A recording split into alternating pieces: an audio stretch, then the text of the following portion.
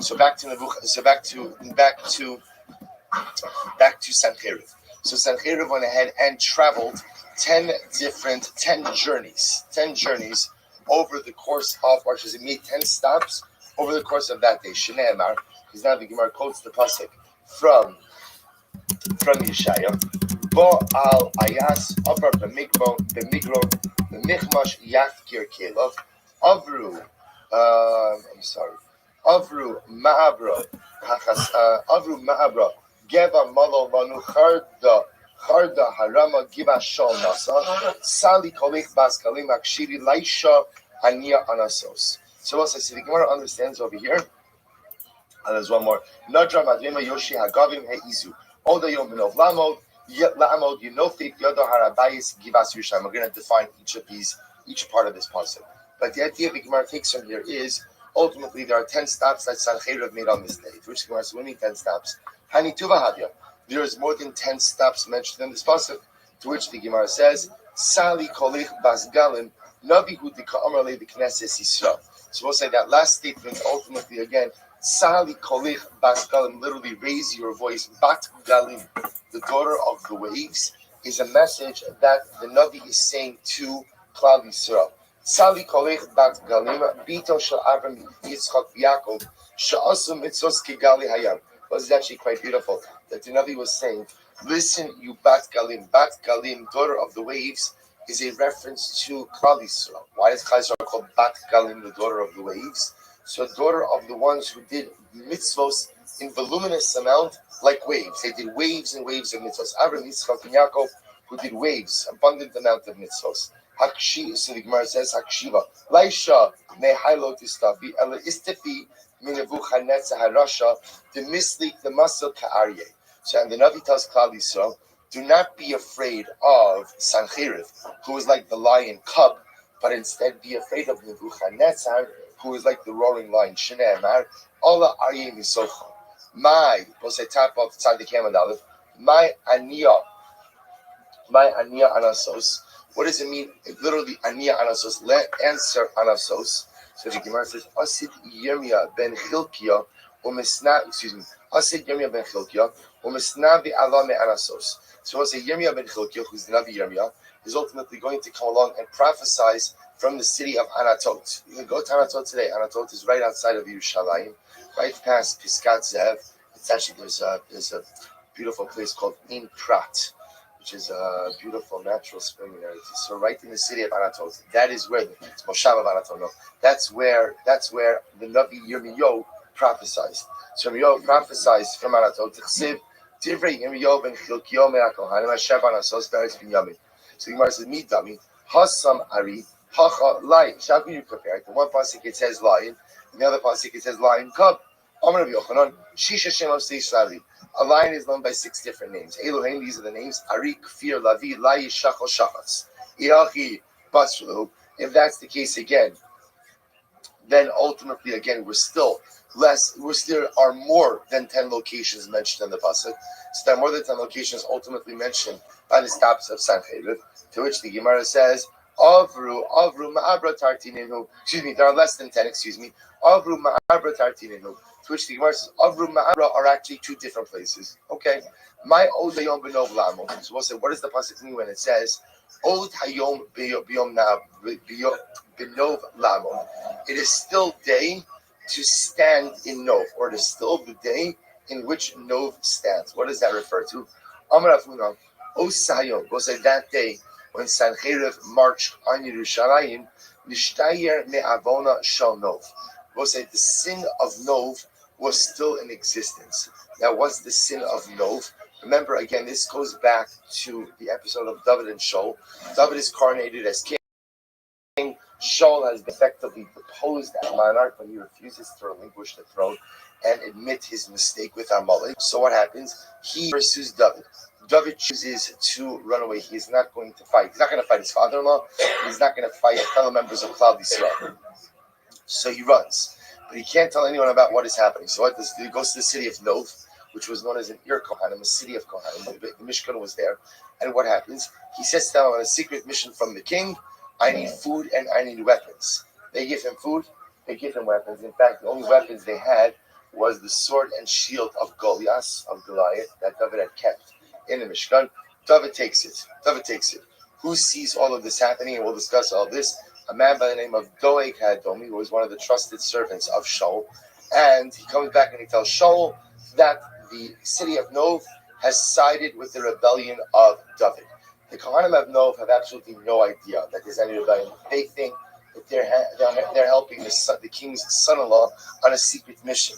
So what happens, to make a very long story short, Shaul brings some of his soldiers to Nov. They wipe out the city of Nov. There is one survivor from the city of Nov, as we'll discuss. They wipe out the city. This was a huge stain, we'll see, on Klal Yisrael, on Shaul, and on David, for reasons we'll discuss. So the Gemara says over here that on that day, look at Rashi for just a moment. O sayom nishtayir me'avona shalov. We'll say it's 4 lines down the short lines of Rashi. O nishtayir me'avona shalov. T'mitnei avon shayalem l'Yisrael al shenergo kohanei Nov. Because Klal Yisrael killed out the Kohanim of Nov. Kavah Kadosh Baruch Hu ha'onesh ad osa hayom. V'osa hayom bilbad nishtayir mizman ha'onesh v'ilo hayom milcham Yerushalayim osa hayom hayar kosha. It is amazing. So Moshe has a particular window in which he was going to exact retribution for Klal Yisrael for the massacre in Nov. The last day of that window was the day that Sancheriv had marched on Yerushalayim. And had Sancheriv attacked on that day, he would have been successful against Yerushalayim. So says the Gemara. So we'll say, the day that he marched was the last day in which God was willing to exact retribution for Klal Yisrael for the Nov massacre. And therefore, had Sancheriv attacked that day, he would have been victorious, as he would have been the rod of HaKadosh Baruch Hu to exact punishment in Klal Yisrael for the city of Nov. Now get ready for this. This is amazing. So the Gemara says, Amar Avuna Osim Nishayim Avon Shal Nov. Amrilei Kaldoi. So interestingly enough, so on the day that Sancheriv shows up in Yerushalayim, he's outside of the walls of the city.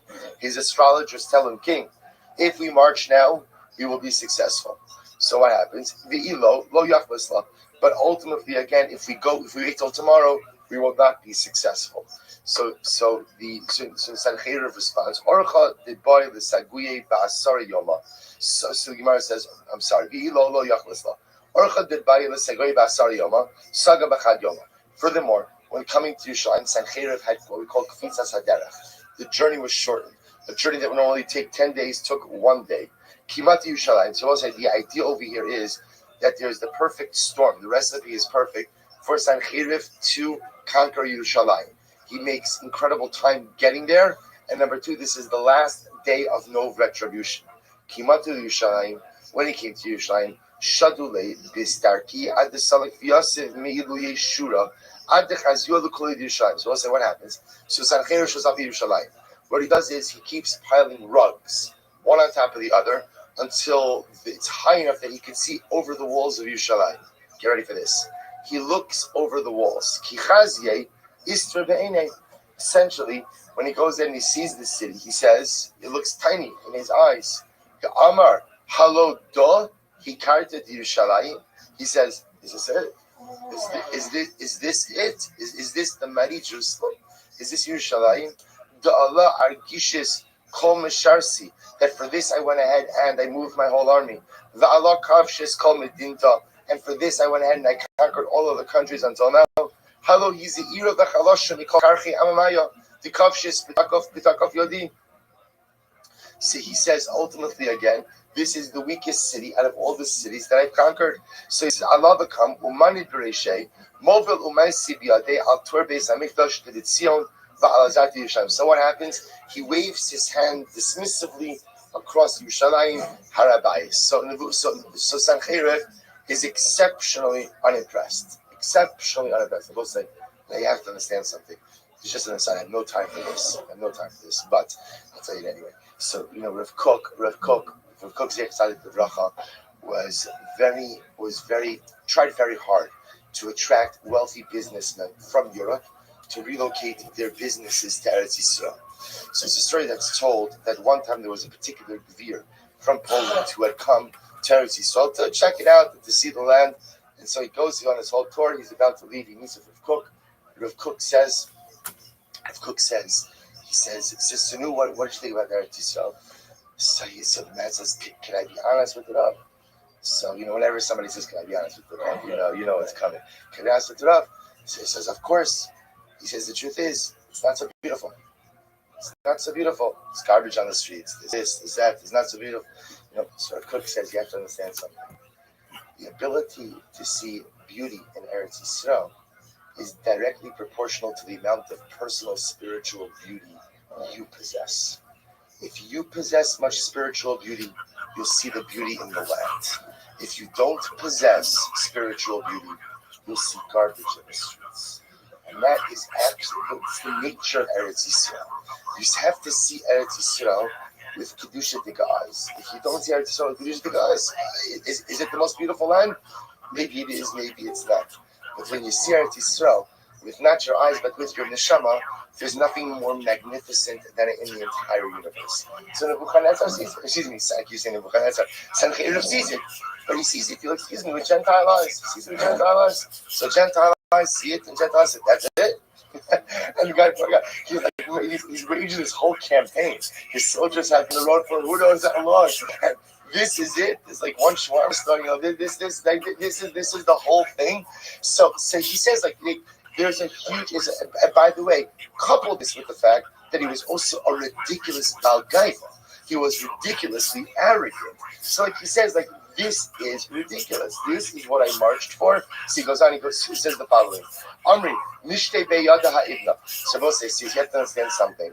So everyone knows if there's Klal Gadol in life, where there is great arrogance, there is great downfall. So you see the soldiers begin to say, oh, this is not going to end well. The astrologers are saying, go now. Sancheriv is saying, this is nothing. This is a cake. It's easy, right? Piece of cake. So the soldiers say, king, let's go now. We're ready. Let's go today. Amr Lahum, tell me soon. So you know what? I'm a bit tired today. We'll go tomorrow. I see Guma carried me. Tomorrow, each of you will bring me a piece of the wall. So incredible guy. And I also understand, here's the downfall. Right? What's the downfall? The downfall is that day was his window. That day was his window. That day was the last day for the retribution for the city of Nov. That day was his window. Had he marched, he would have been the conqueror of Yerushalayim. But as most things in life, Gaiva gets in the way.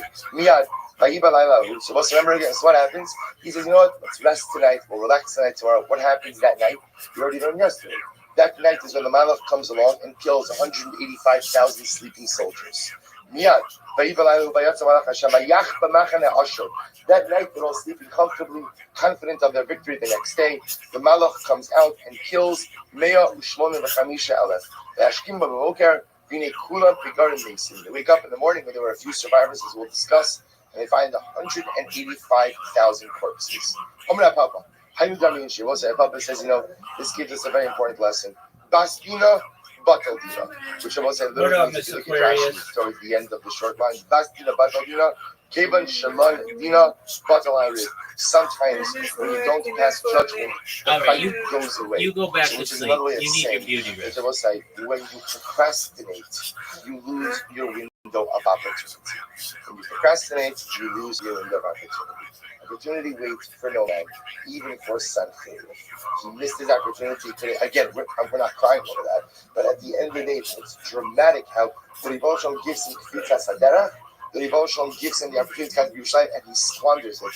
Because again, but really it's because of Gaiva. But the message is procrastination leads to loss of opportunity. The Yishpi Beno, who wants to get ready for this? This is an amazing Maisa.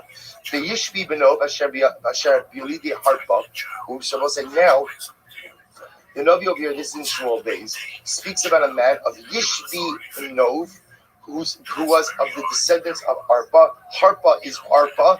We're going to see in just a moment the sister of Ros.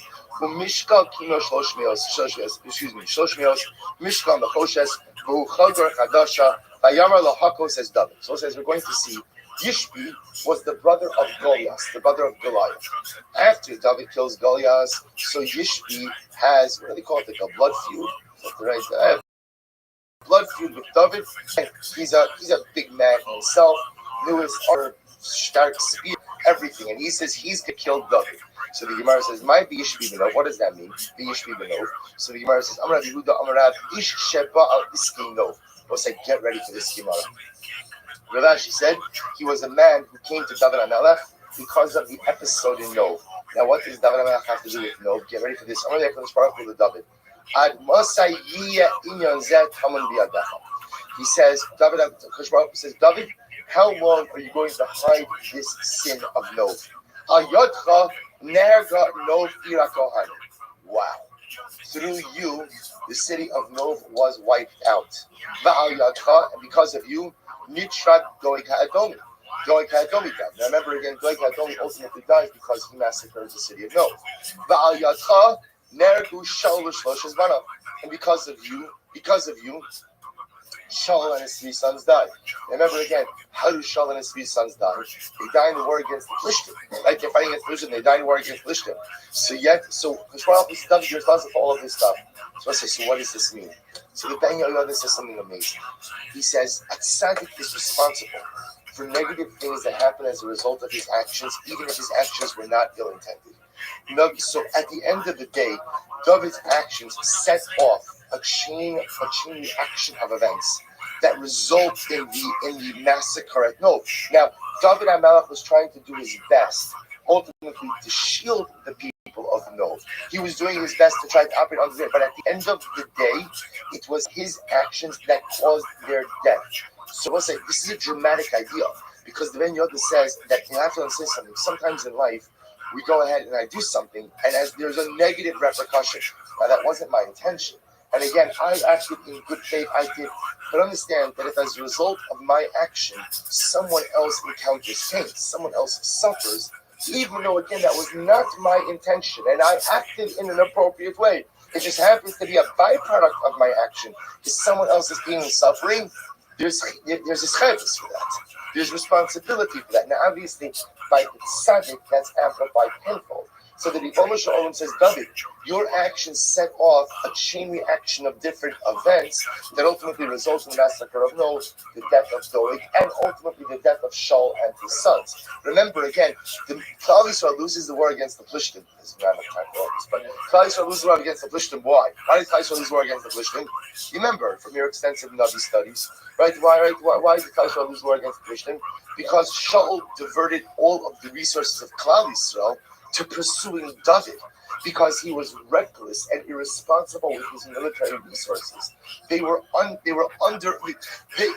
chasing David. Shaul gets word that the Plishtim have invaded. He thinks twice: should I continue to pursue David or should I go after Plishtim? That's how so messed up everything is. So is that David HaMelech's fault? I know it's not David HaMelech's fault, but the tzaddik has responsibility for even the unintended repercussions of his actions. So it's a dramatic idea. So the Gemara goes right there. The Gemara says, so guys, David, you have all this responsibility. Here's the choice. David, here's the choice. Listen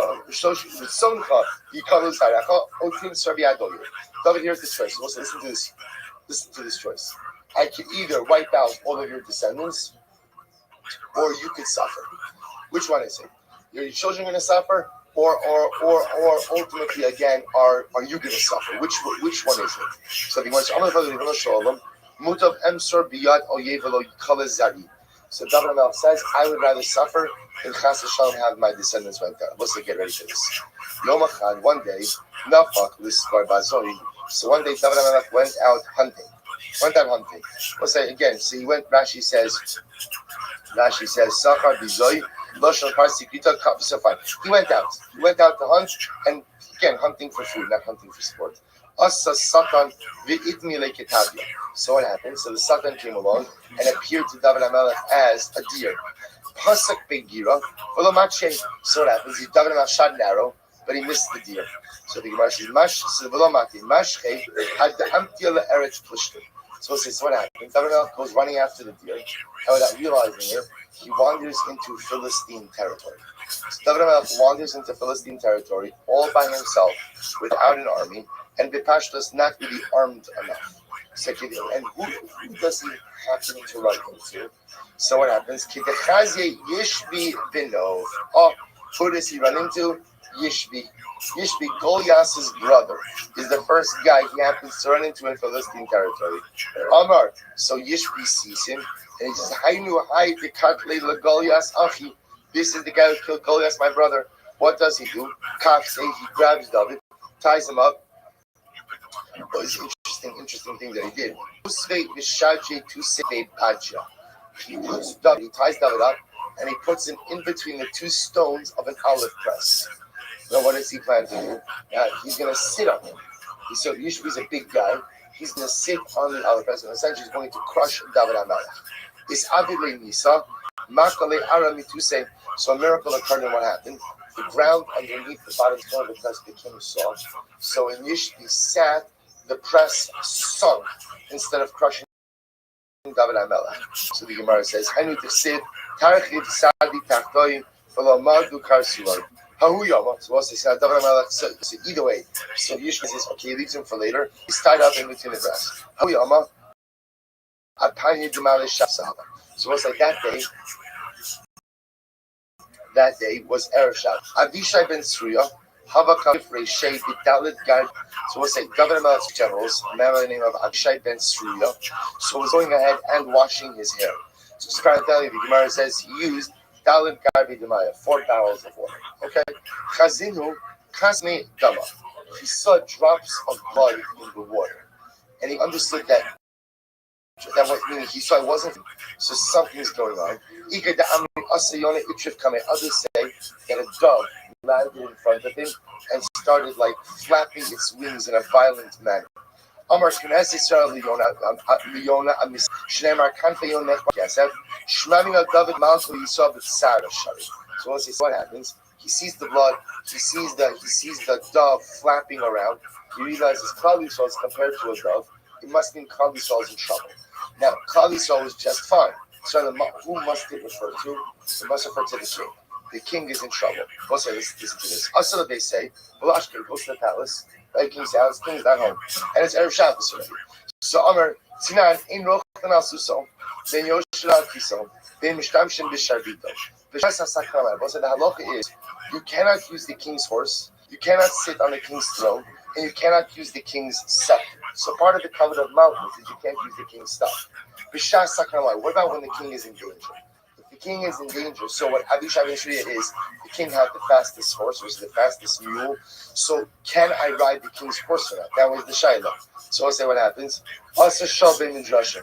He goes to ask the shayla in the base medrash. Amrulei b'shas sakana shafi adami. Ultimately, again, in time of sakana, yes, you can go. You can use it. So we'll say, first of all, it's an amazing idea. A Jew always has to know what the halacha is.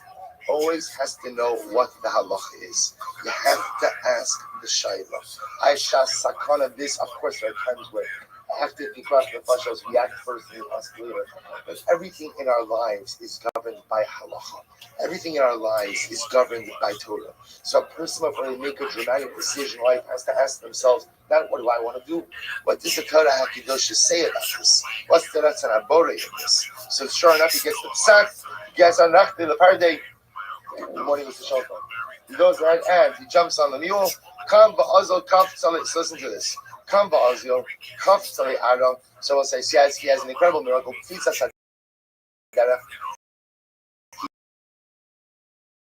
Eretz Plishtim very quickly. This is like a, what do they call it? The star cast of characters over here. Riding, as he's riding to tell you, who does he see? Arpa. Who's Arpa? Arpa was the mother of, now whether this means actual, he sees Arpa, she must have been a very old lady by that, right? Arpa was the mother of Goliath and the mother of Yishbi. So Arpa Ine, Darnavla, she was singing while she was weaving. So what happens?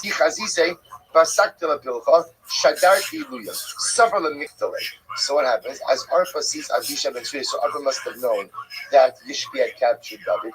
Arpa now sees Abishai ben Surya running, Taras pushed him. She realizes he's on a rescue mission.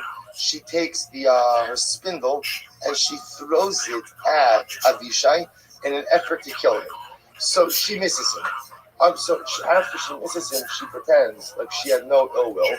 Amrale, Alam, Aisli Palach.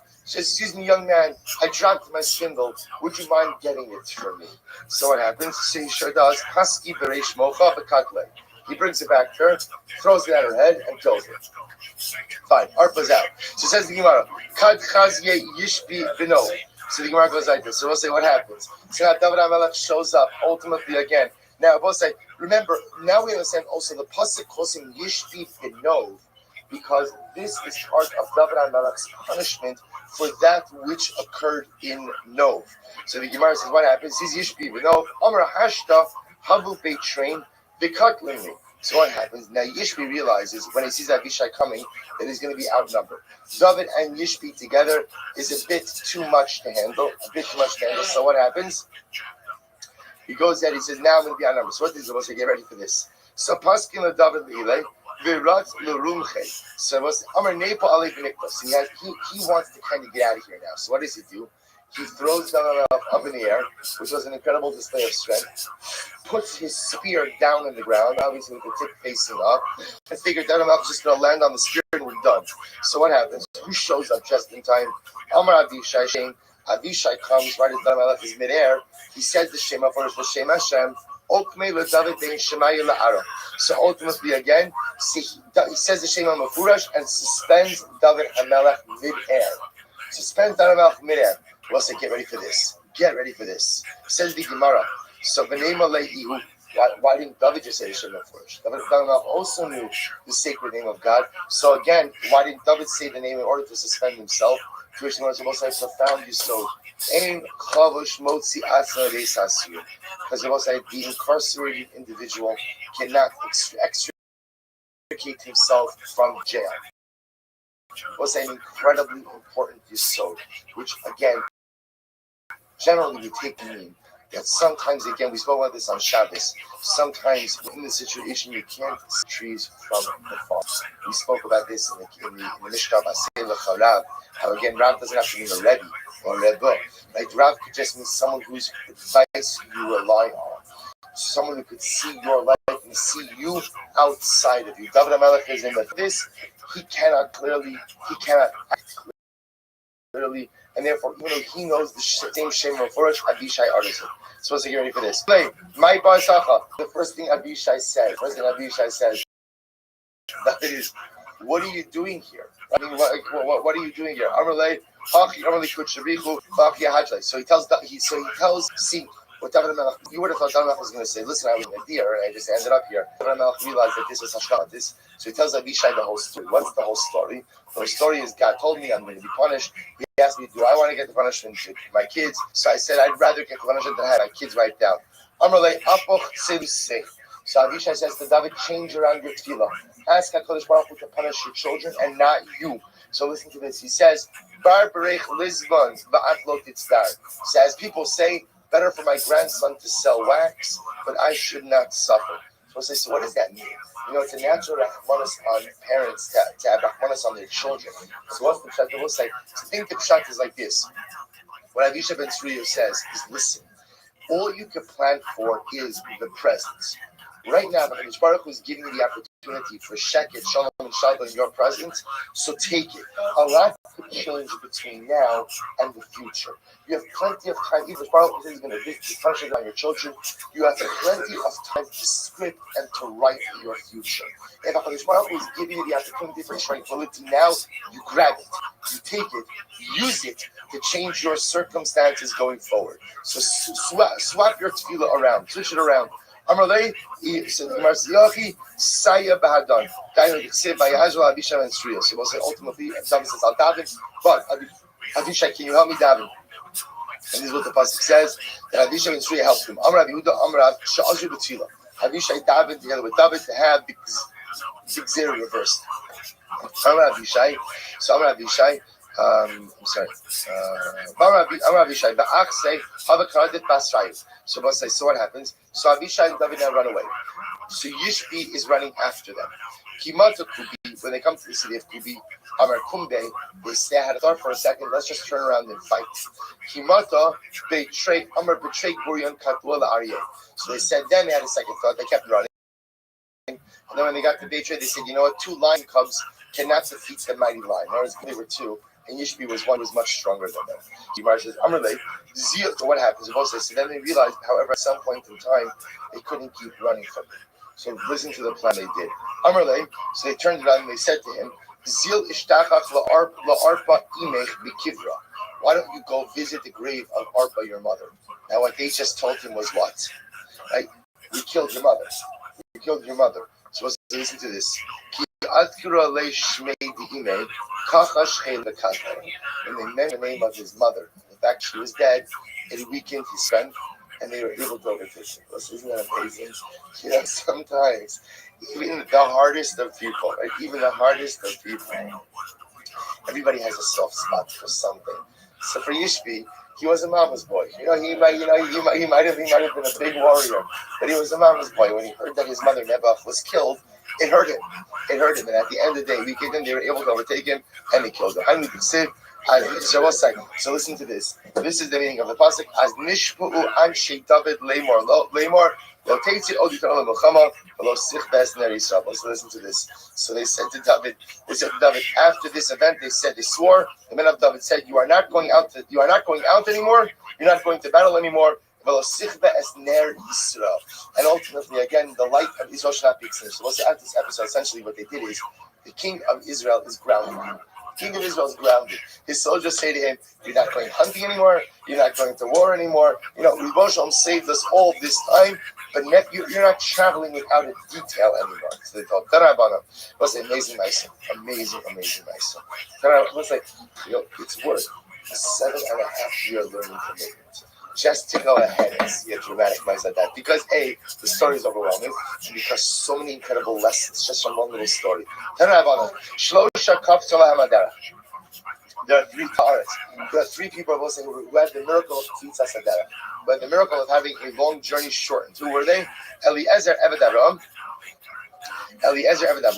Yaakov Avinu, and Avishai ben Tzruya. So Avishai ben Tzruya, so Avishai ben Tzruya we just spoke about. Eliezer Eved Avram, Eliezer son of Avram D'chsiv, va'avo hayom ela ayin. I came that day ultimately again to the ayin, to the well. V'meimra dahu yom hanafak. So we'll say this is about Eliezer in Parshas Chaisara. And he comes to look for a wife for Yitzchak. He says, I came that day. I traveled from Canaan to Haran, and I made it in the same day. Yaakov Avinu, Yaakov Avinu, all of Israel said, D'chsiv, vayetzi Yaakov Beersheva yelech Harana. Pasuk says Yaakov Avinu left Beersheva and to Haran. And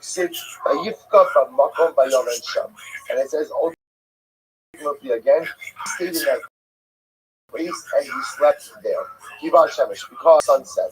When he came to Haran, this is Yaakov Avinu running away from home, running away from Esau. So he's going to Lavan. Lavan lives in Haran. When he gets to Haran,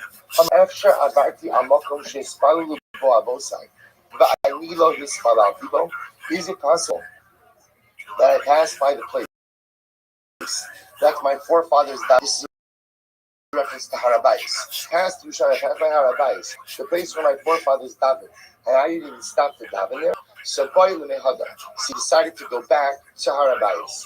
So Kevan Behir had died in the other cup to the Arab. So we'll say when he decided to have to understand, he already got to Haran. He said, I can't believe I passed Harabais without davening there. He wanted to go back. Moshe performed the miracle and allowed him to get back from Haran to Harabais expeditiously, very quickly. So what happens? Miyad vayipka b'makom. Dover acher. Ein tilo. What's the other passage? Vayipka. Shneimar. Va'ato al tisva adam. Is that tisva adam? But to the latifka bi vayala sham.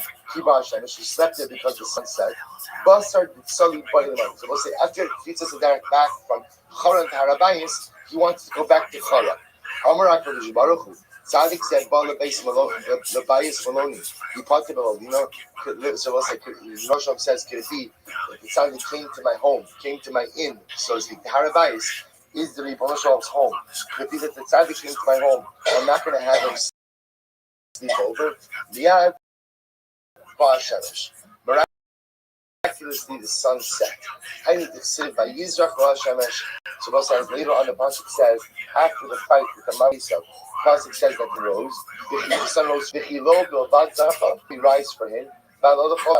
He rose for everyone.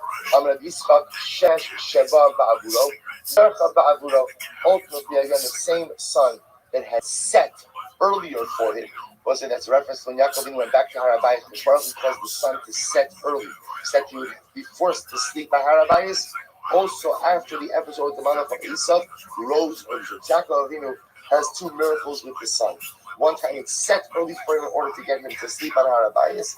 The second time it rose early for him in order to heal him in the aftermath of the struggle with the Malach of Esau. So now let's go back for just a second. So David HaMelech reversed his bakasha. At first he said, God, I'm willing to suffer, leave my kids alone. Then he reversed it and he said, visit the punishment upon my children, but let me not suffer. So where do we see that David HaMelech's children indeed did suffer? So the Gemara says, Dechsev va'atalya im achazyo rasa kimis b'nov. So it's Atalia, who was a crazy, maniacal woman. She was a mother who went crazy with grief. Who was killed. So so she decided she wanted to be queen, and she wiped out of the other male heir of the throne. One second, it's not so. The one says she wiped out pretty much the remaining members of the Davidic family. So that was the punishment of his children were wiped out. But it's not true, his children were wiped out. The Davidic line is done because there was Yoash. It's okay because from the city of Nob there was also one survivor, a Kohen by the name of Eviasa.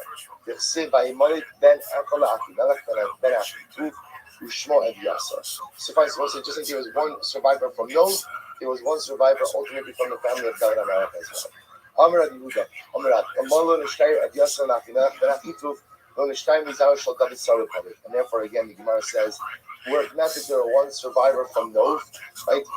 Eviasar, David HaMelech's entire family would have been wiped out as well. Amar Rabbi Yehuda, Amar Rabbi, Baal Lenin Sancheres. We'll say back to Sancheres.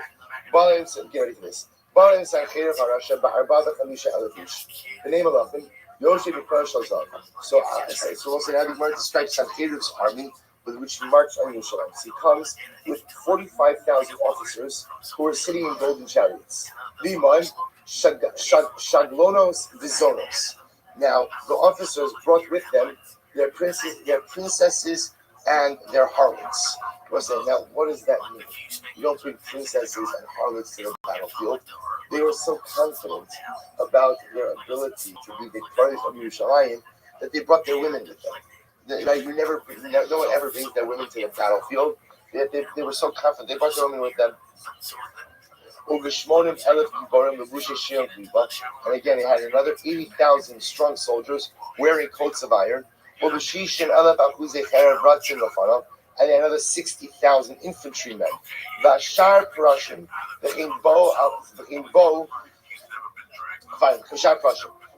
other chariots as well. And we'll discuss the size of the army, or other soldiers as well. The size of the army gets even bigger. This was the same size force which marched against Avram Avinu. This is by the 4 wars against the 5. And it was like armies of this size will be even true by Gog and Magog. Some say the length of Sancherib's army camp was 400 parsecs, which we'll say is huge. Rochav Savar Susav, the width, right, of the total necks of the horses are 40 parsecs. Sach Machanehu. Also get ready for this. The total number of people in Sancherib's camp was Masayim Deshishim Ribo Apayim Chasrachai, was 2,600,000,000 minus 1. And listen, obviously this is hyperbolic. But the idea that Gemara is talking about is they never saw such a large army amassed. Remember again, I understand Sancherib before when he sees Yerushalayim. He says, Really? Can you imagine like the taxpayer dollars that went into this? The good thing is that he was a dictator. That is not answerable to anyone. But what mice again, I mean, what the Nabi described with what's going over here is an army the size that no one has ever seen. I'm sorry. This is before the battle. No, all this is before the battle. So we must buy. So what is he going to say? -1. Chasi ribuya or chasra chad alpha or chasra male chasra chad doesn't mean less a million. less 100,000, less 1,000, less 100, less than one. Which the Gemara says take it. But I think when the Gemara says take over here, the Gemara really means is what? Who cares? Right? It doesn't matter. Like we're not asking Yanavi this time. Right? I've also asked Yanavi. I was like, the point over here that the Gemara has is, like I said, this is a huge, huge army. So the Gemara goes right there. The Gemara says, Tana, Rishonim Avru B'Shefi. Listen to this. The Gemara describes this army passing through the Jordan River. So they obviously have to pass through the Jordan in order to get to Eretz Yisrael. So what happens? Get ready for this. So the first group who passed the Jordan, B'Shefi. So the first group who passes the Yarden, they have to swim through the Yarden, and son of Ubekoma, the second ones who went didn't have to swim, but they had to stand erect while passing through one. What they do is, when you have such a large number of people passing through a body of water, what ends up happening? They diminish the body of water with each step. Meaning you take water with you. When you walk through water, you automatically remove some of that water just with your clothing. So the first group had to swim. The second group had to walk. So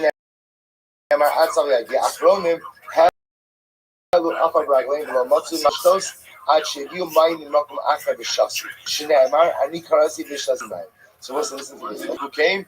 They were kicking dust with their feet, which means that right by the time the third wave passed through, there was no water left in the Jordan River. That's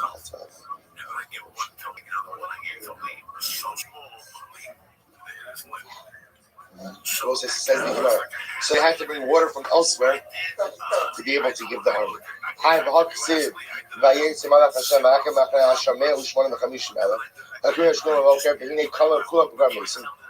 Supposed to live the problem. What does that mean? The Pasuk told us, we're telling you about a 2,600,000,000 person army. Rabbi says that the Malach wiped down 185,000 soldiers. And that was the size of the camp. So which one is it? Which one is Rabbi Avo? He says, Halolu Roshe Gayasas.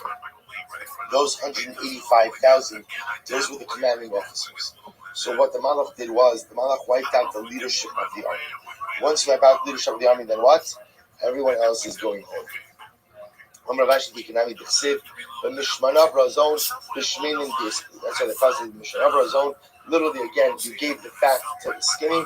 In the fat one is a reference to the officers who were the commanders. We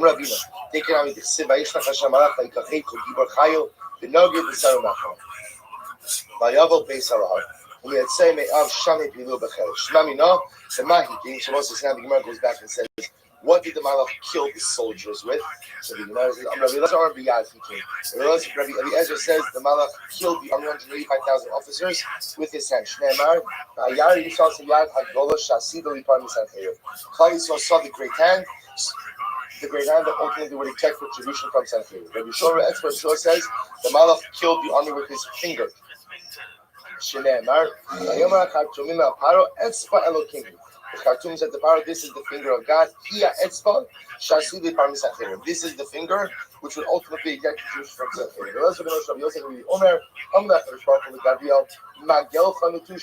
So Katrok said to Gabriel, Gabriel, is your Magel, is your sickle ready? So Gabriel was dispatched to kill the army. Is your sickle ready? So he said, so Gabriel says, essentially, I was born ready, right? I was right.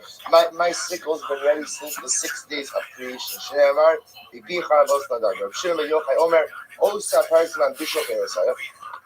The time of year was the time when the crops became ripe. So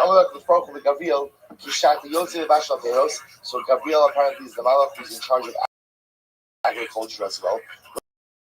When you go out to check on the fruit, take your sickle and take care of them as well. Shneimar, mide avchem ki baboker v'boker yavlu bayom v'layla. Amar Papa, and this is what people say. Agav orachef lebal devalcha ishtama. So this is what people say, that in general, when you have an enemy, so make sure to say good morning to him. Right? So in other words, go pass by your enemy in the morning and say good morning to him. It's very disorienting. So also the idea being that as well as to Gabriel, when you're going out to do your work of checking on the food, also take care of the Assyrian army. Which I will say, by the way, is an incredible yesod in general about how to deal with conflict. The way you deal with conflict, if possible, is you diffuse it. And the best way to diffuse conflict is don't fight. Don't fight.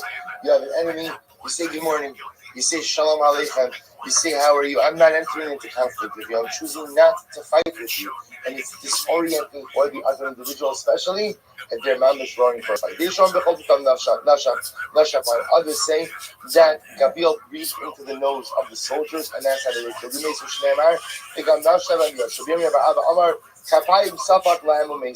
Others say that Gabriel clapped in their ears, and as a result, they died from the nose.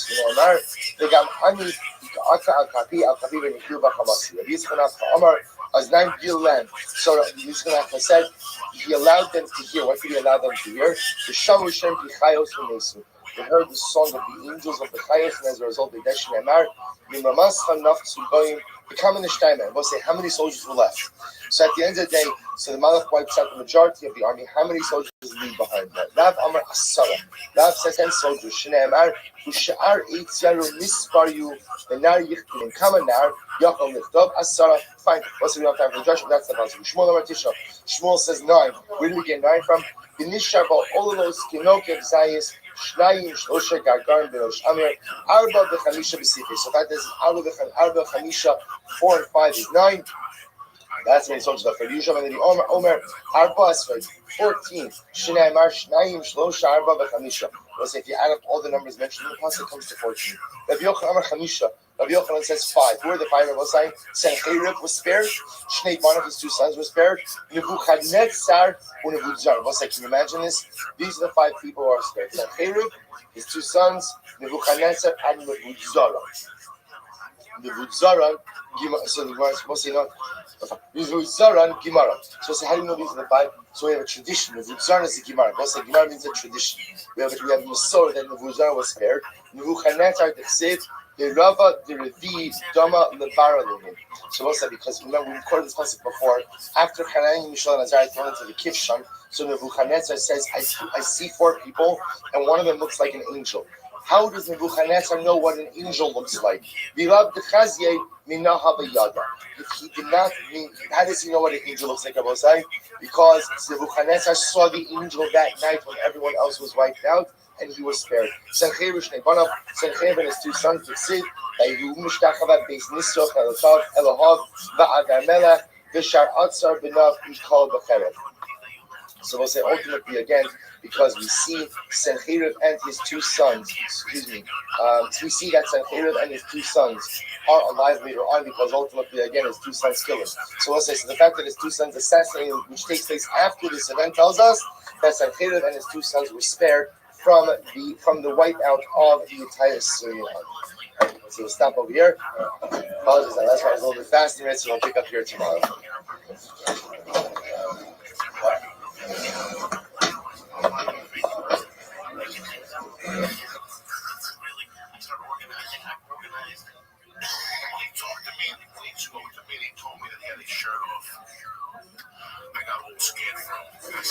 All right, Rothschild, good morning. Good morning. Let us begin. Begin by thanking all of our sponsors for this morning's shir. To thank our Talmud Torah sponsors for the year of Tafshin Pei, the Tilsim Mishpachim, dedicating all the Shemer Drushos this year's Zchus for the Soros Tobos for all of them. Yisrael, our Talmud Torah sponsors for the month of Adar Haba, leading Latova, Terry and Steve Zinn. In loving memory of Terry's father, Dr. Harry Khan Hirsch Ben Yosef HaKohen, the Ziv Levin and Berman families in memory of Mr. William Ziv Ben Shmuel, Zev Shmuel Ben Yisrael. And our week of learning sponsors, Nathan and Beth Adler, in memory of Judy Goldman, Yehudis Esther, Bas Elazar, Zichron L'Dachim, and in memory of our Talmud Torah, all of the Nishon Islam and Aliyah, your families in the Chama, all those who need refuah, Shabbat, Hiro, Holy Yisrael, Shprach, Shlimer, Hashem, bring Gomer hostages, and allow our holy soldiers to be successful in Chol Maaseh Yedei. Let's with that, let us begin. We have a lot to read today, Baruch Hashem. Today's daf is Tzadik Daled 94. We are picking up on Tzadik Gimel on the base 93b. Rava Amar Demorach Vadoin.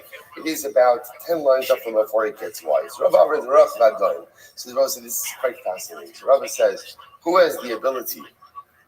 Now, literally translated, Morach Vadoin means the ability to smell and judge. Morach Vadoin, someone who has the ability to smell and judge, is ultimately fit to go ahead and lead. The Gemara says, Shabbat b'tzedek dalim b'okiach to make sure they make sense. So what does this mean? That someone is able to smell and judge. So this idea is that one is able to go ahead and intuit. Rashi says over here, "My be'arichi gemara badon shemeriach ha'adam v'shofet v'yodea mi achayiv." Shneimar lo. The idea over here is that there are people who possess such an acute sense of judgment. They're able to perceive that which is right and that which is wrong without even hearing all of the details, but are simply able to almost smell the MS. So the Gemara goes right to the Gemara says, Bar Koziva. The Gemara tells an incredible story. Bar Koziva, also known as Bar Kochva. Bar Kochva. So Bar Koziva, Rashi says over here, he was one of the Herodian kings, right? One of the descendants of Herod. So he was a king over Klal Yisrael. So Bar Koziva Malach Tartin Shneim. So Bar Koziva ruled for 2.5 years. I am the Mashiach. Bar Kochva was the self-declared Mashiach. Amrulei, the Mashiach said, the Morav Adon. By Mashiach it says that he's able to go ahead and smell judgment. Doesn't need to hear all the details of the case. Rather, he's able just to go ahead and literally smell that which is right and that which is wrong. So the Gemara says,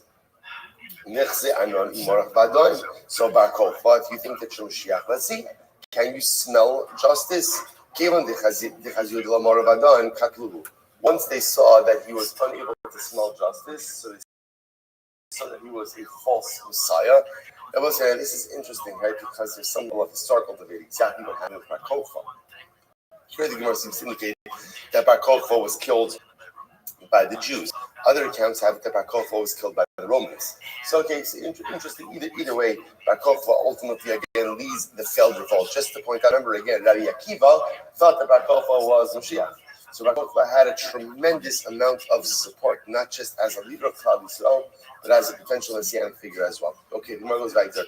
Daniel, Chanei, Mishal, Ba'azari, B'Chsibu, She'im Bahem Kol Mu'um, U'Maskilim B'Chachama, Chama, V'Yodei Das, U'Mevine Nada, Asher Koach Bahem La'amo B'Hechal HaMelech, V'Lam Dam Sefer, V'Lashon Kazdei. So it's not this pasuk highlighting the praises of Chanei, Mishal, and Azariah. So the Gemara now goes through it. Or Daniel, Chanei, Mishal, and Azariah. Maya She'im Bahem Kol Mu'um. What does it mean that they had no blemish?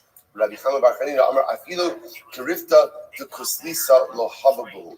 They didn't even have like the puncture of a needle of bloodletting. In other words, they were healthy. Baruch Hashem, they never even needed bloodletting. What does it mean that they had the strength to stand in the palace of the king?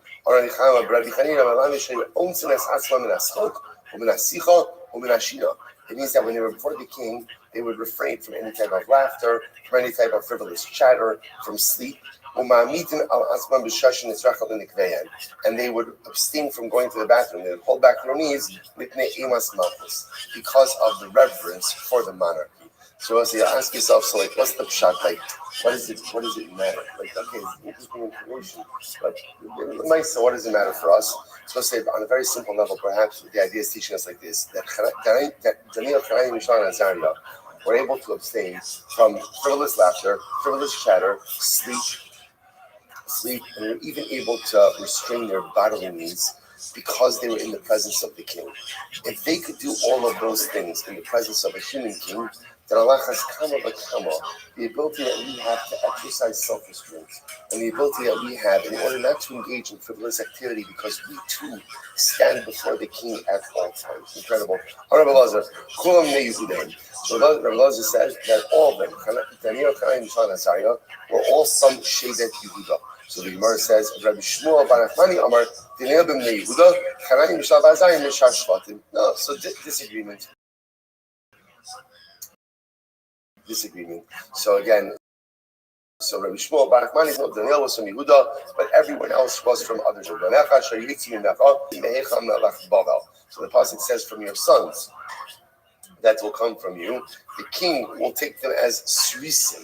Srisim, my srisim. What's a sris? So Rav Amar srisim mamish. Rav says it literally means like a eunuch, right? The king would often castrate his servants in order that they should not be distracted by anything and be wholly and fully devoted to him.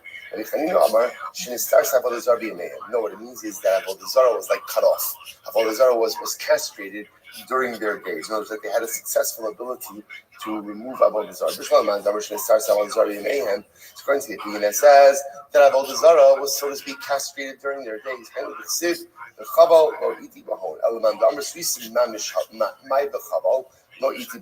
According to the opinion that says that they are literal srisim. So what's the pshat in the pasuk? So the Gemara says, "My v'chavel isi bahon chavla denura." It means that ultimately, again, the chavel that the fire had no effect on them. A reference to the kivshana ish, to the story of the furnace that we spent yesterday on. Vaksiv reach nor lo adas behind lo chavla v'lorecha. What it means is again, there was no fire, nor did the scent of smoke impact them as well. So according to the opinion that says that Avodah Zarah was cut off during their days, according to the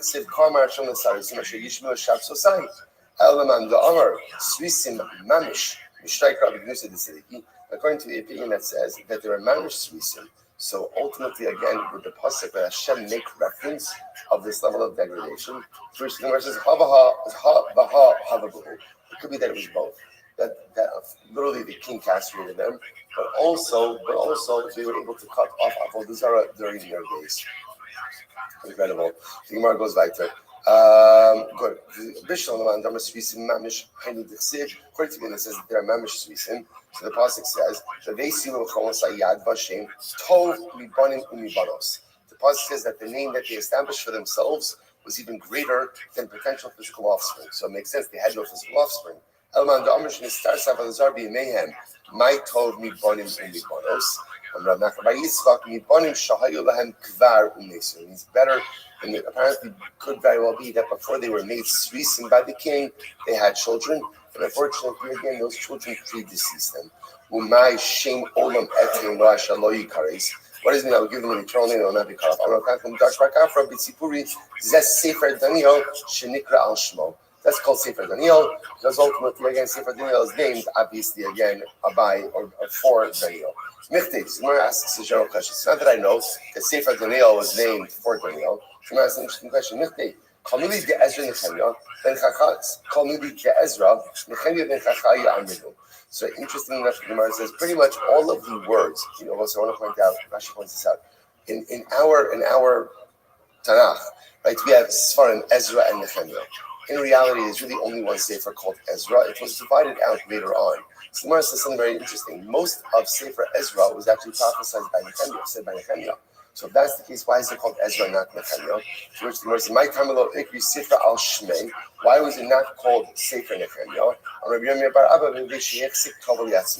Because ultimately, again, Nehemiah took a little bit too much credit for himself. Shneimar Zochra li Elokai Letova. Remember me, my God, for good. I, the David Nami, Neymar Amra, Zachrini Hashem B'Tzonamecha, Paktini B'Shuasecha. I, David Amelech, also said to HaKadosh Baruch Hu, remember me, taking credit almost like he had a little bit of requisite merits in order to go ahead and have his tefillah granted. To David Rachni of Kabbai. David was asking for Rachmanis. That was like Rachni for Klal Yisrael as well. Yosef Mivei, Shasira B'Gnusa Shorishonim. So I said, this is incredible. So Nehemiah doesn't merit to have the Sefer named for him. Why?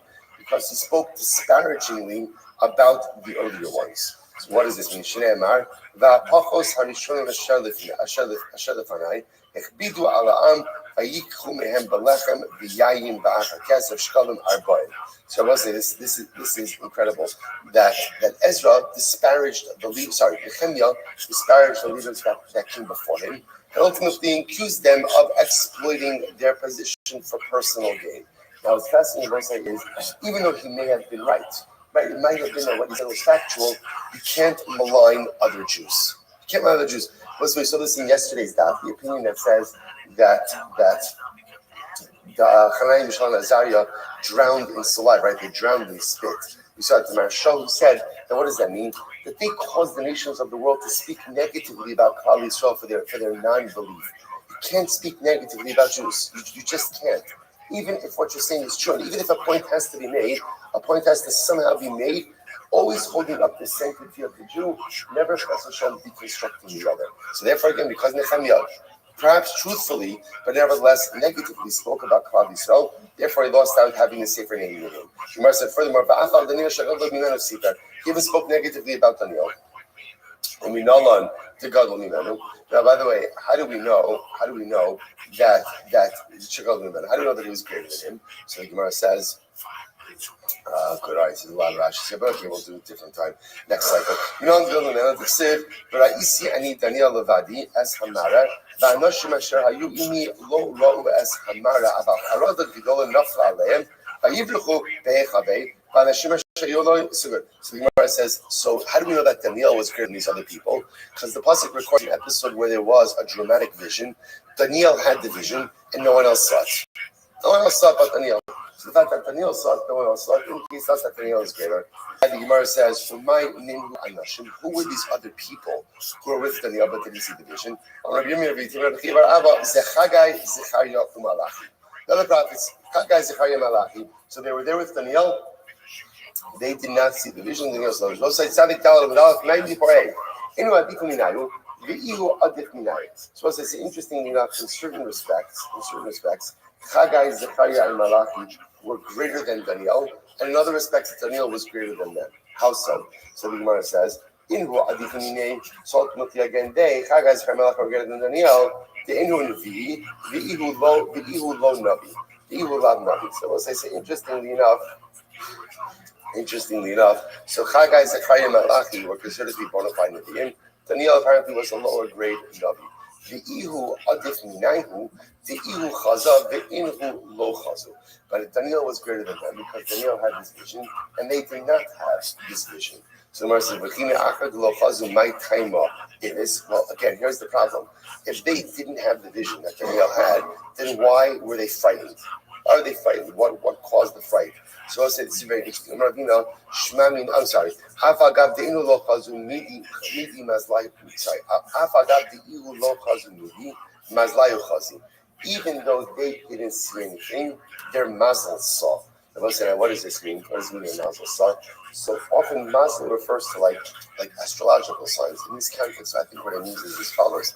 Every person has a malach, right? Every person has like a ministering angel who advocates for them, watches over us, but like a sign to me. So sometimes there are things that my malach sees that I don't see. But yet again, it is like this synergistic connection between myself and my malach, and therefore the Gemara suggests over here that even if I don't see something and my malach sees something, so that has an impact on it. Gemara says, "Amravina shmamina hayman b'madis afagav di'u lo chazi mazlei chazi." This is fascinating. Sometimes in life, sometimes in life a person could be gripped by fear, and the fear doesn't even make sense, right? The fear itself could be illogical. But what does it mean sometimes when a person is gripped by fear, but they don't know why? Sometimes that could mean that my mazel saw something, my malach saw something, even though I didn't see it, my malach saw it, and that's having an impact on me. Incredible. So the Gemara says, "My takante." So what's the takana for that? In other words, let's say a person is gripped by fright, and they're not exactly sure, right, what the fright is, but I know that I want to get out of this emotion. Lin shok miduchte arba ganidi. So what should you do? Jump away from your present spot, dalaramas. Jump away, dalaramas. Inami, likri kriyashma, or say shma, v'ikai b'makom hamitunofes, and if ultimately, again, you're standing in a place where halacha l'maisa again it's dirty, so you can't say Shema. What should you say? Leimahaki. Say the following: Iza de beitabcha shmeina minai. The goat of the slaughterhouse is fatter than me. Okay. So what exactly is that? So perhaps the Gemara is teaching us, Rabbi is teaching us three profound ideas. There are times in life when a person is gripped by fear, and there are times in life where I can't even understand what the fear is. Now I said, what's the chaf of fear? Fear is paralyzing.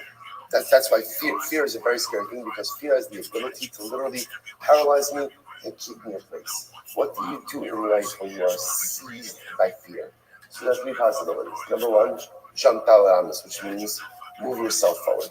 Number one is don't allow fear to paralyze you. Move yourself forward, even if it's only dalaramas.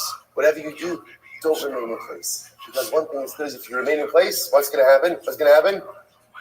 You remain in place, right? Nothing happens. So first thing when seized by fear is literally move yourself, even if it's only a little bit of amount, move yourself forward in life. Number two, say Shema. Say Shema. What is it? What is it? Anchor yourself in that Baruch Hu. Shema is the ultimate, which I tell myself to Baruch Hu. The greatest antidote to fear is a relationship with the Ribono Shel Olam. So you're seized by not like unintelligible, paralyzing fear. Say Shema. Connect yourself to Baruch Hu. That will give you the clock to move forward. And I will say, lastly, what should you do? Say the goat in the slaughterhouse is fatter than you. What is that? What is that? Sometimes I will say fear is nonsensical. So sometimes the way to shake off fear is to say, this isn't real. This is not real. So that statement of the goat in the slaughterhouse is fatter than me, it's just like a statement. I kind of, how do you feel when you say that? What's the reaction when you say that statement? You giggle a little bit, right? There's like a smile. Like the idea over here is so many times in life we're paralyzed by things that aren't real. They're not real. They're perceived. So sometimes what you need to do is you break the hold on here by saying something like shtickle nonsensical. Say a little nonsensical, kind of like change the mood a little bit and be able to move yourself forward. You're gripped by paralyzing fear, move yourself forward and be yourself to HaKadosh Baruch Hu and remind yourself that it's not real. If you do those three things, or even if it is real, it's not as real as it actually feels. You'll be able to move yourself forward even in the midst of the most mobilizing fear. Incredible. So Gemara says, the Gemara says,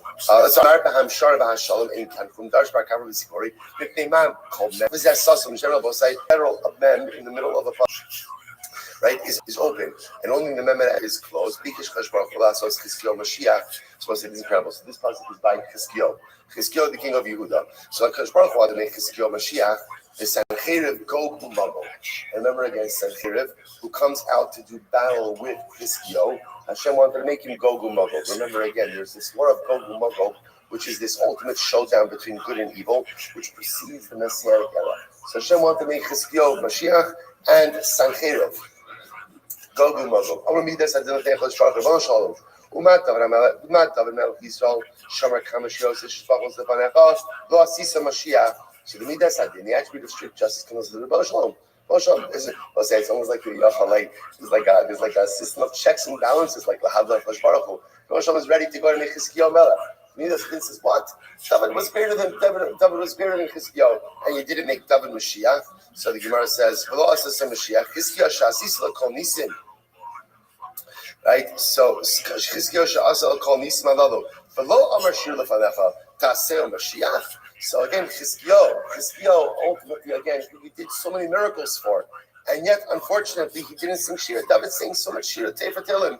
Chizkiyo did so many miracles for him. He didn't sing Shira. You're going to make him Mashiach.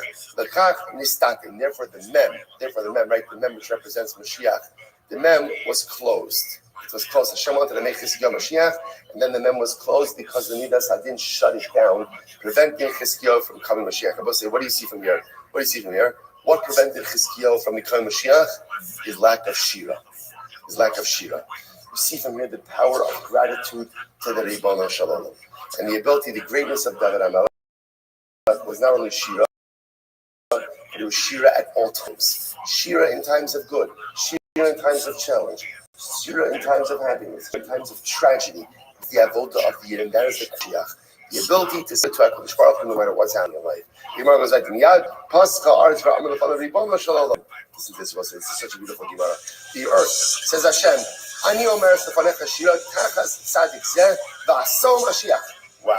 V'Aso Mashiach. The earth says, please, make Chizkiyo Mashiach. He didn't sing Shira, I'll sing Shira for Chizkiyo. I'll sing Shira on his behalf. The Gemara says, "Paskava Amar Shir Lefanav Shneimar Miknei Haaretz Zmiros Shalom Tzvirat Tzadik." Amar Sarah Olam Lefanav Ribono Shel Olam Sivyono Asa L'Tzadik Zeh. So ultimately, again, with Sarah Olam, interestingly enough, Rashi says, "Malach Shekola Olam Masar Biyado." So whatever this means, apparently there's like a Malach is like universe CEO. He's the Baruch Hu delegates to him. So the Sarah Olam said to HaKadosh Baruch Hu, Shamanu Tzvilat Tzadik. Sarah Olam Shamar Asa Tzivyono Shel Tzadik. So the Sarah Olam says to HaKadosh Baruch Hu, again, it seems like the universe is acting on behalf of the Tzadik. Yotzavas Kova Amra Razi Li. So we'll say, so the Sarah Olam says to HaKadosh Baruch Hu, okay, so let's go. Make Chizkiyo Mashiach. Now the earth has said shir on his behalf. Right? He didn't say shir. Earth says shir on his behalf. The Baskel came out and said, Razili, Razili, the secrets of the world are for me. He says, I changed my mind, Kibiyachol, and Chizkiyahu is not going to be Mashiach. Amar Navi, Oili, Ad Masai. So the Navi says, woe to me, right? How long? Now the Navi is lamenting that Mashiach will come. So they're saying, when will Mashiach come? Yazis Abaskal Amra, Bogdim, Bagdu, Ubagad, Bogdim, Ubagad, Bogdim, Bagdu, what does it mean? Amra, Eternity, Scott, Ad the Asu, Bozeze, the Bozeze. Until again, literally, there are enemies and enemies of enemies, meaning that unfortunately, Klal Yisrael has to suffer much until Mashiach comes. Masa Doma Elai Kori Misir, Shomer Man Milaila, Shomer Man Milel, Amr Yochanan, Osa Chamuna Ruchos, Duma Shmo. The Malach who's in charge of the winds, his name is Duma. So the Gemara says, Netzkap Tukala Ruchos, Eitzav Duma. So all of the winds came to Duma. Amrulo, Shomer Ma Milaila, Shomer Ma Milel. So essentially, again, I want to say, if you take a look at Rashi, Rashi says over here, Sar HaRuchos, Shanashamos Nifkados Eslo, Bahainu Masa Duma, Kach Amar Duma Elai. So interesting enough, Rashi understands that Ruach over here is not wind, but instead Ruach is Neshamas. Neshamas. This is the Malach who's in charge of all of the Neshamas. So everyone comes to this Malach and asks him, Shomer Ma Milel, Ma Davar, Masai Keitza Geula Milel Zat. When is Geula going to come? I want to say it's incredible, by the way, to see what the Gemara is highlighting over here is we often think that we are the only ones, we, being mankind, Klal Yisrael, are the only ones constantly and consistently pushing for Mashiach, which you begin to see is something absolutely amazing. The world wants Mashiach. The world wants Mashiach. Universe wants Mashiach. And everything is constantly pushing for Mashiach. So the Gemara says, Amar Shomer, Asa Boker V'Gam Laila, Intibayun Bayun Shuv Asayu.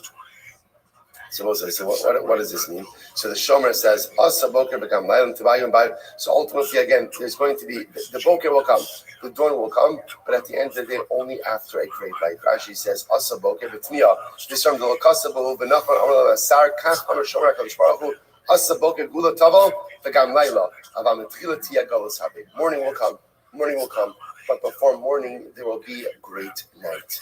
Incredible. So the Gemara says, Amar Shomer Asa Boker V'Gam Laila Intibayun Bayu to Shuvas. So there's two things. So morning will come. But when will morning will come? Number one, Intibayun.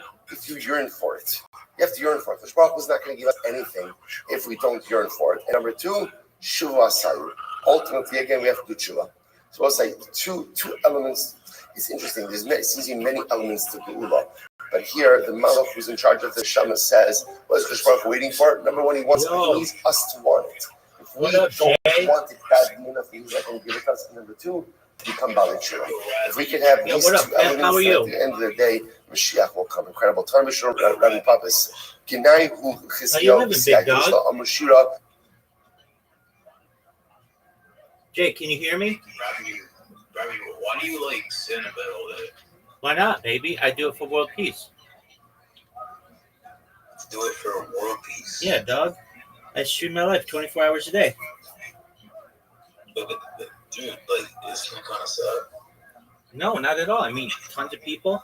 I have 2,000 people in my Discord. How many do you have in yours? 3K. That's really good, dude. How'd you get 3K? Invited people to TikTok. Oh, okay, well, that's really good, man. How'd you find out about me, Jay? Well, someone told me that there's this guy living on Discord, so I was like, oh, cool. Absolutely. Okay, do you mind if I tell you about myself? Sure. Excellent. I'm Rabbi Rothschild. I stream my life 24 hours a day, 7 days a week, 365 days a year for world peace. I've been doing so for more than 3.5 years. My streams go back to the pandemic. We've seen the death of a queen, the birth of AI, the coronation of a king, and everything in between. If I may ask, Jay, have you ever seen the movie The Truman Show or the television show Big Brother? I've not seen that movie. Okay, that's cool. It's basically a story of a person whose entire life is on camera, as is mine. If you didn't know, The Economist magazine stated in 2018 that data was Earth's #1 resource, more valuable than food, water, gold, air, everything. and I have more data archived on the internet than any person ever. So, Jay, that may make me a very influential person someday. And if that happens, I want to make you, your friends, your family all financially independent if you're not already. I want to make sure that you have generational wealth if you don't already have it. And I want to make sure that you have the ability to start charities and philanthropic organizations of your own. How does that sound? So, do you want to become a president or something? No, I don't want to be president. I actually try to stay apolitical. So, how is world peace working by you streaming all day? Absolutely. So, firstly, it shows the world that we're all not that different. No matter what your race, gender, creed, we're all basically the same. 99.9% of all people have the same shared DNA. And we do basically the same things, and we enjoy the same things. We enjoy laughing, we enjoy making friends, we enjoy traveling, we enjoy learning, education. These are all things that human beings have that we have in common. Now, additionally, I talk about things to change the world, like ending world hunger through the use of technology such as agricultural drones, floating greenhouses, saltwater greenhouses, hydroponics, vertical farming, cloud seeding. I want to help end world thirst. Sponsored by a cryptocurrency that's worth about $100 million.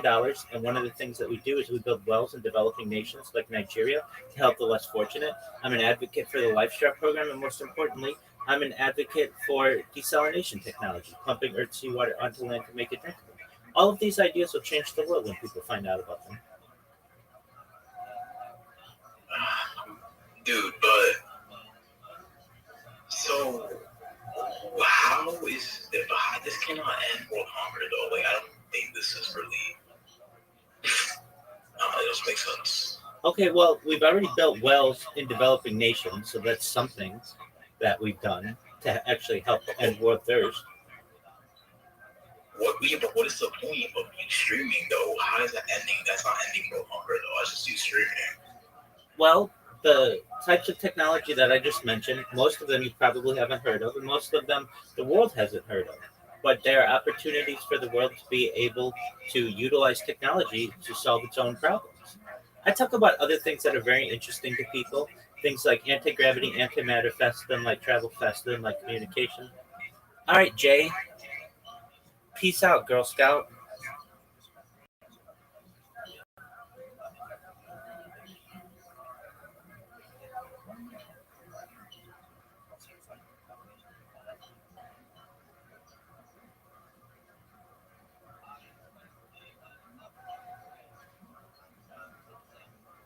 We'll say first wide lines at the end. It's the widest line. It was embarrassing for Tzio that he did not say Shira until the earth came along and said Shira. Shneemar miknaf haaretz miro shamanu tzila tzadik.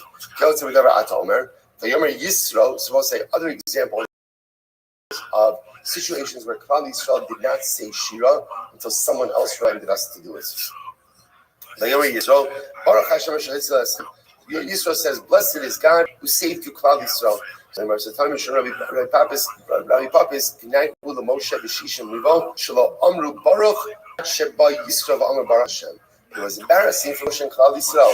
Moshe and Klal Yisrael didn't say Baruch Hashem until Yisro came along and said Baruch. Now again, remember, Moshe and Klal Yisrael said Shira as Yashir Moshe ben Yisrael, but no one used the formulation of Baruch Hashem until Yisro came along. And that was embarrassing that Yisro was the innovator of this, not Klal Yisrael.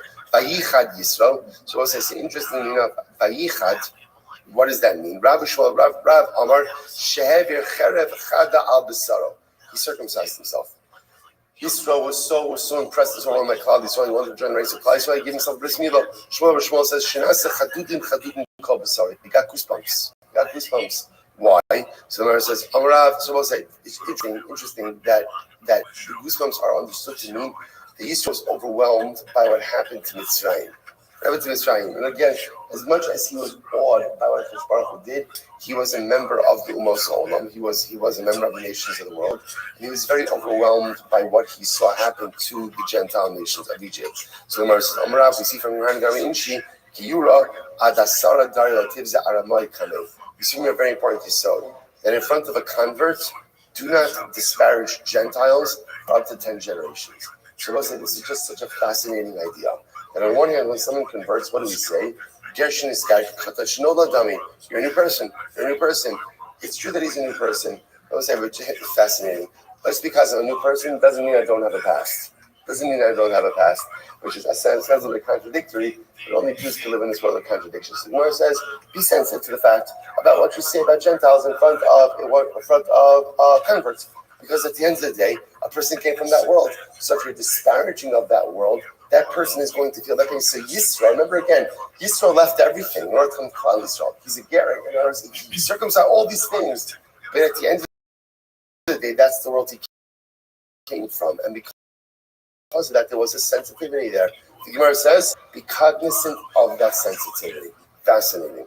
So the Gemara says, L'chein, Yishalach Adon Hashem Tzvagos Mishman of Razon, my Mishman of Razon, Amar Kadosh Baruch Hu, Yav Chizkiyo, Sheyish Lo Shmo Shemos, V'yifra Misancheir Sheyish Lo Shmo Shemos. Let Chizkiyo, remember, there's a lot of allusions, see more over here, this between, let Chizkiyo, who has 8 names, let him come and conquer, or I should say overcome, V'yifra, exact punishment from Sancherim, who has 8 names. So now we're just supposed to the names. Chizkiyo Dichsev, Ki Yalad Yulad Lanu, Ben Nitin Lanu, Vati Hamishra Al Shechmo, V'yikra Shmo, Pele Yoetz, El Gibor, Adiad, Sar Shalom, I Va'ika Chizkiyo. Okay, but what about his actual name, Chizkiyo? First one says, interestingly enough, Chizkiyo might not have been his real name, might have been a descriptive name, Shechasku Ka. Chizkiyo really is just a descriptive name, Rabbi Baruch gave him strength. Davar Akar, Chizkiyo Shma, Chizkiyo Shechizek Es Yisrael Avim Shvat Shemayim. So we'll say other possibilities. Once again, Chizkiyo is not a real name, it's a descriptive name. Why is he called Chizkiyo?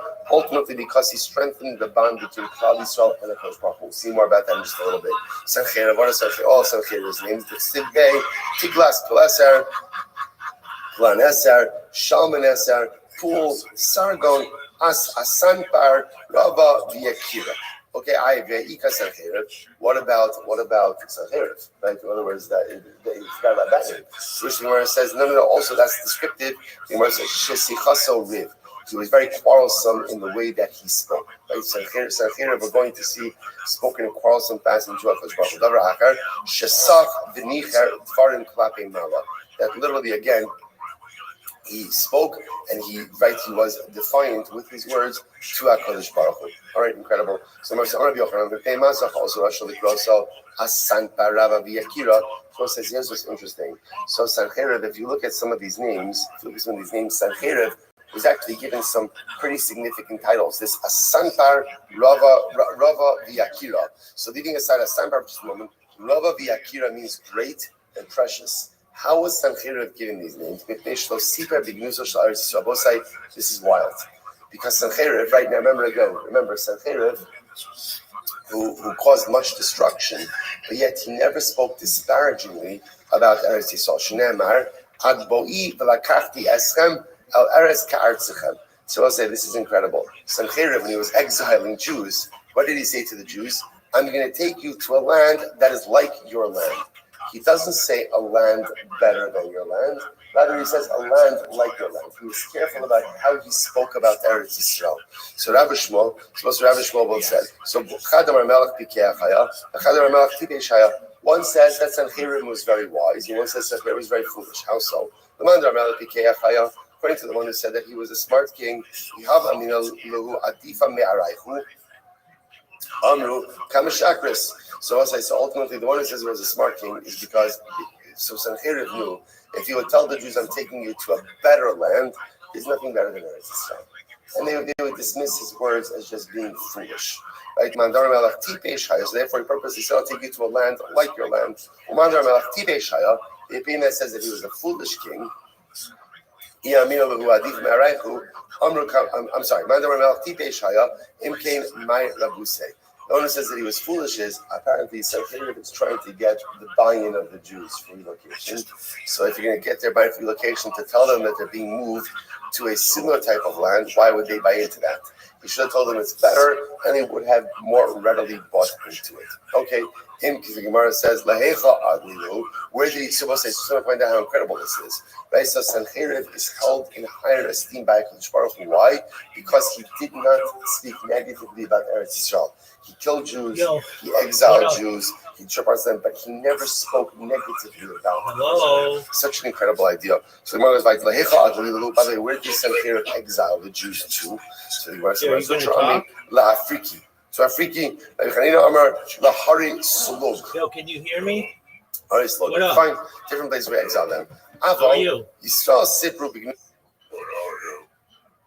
What are you talking about? How are you? Good, how are you? I'm well. What's new? What is what? What's new? Jay, you're the same person who was in here earlier.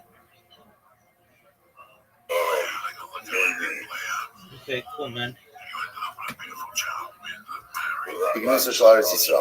Unfortunately, as much as Sancheriv never spoke negatively about Eretz Yisrael, Klal Yisrael did speak negatively about Eretz Yisrael. Kimatu Sos, when they came to this place called Sos, Amri, Shavya Ki Arim. They called it Sos. They named it Sos because they said, oh, this new land is just as nice as our land. Kimatu Almin, when they came to a place called Almin, Amru Ki Almin. They said, ultimately, again, this is like our land as well. Kimatu Sos Trey, when they came to a place called Sos Trey, Amri Al-Chad Trim. They said, this is twice as good as Eretz Yisrael.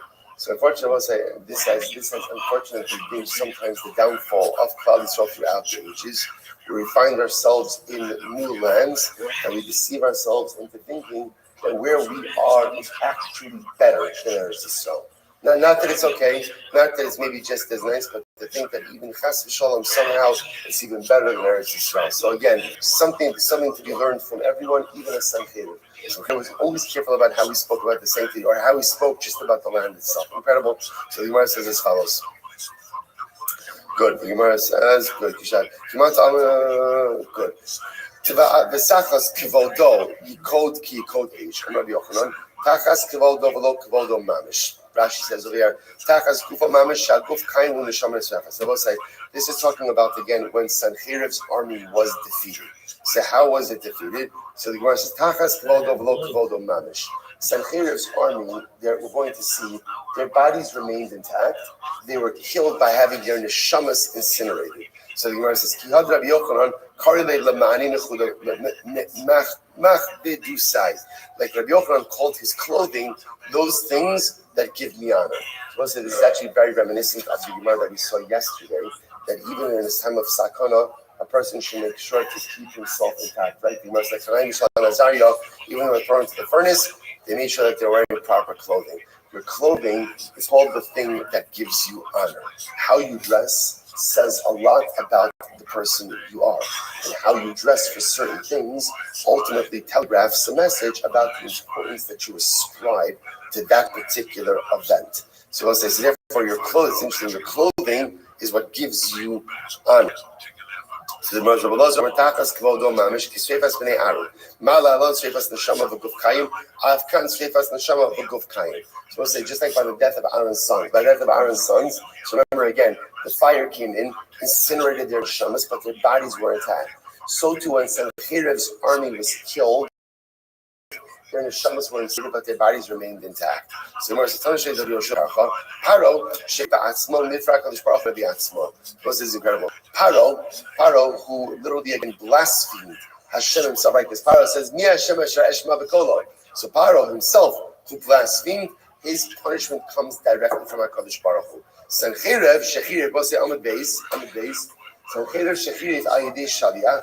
Sancheriv ultimately again, who kind of blasphemed through a Shaliach. HaKadosh Baruch Hu nifra mimenu. Nifra HaKadosh Baruch Hu mimenu Ayidei Shaliach. So ultimately again, HaKadosh Baruch Hu exacted punishment from him through a Shaliach.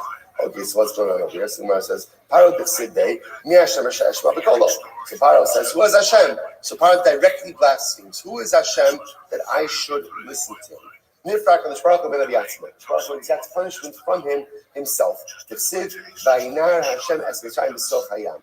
By Yam Suf. Hashem himself stirred the waters of Yam Suf. Barachta bayam susecha. Sancheriv dichsiv biyad malachecha charachta Hashem. So ultimately, again, biyad malachecha cherpas Hashem. So ultimately, again, Sancheriv, who says, in the hands of kings is the degradation of HaKadosh Baruch Hu. So Nifra HaKadosh Baruch Hu, again, Sancheriv doesn't say straight out a statement of blasphemy, but rather, again, he says it kind of indirectly. So therefore, again, the Gemara says, Nifra HaKadosh Baruch Hu mimeno ayedei shaliach.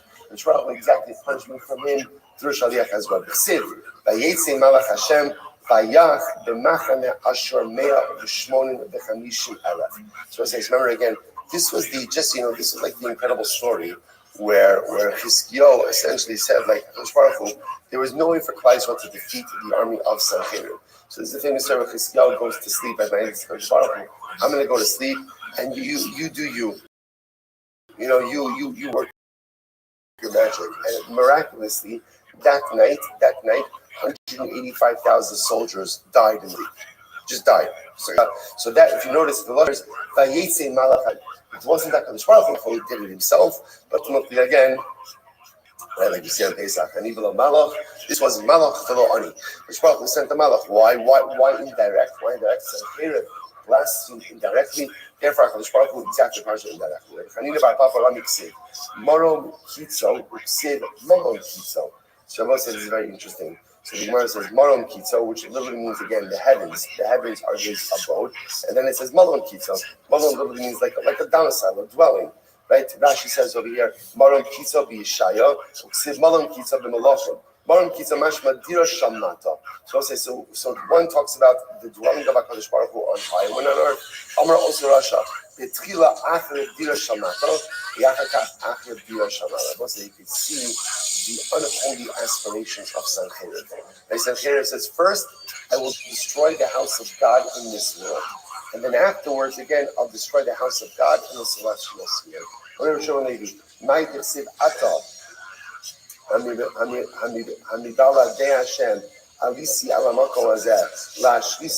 Hashem amar Eli, Allah ala aretz azos v'yishchisa. So this is very interesting. So one of the fascinating ideas about Sancheriv is Sancheriv felt that he received divine instructions to go and destroy Eretz Yisrael. He thought that this was a divinely orchestrated message. So Rashi says over here. So again, before I get Rashi, so Rashi says, "Ata hamibaladei Hashem alisa alamakol hazeh." So Sancheriv says, "Would I march against Yerushalayim without explicit instructions from God?" Hashem amar Eli, alei ala aretz hazos v'shchisa. Hashem has said to me, come to this nature, which is pretty wild. So Sancheriv is essentially saying that he's acting by the word of God. So Mike says, what are you talking about? Where did Sancheriv get from HaKadosh Baruch Hu to destroy Israel? Where did we ever hear such a thing like this? So the Gemara says, "B'shon Rabbi B'kamar, Ya'an Kima Sa'amar Zeh, Esmi Ashilach Ha'olchem La'at La'at, U'misos Es Rothschild U'ben Remal Yom." So what happened? So interestingly enough, so Sancheriv overhears the Navi. He hears the Navi talking, the Navi Yeshaya talking, and the Navi says that essentially Klal Yisrael has forsaken HaKadosh Baruch Hu. Klal Yisrael Ma'as, they've degraded HaKadosh Baruch Hu, and ultimately again it's Mei Shilach Ha'olchem La'at. They have forsaken the Shiloach waters which flow gently, and instead they have gone ahead and taken to Rothschild and Rimazel. So we'll see what it means in just a little bit. All right. So Yosef says, were it not for the explanation of this pasuk, we would have no idea what it's talking about. Right. We have no idea what it's talking about. So what is this? So the Gemara says, my comment. So the Gemara says, Chalaf, Dikatz Ama Hadem B'Malchusa D'Beis David. So this nation has forsaken the Davidic kingdom. Right? This nation has forsaken Malchus Beis David. That that are kind to them and speak to them softly, the way the Shiloach waters flow, right? The Shiloach comes as a spring-fed stream, and it flows gently. So this nation was governed by Malchus Beis David, who governed them and looked after them in such a kind and beautiful way, and they give that all up, right? They have forsaken that. The Israel, the Rothschild, and instead, ultimately, again, they go ahead and they go to other things, right? They go ahead and they go essentially to Avodah Zarah. Rabbi Yochanan, my Dixiv, Maras Hashem. So what's interesting over here is so Sancheriv hears the Navi taking Klal Yisrael to task, and he feels okay. So Klal Yisrael is not doing the right thing. Obviously, again, it's time for them to lose that they hold most dear. Based on Eretz Yisrael. Ma'aras Hashem Be'Yisrael, Navi Tzadik Yivorach. Ma'aras Hashem Be'Yisrael. What does it mean again? That ultimately the person Hashem is in the house of the Rasha. Zeh Pekach ben Ramayo. So say by the way, Pekach ben Ramayo was the king over Malchus Yisrael. And he was king of Malchus Yisrael. He was a Rasha. So how is he such a Rasha? Speaking. He would literally again 40 pigeons for dessert. So apparently again, pigeon was a big dessert. So lucky till you try it, right? So again, he would eat all these pigeons and he still would not be full. I was saying, what is that? Is that a website? It highlights a gluttonous type of lifestyle. And I will say, what Avodah Zarah, but in general, whenever you see Avodah Zarah, what do you see alongside Avodah Zarah? Hedonistic pain. Like Rav Shlomo Hirsch brings down, what's the chiluk between Avodah Zarah and Avodah Hashem? What's the chiluk? Avodah Zarah, you make God in your image. Avodah Hashem is I make myself. What does everybody love about Avodah Zarah? I'll say, if you notice by saying very easily, very quickly, about Avodah Zarah is, even when Klal Avodah Zarah, it's not like they stopped worshiping Hashem. Very often, they were still worshiping Hashem with Avodah Zarah. So if you're worshiping Hashem, why are you bringing Avodah Zarah? Because Avodah Zarah is great. How does Avodah Zarah work? Here's how it works. But maybe you know if someone needs this information. If you want to start your own idolatry, right? Step one is write down all the stuff you want to do in life, right? All the stuff you really want to do. Okay, then make a new system of theology that allows for all of that. I want to do suddenly again, but it's a mitzvah, and then all the stuff that you really don't care about not doing, make that all the losas things, right? All the stuff you really want to do, you want arayis, you want tarifus, you want tumult, like that becomes all of the mitzvahs, right? That's Avodah Zarah. That's Avodah Zarah. So wherever you see Avodah Zarah, you see a heightened form of hedonistic here, because that's what it's all about. It's actually not about the theology. It's really never about the theology. It's about that HaKadosh Baruch Hu has very high expectations of us. And therefore, he tells us we can't do a lot of stuff. Why? To hold us to a high standard. I've always said, but I want to do that stuff. So I create a new system of theology in order to allow for all of that to occur. So Pekach ben Ramayo is eating all of these pigeons, but he can't be satiated. Why? Because he's an Ovid Avodah Zarah. Ovid Avodah Zarah is a heathen. Okay, so goes like it's incredible. What was Chizkiyahu's meal? Chizkiyahu would eat a little bit of vegetables, and he would be full. I was saying he was a king. He could have had anything he wanted, but he didn't need a lot. He did not need a lot. Which I was saying also says that sometimes when we become a little bit too wrapped up in the material, that may be an indication that our relationship with HaKadosh Baruch Hu might not be as it should. I will say, remember, all of us have a void. We have an emptiness in life, and we're always trying to fill it. The issue just is, if I have a relationship with HaKadosh Baruch Hu, then I'm filling it with the right things. If I don't have a relationship with HaKadosh Baruch Hu, then I'm filling it with all of the wrong things. Incredible. So the Gemara goes weiter.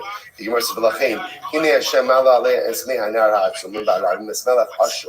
So again, because of Klal Yisrael's non-compliance, Hashem says, "I'm going to bring against you the king of Ashur, Siv, the Chavrav B'Yehuda Shadat V'Avar Atzava Yahia." Ella, my time, and it shows us therefore again. So Sancheriv hears this. Sancheriv hears all this stuff, and he hears. The Navi literally says, "What's like that?" Sancheriv was the king of Ashur. The Navi literally says, because of compliance, right? Because of evil behavior, I'm bringing against the king of Ashur. So Sancheriv says, "Okay, God wants me to do this. So if God wants me to do this, if that's the case, Elamai time, if Sancheriv actually did the will of God, why was he punished?" The Gemara says, "No, the Asar says, Shlokim is Navi." check them Even out, your and then tactic Yerushalayim. like Very they'll give you simple. their number. And you Sancheriv was the tool of Hashem to exact punishment against the 10 tribes. He was the one who was responsible to exile the 10 tribes. Every time I He had no business in every time I sold Yerushalayim. shit, Sancheriv set his sights on Yerushalayim as well. So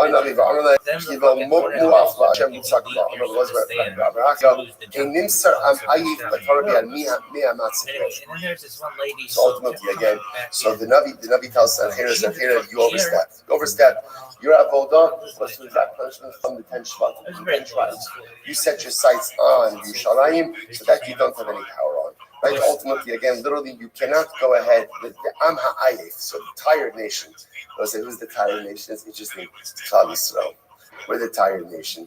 But interestingly enough, not tired because of suffering, tired because we toil in Torah, tired because we're constantly building a relationship with HaKadosh Baruch Hu. So ultimately, again, the nation that's tired cannot be handed over in the hands of an enemy. So the Gemara says, "My keis harishon hakel artzah zvulun v'artzah naftali ba'achron yichbid derech hayam ever arden gadol hagayim lo karishonim shekilu ma'alein al Torah." So ultimately, again, we are not like the early ones. This is reference to Malchus Yisrael, who threw off from them the yoke of Torah.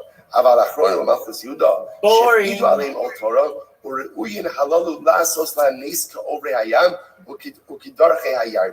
we'll say this is fascinating. So Sancheriv, you can have control over Malchus Yisrael. Why? Because Malchus Yisrael threw off the yoke of Torah. And when you throw off the yoke of Torah, you have a lack of divine protection, but you have no control ultimately again over Malchus Yehuda. Because of Malchus Yehuda, they took upon themselves the yoke of Torah, and they were deserving of miracles, like literally again, like the splitting of the Yam Suf and the splitting of the Yarden. So the Gemara says, "M'chozer b'mutav ve'imla mi'as so lo galil ba'golim." So Sancheriv, if you turn back, right, don't go to war against Malchus Yehuda, you'll be fine. If not, ultimately, again, I will turn you into a degradation amongst the nations. Right? Rashi says over here, you'll become a source of degradation, right? The laughing stock amongst it. This is the Sancheriv. So what says, interestingly enough, Sancheriv did have a divine mission by the 10 tribes of Malchus Yisrael. But his mistake was going after Malchus Yehuda, was going after the Beis Hamikdash, going after Yerushalayim. So the Gemara goes weiter. So Achari Hadvarim, Va'ema Sa'ila Basancher Melech Ashur, Vayavo Yehuda, Vayichan ala Arim Habetzuros, Vayomer Ka'am Elav.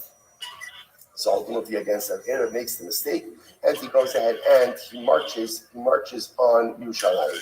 So the Gemara says, "Hay Rishna lahai Parndasha." Rashi says over here, "V'chim Medin Daron Kazel LaAdon Kazel V'chim Nesha Emes V'Chizkiyahu Basancheriv." So we'll say, now the Gemara asks an interesting question. Why was Chizkiyahu deserving of this? Right? After all, again, Chizkiyahu was a big tzaddik. So why was Chizkiyahu deserving of having Sancheriv march against him? In other words, we'll say, as much as Chizkiyahu is successful over Sancheriv, there's a lot of anxiety. There's a lot of difficulty. So Chizkiyahu was such a... Can you hear me, big dog? How you living, Pimp? How'd you find out about me, Chewy?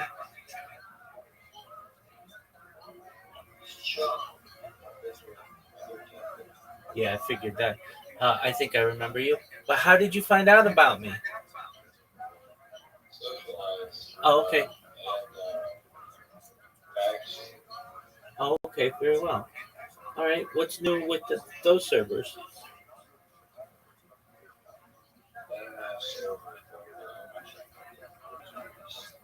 Okay. Yeah. I'm in agreement with you on that. That FAG one, I met the owner of it, and he said I could stream in there all I wanted, which he was absolutely right. I could. But the people in there were so toxic that like I didn't really want to interact with them.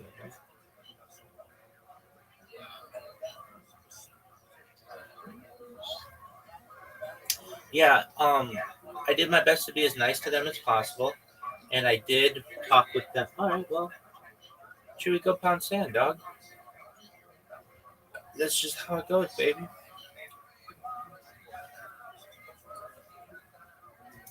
Why did he deserve to have this fear of Sancheir marching against him. I'm so pissed over this fucking Esther Janty trade. Of course he gets fucking 33 points. What happened? Fuck this shit. Who swore Lamar Jackson that Sancheir was going to fucking week. I should never was sleep. going to go ahead and march against Worse. Chizkiyahu. What happened over there? Amar, Chizkiyahu, my sinless Sancheir, Umesar Galei Biadach. So here's what happened. Hashbal was like this. If I tell Chizkiyahu that I'm bringing Sancheir against you, but don't worry, because you're going to be successful. What is Chizkiyahu going to say? Amar lo hava beina, v'lo b'susa beina. Hashbal, do me a favor.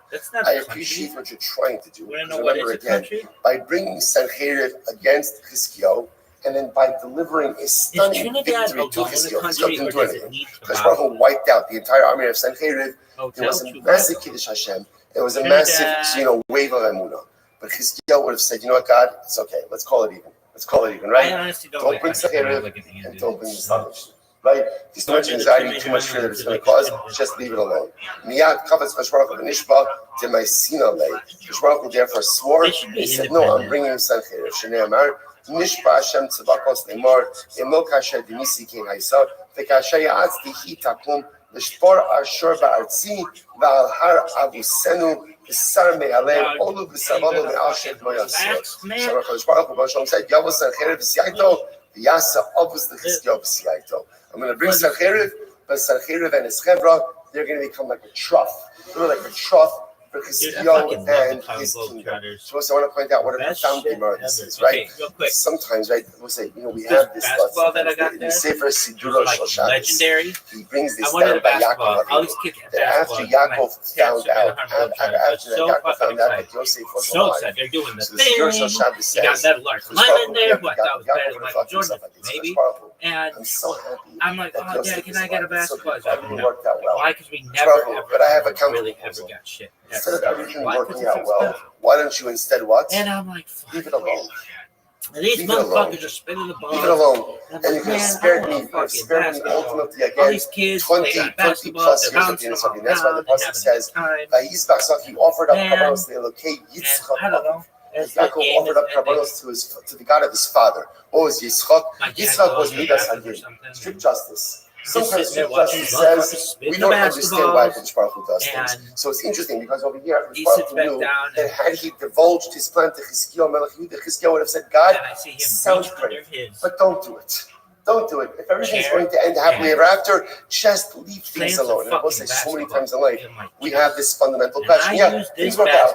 I'm in a stressful crisis situation, difficult situation. It turns out well. And I have such hope, but there's like this piece of me that thinks, but why did you do it? Very nice, you brought the salvation, but the same God who brought the salvation is also what? The same God who brought the crisis. So I have a counterpose of Hashbaruch Hu.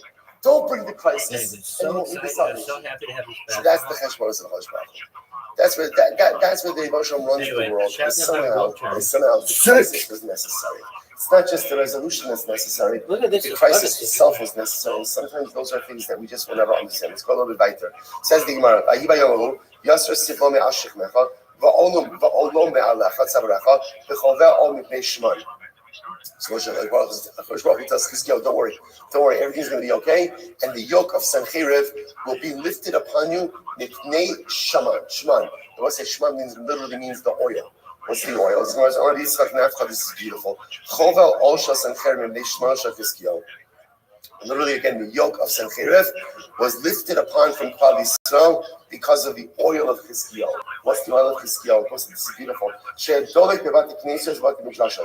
There was constant oil, constant light. Oil represents light. Constant light burning in the Bati Medrash, in the base Medrash, all over Malchus Yudah from times Chizkiyahu. Ma'asa, what did Chizkiyahu do? Na'atz cherev apesach beis Medrash. He put a sword at the entrance of the base Medrash, and he said, "Va'amar, kol mi she'ena osik b'Torah, yidaker b'cherev zu." He said, whoever leaves the base Medrash will be stabbed with this sword. He stabbed this sword. Now, what does this mean? Is literally going to kill people left base Medrash? No, it's figurative. What Chizkiyahu was trying to tell Klal Yisrael was the following idea. Torah is not a recreational pursuit. Torah is life. Torah is life. And if you don't have it, then you won't have life. That's what he was saying. Sometimes we look at Torah, and what's Torah? Oh, it's very nice. It's beautiful. Dr. Aaron Tversky has a beautiful idea. He says, he points out, which he says, it always intrigued him how he's what he's talking about, how people fall asleep during the drasha. So he said people fall asleep during the drasha. He says, it's not a new phenomenon. It's minhag Yisrael, minhag avosinu b'yadeinu. Right? It falls asleep during the drasha. He says, what's that? He says, can you imagine? Right? You're lost in a bad neighborhood. We'll say these are the days. This is a dated marshal, like the 4 ways. You're in a bad neighborhood, and you go into a gas station to go ahead and get directions, and the guy's giving you directions. And can you imagine, like in the middle of directions, you're like this,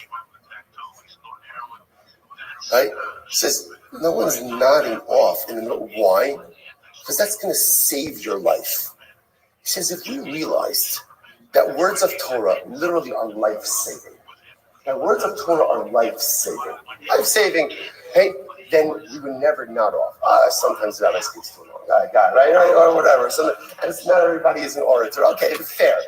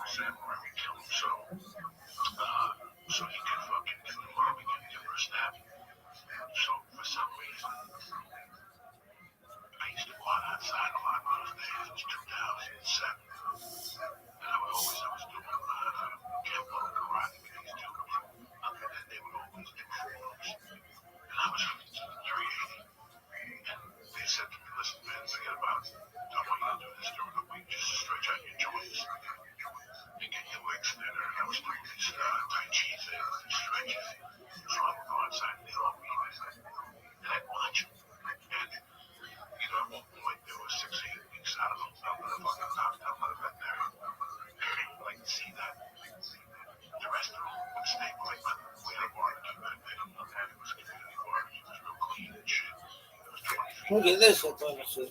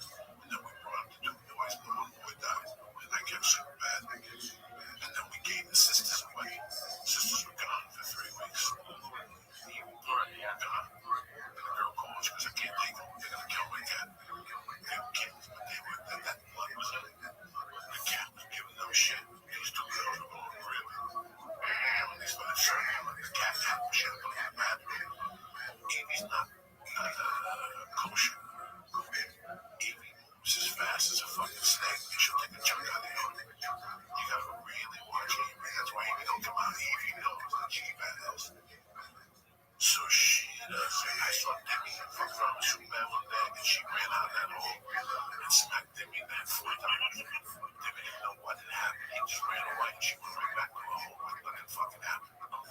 The two girls, old and fat now, so she can't move like she used to.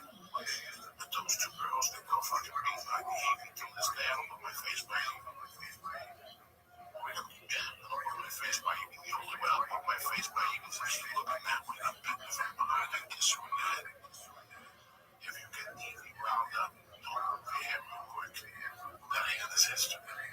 She'll clock it twice and then bite the fingertip. So you have to get her excited for her to turn, and once she's turned, you go back and she'll turn real quick. There's one twice.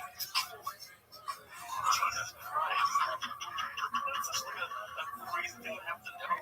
You have to know this, but he doesn't. You've never seen it. You've seen it maybe once or twice. They don't want to be played with. They don't want to be fucked with. They don't want to be loved. Oh, I got my girl. She's my princess. Really? Oh, I was playing with her when I started bleeding from my nose. Oh, I got warm around me. She'll play with me. She's the cutest cat I've ever seen at that age. And her face is just something. I've never seen a face like that in a cat when you get her happy. Yeah, really. She's really cute. You play with her, you give her the string, and you play with her like you can play with her for a long time. She's that type of cat, but he will leave her alone. Because she knows I'm getting pissed off already. Like she'll say this, I'm getting pissed off with this motherfucker. So I'm gonna leave. Like if Debbie's there, and I'm giving Debbie love, when she comes up, I gotta drop her. She doesn't want no games. She doesn't bother you a lot. She doesn't come out every night. When she comes out, it's rare. And when I put him down as he's leaving, she'll smile at him. She'll look at him like, what the fuck? Just for being there? Just for being there? Just for fucking principle?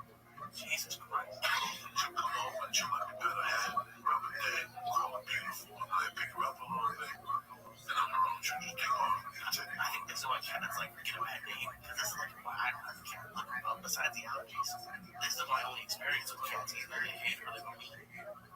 So like your cats are like the first cats that are like actually enjoyable. Oh, they're very enjoyable to be around because that's the love I've given. You follow me, you get what you give in with anything. With anything. And I don't know, at the point I read that cat was what it's the dumbest fucking thing to talk about. But it really is. It was like I needed something to take care of, filled that void. I don't know, because we got it off right away. And it got to the point where it slowed me down for a bit. I would come home in the afternoon, just staying up with dinner, just to play with him, just to brush him, check his teeth, the whole fucking thing. I liked him. But I would still do the same with the dog. When I had Hercules, I gave that dog love the world I had. You set it up in a way that, like, okay, you're saying something that's actually factually inaccurate. Now, let's be real. I don't necessarily think they know what's going on yet. There's a lot of weird shit going on. First of all, there was that one guy who was the Alright, so you got this guy who starts yelling out, did he take his pants off? This guy, was that guy, he was at the Boston bombing. So he called in a fake bomb at another show. And then he did this at this thing. Right after the story of this guy, that's the state of mind at the moment someone gets shot. He yells out and says, I did it, takes his pants off, something like that. I don't know exactly what he did. Then, ready for this, he gets arrested for right away. So it was right after this whole fight. So what jail he came to me, why is that? So it was October. All these different things. So the last thing is I had GPT. One day there was an article on the odds. Let's say I've seen different events and be involved. And I didn't know what to do. This is I really didn't know what to do. I didn't know what kind of argument was.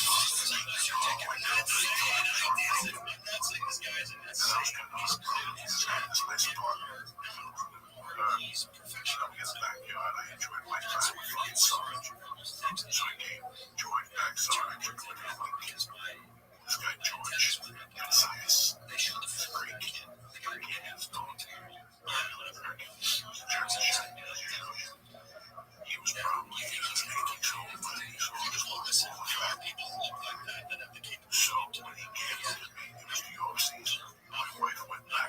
went back there. 200 yards from position with a dead on right. So I have a dead on right now. So you set this rep, you set your 0 to 200 yards. You're going to sell it for free.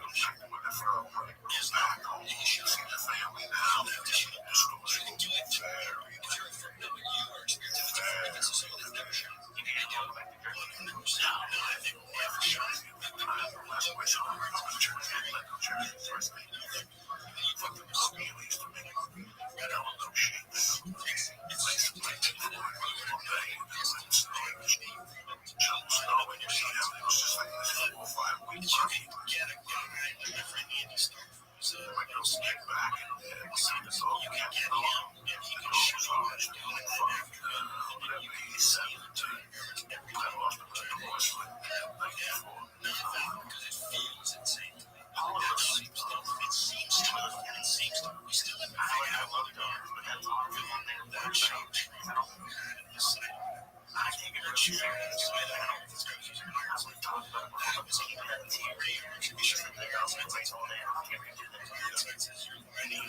So you have those two things that are the same thing.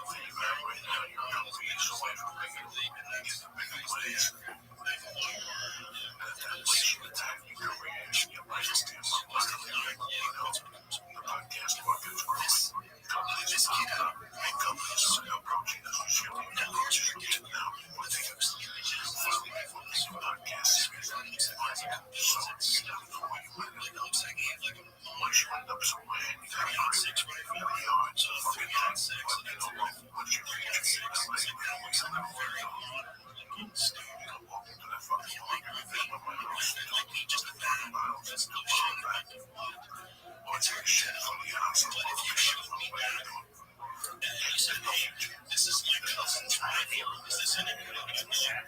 Looks like a standard the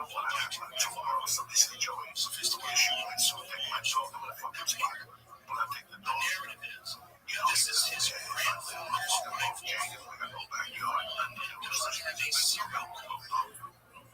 I got a dog, it's a German Shepherd. Interesting. From starting day one.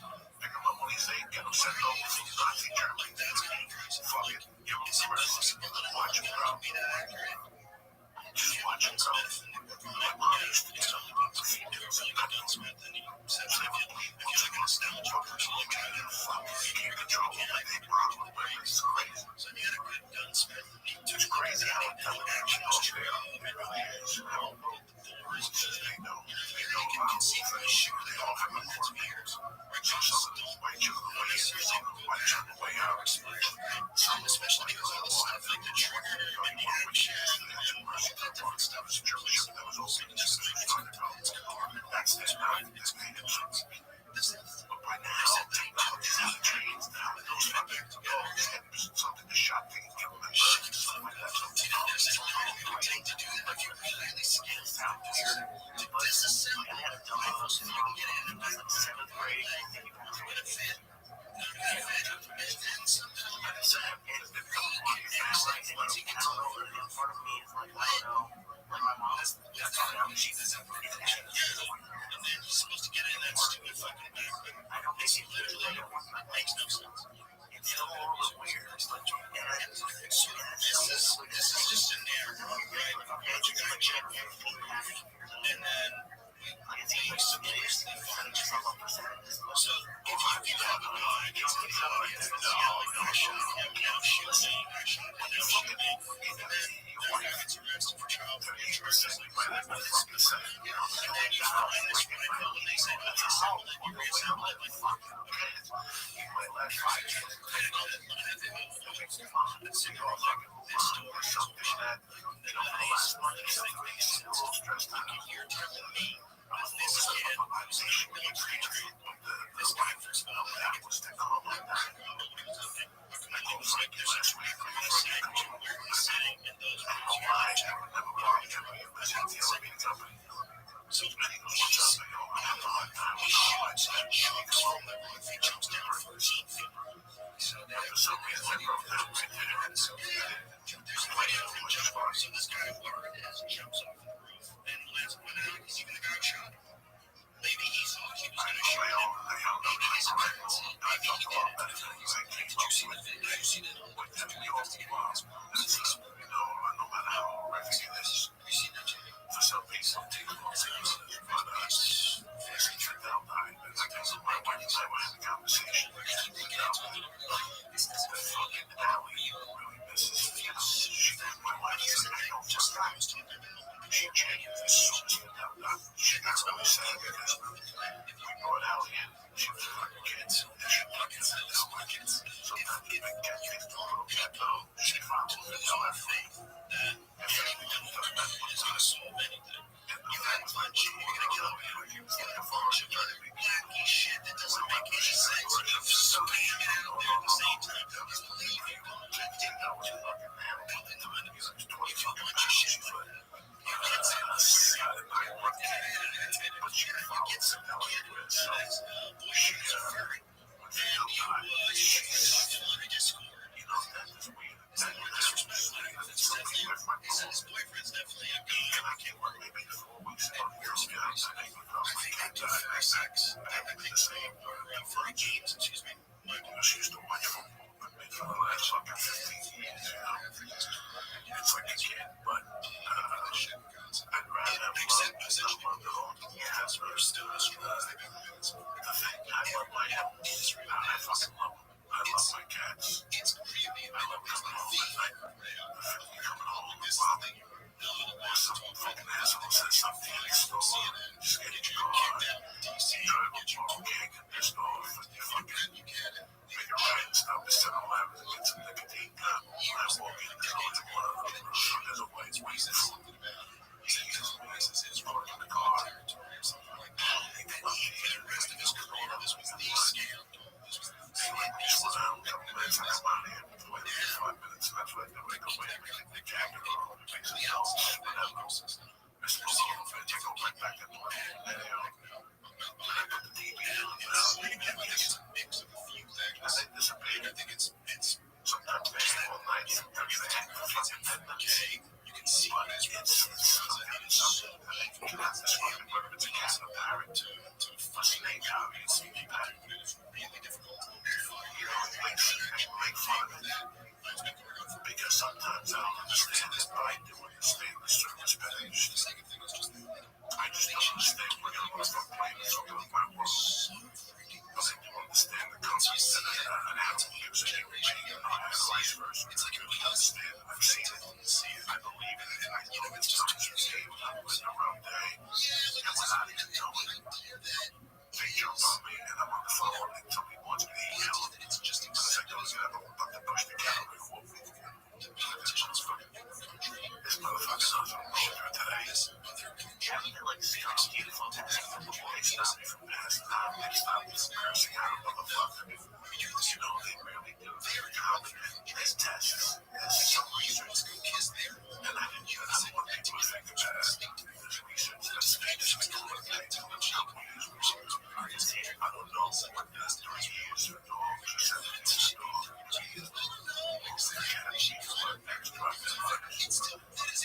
get that connection to that feeling. Just why you can't do another fucking things you chose. You deserve this. When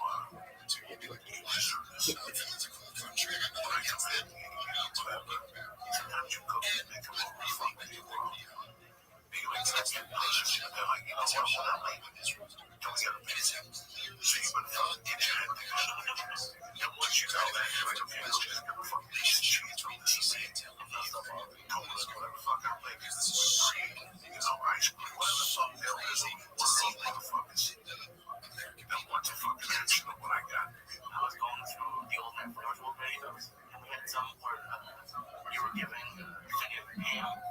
And I forgot what the first like math flavor that we did. You had Finny, you like when you give me out, like you were talking when you make a meal, like Finny, what are you doing? I'm thinking of you by the way. Oh my gosh, get pissed. Fucking they come back with this like it's yeah, I hit my dog and that was the only time I've ever cried in front of my mother. To be honest, we were in the car, so I don't even know if she saw me. You know how many times do people on Saturdays go so Wednesday around the hooks?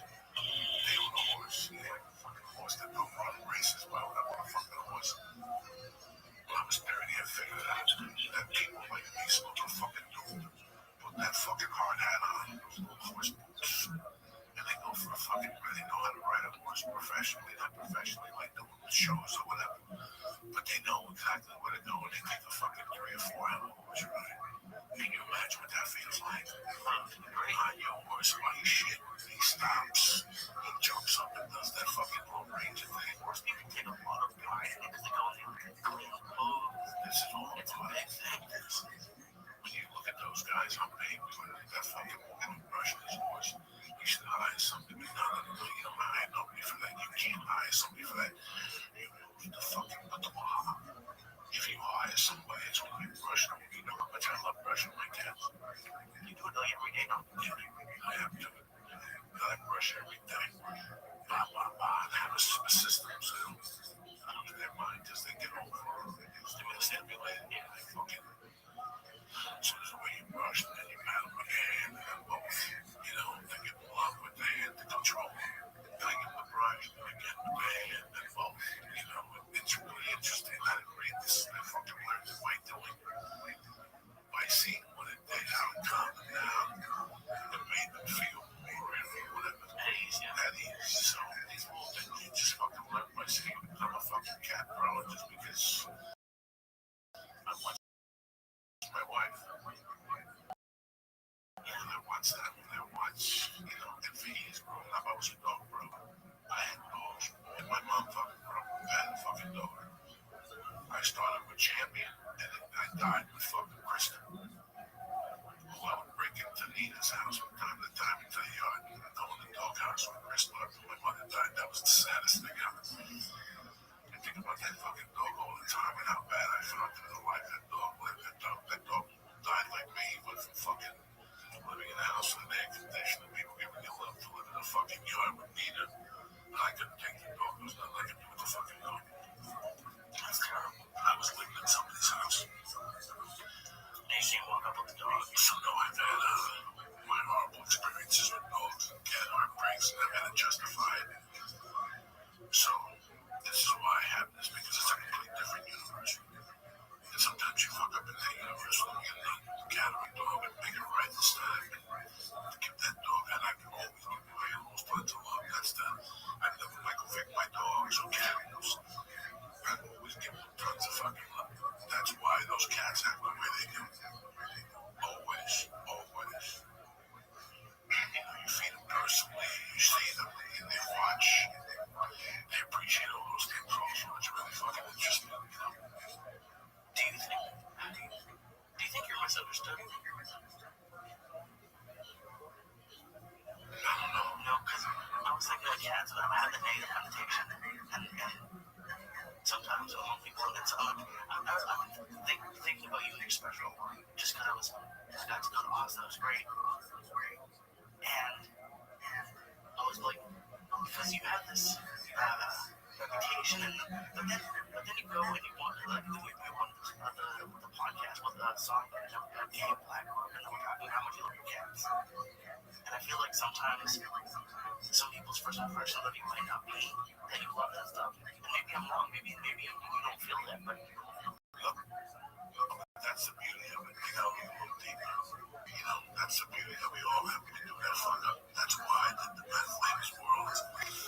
Listen, I can come on here and make a list of the things people want to talk about. I can come on here and I don't need you to play for me. I don't jump up and down there. That's not what I want to do. They hear all the time. That's cool. That's not what they want to do. I do it from time to time. In the mornings, play that type of music to get people riled up. I can be a fucking yes man. You know what I like about cats? The reason people hate cats, they don't come to you when you call them. They have their own world. They will live, baby. They live the fucking life by their rules. A cat, a dog, you walk, you can call him over, he jumps on your lap. You know, the whole thing, he licks you in the face. The cat, when I'm ready. Some people can't deal with that disconnection. I can't, because I'm the same motherfucker. Don't tell me to do something. Let me do it on my own. That's my specialty. You don't have to tell me. I don't want you to fucking tell me. I'll do it on my own. I don't ever want you to say, hey, you gotta be the rent on me. Don't tell me that. I'll do it on my own. yeah, that's what you love about cats. That's what I love about cats. That mental freedom that I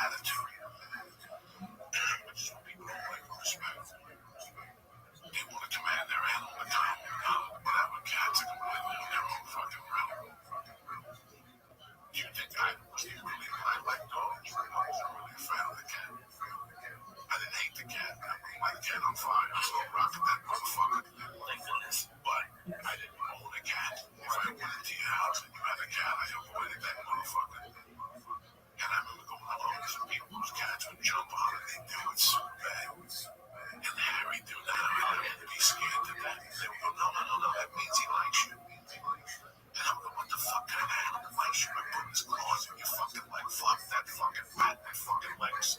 I hated cats, but it wasn't that. I would shoot him or run him over the fucking car. Since I was a kid, I wanted away from squirrels. I don't want to fucking hit a squirrel. I still don't think I would pick up on your cats. I love all your cats. I don't think it would go. I'm still a little bit. Harry would let you pick him up, really? Debbie wouldn't. So bad when you fucking with the ass. You don't give a fuck. You better for an hour when you fucking with the ass. Allie won't let you pick her up. Loving girls let you pick them up. I wouldn't even know how to call that. Just sneak I don't want to see this fucking Sharpie commercial ever again. But it's not going to be Harry's the one that'll do the ones you let him get up. Harry is so bad at letting him up, but you can't have fear in your hands. You already have it. It's offensive Have to me. fear in your hands, and that's a complete other thing you have to learn over the years. I got bit so much by dogs that I got rid of that fear. I hate this one. Got rid of that fear. Don't get me wrong, when I was coming up there before, the black dog and fight, I was outside with that pit bull that looks like a fucking one of those devil dogs that protects the devil. You ever see those dogs that protect Satan? That's what that dog looked like. That dog gets a hold of my family will fucking die. That's all. It's like a Chinese buffet. You want me to go to Austin, Texas. You'll get everything. You have fucking oyster balls, my thigh, but you can't. You walk in front of them when you're scared. I went right up to the other side. The whole time walking over them shit in my pants. In just a little area of my body. Not old school. When I was 8, I'd shit my pants when I saw a dog, Yeah, those kind of dogs get scared. Yeah, so you have to control your fear over those motherfuckers the same way I control my fear before I go on stage. It's what you do one time, you say to yourself, how the fuck do I do that? And then you go, okay, now I got trained when I was probably like 18. My friend, Stinky, had that motherfucking Coco dog, the German Shepherd. And every time you walked in there, the guy was like fucking Liberace. He'd suck your dick, light your cigarettes. As soon as you told go, you let it go, he'd take a chunk out of your head. The lead. Oh my God. Your I'm experience. You really. get the dog, put him in the bathroom, you gotta run out of the fucking house. Or if not, he'd bite you in the bad leg, or he'd take the bottom of your leg jean. Jesus He Christ. never really made you hard, it was just to scare you, knock you up. Did you ever have a dog when you were boys? Did you have? No, I was not gonna be one of those guys that was gonna take a fucking dog down a bad street like that, I didn't know Hercules. No, I know he divorced. he had no Hercules.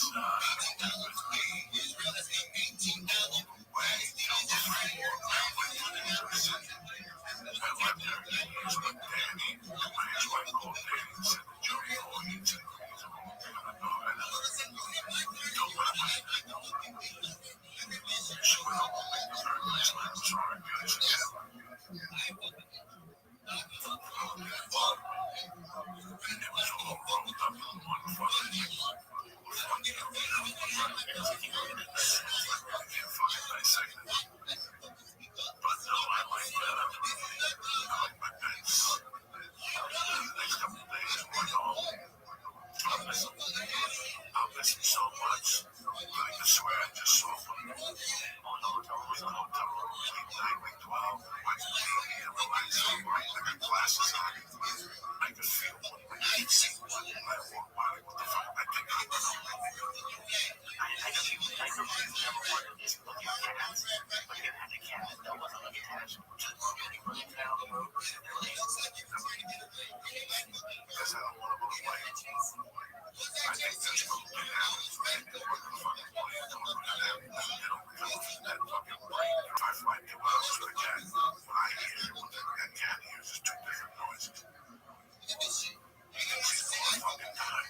He hears the bottom of that pipe zip right in the road. Think of being in the edge of that way. Being in that. It's 3 hours of fucking rock. And in the meanwhile, they listen to the fucking animals meow and crying and shit. So I can't. For me, I know people do. When I see dogs on the other side, people there, the dogs fly out there, hug the fucking owner. And they go, it's great to see you. And all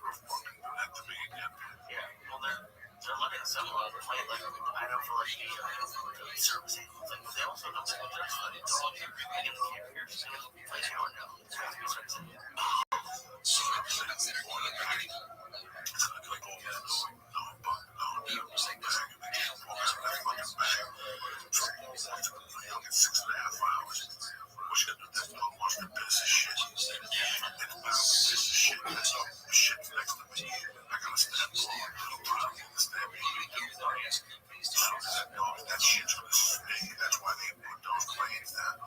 Because you never smell dog shit. Dog shit's on a plane. That's what they get. It's like Big Macs. Big Macs smell great.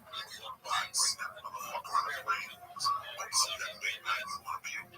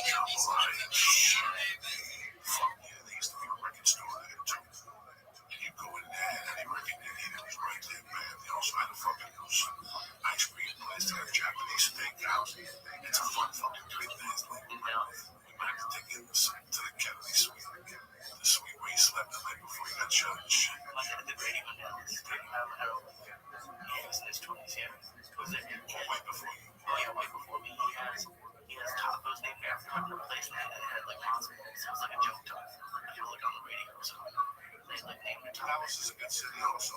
Dallas is good. Like I said the other day, there's some really great fucking cities in Texas that I went to. I got my Texas man, and they didn't do that in no shit. You know, it's I don't know, this back pain, this back stress, you know, something that's been on my mind, that's been bothering me the last couple of weeks, which I've had a couple of things that have been eating away at me lately, but nothing serious, just, you know, different situations I have to get into. If the situation goes down where I really want it, that type of shit, you know what I'm saying? I'm really happy when we just sitting there doing a podcast. But nowadays, all for you this, do I really want to fucking drive to Gamma Studios and fucking smoke now? I don't think I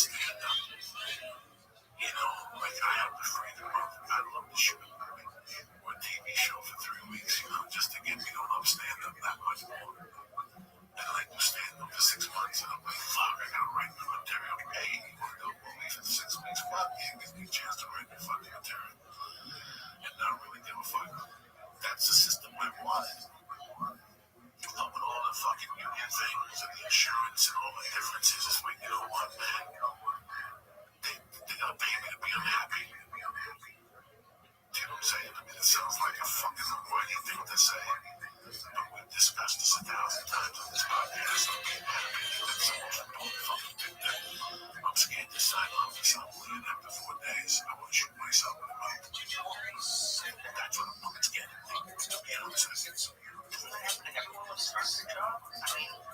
I think that's what they're saying. I think what the difference is going to be when you started 20 years ago. You can wait tomorrow and don't join me to work on something one day. So we don't feel bad personal. If I read it, like Mary did, then I can have a good time. You know, she got that. That's right. Fuck yeah, I'm going to do that. My man did say it. But, you know, right?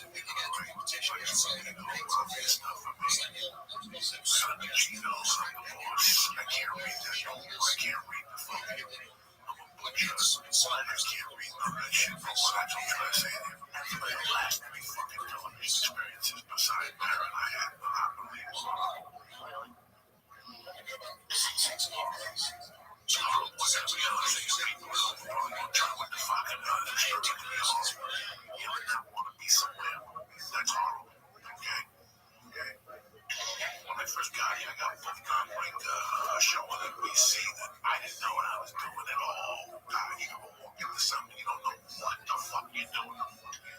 You ever walk into something, you really don't know. Like, you really don't fucking know. Like, where to start. Like, I didn't know action. Basketball, I didn't know that. They made fun. Those guys just made fun of me. I didn't know nothing about action. I didn't know about cutting. I didn't know nothing.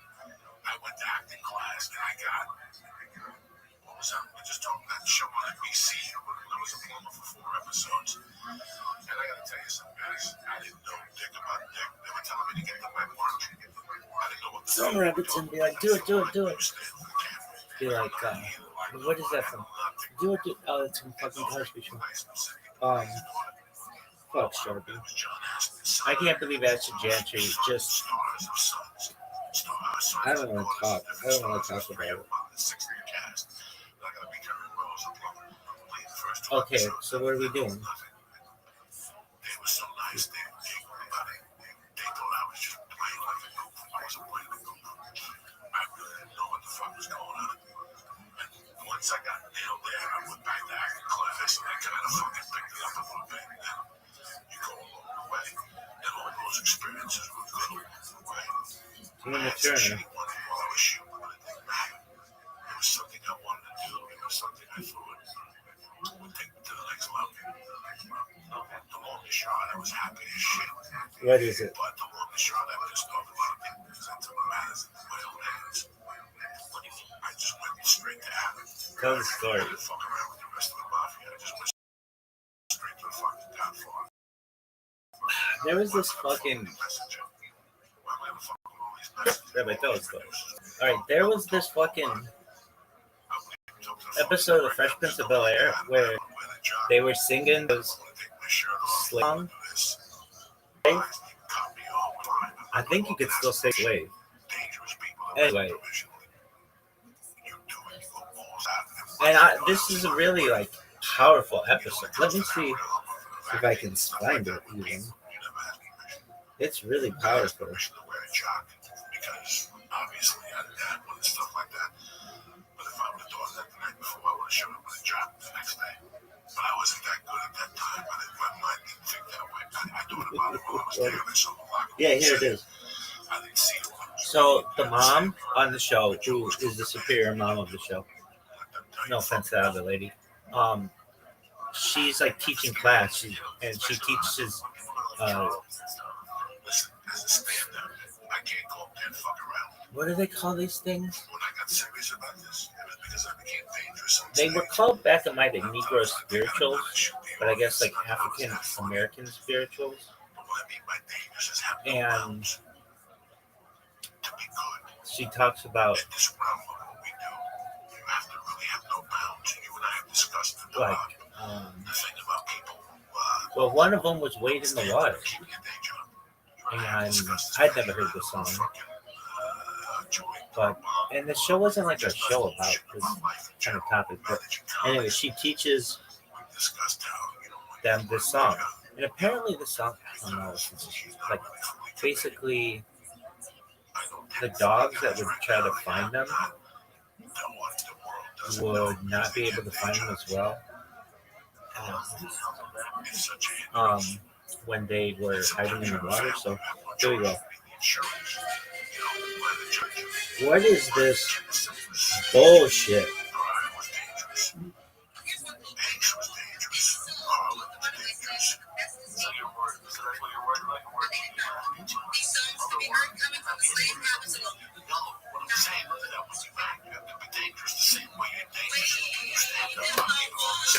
She's got a good voice.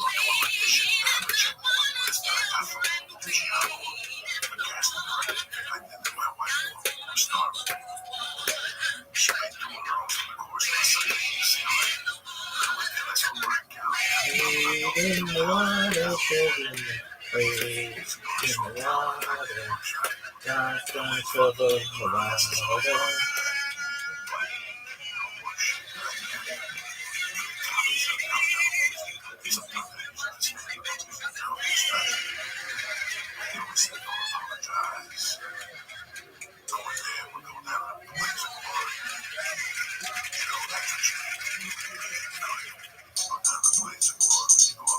Yo, dog. Okay, so I was doing this. I fucking was an only child, and I play with my little toys, that which I had, and I was playing on the kitchen floor, and I had like in my mind I created this whole world, and I made this. Was anyone watching this anyway? There's like this. So we had like it was the most impossible to ever keep clean. I don't know. I don't know what chose this floor to keep clean. It was just the difficult fucking kitchen floor to keep clean. White. Oh. Yeah. And they had like these little that were. It was just the hardest floor to keep clean. But there were like these lines in the tile. It wasn't even like a tile. It was like I don't know, some kind of like thing that you put down. But it was the hardest floor in the world to keep. Really small white grout. It was like wasn't even grout. It was just like a vinyl.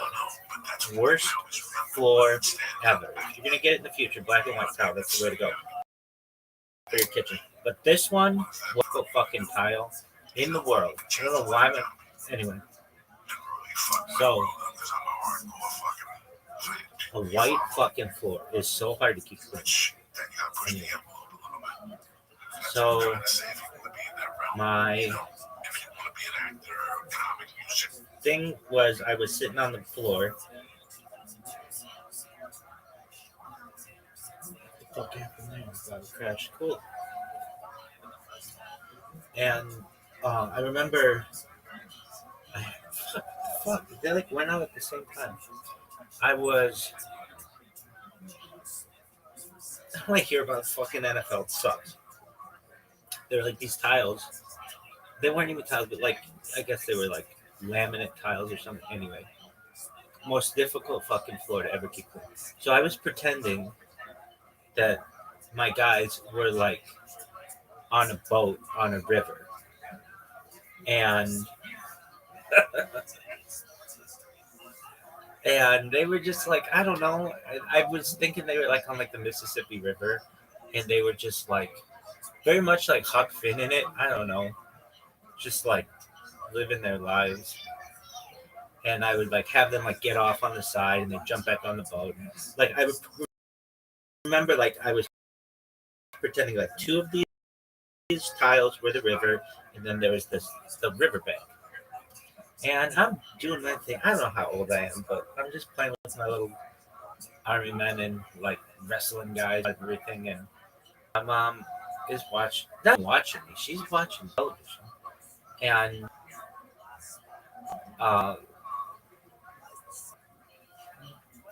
it's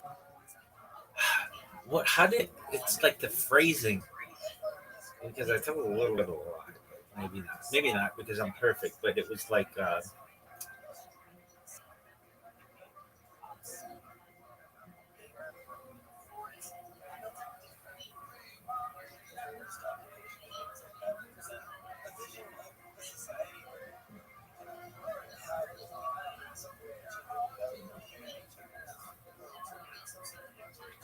don't. Maybe it came on TV, but I think it was Creedence Clearwater Bible, CCR's Rolling Down the River was playing on the TV or something. Something like that happened. And well, maybe I was singing it.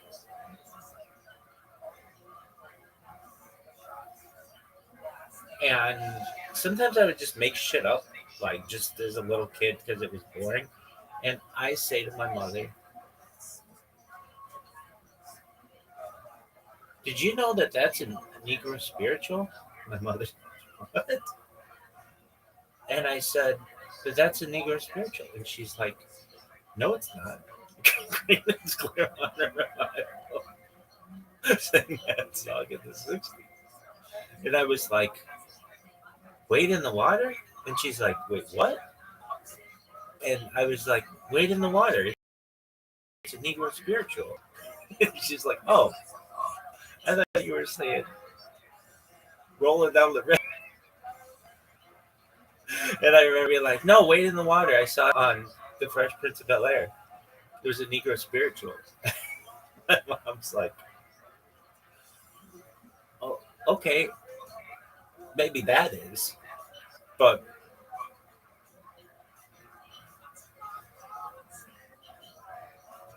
rolling down the river is from a band Creedence Clearwater Revival." So I don't know, it had to do with water or rivers or something.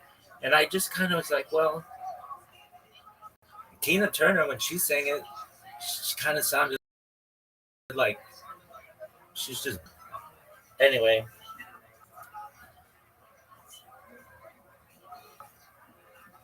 I'm so pissed about this fucking fantasy football team. I like fell asleep on, like, even in bed, I'm like, fuck. Ashton Gentry had 33 fucking points. Are you fucking serious? Do you regret it? Fuck yeah, I regret it. What the fuck was I thinking? But then again, I'm like, well, I probably would have done it again.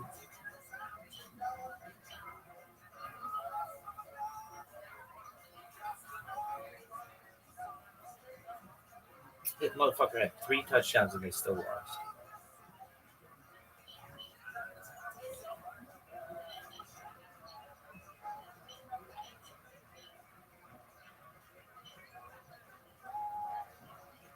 Anyway. So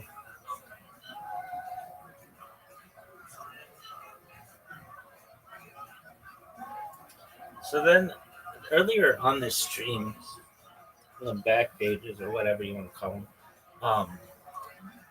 I did this thing. It was very funny. I remember being so tired. I would fucking drive all over LA, and I like fell asleep at the wheel one time. And fortunately, because of Honda's like auto driving system, though it wasn't a self driving car or anything like that, it did not kill me. But I fell asleep on camera, and while driving 60 miles an hour, 405 at least, and I could not keep my eyes open. I was so tired. Anyway, it was like around that time, way early. This is like more than 4 years ago. I can't believe I've been doing this streaming long. Anyway,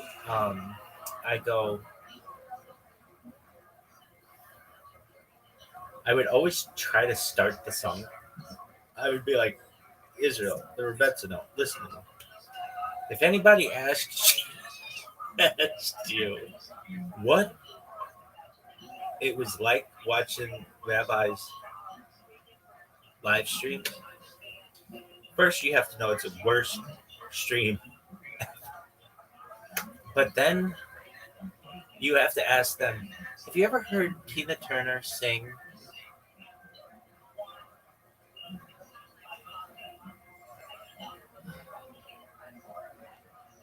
Proud Mary? Have you ever heard the beginning of that song? Because it's just like that. And if you don't understand that, there's the fucking door. Get out of here. Are you fucking serious? This is the worst shit ever. What is this bullshit?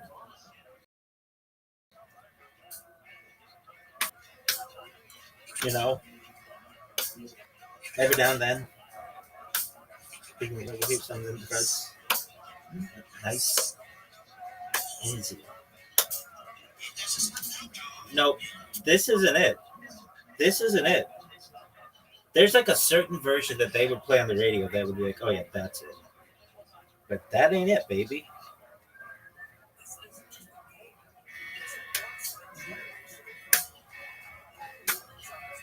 No. No, it's not this. That's not it. I can tell, like in her voice. What? No, no. That's not it either.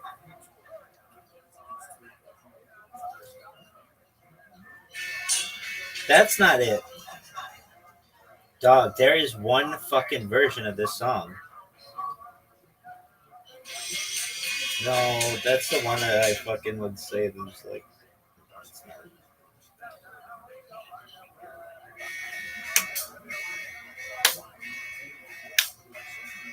No.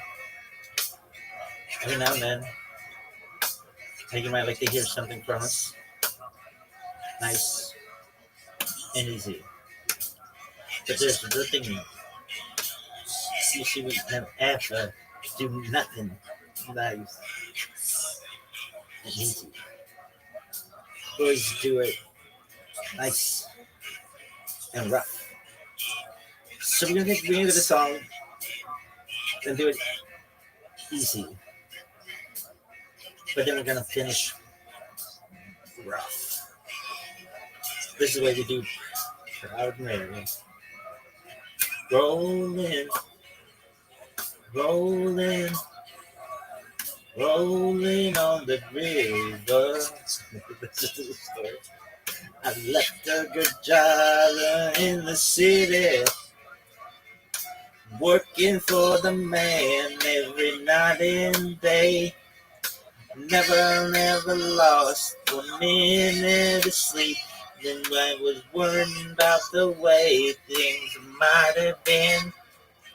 The big wheels will keep on turning. Proud Mary keep on burning.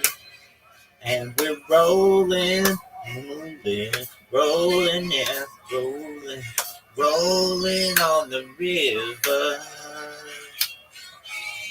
We cleaned a lot of plates in Memphis, and I pumped a lot of tang down in New Orleans. But I never saw the good side of the city until I reached a ride on a riverboat queen. We will keep on turning. Proud Mary keeps on burning. And we're rolling, rolling, rolling, and rolling, rolling on the river. We're rolling, rolling, rolling, yeah, rolling, rolling on the river, rolling on the river.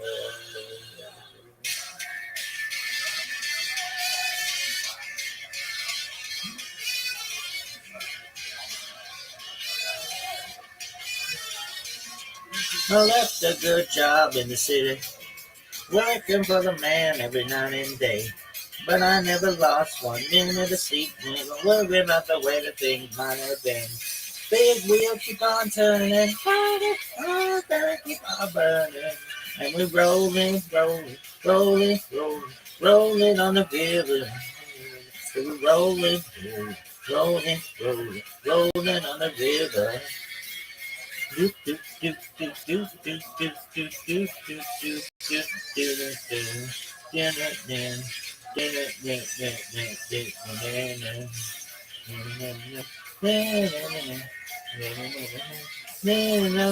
about a place in Memphis.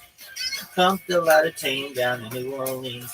But never thought it was good side of the city till I hit the ride on the riverboat queen. Big wheel keep on turning, turning, turning, baby keep on burning, burning and rolling, rolling, rolling on the river. We're rolling, rolling, rolling on the river. Do do do do do do do do do do do do da da da da da da ba ba ba ba ba ba ba ba. Da na na na na na na. If you come down to the river, I bet you're gonna find some people who live. You don't have to worry if you have no money. People on the river are happy to give. Big wheel keep on turning, turning. Ah, maybe keep on burning. They rolling, yeah, rolling, yeah. We're rolling on the river. Yeah, rolling, yeah, rolling on the river.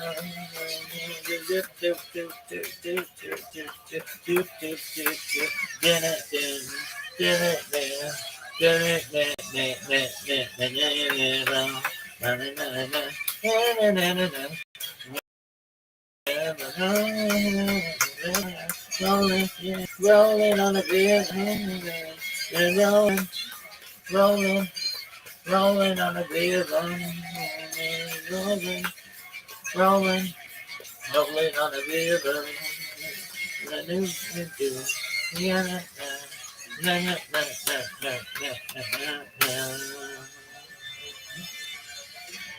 That was live in Europe in 1988. Is that the version?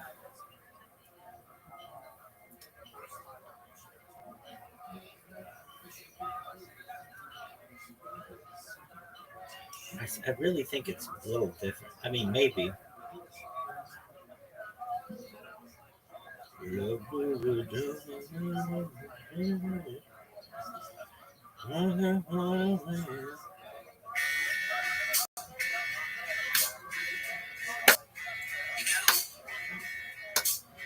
Every now and then,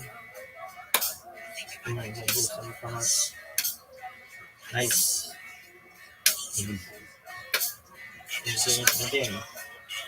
See, and but do nothing. Nice, easy.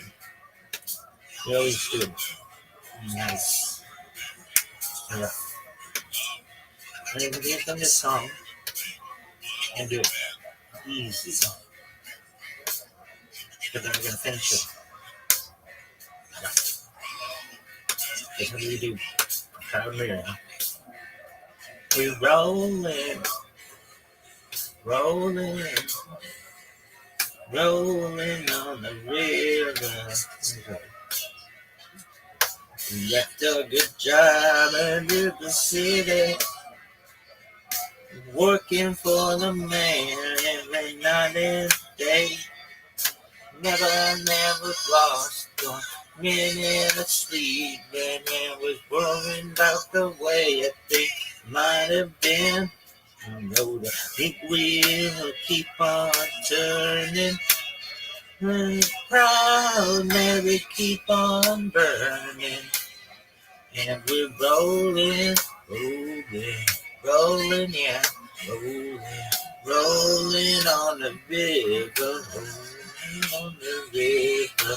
Sing a lot of plates in Memphis, and I pumped a lot of tan down in New Orleans. Never saw the good side of the city until I hitched a ride on the riverboat queen. Know that it will keep on turning. Proud Mary keep on burning. And we're rolling, rolling, rolling, yeah, rolling, rolling on the river. On the river, we're rolling, rolling, rolling, yeah, rolling on the river, rolling on the river. Anyway, how do you say Negro spiritual now? That's what it was known as when I was a kid. In not a bad way. It was just like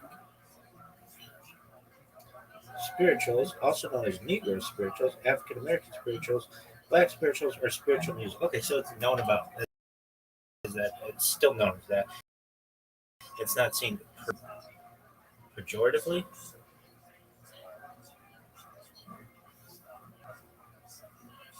Anyway, in our house, look, Proudberry is spiritual.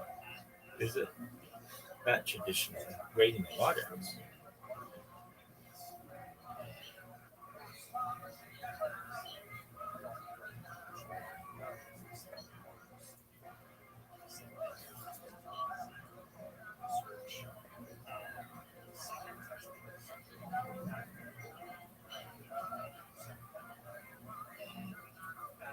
So the waiting water. Welcome. How are you, Mark? Mark, can you hear me? Mark, do you know English? Can you hear me, big dog? Mark, do you remember that time I asked you how you were doing? Mark, Mark, Mark, do you know Mark and the Flunky Bunch? Well, you should. Fuck you. No one gives a shit about you. You're the worst. No one likes your shit. Market. Oh, it's market. What about Merkins? What is a Merkin? Oh, it's like a fucking toupee for your pubes. Anyway, it's like we in the water, children. We in the water. Down, jump in the water. We in the water.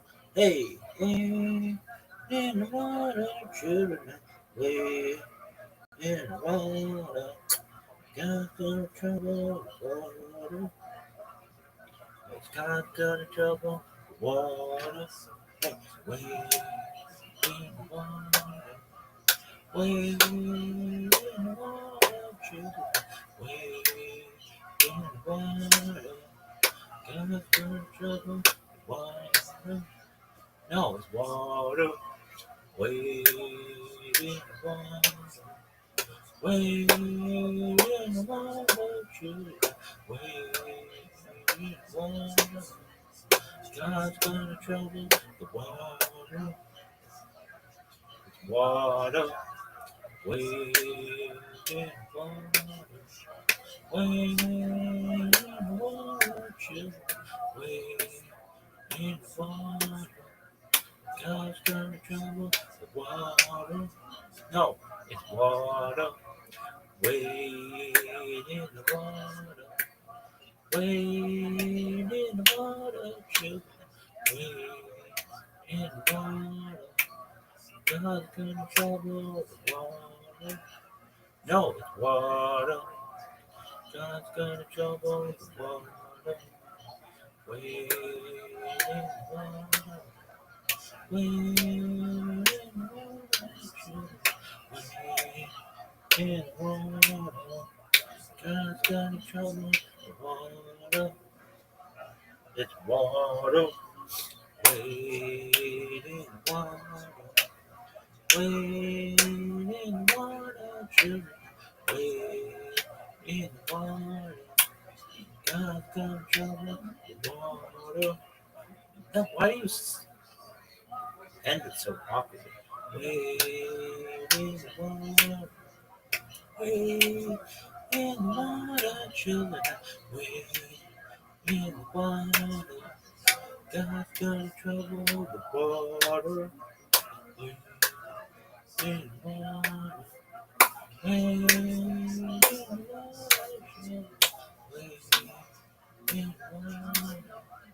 got trouble with water. Anyway,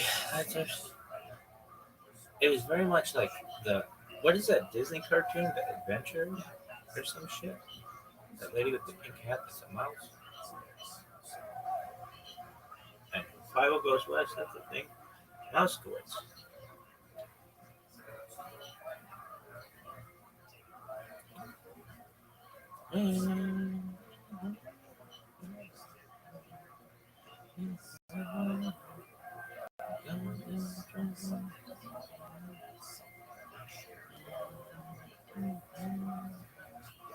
God's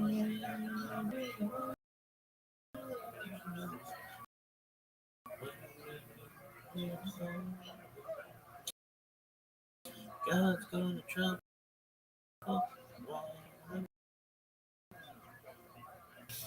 All right, how many fucking impressions do you think this bitch got?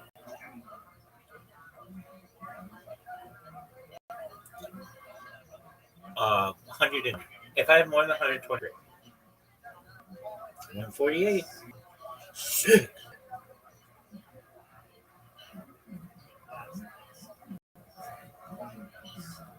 According to Accounts Magazine. All right. Worst stream ever. Wait. Yeah. God's got trouble. Water. Wait. In the water. Children. Wait. In the water. God's got trouble.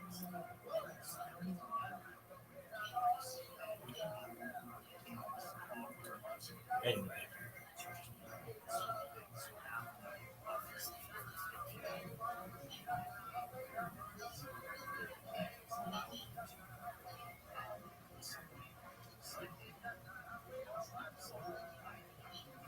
Do you know that that's a Negro spiritual? That's a song by Creedence Clearwater Revival from the 1960s.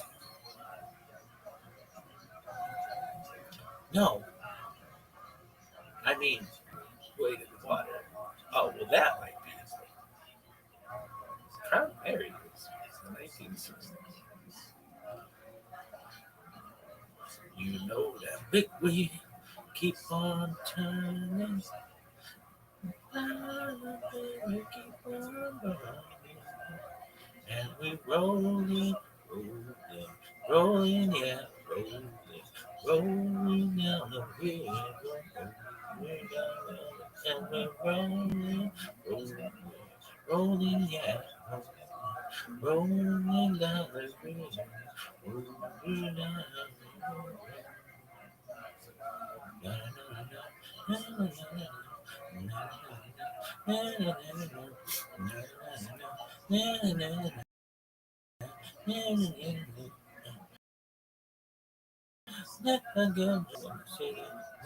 working for the man every night. And the way things keep on.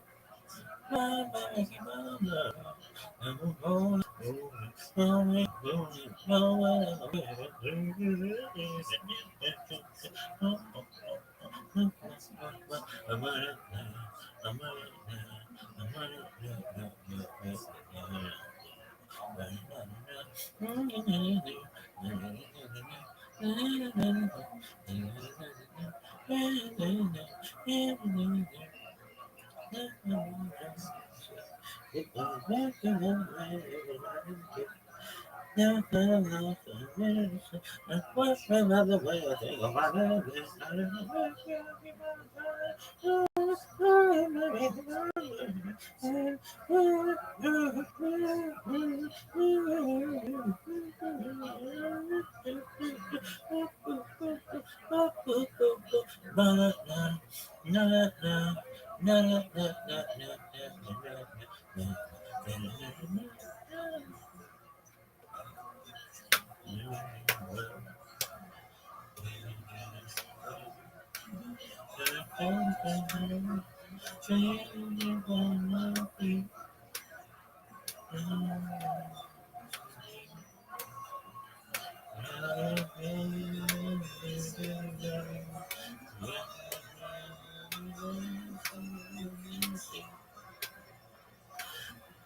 What's it? What would be the theme? Back? Is it called back porch music?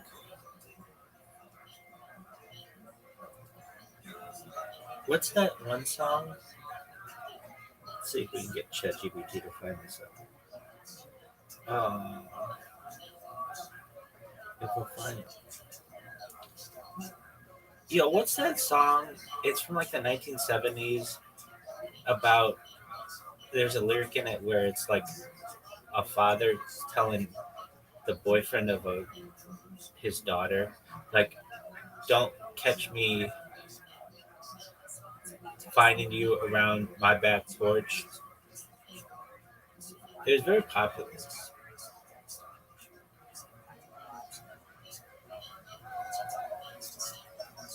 Sundown, like Gordon Lightfoot. That's it. Sundown, you better take if I find you been creeping around my back. If they show me a fucking advertisement, I'll be pissed. That porch music.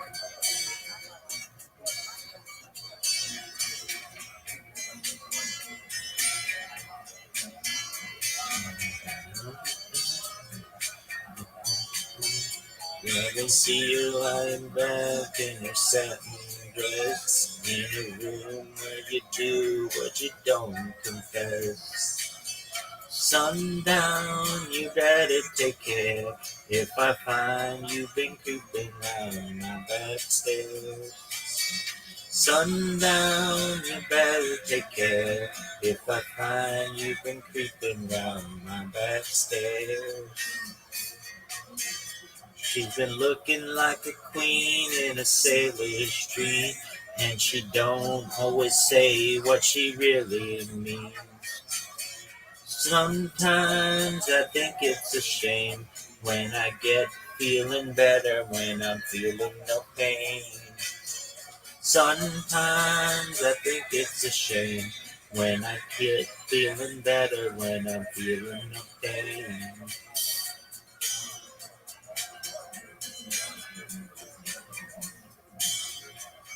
When picture never moved that a man could make, getting lost in her loving is your first mistake. Sundown, you better take care if I find you've been creeping round my back stairs. Sometimes I think it's a sin when I feel like I'm winning when I'm losing again.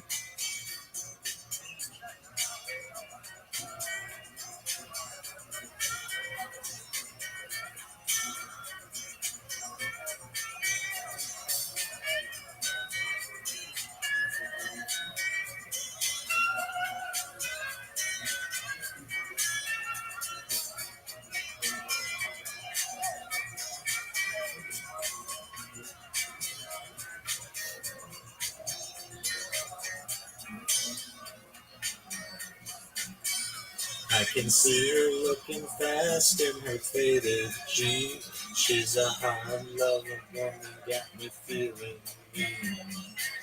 Sometimes I think it's a shame when I get feeling better when I'm feeling no pain. Sundown, you better take care if I find you've been creeping round my back stairs. Sundown, you better take care if I find you've been creeping round my back stairs. Sometimes I think it's a shame when I feel like I'm getting back, losing my pain.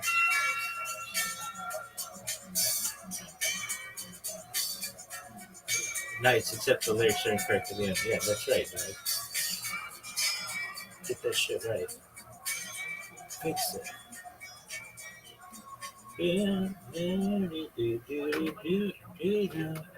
Look at this athleticism. Mr. Crypto Whale followed you. That's a mistake.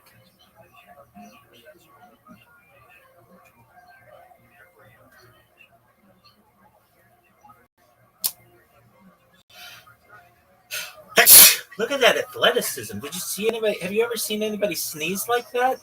It's really unprecedented. I am so pissed at this fucking.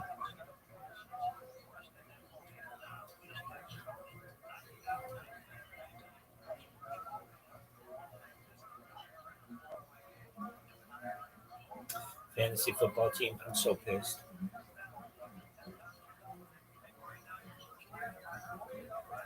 I don't even want to talk about it. I don't want to think about it.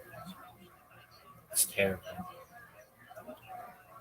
It's a real fucking shame.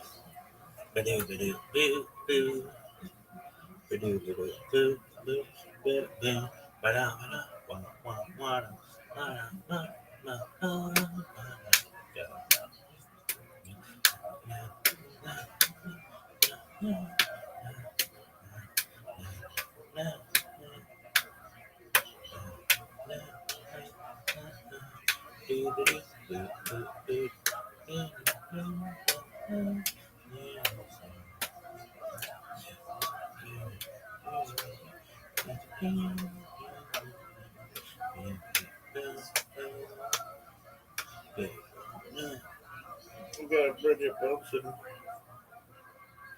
ponytail. Why? Because she had shorter hair, not like real short, but like all her friends have long ponytails, and this girl had short ponytail. It was always like she's really good at soccer, though. Remember that? All right, so what do we do? You get your lazy ass up and press those fucking buttons. I'm so pissed at this fantasy football team.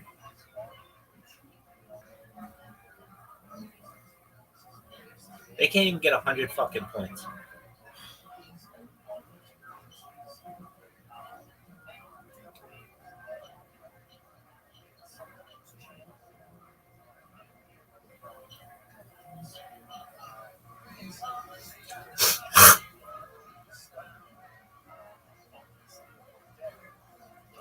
How did Michael Pittman do? Sucks.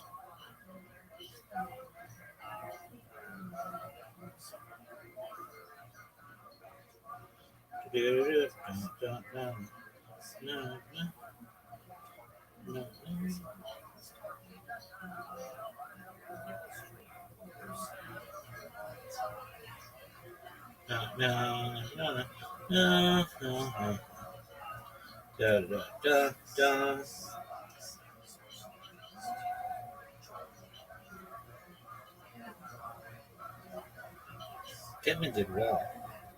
David Montgomery sucked. Debo.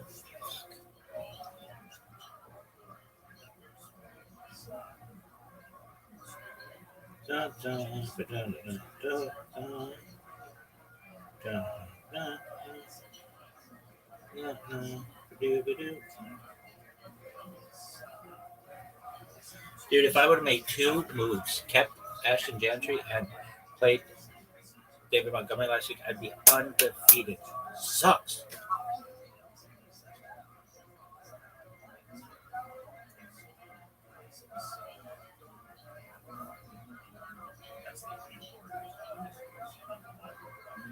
Dude. What if he gets injured? You would have won the fuck. Oh, look at this move. Hey. Why can't they just build shit that doesn't crash?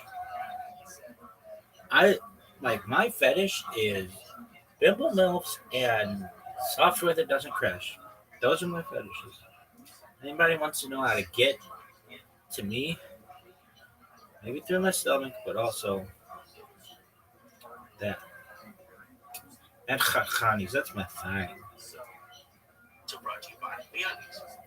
Go to MeUndies.com/Joe and check out all their men's and women's underwear. So pissed. Sweatpants, shirts, t-shirts, socks, all their amazing products. Go to MeUndies.com/Joey to get 20% off of your first order or receive $8 a pair with the MeUndies subscription plan. And shipping is always free in the US and Canada. MeUndies.com/Joey.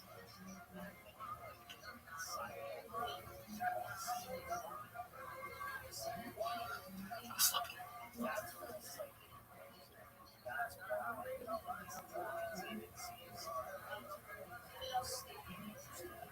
Ain't that fueling?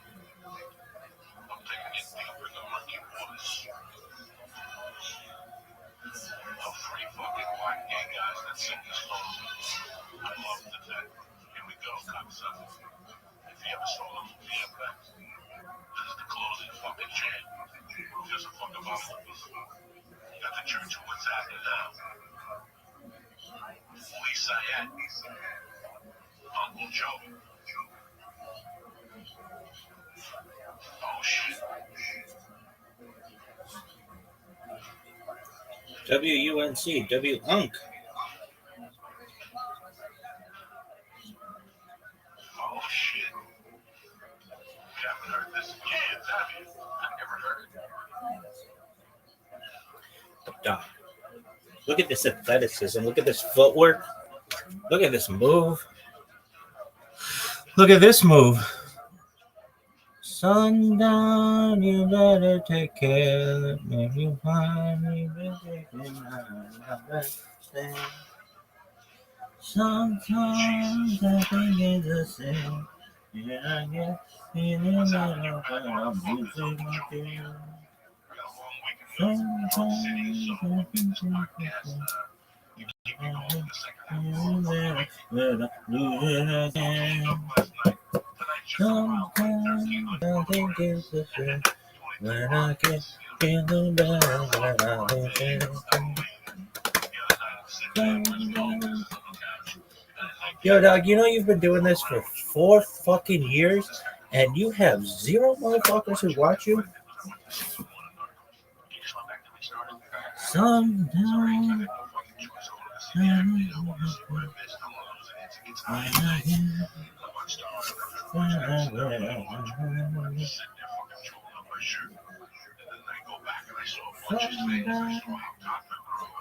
look at this move. This athleticism. It's really impressive, damn it. Gotta take a whiz. The whiz kid. Look at this foot.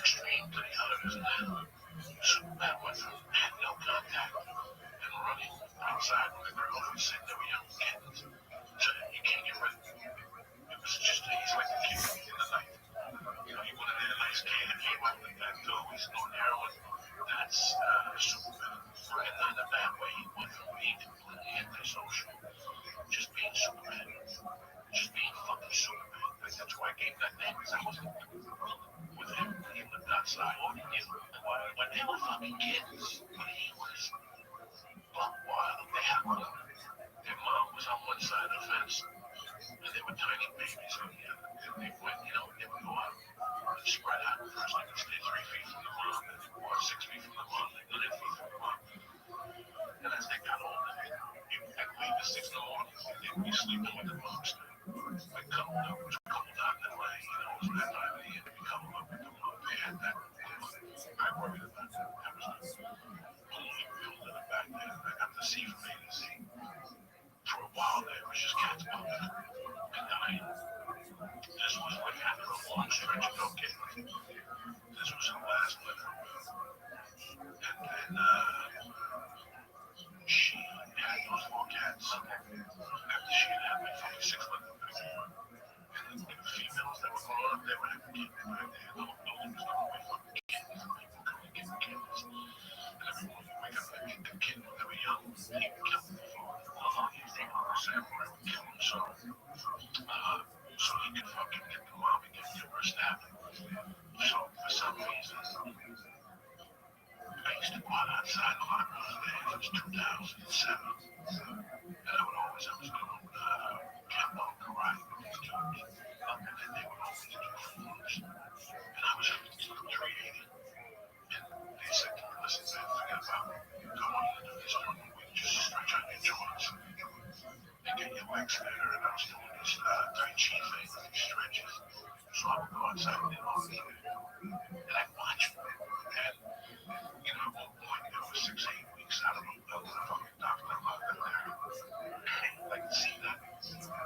The rest of them would stay away, but we had a barbecue out there. It was a community barbecue. It was real clean and shit. What's that one song? J. Cole. Where they were living. And that's as far as they were straight. That's a bit. He was on the fucking roof. He was always lying everywhere. The other 3 fucking kittens. And there was a boy. And he was crazy, but not as crazy as fucking Super. So I would get to the point where I would go upstairs and worry about these 3 kittens. I go, Super, I ain't not need her anymore. Because he's so fucking crazy. He's gonna fight with a possum.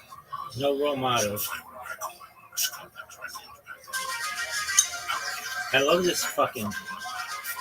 I love this song. It's good. Bird. Yo, what's up, baby? How you living? What up, Fink? Fink, can you hear me? Fink, you can go fuck yourself and nobody gives a shit about you. Worst person ever.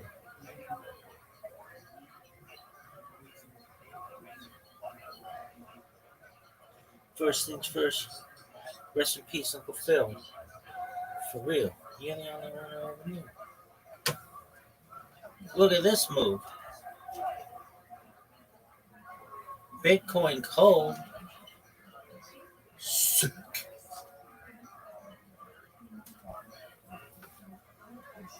How many people followed? Let's see. 175,000. Or no, 175. Account suspended. 179. First things first, rest in peace, Uncle Phil. For real. You're the only one I ever knew.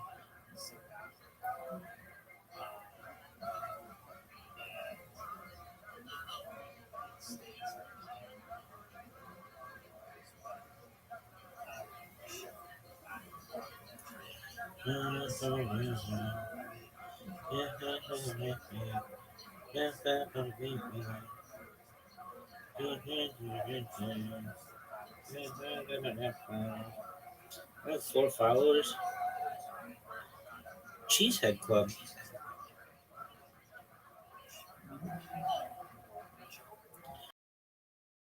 Rest in peace, Uncle Phil. For real. You're the only one I ever knew.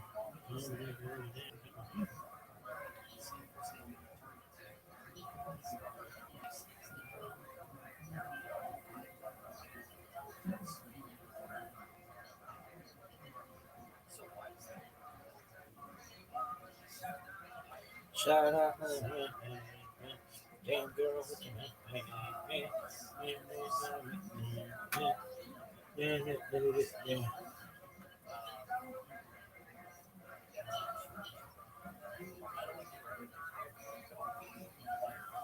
My wife was telling me that the cats were sick outside, that they weren't the same as they were. She was especially that fucking super bad. I know for a fact something's wrong with them. Because that motherfucker hasn't opened in 2 days. So she hunted those cats down and tried to save their lives, give them vitamins and stuff. It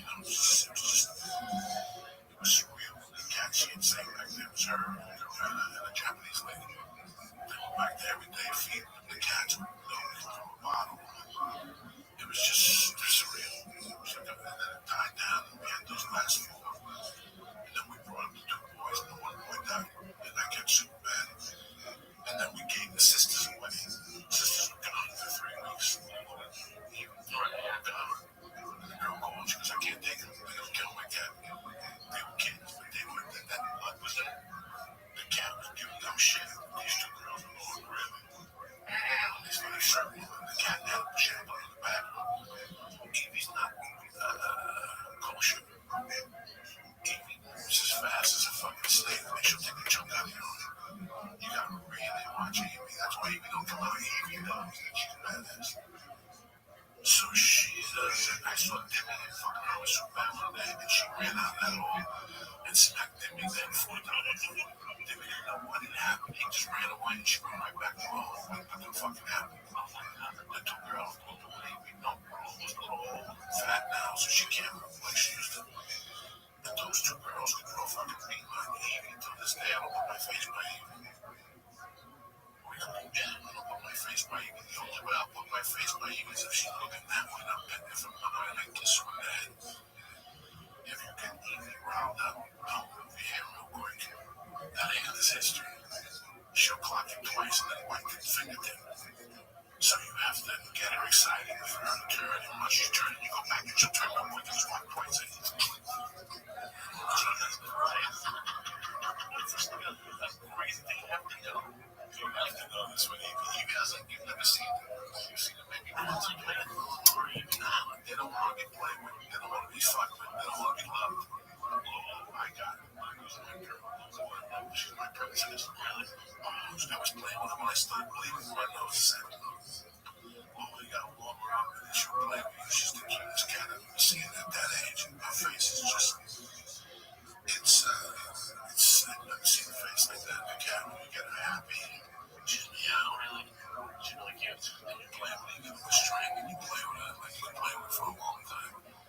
She's that type of cat, but Evie, you gotta keep Evie when you go wrong. Because she knows I'm getting pissed off. Like she'll say to herself, I'm getting pissed off with this motherfucker.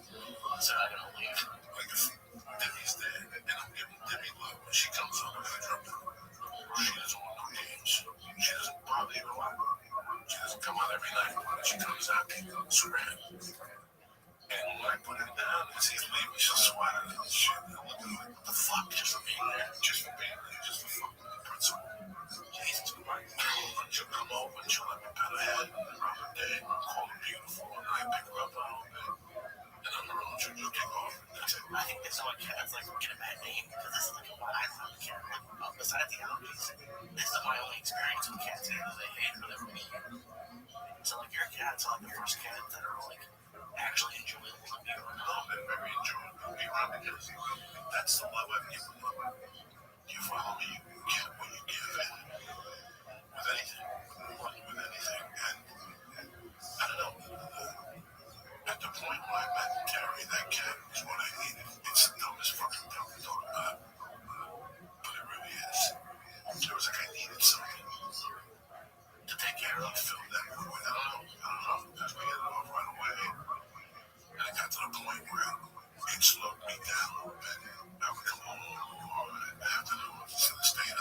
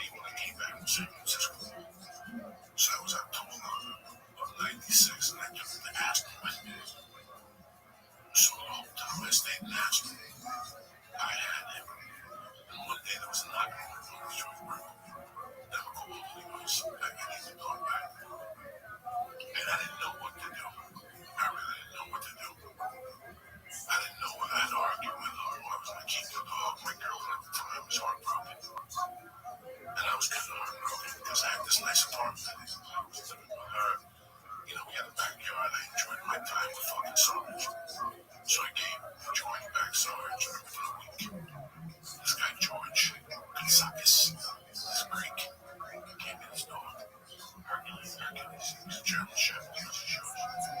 He was probably 8 weeks old, 9 weeks old, just a little form of fat. So when he came to me, it was the off season. My wife went back with the girlfriend I was down at the time, went back there with her family for like 3 or 4 weeks. So I had that dog for 4 weeks and no work. There's no work. Oh, and it's not snowing.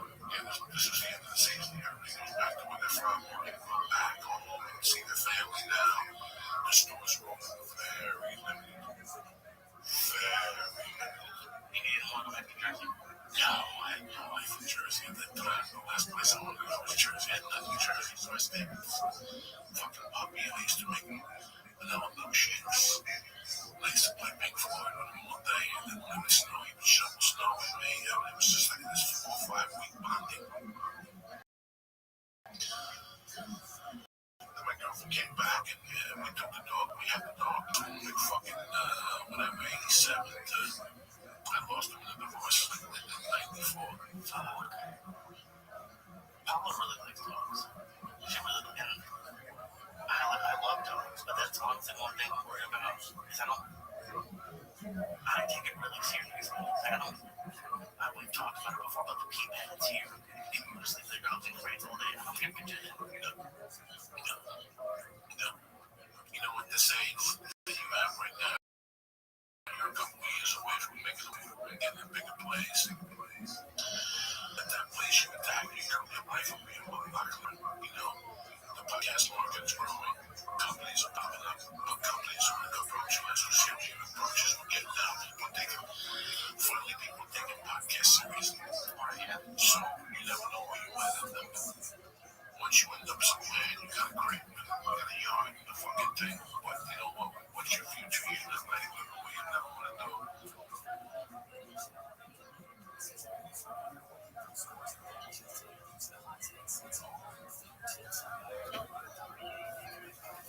What the fuck?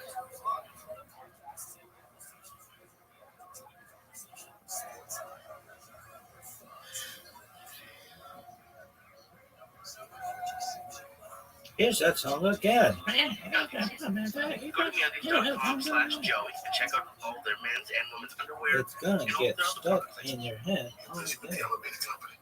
And he goes, what's up? I go, I'm having a hard time with Carmine's that when you come over and do breakfast. And for some reason, I broke down right there. I didn't complain to him. I just cried on my own. I hung up and I cried more. And I felt a lot better than when I came up with that. We all move on. That's no matter how horrific it is. For some people, it takes longer than others. But listen, for now, my wife and I had a conversation again. And that fucking alley really pisses me down. She goes, my wife is like, I know for a fact. She changed as soon as Fidel died. She got really sad because we brought Allie in and she was a fucking kid. And she took to Fidel like sometimes a big cat takes to a little cat. No, she followed Fidel everywhere. In fact, we took to the vet one time. And the vet was like, what's going on, Allie? Like, it was like a foreign trying to be cute. And my wife was, she's got a crush on Fidel. No, Fidel is too big for you. Fidel was a fucking camel at the time. He was 20 fucking pounds. She's like, a 9-month kid. But she would follow Fidel everywhere. So she, when Fidel died, she's, you know, death is weird. Death with animals is weird. And then some people, my friend called, he Gandhi, what, maybe 4 weeks ago, he told me I'm not going to go. My cat died. I haven't been the same for 2 months. She's too much for me for the last fucking 15 years, you know. It's like a kid, but I'd rather have love than not love at all. The thing, I love my animals. I fucking love them. I love my cats. I love coming home at night, preferably coming home and mom or some fucking asshole says something to you at the store. Just get in your car and you drive a moral king. 204 already? This shit's blowing up, baby.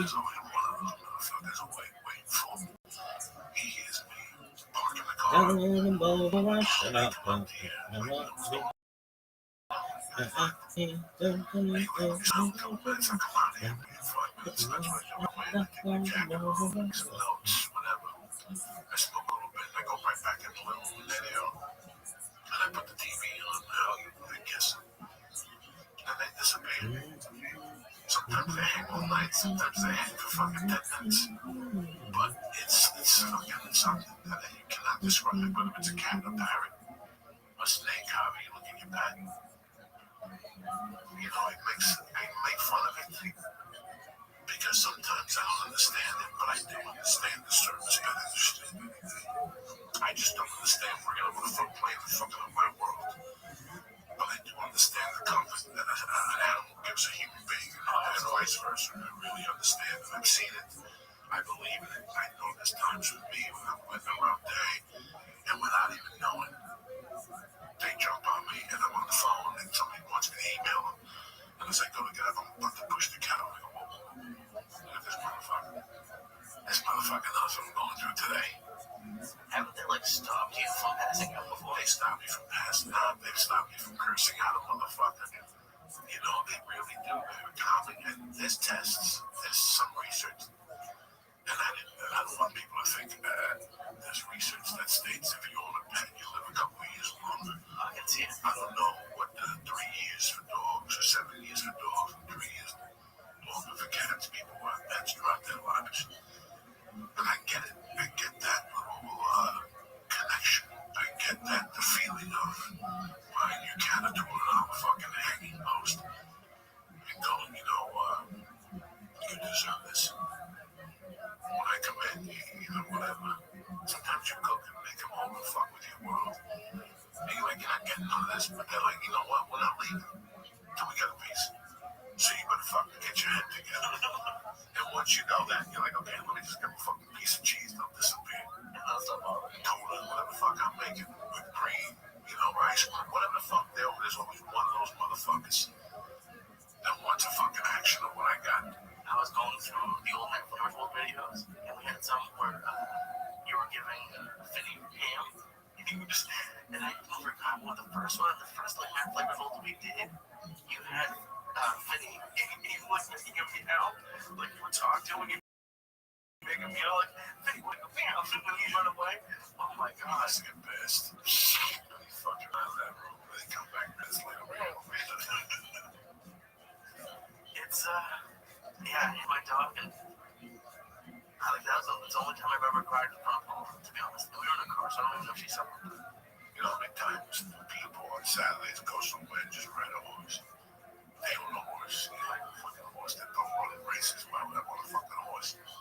When I was 30, I figured out that people like me smoke a fucking dope, put that fucking hard hat on, those little horse boots, and they go for a fucking, really know how to ride a horse professionally, not professionally, like doing shows or whatever. But they know exactly what they're doing. They take a fucking 3 or 4 hour horse ride. Can you imagine what that feels like? On your horse, buddy shit. He stops. He jumps up and does that fucking low range thing. Horse people take a lot of pride in it because they go in like clean clothes. This is all It's a about big thing. when you look at those guys on babies, like that fucking moron brushing his horse, you should hire somebody, but not you don't hire nobody for that. You can't hire somebody for that. You lose the fucking boudoir. If you hire somebody, it's when you brush them. You know how much I love brushing my cats.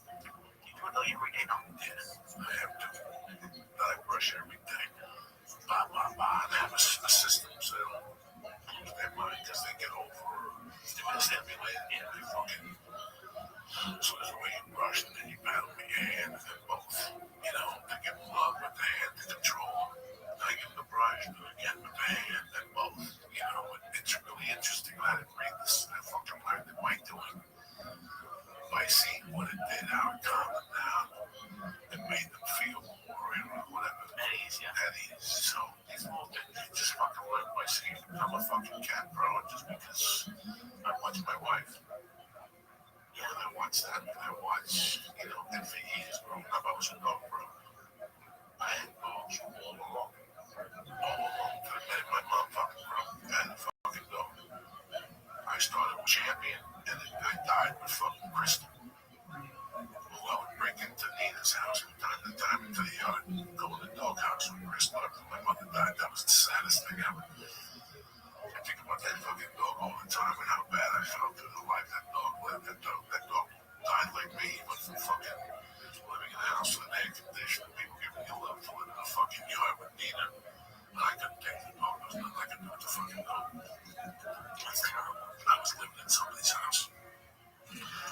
can't walk up with the dog. So no, I've had my horrible experiences with dogs and cat heartbreaks, and I've had to justify it.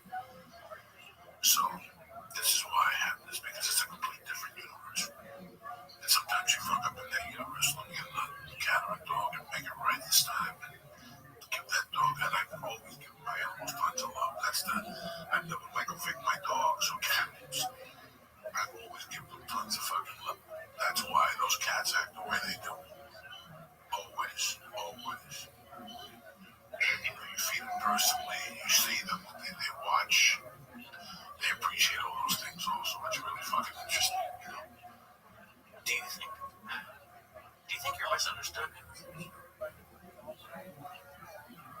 I don't know. No, because I was thinking like cats have the negative connotation, and sometimes among people, and so I've been thinking about you and your special just because I got to go to Austin, it was great, and I was like, because you have this reputation, but then you go and you wonder, like, you went to the podcast with a song like that gay black woman, and we're talking about like little cats.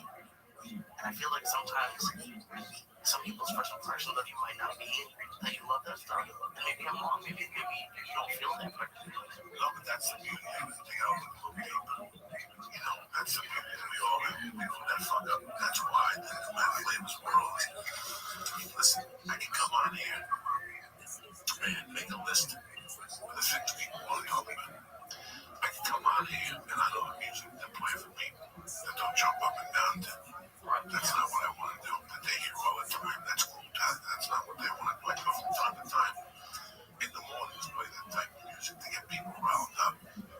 I can be a fucking yes man. You know what I like about cats? The reason people hate cats, they don't come to you when you call them. They have their own world.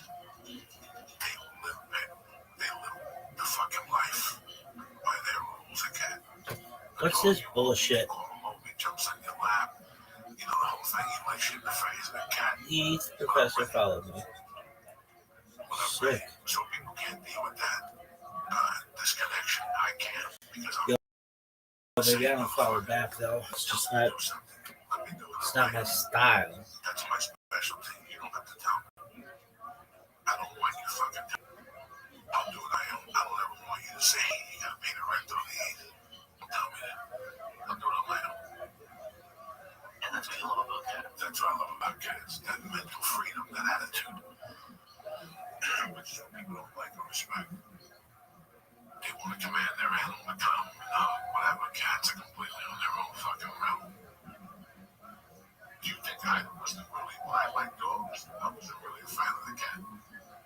I didn't hate the cat. I wouldn't light the cat on fire, so rocket that motherfucker. Thank goodness. But I didn't own a cat. If I went into your house and you had a cat, I avoided that motherfucker. And I remember going to homes and people's cats would jump on and they do it super bad. And Harry do now, and I would be scared to death. And they would go, no, that means he likes you. And I would go, what the fuck kind of animal likes you by putting his claws in your fucking leg? Fuck that fucking bat with fucking legs. I hated cats, but it wasn't that.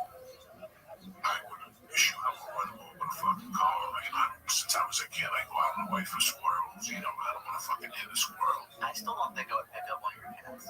I love all your cats. I don't think it would go. I'm still a little bit. Harry would let you pick him up. Really? Debbie wouldn't. And Superman would let you fuck him in the ass. You don't give a fuck. You can pet him for an hour and let you fuck him in the ass. Allie won't let you pick him up. None of the girls let you pick him up. I wouldn't even know how to go about it. Just sneak up behind Harry. Harry will drown him. You just rub him by the stomach. And Harry's the one that'll do it the most. He'll let you the most. Harry and Superman will let you the most. But you can't have fear in your hands. Well, yeah, that's what I have. You cannot have fear in your hands, and that's a complete other thing you have to learn over the years. I got bit so much by dogs that I got rid of that fear. I mentally fucking got rid of that fear. Don't get me wrong, when I was coming up here before the black fucking fight, it was outside with that bit boy. It looks like a fucking one of those devil dogs that protects the devil. You ever see those dogs that protect Satan? That's what that dog look like. That dog gets a hold of my fat little fucking tire. That's over. It's like a Chinese buffet. You walk and go in Austin, Texas. You know, with everything. I have fucking oyster balls, my thigh, you know, but you can't walk in front of them when you're scared. I went right up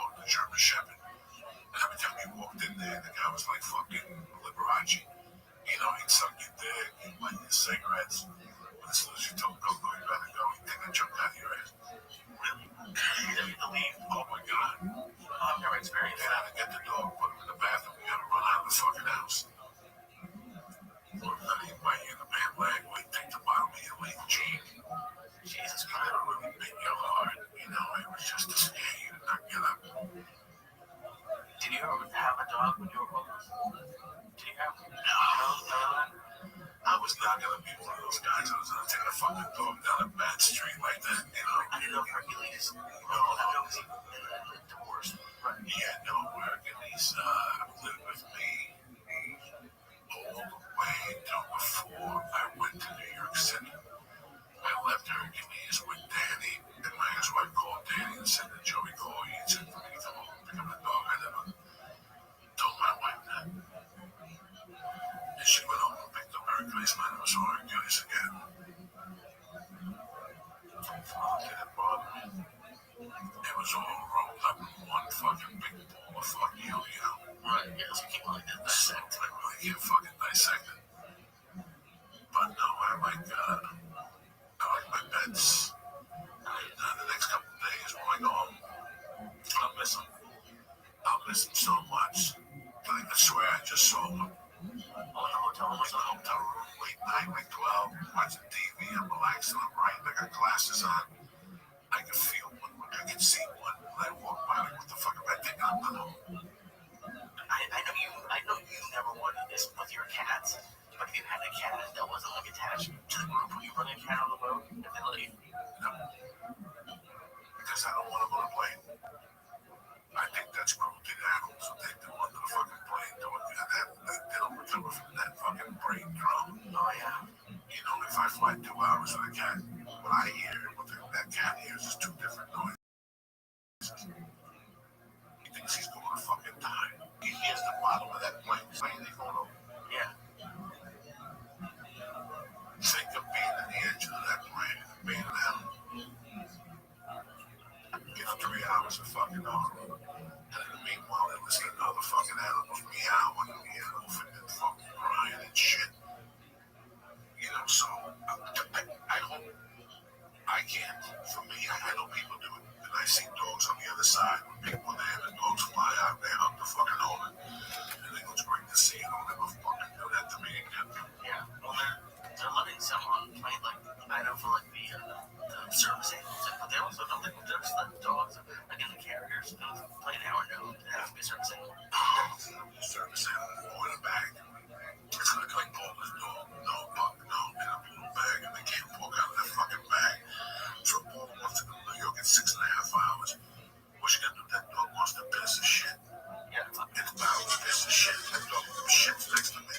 I gotta stab Paul in a little while. You understand me? You do. Oh yeah. So there's that dog, that shit's gonna stink. That's why they put those planes down. Because you've never smelled dog shit. Shit on dog shit's on a plane.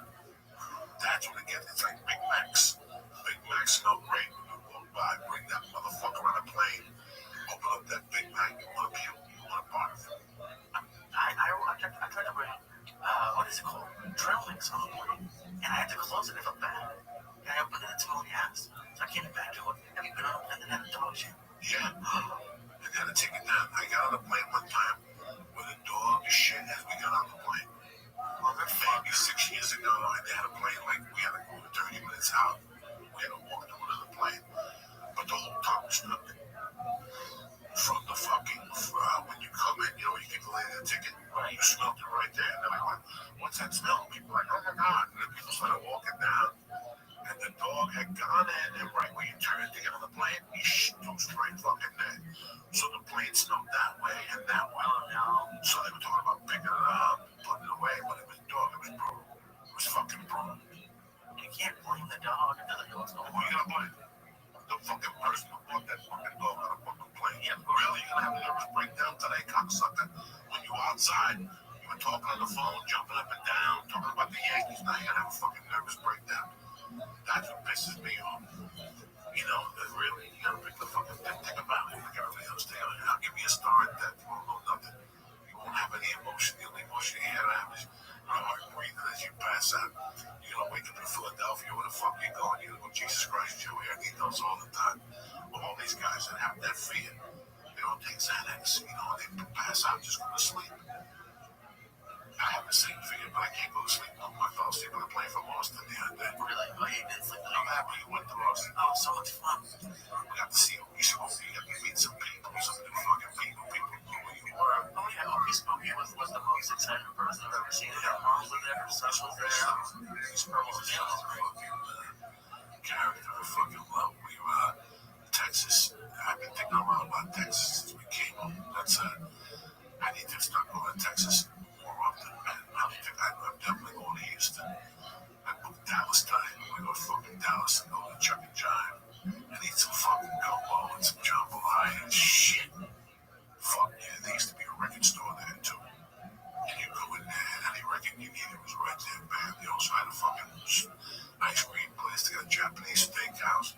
It's a fun fucking 3 days. We might have to take you to the Kennedy Suite. The suite where he slept the night before he got shot and shit. My dad did radio on Dallas. Yeah, he was in his 20s, yeah. Way before you. Oh yeah, way before me. He has top. It was named after him. The place and it had like monster balls. It was like a joke top. Like it was like on the radio. So they like named it top. Dallas is a good city also. Dallas is a good. Like I said the other day, there's a lot of great fucking cities in Texas that I went to. I cut my comedy teeth in Texas, man, and they didn't give a fuck. They didn't know shit happened. You know, it's I don't know, it's back pain, it's been stress. Something that's been on my mind that's been bothering me the last couple of weeks, which I've had a couple of things that have been eating away at me lately. Nothing serious, just, different situations I have to get into. The situation goes down, right? That type of shit. You know what I'm saying? I'm really happy we just sit there and do a podcast. But now, the whole thing is, we're fucking driving down the studio.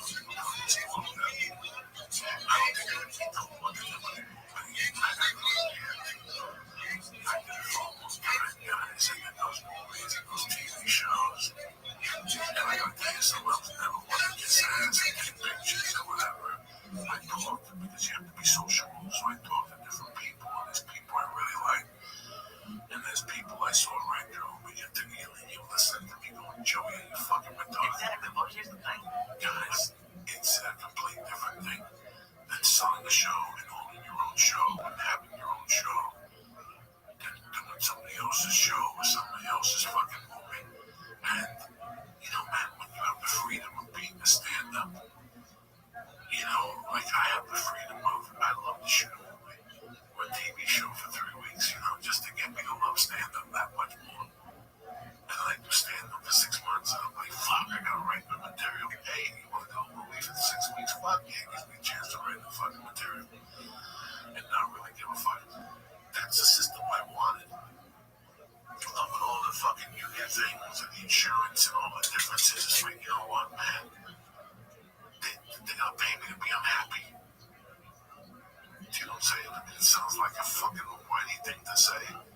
But we've discussed this 1,000 times on this podcast. I'm being happy that's the most important fucking thing that I'm scared to sign on for somebody, and after 4 days, I want to shoot myself in the mouth. That's what I'm fucking scared of, to be honest with you. Doesn't that happen to everyone when they start a new job? I mean, I think what the difference is going to be is when you started 20 years ago. You want me tomorrow, we'll go join me. We're going to suffer one day. If I leave it tomorrow, I'm going to marry them. I can have a start. I will spend 2 days of my life in this region in his own country. It's not just stating it. I control the United States and I control the country. And I can't read that no more. I can't read the fucking. I dare them to say that's not true. It is true. I can't read so American athletes do the same. Even if I did the first I did make American can't treat. It's too humiliating. I can't handle it. And I shouldn't have to put up with it. Sick of treating everybody in the world. My nation of 350 million people to be forced into doing things that are bad for me and my children because of some country like this, a violation of the most basic rights we have with our leaders just represent us being some because most of the time what are you doing? And there's an ongoing invasion where you have to make us crazy, designed to turn us into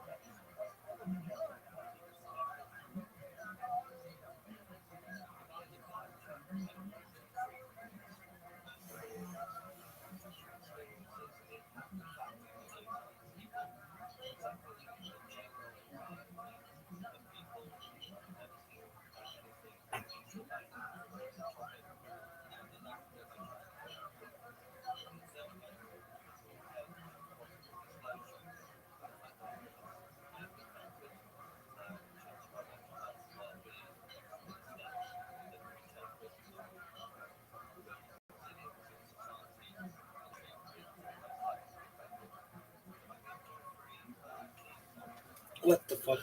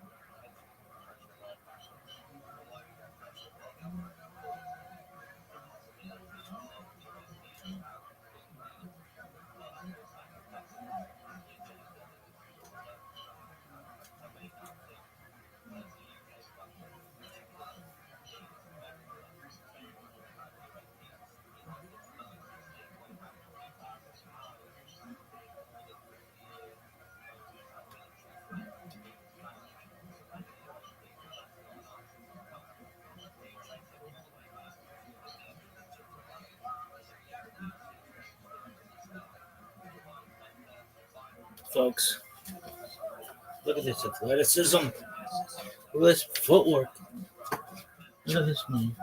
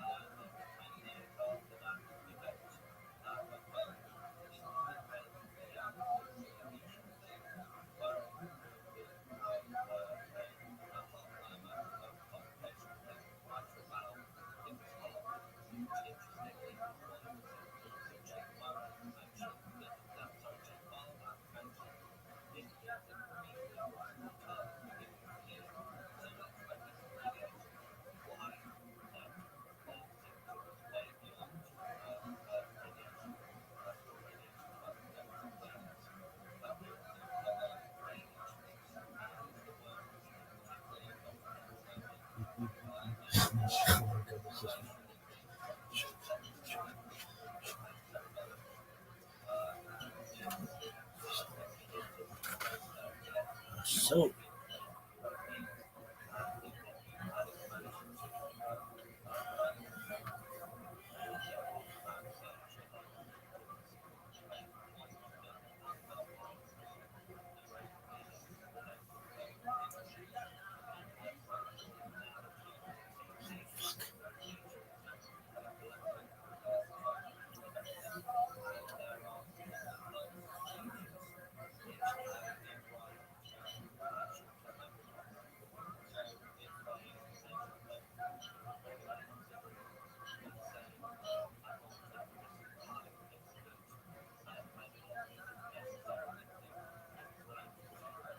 Cash Monday. It's always Cash Monday.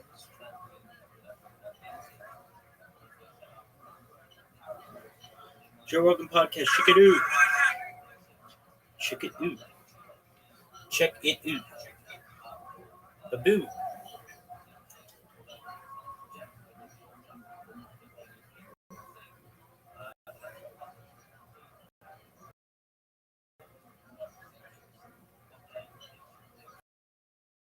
A boot.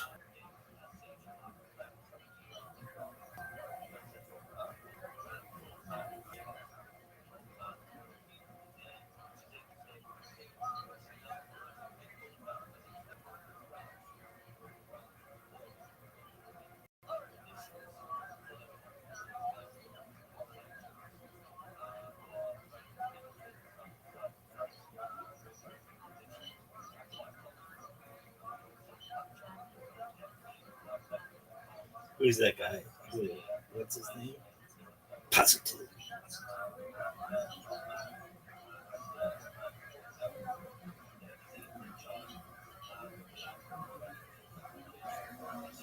Brody.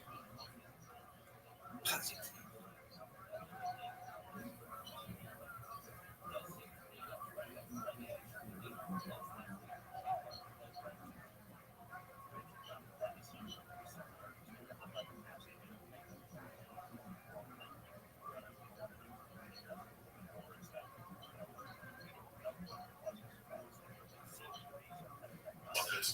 What's up, Lisa? Yeah, where the fuck you been? What's the other question?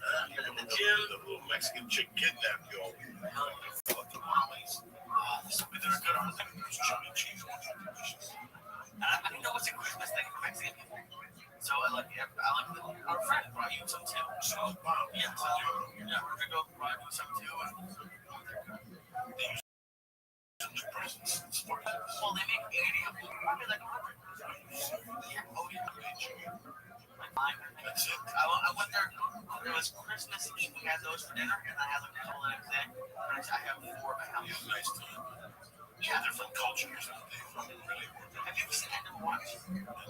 It's the cop movie with Jake Gyllenhaal and and they're talking about how it's just like for Jewish people, maybe it's important, but it's like the holidays. Not at least from my family, it wasn't like the terrible times. There's always someone in the house. It's always a cousin or something. And it's if you like them, it's great. Like well, I have some cousins who I'm not huge fans of, but it's not that fun. But when it's people who you like and enjoy spending time with, it's fucking traditional Jewish dinner every year for Hanukkah. Yeah, brisket, monkeys, and that's all. You know, it's great. I love my family. But it's up to you. Fuck yeah, in the freezer, I'll made up lunch. Yeah, you still got monkeys in the freezer. Yeah, fuck yeah. What's happening, Brody Stevens? Great to be Steven Brody Stevens. Got it.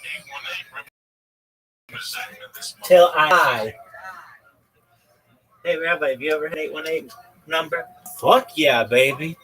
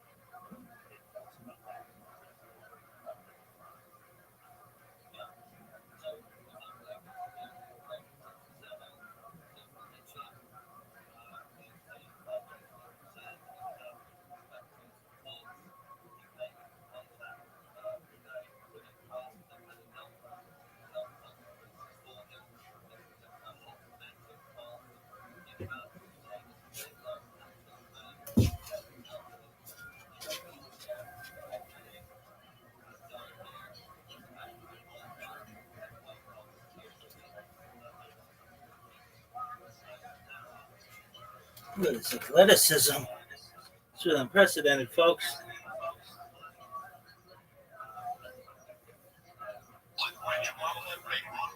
I've done some in Serbia.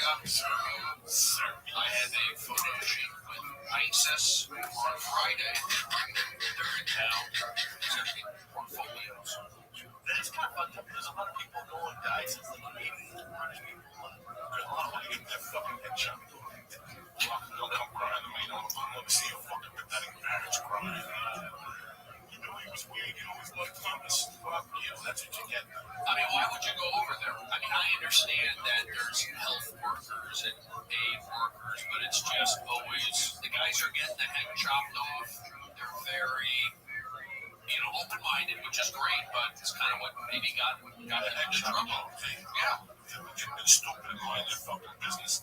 They still would have had a head. Now they're walking around with no fucking head. The parents are lying because they gotta be fucking, they're not walking. Maybe they are. Maybe they're extras. Walking. Look at that zombie stuff. Yeah, like zombie stuff. It's still living. People are desensitized. I think to get. I saw Walking Dead. It's over the top, I guess, right? Is that the fun about it? It's over the words of the story. I don't watch that shit. That shit scares the fuck out of me. Yeah, me too. Oh, it's cheers. I don't want to see that great. When I was a kid, when I was about 13, they had no pain ass. No pain like a lot of ass. What's code word for gorilla or something? It's what it is. Oh, okay. I don't know what kind of podcast this is. My friend and I, the usual gym that I like to say went to the Starbucks where they talked about, my doctor. The interview was such a great one. Was it a good film? Did you go? No, it was pretty bad. It wasn't as bad. Oh, you saw it? Yeah. Okay, go ahead, Charles. So, these were people, strong fucking. My guy was on the helicopter chops his head off. He's still alive. You kick off for an hour, that's it. Nightmares for a week. I've never seen him. I forget the guy's name that used to do those. Dads. That's kind of weird. I like them. But I don't know what TV show fucking movies are walking around. People shooting stuff. I don't. That stuff is it's just so much content on TV. You have to keep up. You have to binge watch it. You have to talk about it. But there's just so much content. I started getting stressed 10 years ago when you go to the video store and there's DVDs everywhere in your face. Now it's just, it's too much almost. And I pulled away. I become a hermit. You have Netflix. Yeah, I have Netflix. It's great. It is. Let's be honest. You can get locked in, but I've been bad recently not watching films, not reading books, and trying to actually appreciate things. It's like I go on the internet, and it's like Yahoo, drugs, UK Mail, Yahoo, UK Mail, even barely, I'm just like wasting time. And I feel like I need to take action before that I see a movie. I saw Nightcrawler. How is that? Which is I loved it. It looks great. But the thing is, Sydney, more about the interview. It'll be interesting to see how much money it makes. It made a ton of money.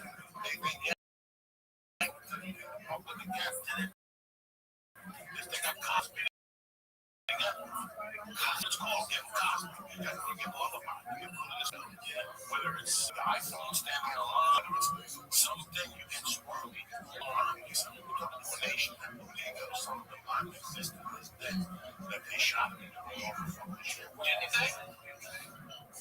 Listen, these American people, we fucking show people how to fish. We go fishing and we catch a fish. We show people how to fish. We come from society. Now when we kill a bear, we take pictures of that bear and send them. They do. So you're not going to send a picture of an Arab picking you up at the World Trade Center.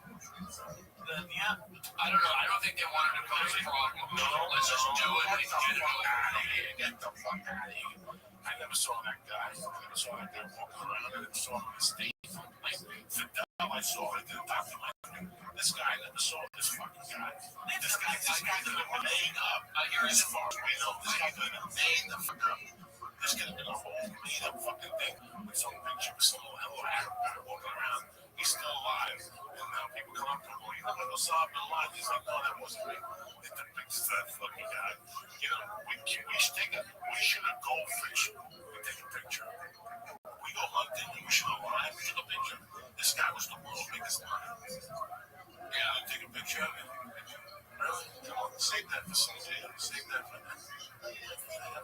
So, you think he's around? So I don't think he's around. I just think that I don't even know if he ever. What? I don't even know if he had. He was a hologram?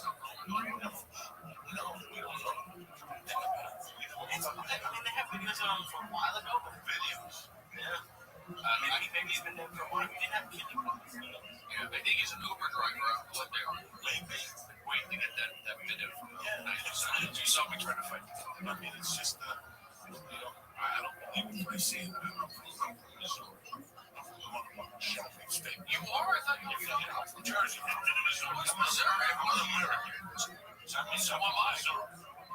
From every state here in America. So how do you from Missouri? No, because it's the show me I'm a fucking state. Got it. And you just show me I'm an American. Show me. Me too. Show me a picture of Osama bin Laden with his eyeball on.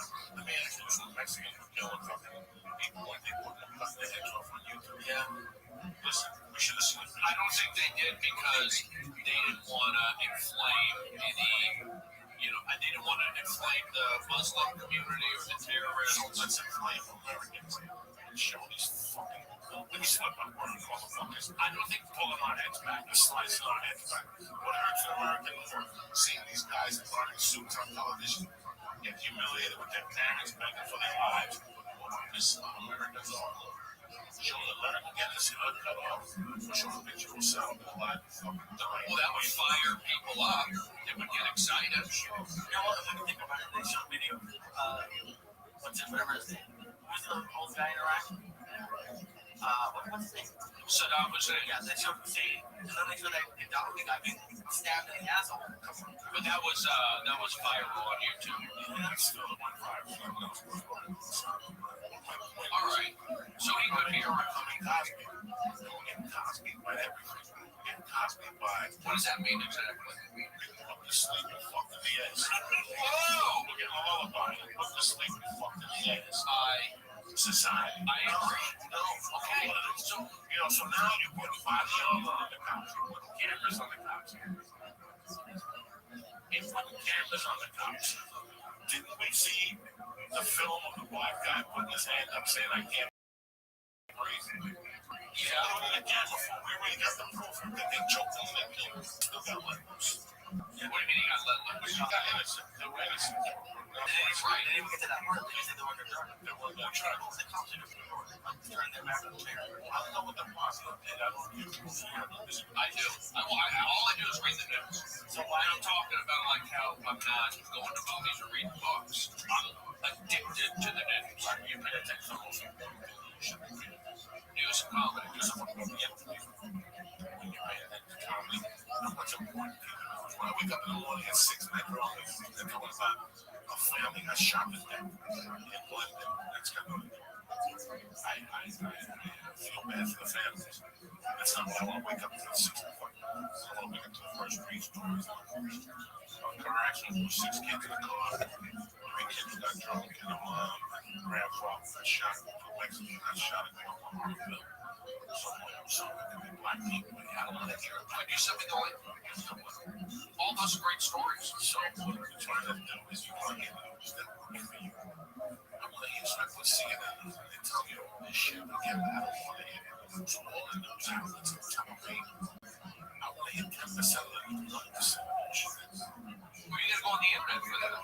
You're gonna get the real deal.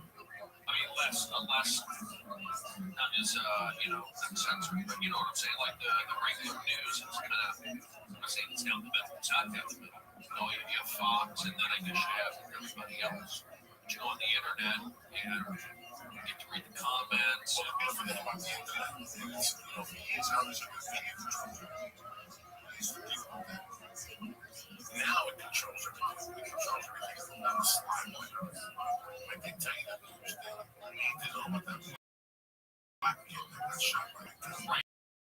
There's a lot of that. Yeah, and pull tells me it's out there. I'm a white guy shot by the black suspect.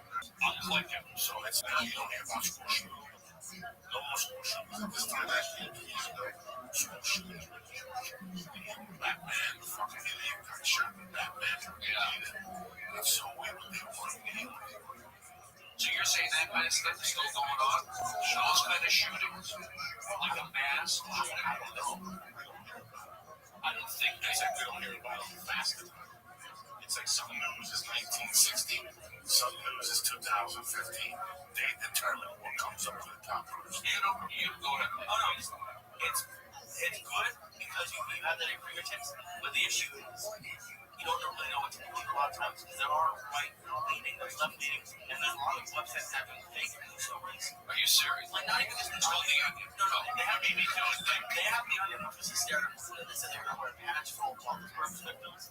Pittsburgh quarterback that lives in but they have these websites that are posing as real news, and when it's so close to being true, when it's like it gets all messed up. Like today, they have one like there's gonna be another new season of Breaking Bad. It's harder to know what's real or not. I don't know that shit. Those guys have more friends than right. It's all those things. I go to honestly, I go to Drudge, ESPN, and UK Mail. Yahoo is like cheese balling. Some of their news stories are very good. And then you look at comments, you go straight to comments and you see. I'm not going to say it's a rating country, I guess it is, but every comment is kind of conservative. On those stories, I follow like cultures, flag, or it's always blame Obama, and then it's, racism. It's just a bunch of them. And I love reading it. You got it, thumbs up, yes, anonymous. Kidding.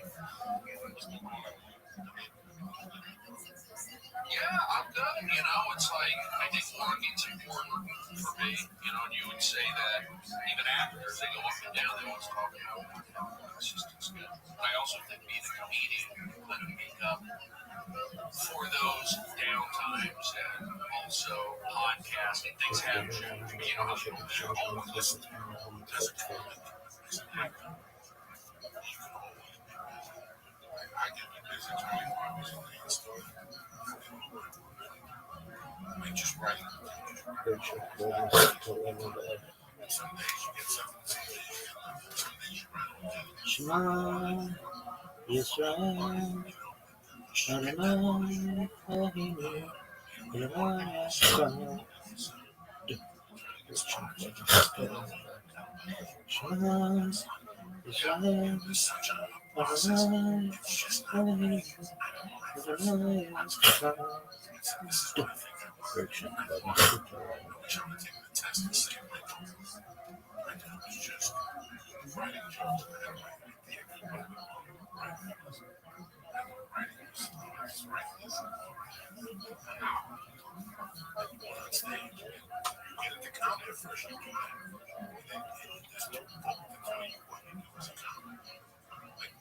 If I lived in Michigan, my days would come. Yeah, but I will say the word bones. Why like Judy Carr? Yeah, shit like that. When's the last time you called it Judy Carr? When was the last time you saw Judy Carr? You had it. That's my fucking point, okay? So all these people that give you books are written by people that you don't even see do fucking comedy. Well, Judy is very busy right now. Doing what? Show. Open up. No, leave her alone. What fucking club Judy's at this fucking weekend? Leave Judy alone. She doesn't deserve this. Judy hasn't worked in 90 fucking years, so things change. Every year, if you're a comic, things change. Yes, I agree. What I got here is a comic. If you did a co-star on a TV show, when you occurred, people want to see you on the weekend. Yeah, say, okay, people signed you, the agent signed you, manager signed you. They went to the comedy store, really jumping up and down. People want to see their dick. Or is it not like that? It's the internet now, and it changes every year. When we got, that was a big thing. We got it when it became cable, and then it became. You and I got it in 98. Yeah. Yeah. Yeah. Yeah. 1,000 shows you were on there. Tons.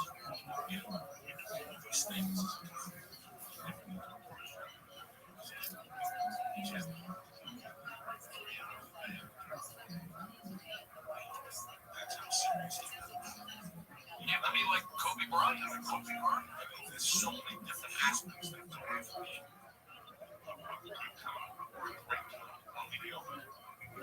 I know when I was a kid, and now I'm a little better. I know so much. It's like MMA training. You just don't box. You get to 2 days a week and conditioning. The listen fights. Probably 2 days a week. Fucking box 2 days a week. We're all together in wrestling and getting dicks up. Radio. What happened to Jojo Silva? It's just not getting laundry. It's just not getting. I hate that. I know who that person is. It sucks.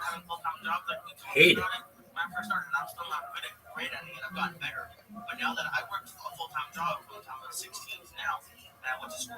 So I always had something to do during the day. And when I first started doing this full-time, part of it was I was being kind of lazy. I would just watch TV. But now, even when I'm working a lot, I'll feel like I'm being lazy because I'm at my house. And it's hard to fill as much time as you think you should. But also, the schedule is a lot different. So even though I'm not doing stuff before, I'll be out until 10 or 11 o'clock at night. So it's a hard transition. For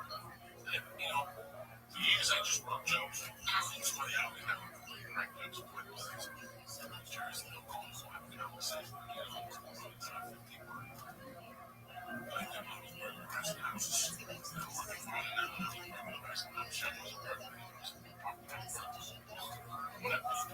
Shocking. But it's so weird in my work. I get up at 5, right, tweet Facebook, right now. Damn, baby. If my wife takes a shower, she comes out and I do something for the baby.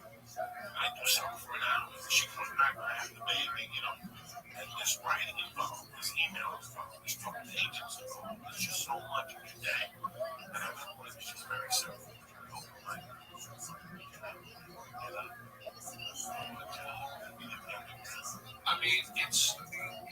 It's just crazy in terms of, the internet was a game. For me, it was like cable was a game changer, and then like internet satellite TV it turned into TV. It's like turned into 60 channels to 200 channels, and then the internet came on. That blew everything out of the box. So you have that, and then look at what's going on. But I also think that we only still have 24 hours in the day, and now you get that 2 hours. That was we're in Seattle. That 2 hours of social media wasn't there. It wasn't there. But a lot of people listen to my people social media doesn't work. It's fucking Twitter, it's Facebook. Both of you guys are amazing at social media, and I say that from seeing comments. Now comments are more how much it hurts that Twitter. Because in reality, Twitter shouldn't be that hard to do. But to stick to it and be good at it, which both of you I think are amazing at. And it is, it's a skill at this point. You guys should be social media coaches. Yeah, you got to be in the game for the most part. I mean, it's fun to do. I like doing it. I just sometimes don't like the hate tweets.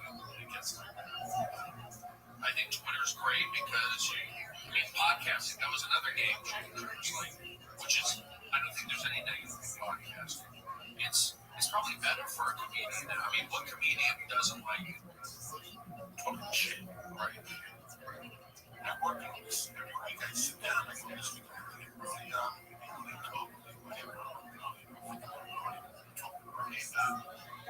When those comes up, I never noticed this is 6 years from now.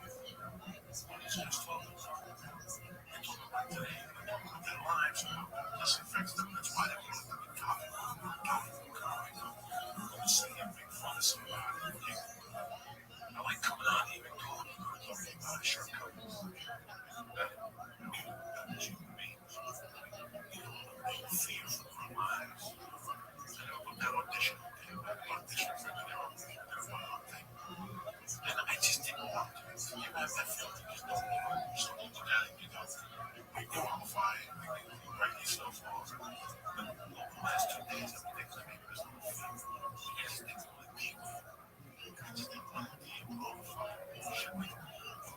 They said no, they don't want to see me over the night. What the fuck? What the fuck? You know, so it's like, deal with these things. This is the shit that affects me today. I train with this big guy. It's a badass jiu-jitsu. Is there any Bravo? No, it's a good enough money.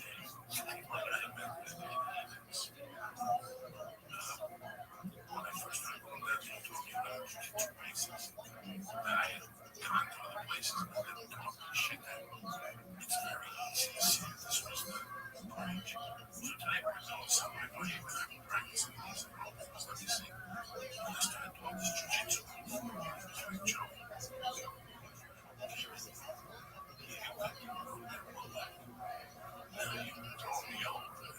She did it 4 times in a row.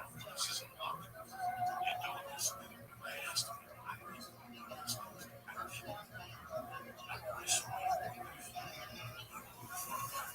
it. Why you couldn't do that? Something wrong. That was just your hand on your own.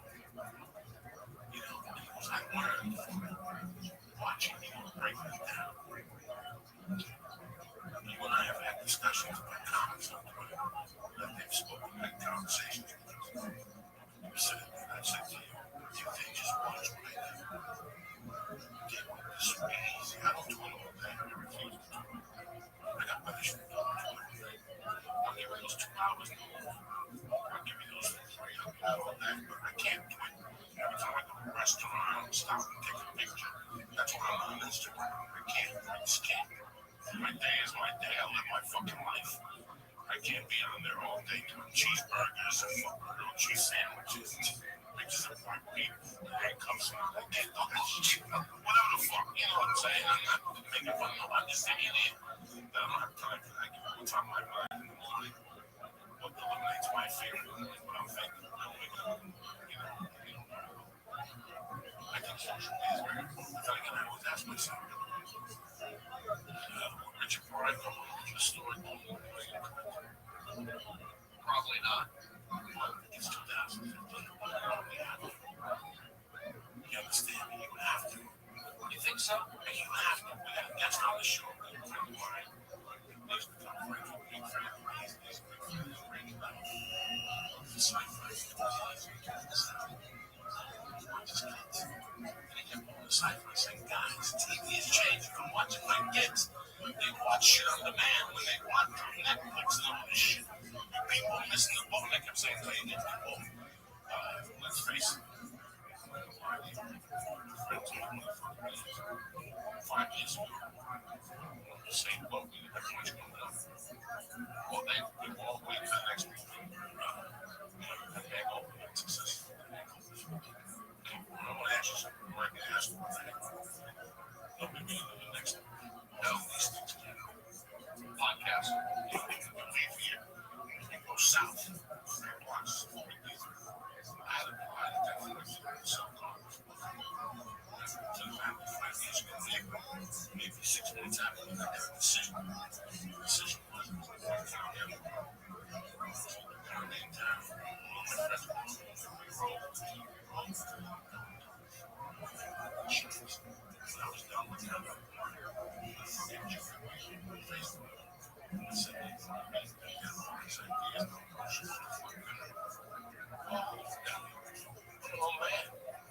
if I stayed that old man, I would be self-conscious. If I didn't take his advice, then he kept bugging me after I the Felicia podcast.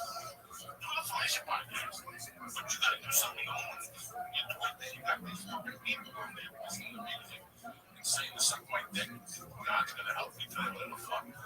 So we did the podcast. You know, so I started thinking like the young man. I had to. That's the only way you understand this man.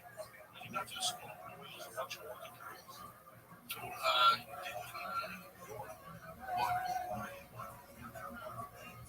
Because they didn't want to.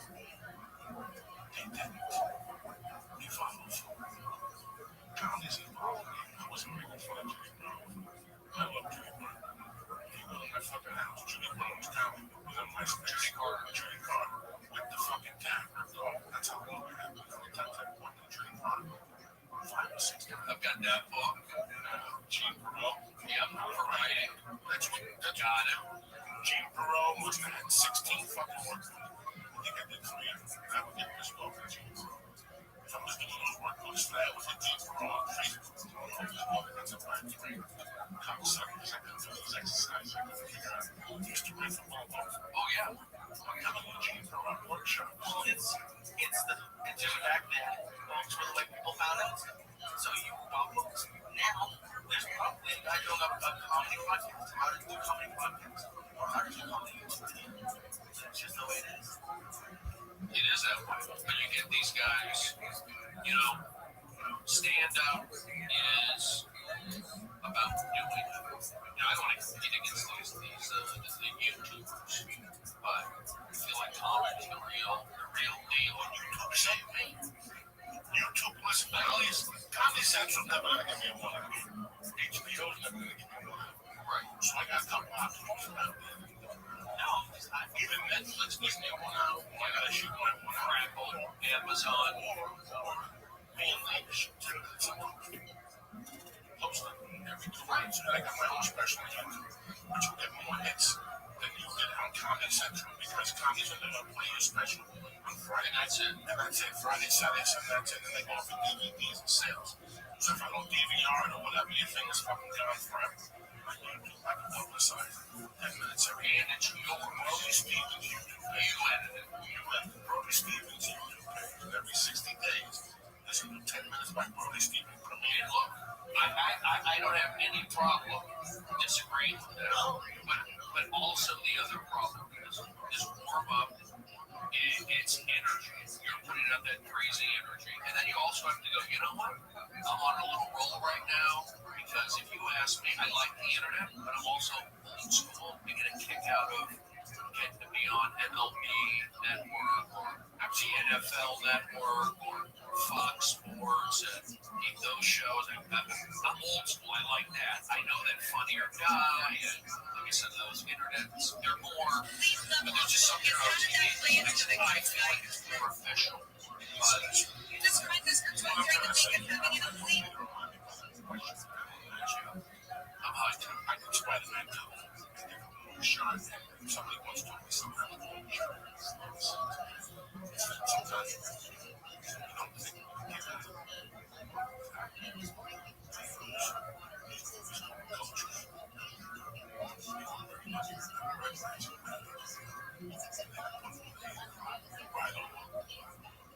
Right along, right back. For me, I need 3 more weeks.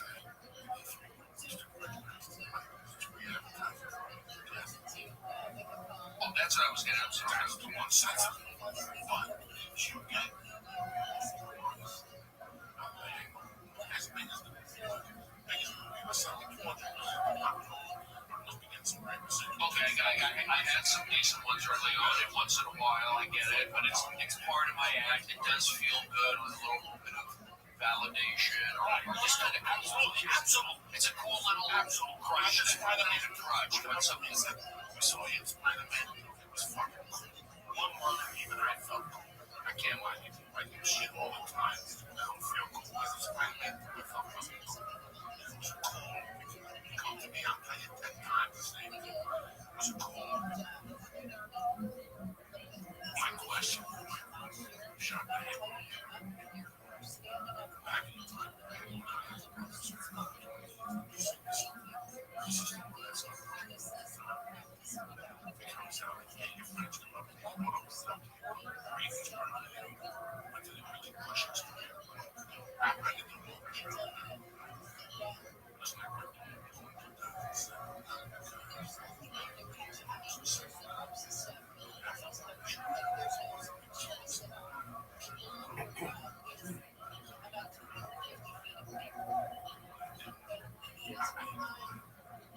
I already had a plan to succeed. I had a plan to fail.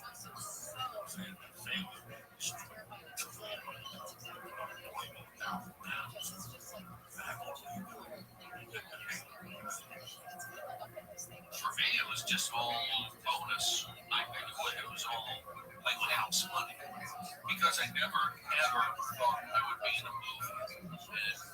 And I just didn't think so. And even when I shot it, I felt like okay, I've been in a couple of little things. I could tell it was a big movie, and I did it. I stayed professional, but I didn't think it was going to change my career. Now, I just wasn't. I come from, a baseball background, college, and very structured, so I just kind of play things close to the vest. Even on my TV show that I had on Comedy Central, which is kind of hard to say that, but I did. There's no denying. I felt like that would give me that would have given me a boost to help me push through, and I think it kind of has with a combination of these other things that kind of like push through to a new level. But I also feel like I'm at the opportunity right now to go even one more level, and then I can quote unquote chill. And I think some of it, honestly, is just getting out of war mode. Like the thing is, I get mic time, I get paid, I get to perform every day for Comedy Central executives and Funny or Die executives, audience, the comedians appreciate what I did at Best Damn Sport. I never auditioned. I mean, I obviously auditioned for I did for the Hangover, but pretty much I gave up auditioning because I wanted to ingrain myself in Fox Sports, where I would know every executive, everybody involved. That was just the best job I could do. And I'm doing 1,000 shows. Set producers like Eric Shanks, he runs the whole network now. George Greenberg, executive producer, he runs. I mean, all these guys are there. So it is relationships, and I went for that. But I feel like now I gotta just gotta ride the wave. It's just warm up takes a lot of this is this particular one's every day for me, I do 4 shows a week. I'm on the clock for 2 hours straight. From the minute I get out of my car and walk across the street, I'm on. The audience is there. I hit them there, and I have to stay on and focus for 2 hours. There's no letdown. And this show is very joke heavy. Joke, energy in and out. It's high energy. Kind of like how Chelsea was. Chelsea, had her books coming out. It was one of these young girls from San Diego and Arizona, and a shot over by the beach. But she just had a ton of favorites. And it was just basically it started out with a paid audience, but then she just blew up, and then it was just kind of keep the audience under control, warm up, keep under control. And it was hard, but I wasn't beat up after. I'd hang out. It's like I felt good. Whereas this show, I'm trying to do the same thing, but I'm not for different reasons. It's an adult show. It's hard to get adults there at 3:30. You can't get the college groups like you get at Best Damn. There's just a lot of. So at the end of the day, it takes a lot out of me, and I appreciate it. I like doing it. It feels good. But I'm also seeing that, I should be podcasting. Imagine if I podcasted and took that chance. Podcast it. It's people, that's all they ask me to do. Podcast, build up my audience. I will go on that road. I will do that. And I don't need more of them, but it's I'm good at it. Really good at it. I don't not like you. Never see me wrong. My girlfriend and I went and saw you in Irvine at the audience. And I've been very lucky that I've worked in TV, and I've been able to go to a bunch of TV tables, and they're fun. But everyone in this one knows how bad canned fake laughter on TV shows sound. There's really bad moments, and the one's bad, they're not going to laugh. They're not going to be a good audience for the show, which is super important. And I've seen it there. I've seen it at the comedy store a bunch of times on home up there. But it's kind of like how the internet kind of gets looked down upon because you enjoy doing live TV better. I think we can warm up and get looked down upon, but it really should. No, it's just that it's definitely a skill. I see him on stage. Yeah, it's amazing. But here's the deal.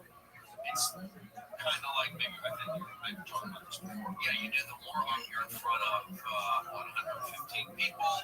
3, you can be like Cam Peel, the guys from 911 or whatever. Chris Hardwick. You get all that, but that's who sees it. We do a podcast, thousands for hear it. So I'm not saying it's wasted in there, but I feel right now like I'm at a point where maybe I could put that energy and go for it. But I also know that I'm good at it. I don't not like warm up. I just can't be beat up and just feel getting beat up. Yeah. Danny Vermont, Danny went there. Oh my God. Long hair. Yeah, no, I know what Danny is. It was either Danny or what's his name? Robert Longblade or old guy or Chunky B. No, he would have done it. No, from old some guy that I see now time to time.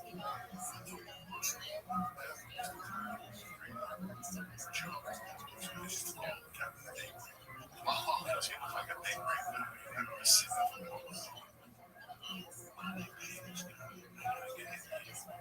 I mean, that is one thing where he was really bad.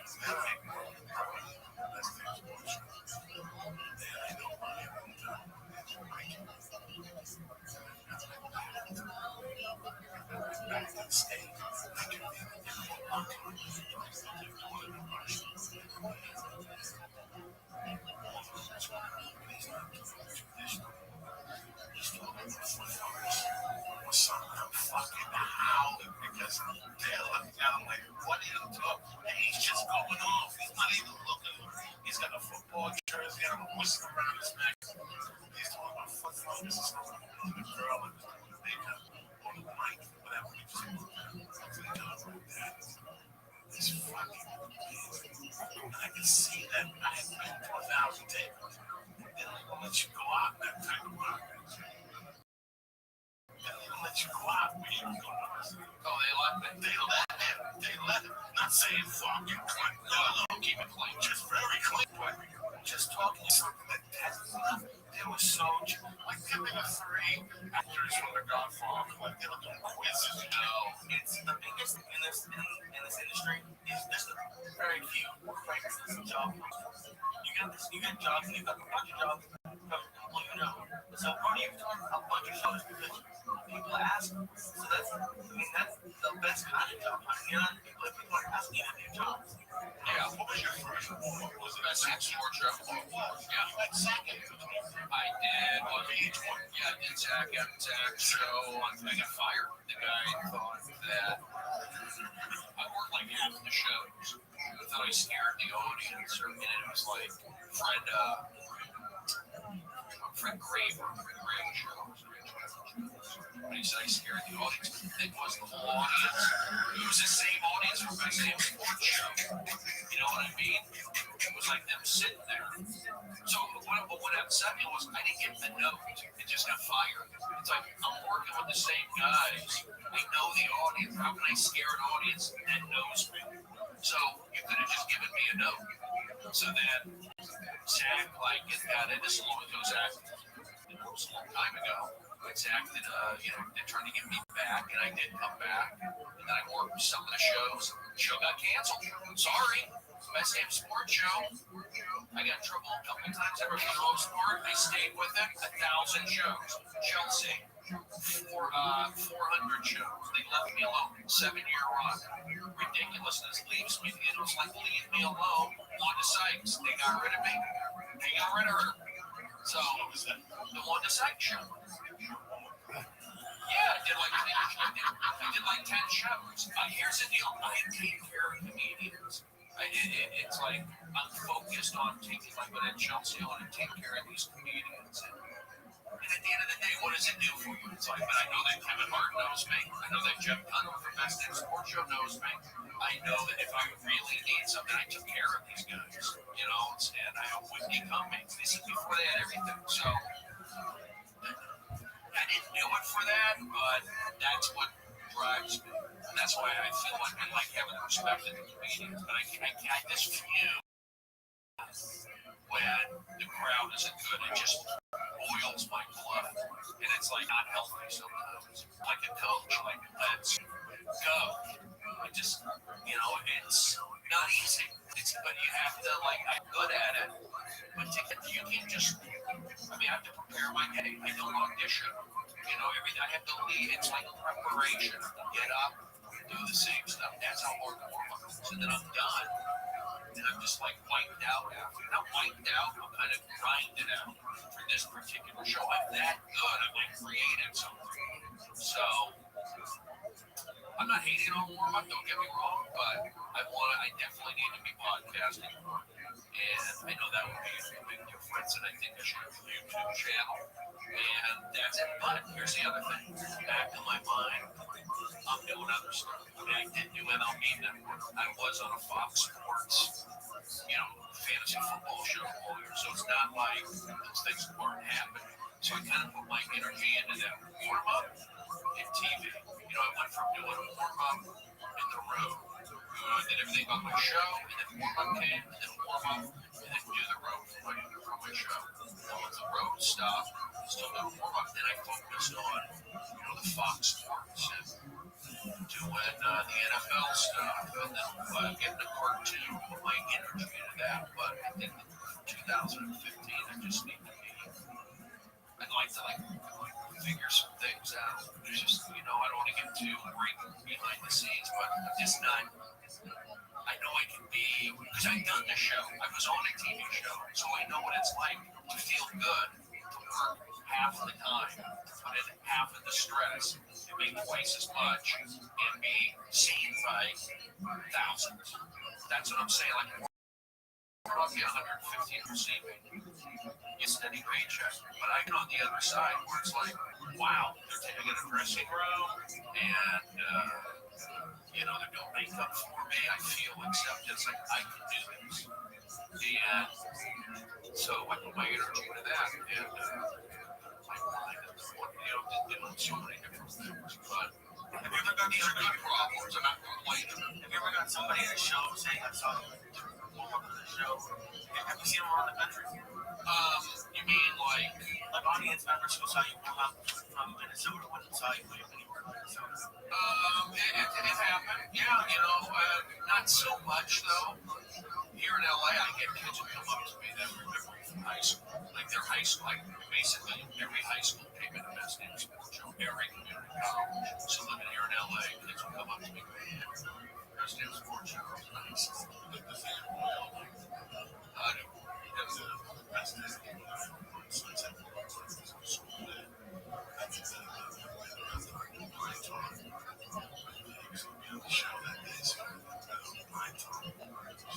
You were great on the show, buddy. On the show. I remember. They were great. The first was kind of on. That was my first TV. It was like 15 episodes.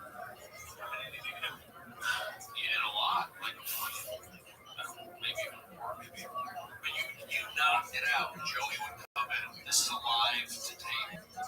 Taping. It's live, basically. Joey, every time. I'm not just saying it, but you knocked it out. This guy's good. Rich Williams, bro. It's still not my stuff. I was the sports analyst. I was the non-committal sports analyst. You were great at that. Lonnie Love was the other one. She was all over. It was like you two, and then the Farland brothers. That was about it. It was like those are the guys doing something. And when you're doing homework, that's another thing. I think it comes from my baseball background, or just kind of being a team sport guy. I'm so mad. I'm sorry. It's all right. Talking about being pushing guys. What does that mean? I'm so discombobulated recently. It could be because I took a beta blocker. That's the thing. I'm taking my meds, but the minute you want to like a Klonopin, which is an anti-anxiety, you take as needed. It's like if I don't take just a little bit after a day, my mind is a little absent. And plus I smoke pot. You got it.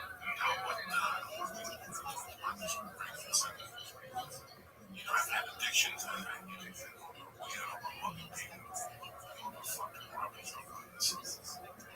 don't know, but I'm just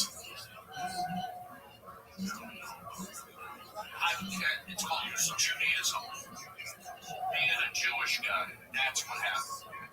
For me, you know, I'll still be I'll give it to you in a nutshell. Like, I grew up in the Valley, typical divorced, Jewish, 80s, single mother, all right? And a Jewish kid. So my story wasn't really all that different than other kids that had the same exact situations. And I know what I'm saying it wasn't that uncommon. So I did that, but I was still like, you know, I was playing sports, whereas maybe I should have been playing drums, or I should have been maybe doing comedy. I don't know. I did sports because I had a good arm and it was an outlet for me. But looking back on it, maybe I should have done art. So you're doing sports, you know, it's a job world. There's a reason why a lot of Jews don't play sports. That's it. So you're in that job world, big nose, hairy, goofy, gay. And it's like, got to me. Now here's the thing, you know, and I'm blaming, you know, parents being divorced. And my dad was around, he was an active member in my life. But there is something about having that strong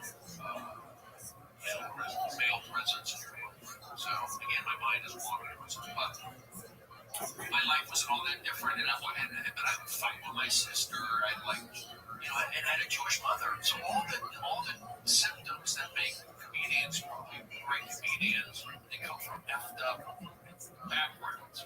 Mine was, typical, but a little more my sister, me playing sports. And then I went to college, same thing, and then I went to Seattle and started doing comedy. And I was just like, I just needed something to relax. I didn't I just wanted to slow my mind down and not be so sensitive. And I took the med, antidepressant there. And it just kind of it gave me confidence. It gave me like a little buffer to be I felt like to be myself and not be so when things hurt me. And then I also felt like it's competent, it's good to be hurt. That's when I started reading the Judy Carter books and all that. So I felt like and then early on, the guys up there, you know, the meetings were going whatever, they would, you know, encourage you and say, hey, you're just funny, keep doing it. It's very supportive. It came from that job. And I went to comedy. And then, you know, you get on that merry-go-round medication. So I took it there. And at first, there were like side effects, but it felt like it gave me a little bit of a buffer. I don't know. And then I went to New York, and I really wasn't on anything. And then I felt like maybe I need, it's like I'm constantly having my mom, the Jewish stuff. Stephen, I want you to be happy. We should talk to a psychologist. We should do this. It's like, leave me alone. That's the Jewishness. Like, give me a pill. So I took like Ritalin to help me focus, but nothing illegal. But after 3 years in New York, I just kind of wanted to get out. And then I came back to LA. And that's when Facebook started coming. So I was feeling pretty good. And then now you're getting inundated with Facebook. You're in LA. That's where I said I gotta get back on like an antidepressant. So, and it took the edge off. And then at that point, I just kind of like went for it. And that's when my comedy started taking off again. And it's just hard to get off the meds. It's not like I would like to be clean, or whatever you want to call it. But it's just hard to get off. So, why don't you get off it? I don't want to feel like the meds made me who I am. I'm still who I am. They don't make me high. But I'm not on a lot of stuff. I take like 10 milligrams of Lexapro, and I take the Victo, I take Pilton as a backup. And that's it. And I take Klonopin just in case. Like, it seems like sometimes I'll get like a little, you can feel me racing a little bit. And that's probably just the addiction. It's not like I'm nervous about something. It's like, I'm doing Joyce Podcast. I'm nervous, or I'm doing something. It's like my body physically wanting it. So that's not, it's like I was telling you earlier, it's like I don't want to be lying over that. Because the situations are making me nervous. But sometimes they are. There is a reason why I am taking it. It's like getting those opportunities. I feel like when I'm on TV, if I'm going to be on, like I was doing Chelsea, where it's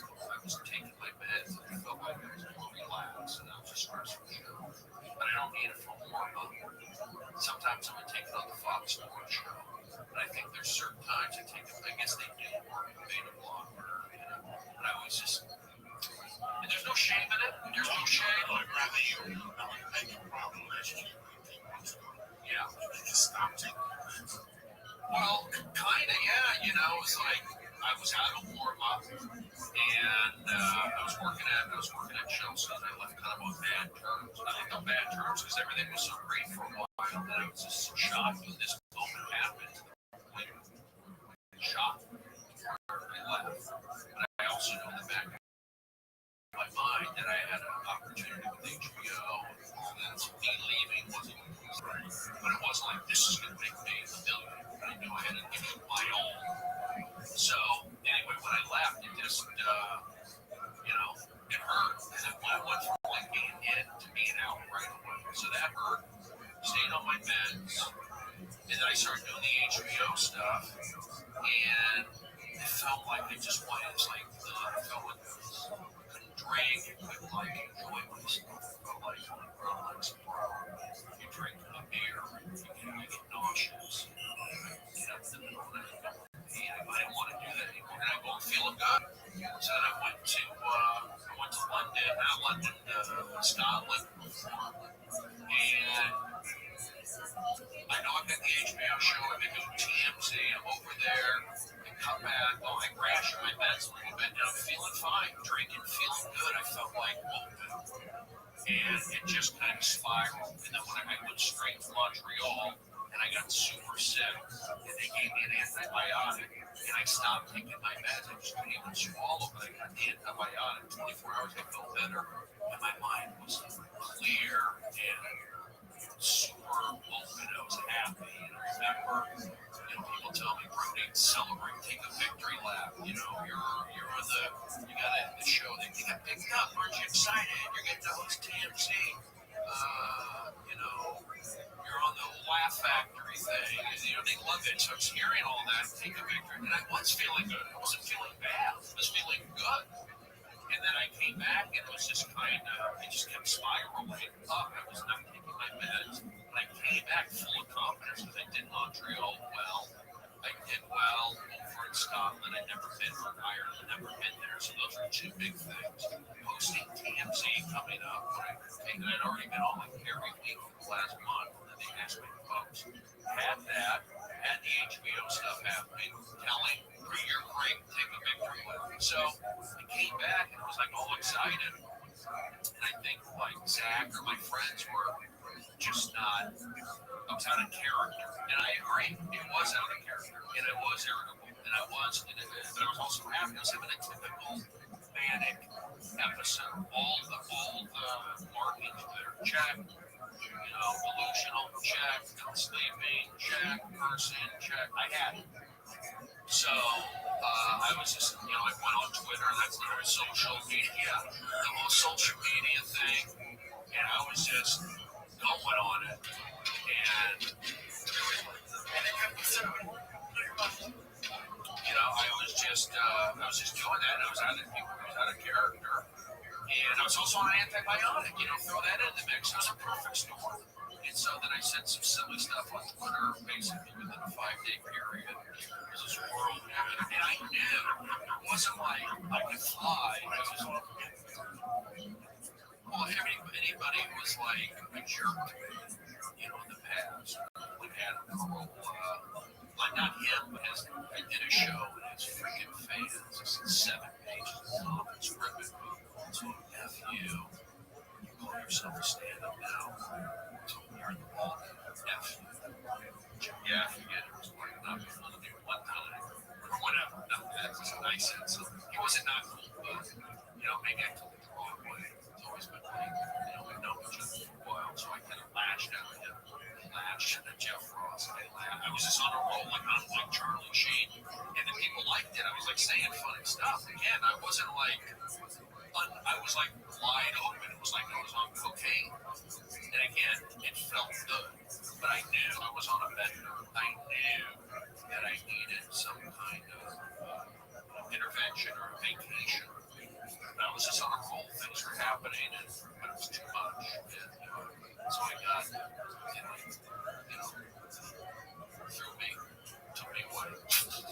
I laugh now. It's like when I got taken away, it was like, once I was in the hospital, like recuperating, it like became like funny to me, kind of that it's rock and roll. That's what happens. I goofed up. It wasn't like this is something that happens all the time. If you're here again, or you had a drug, I did have a drug, I stopped. But I had something that it's just wrong. It's almost kind of funny, but not funny. I did not expect it. Nobody ever made jokes that, oh, are you going to flip out once in a while? The next one is shoot someone. I'm like, not you. You know, you hear about those guys, but I'm out. I'm good.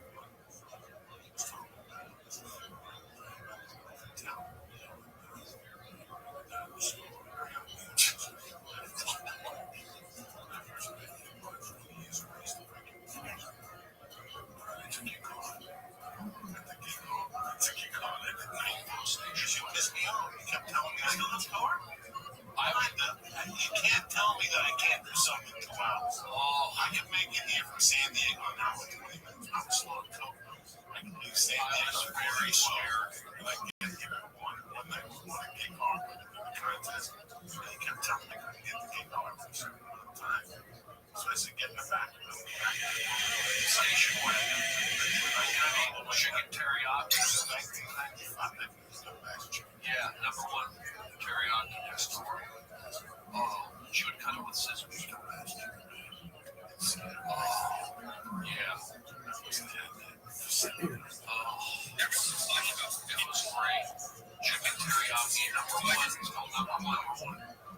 Teriyaki next to the Comedy Underground Squanish. Oh, get it to go and then we'll style. Go down and do the comedy again. Oh, I told you thought about it. Like you were playing at 6. No, somebody go there at 8. Yeah. Josh, sometimes we call Josh and stuff. I do. Drive downstairs and go.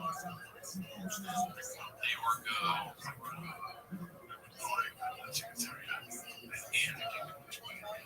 It was good. So awesome. The sauce was everything. Nothing here. Nothing. The one that we go to, the expensive one, is okay, but it's just chicken teriyaki. The chicken up there was chicken teriyaki. And it was a fucking salad. No fruit. Oh, yeah, the salad. Fucking salad. Thank you. Oh, my God. Salad. Crispy. Oh, I can taste it now. No, it's gone. I can taste it now. It had it's like a blue cheese ranch. Oh, my God. Oh. It was great. Yeah. Clean. White rice.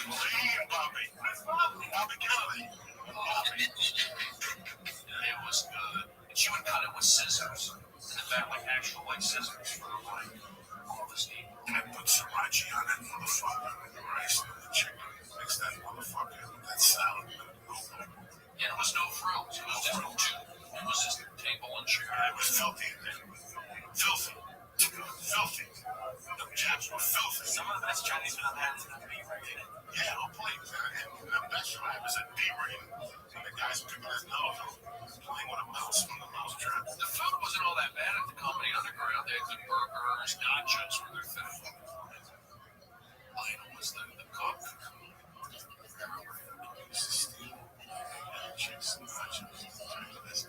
Rita O. Stop it. Rita O.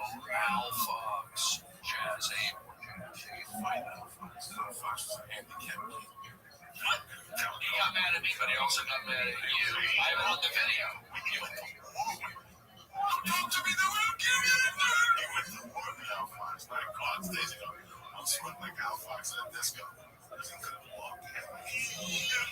I have it on video where you're like yelling at him. You're fucking leaking up to the stage. My face. This one was in the back. We have it in the the median set in the back there. That's where it happened. Comedy Underground was that's where I got my start. doing stand-up, that was the spot where I just learned everything about the fundamentals of a three-man comedy show.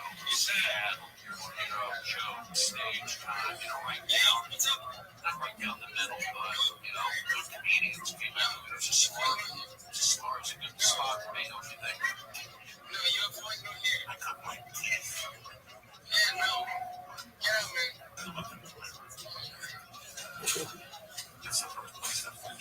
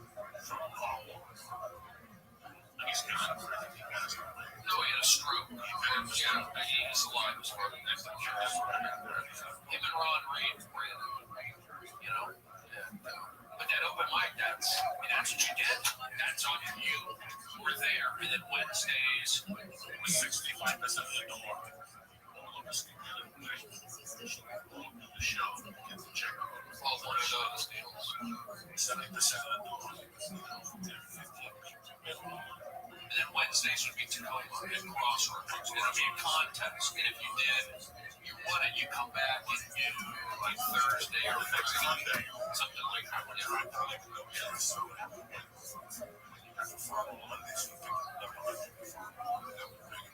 Ken ran it, the chick.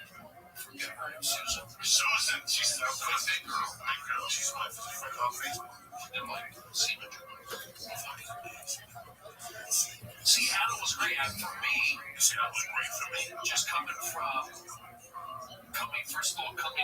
Phoenix to Seattle, those are two opposite cities. You're coming from golf, conservative, to Seattle, rain, open-minded. It was just, I was in heaven as somebody, like, I want to jump into that culture.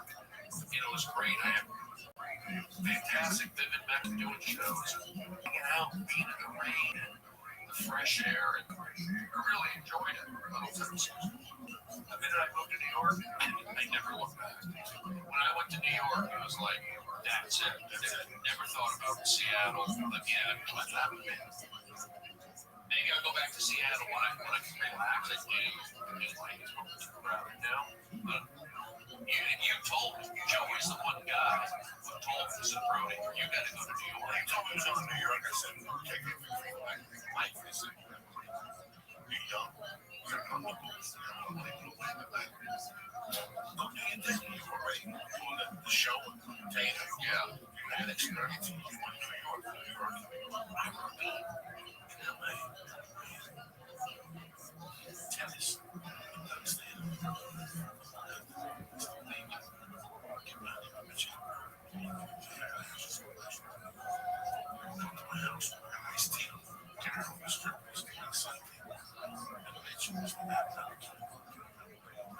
Mrs. Smith makes one to you.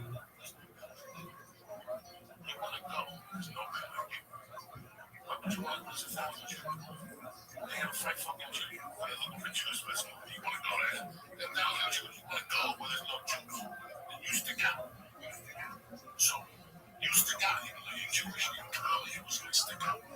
Because there was nobody as great. Everyone trying to do something that one way of the story. And doing 7818 forever. I just kept at it. And you have these breakthroughs. And it's also, I always felt like, can I be funny back east? Okay. And I went to Seattle. I saw funny in Seattle. And then I was a tour guide at Radio City, and at every school from the Eastern Seaboard High School. I was good with that, and then I worked in the comedy cellar, and I was good. So that's what New York, it's tough. It's a tough town.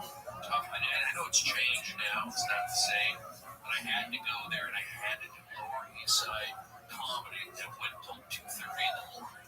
Seattle, you're done at 11. New York is just something raw was there that opened me up. And if it's like if you can make it in New York, you can make it anywhere. I did 3 years, and I felt like that was my plan. I did like 3 years in New York, come back to LA when I'm in the year 2000. I worked in 1997. Went to Coach Morris, Chucky Blood. Yeah, and you're on the street. Yeah, I remember. No, Carol, me, Chucky Blood, it was hot too. I don't think I had sex. I left you with this. She probably left. I'm going to ask you something for you because I'm totally young.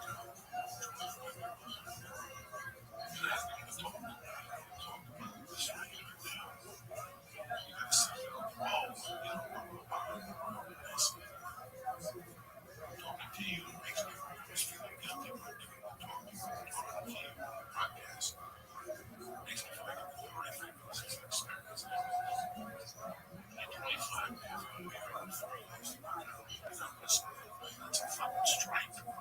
That's an easy thing in a Ranger school. Hey, you go to Ranger school. What are you talking about? You can learn to shoot motherfuckers in the head 50 yards away with a gun and then learn how to open up cans of tap tuna fish with no fucking can opener. Learn shit. And, this is the thing with comedy. You just learn. You just adapt. Did I get something from those 600 tours I used to do for myself on a Greyhound bus? Strippers, to Toronto, we discussed last week. Sure, I got some. I built character. I built a certain confidence that you can't take away. And you keep talking about these YouTubers. I feel the time they're not YouTubers. Maybe the YouTuber and these other guys. I got legs to back it. I got a spine to back it. A story to back it. You can't take nothing away from me on stage. You could take away my MVP page. You could take that away. I could take away your HBO show. I could zap it. That it would never even exist. But I can't take away your stand-up. I can't take away the influence. That's always going to be there. So I tell him, I asked what's his name, right? The singer from Guns N' Roses go crazy. Sometimes people can't digest the success. Probably they can't absorb the success. Whatever comes my way, I gotta absorb it. And I'll tell you what, like I tell me, you tell me, you told me, yes. Go away. You would say, like, leave LA for 6 months and come back, and they'll see that growth. You're gonna grow by doing the road wherever you go, and then come back. If you're there too much, you're at the comedy store too much. They don't see the growth. They don't see it. Probably isn't much. And if you hang around, don't see it. You wide nose wide open. You can't do that. You have to come out of it. They want to do business. They want to know what it is. You have to make them say they want to do business. This is it. Everything is that. This is the major one. That's what I tell you. Joey says all the time. This is it. What's the I heard an expression like that. It's a baseball term. It's a baseball term. Home run. Strikeout.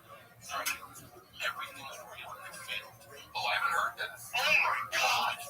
When I was a kid, that's all. Everything's real in the field. Everything is real in the field. That's it. That's a baseball expression. Everything's real in the field. You know what I mean? And it's like, this is it. What you can't have now, leave in the world. Don't knock me. Everything's real in the field, but don't knock me for trying to pay 7 years living real dictionary. Nobody feels what I want to be heard. I'm the hot 9-7 every day. That's my boy. Women and women don't condominium of 5 foot shots, dropping in and it's all about intimacy. What?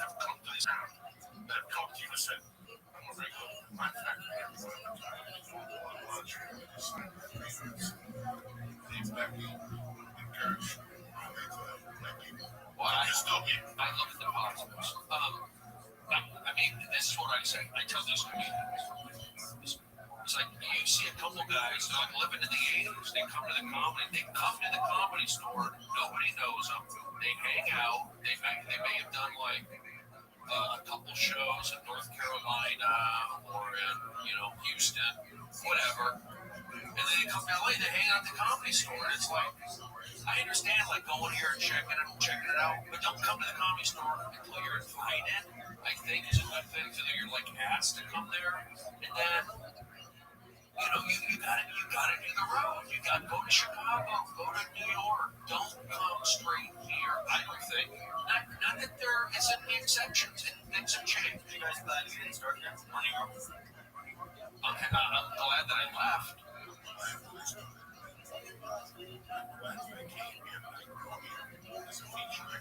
You can't grow in LA. You can't grow in LA. And you will listen as soon as you walk through here. As soon as you walk through that factory, the counties, compared to your hometown, you're going to grow. You're going to grow. You're going to grow. You said now. You said the counties was 2 different sections. Different sections. Yeah. So I mean, the comedy store originally was a tough road. It's the toughest one. It's hard. Easiest one. It's a great book, but now those sliders are killers roads. Everybody who has to follow it, who's got to follow the problem. It's not like Kevin Owens and years ago. They throw it on at 10:15. Those days are done. There's not a weekend. August is the weakest thing on the fucking chain. And it's 9 to 9:15. Once 9:15 comes, then I could be out. Because, you're right. You're in that line. You got E&F, you got Tony Hitchcock, you got John Conway.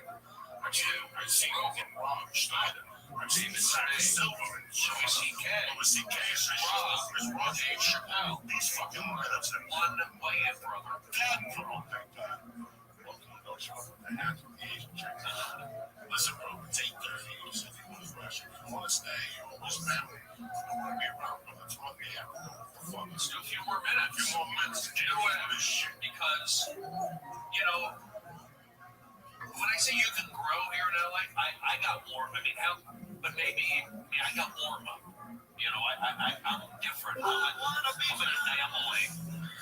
an anomaly. Pick up the pieces. Somebody breaks your heart.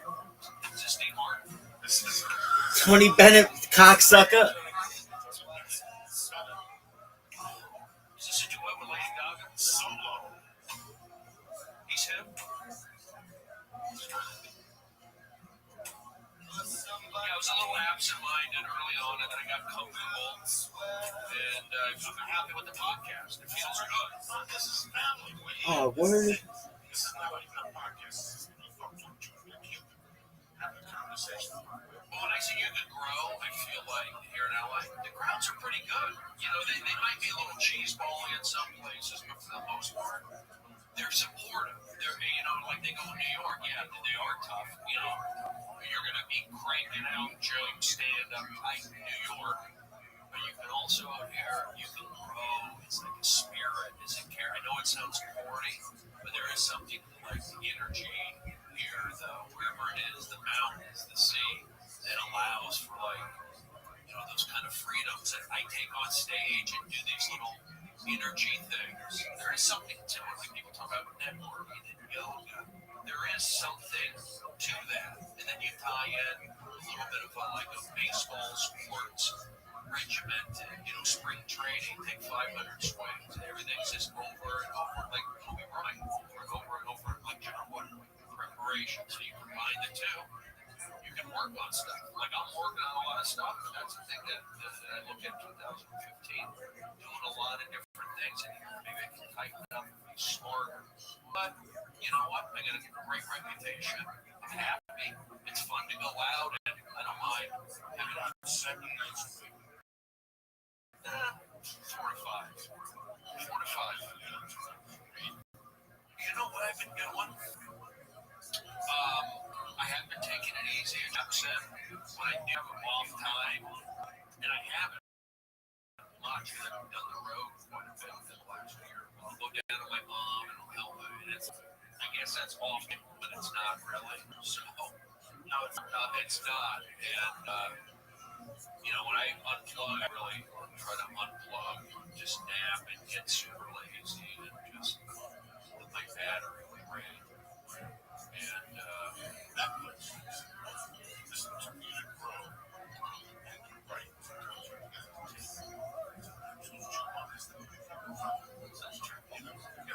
Well, you get inspired. It's like a thing. Just watching somebody else. You know, I was telling this neighbor. I was having a hard time with teaching.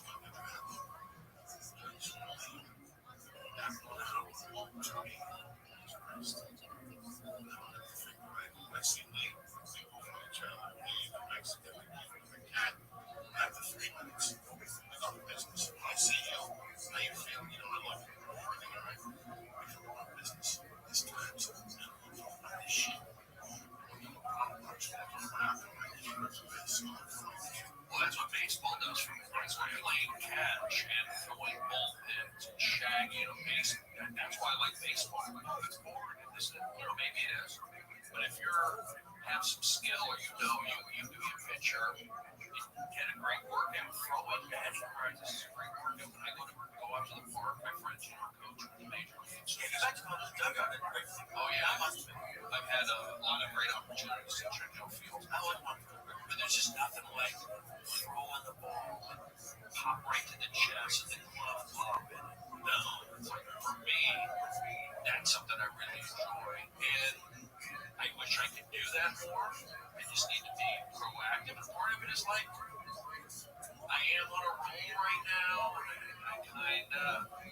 Maybe there are excuses. I don't know. Maybe on my body, I'm just not into that. It's okay if I'm not driven to do it, but there is something to getting it going and getting those endorphins. And I feel like it's another thing. Like since I had my quote unquote breakdown, I've been careful not to take too much caffeine and be edgy, especially like a workout pill.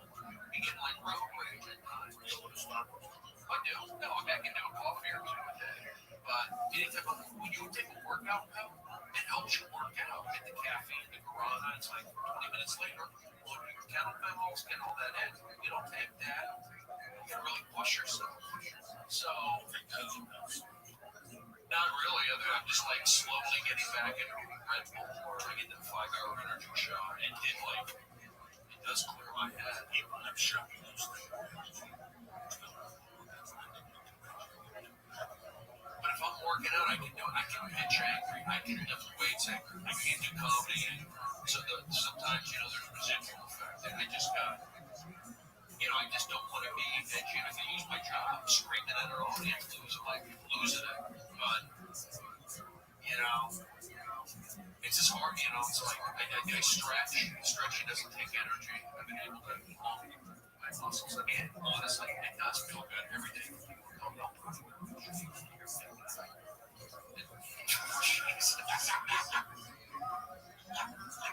So, I do enjoy going out and going to Starbucks. Do you fart all the time? No, because he does. Everyone, you're like, what?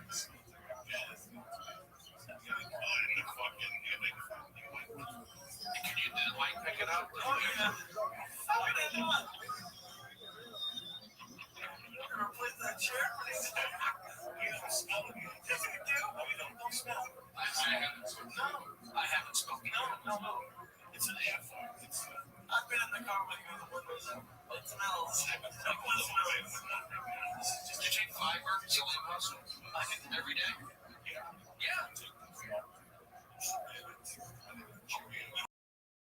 Work out a lot, bro. This working out making up shit. Ever since I'm born, I don't. What's going on here? You got me. I don't think the morning taking fiber helps me regular. I feel like I never do that. What? The shape of the what? You give me huge edible. Okay, 35 milligrams of Chiba chews. By the way, are those popular? Yeah. My friend is a micro. I can't talk about it. What's his name? I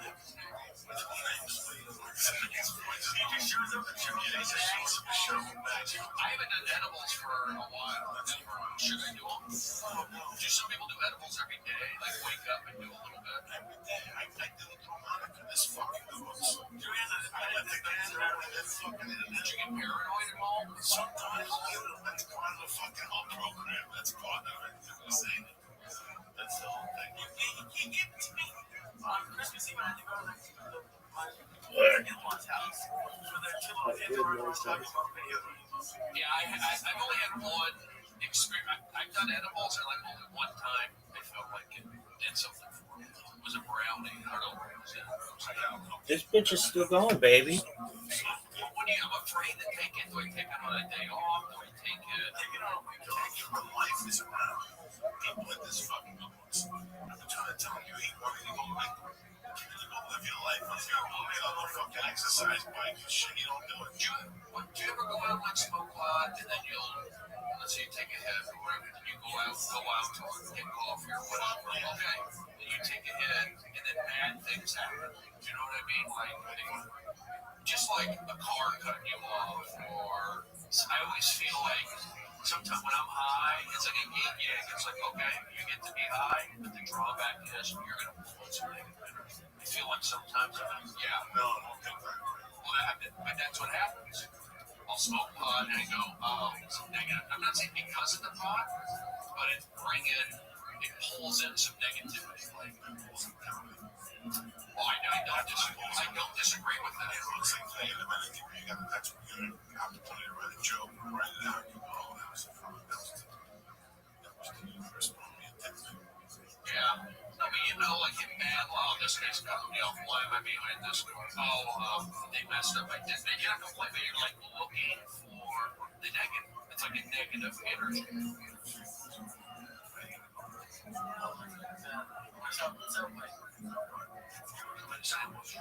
Joey, I gotta run over the hill. Okay. Thank you guys. That positive push. Any dates coming up?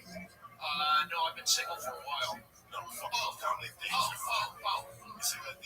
I will. I'm in town in LA. Usually do the comedy store, do the improv tonight as well. You can see me at midnight doing an audience warm up during the week, and then I'll be in Chicago for the Tux convention in January. I'm also doing La Jolla in February. And so who knows what's going to pop up. But I got to tell you something. The last couple of years,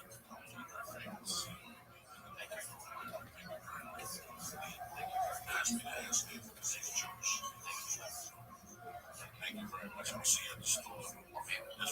Next week. Thank you for coming out. Give some shout outs to some beautiful fucking people. The main man, Bobby Sharon, and his girlfriend, the official Chinaman from the fucking church. The official Chinaman. You listen. This athleticism. Anybody say anything to me? No, because everybody hates me. Hey, ass. I just want somebody like, hey, ass. Like, what up, girl? Worst stream ever. West Side. What's up there, Lisa? How you feeling? One more time, my main man, Cody Stevens.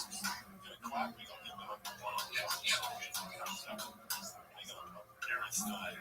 Turn to what's happening now. It's fucking New Year's week, cocksuckers.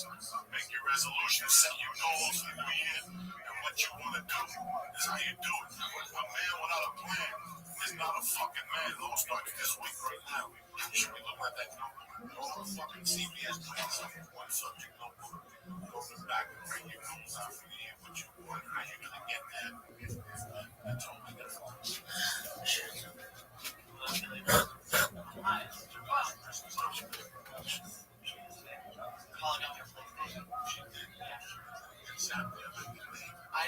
I don't like playing much online.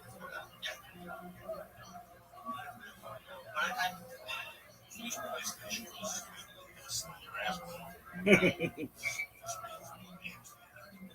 She got me Grand Theft Auto. I bought singing. Her brother got me a couple water games.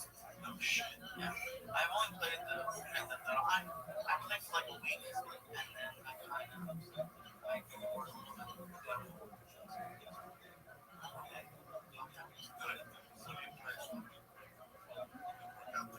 Yeah, I'm gonna work out.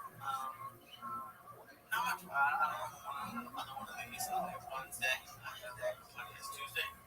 I don't know. I'm really interested to see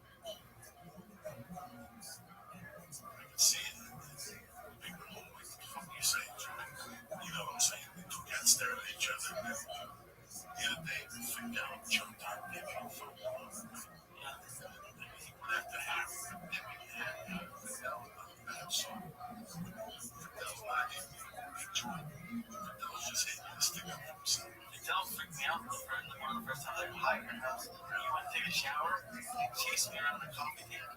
He just looked at me. I was like, He's really pretty. So that one day, I said to him, come stop it. John, that's not me. He loves to fucking be out here. So I went over there, I watched the TV, I watched the Wednesday morning. Wednesday morning, Christmas Eve. Christmas Eve.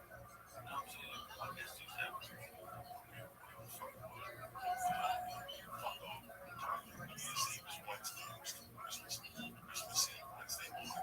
So I got out of there. We were down by the gate.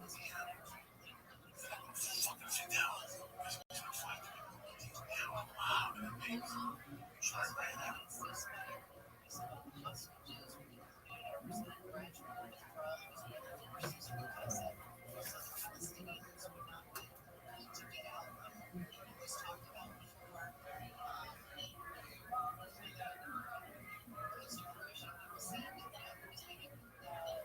What's that motherfucker's name? Rody. This show is sponsored by NatureBox. NatureBox ships great tasting, healthy snacks right to your door. Forget the vending.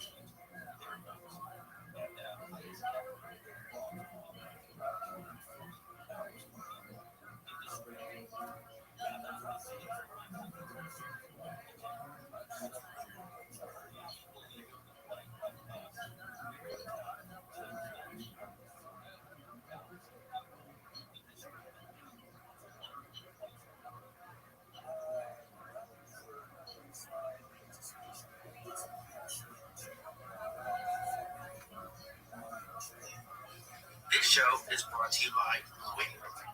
Go to blueapron.com and check out the web menus and get your first 2 meals for free with free shipping. That's right, your first 2 meals are free and you get free shipping when you go to blueapron.com/Joey. You'll love how it feels and tastes to create incredible home cooked meals with Blue Apron, so don't wait. That's blueapron.com/Joey. Blueapron.com/Joey. Show is also brought to you by Club W. Right now, Club W is offering our listeners $20 off of your first order when you go to clubw.com/Joey and buy all of their great wines. And it gets even better. I know you hate paying for shipping, so Club W will actually pay for your shipping on orders of 4 bottles or more. So go to clubw.com/Joey right now to get $20 off of your first order with free shipping if you buy 4 bottles or more. And go to Onnit.com and use code CHURCH to save 10% on all of their optimization products, like Alpha Brain, New Mood, SureTech Immune, and SureTech Sport. Oh shit. Lee's about to see the devil. It's Wednesday, June 8th. It's a beautiful motherfucking day to be alive. Lisa Ann, Stevens. And the West Side Pimp, Uncle Joey.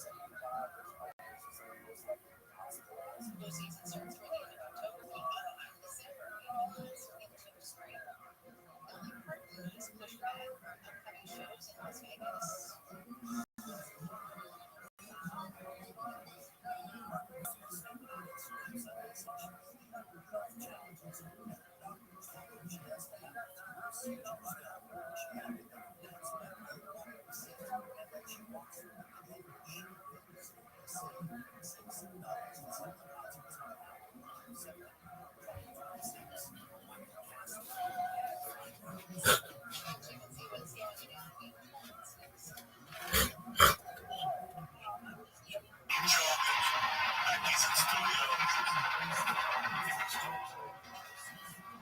You know what? Church, what's happening now, bitches?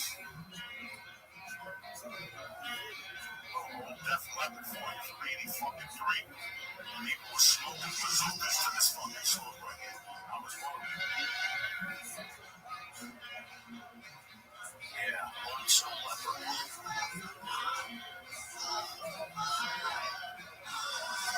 I still remember waking up and the drummer got the alright, so I lost the song. I still remember waking up to MTV. That was the story on MTV, the breaking story on MTV. They lost his arm. Yeah, lost his arm. I think it was January 1st, 1984. Or 85. In a car wreck. In Europe or somewhere. But he came back. Sure, he came back. He's still out there, isn't he? One-armed drummer. What's happening, Brother Stevens? Yeah, Joey, great to be here, Joey. I'm excited. I'm thankful.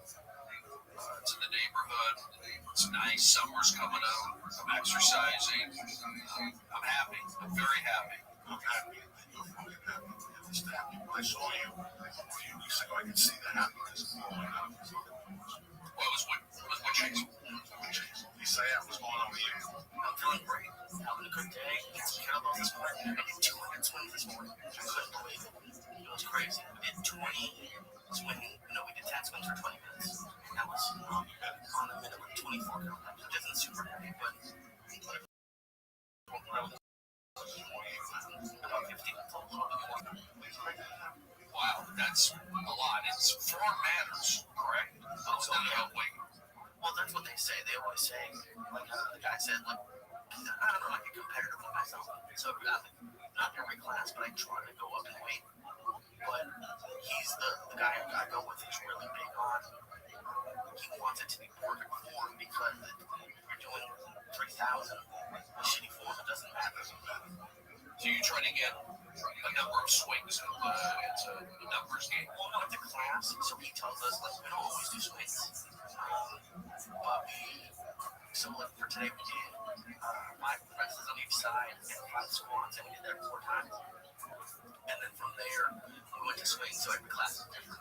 So sometimes it's swing for 30 seconds, and just see what you get.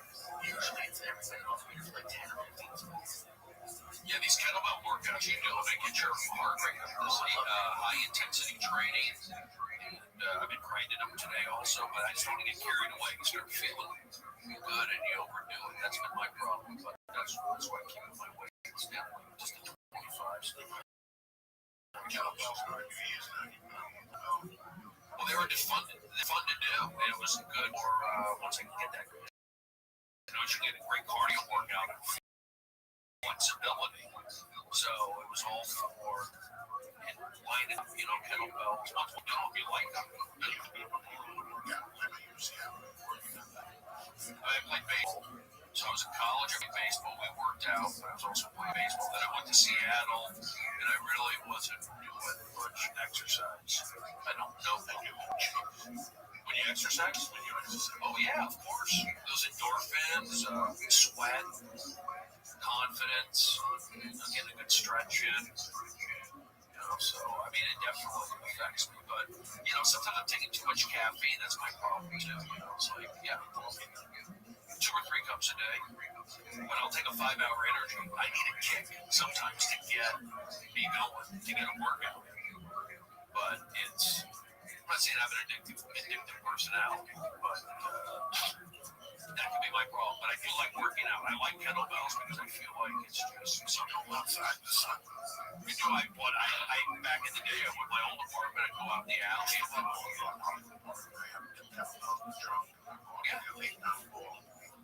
stretch, swings up, cleans up, sit-ups, yeah, exactly. You fucking get sore the next day, Jack. You're like, damn, I didn't do nothing. It's an underrated park, by the way. There's a little bit of an edge to it. I like it. I'll go there. I'll take a lap there. And the kettlebells, yeah, you just drag them, throw them around. My thing is I'm playing baseball also. I like throwing the baseball, so I sometimes you can't overdo it. I'm playing baseball. My arm, my elbow. That's why form is so important with the kettlebells. But because I've been building up slowly, and my pitching mechanics are better, I've been able to avoid injury. I'm wiser, and I'm able to avoid injury. And I'm actually doing rehab exercises to strengthen the tendons around my elbows. I've been sleeping great. I do urinate 5 nights a time. 5 nights a time. 5 times a night. Here's the clip. Yeah. Ready? Sure. Dr. Rothschild said that's what's killing me. That's what's killing me. What kills me is you gotta fucking feed. The older you get, Jesus Christ. Jesus Christ. So for about a year, my big thing was to stop at the comedy store and beat the clock and get a Starbucks 50. A fucking flat by the midnight. I'll do a fucking 50. Okay, yeah. For the 30 years of blowing from that. Yeah, you know, caffeine don't work on pop. Gotcha. I can drink a whole thing of Starbucks and be at midnight.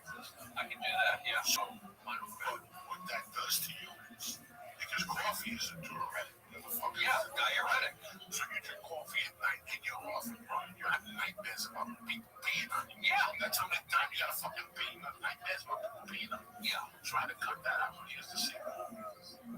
They say over a certain age, now they're really confused. They say they want to take an aspirin at night before you go to bed with a glass of water.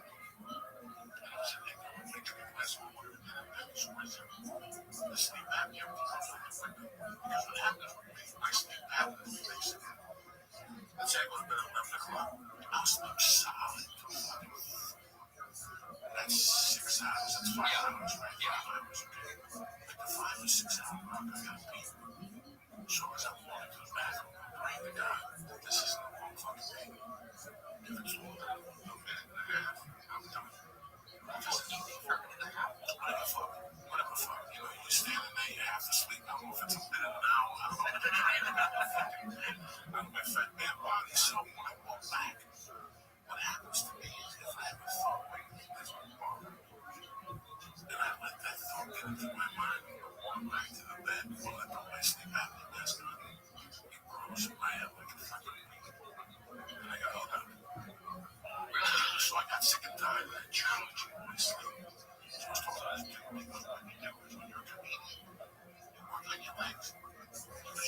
spots in New York. Legs have fluid. So when you go home at night, the first thing you do is you wash my hands. You shake all these fucking monkey's hands, right? Wash your hands, get water. Make about 8 ounces of glycerin. Watch TV online and make notes about my Saturday morning. Every time I call, I know something's on the way. But the whole time, my legs are helping me. And you see that in that half hour period that you close down, you start being because your legs elevate, you scroll down. That's what happens. You want to let your legs elevate. So now all that water that you have in your legs that you fluid in your retaining, you got to bring it out. I think some of it's also medication. You're on certain I notice right now. I got blood pressure medication. Yeah, that's It's gonna going to take the fuck out all too. I'm just used to going to. I'm just conditioned now to getting up and go pee 4 times a night, and I go right back to sleep. I mean, I'm going to cut 3 of those. If I can cut 3 of those fucking pieces, give me a jug. I used to pee in a jug. done.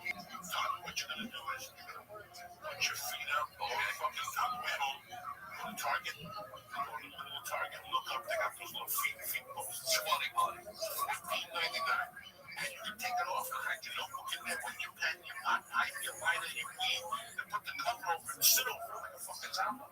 So that's what I do. My shit's all in there. I got a notebook to write jokes in because I can't go in the bed with my wife to sleep. Right. So I put my feet up and I put a pillow up to elevate it over my fucking heart. And all that moisture in your fucking feet and your legs goes to your nutsack. And right before you go to bed, you drain your fucking vein. They have beds for that, don't they? They're like the inclined bed. Inclined bed, but that means you don't have to get up in the middle of the fucking night, Brody Stevens. I'm trying to save you. So I did the jug before. It's not healthy. I used to pee in a jug and start it in Pee in a fucking jug, that's disgusting. That's like shit up the fucking window. I used to do that. Well, pee in a jug, Not in jugs, in like bottles or cans. If I didn't want to get up, hell yeah. that's disgusting. I was in a weekly hotel. I was sharing a hotel. Weekly hotel. Lahai was there, and it was in New York City. That's where I got in the habit of peeing into a jug. Because you had to share, you had to walk down the hallway to use the restroom to go, you know what, I'm going to avoid the middle. Give me that jug. Boom, started peeing in it. There you go. I did that for the first time. Yeah, when I first moved to New York City, I stayed there for about, I don't know, a couple months while I was looking for an apartment, and I ended up finding a studio out in Brooklyn. I don't know if the L's right in Williamsburg, Brooklyn. So you told me to go to New York. You were the one who said, Brody, go to New York. You told me to do that in Seattle. Go get you. Go to Surf Reality. Go downtown. Just be you. That alternative stuff or whatever. It's crazy how it's San Francisco.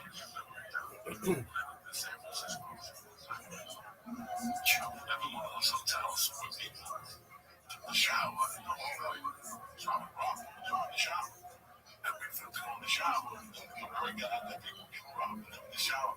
People taking the phones in the shower. Like a fucking luggage thing. But I would lock it. You got it. Yeah, it didn't matter. I had a security key. Oh, you did? Son of a fucking thing you're dealing with some novice. I'm like going there. Oh, you open the door? That's a no-brainer. That's stupid. Well, you had a key. I had keys. Oh, man. I know ways. What I would do, I would practice on my own door. Because all the doors were the same. So I would just practice on my own door. So when I lived in, How do you practice if you have a key? because you practice, you make believe you're fucking locked out. You never do that. Make believe you're locked out. No, I don't ever. That's how you find out if your house is burglar-proof. Oh, mine is. I've broken into my apartment here twice because I locked my keys inside. And I heard that window or something in that board was a window. But I've broken into my apartment twice. And no one said anything on the second floor, third floor. And I climbed to the floor and things like that. Because there's a window onto the onto the walkway. So I just pop it open and I let it slide through. But no, I don't do it just to see. I mean, I guess that would be good. Okay, so let's say you live in a compound. And that complex is A to K. So it's A, B, C, D, E, F, G, H, I, J, K, L, M, fucking numbers. So all the doors were the same. You follow me, so I would practice on my door. How long would it take me to break it 50 places? I'm gonna find it. How the fuck do you think you're dealing with some fucking asshole here? Well, I went deep. So let's say with the fucking thing. I practice and I got a screwdriver. Pop it in, pop out that thing so I can sit my fucking. I used to get saw blades. What happened with your neighbors on the block? Didn't know they were by. I was shoveling snow. They thought I was down there shoveling snow. Were you doing this for fun? Was this a hobby? Was this I was burglarizing? Yeah, I was doing drug dealers. I would know who the drug dealers were. Even the snowbirds, they would go sweet. Right. That's the thing. Oh, that hell, we can't take that time to go. So you were going after the drug dealers in that day. It's like a Pied Piper thing. Like a Pied Piper for my son. I give them the whole money. So you were robbing from like regular people. These were bad guys.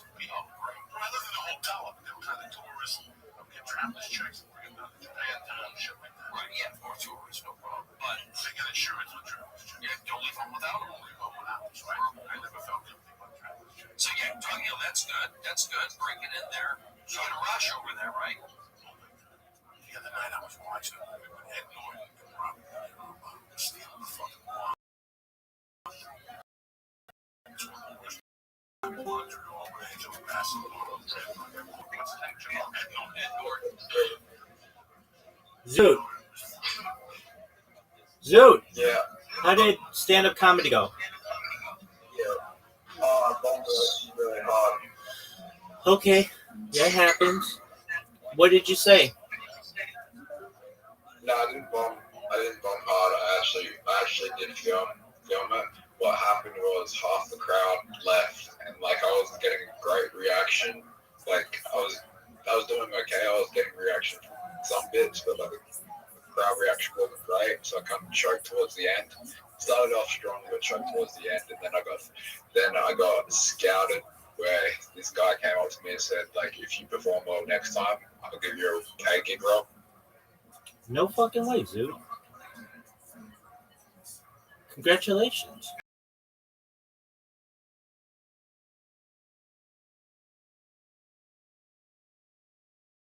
It was a shit fucking awkward. And then I try and edit that, make it funny before I send anything. Certainly. Okay, so firstly, amazing. You had the courage to go up and do it again. Secondly, I was a little harsh on you previously when I was like, well, I don't find you funny because you said I don't find what you find funny. So I get that. I was just throwing mud. You have said some very funny things over the course of our friendship and over the course of you being a stand-up comedian. And that's amazing that you got scouted for a paid gig. Dude, that's amazing. Good job, Zoot. Oh, yeah. He said if I perform well next time. That's still, man, that's like really good. Okay, so what joke did you use?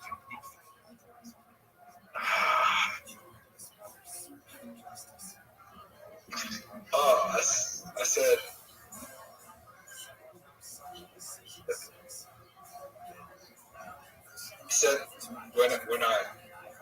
when I went to the gangbang, there were no Amish people there. And how did people react? So,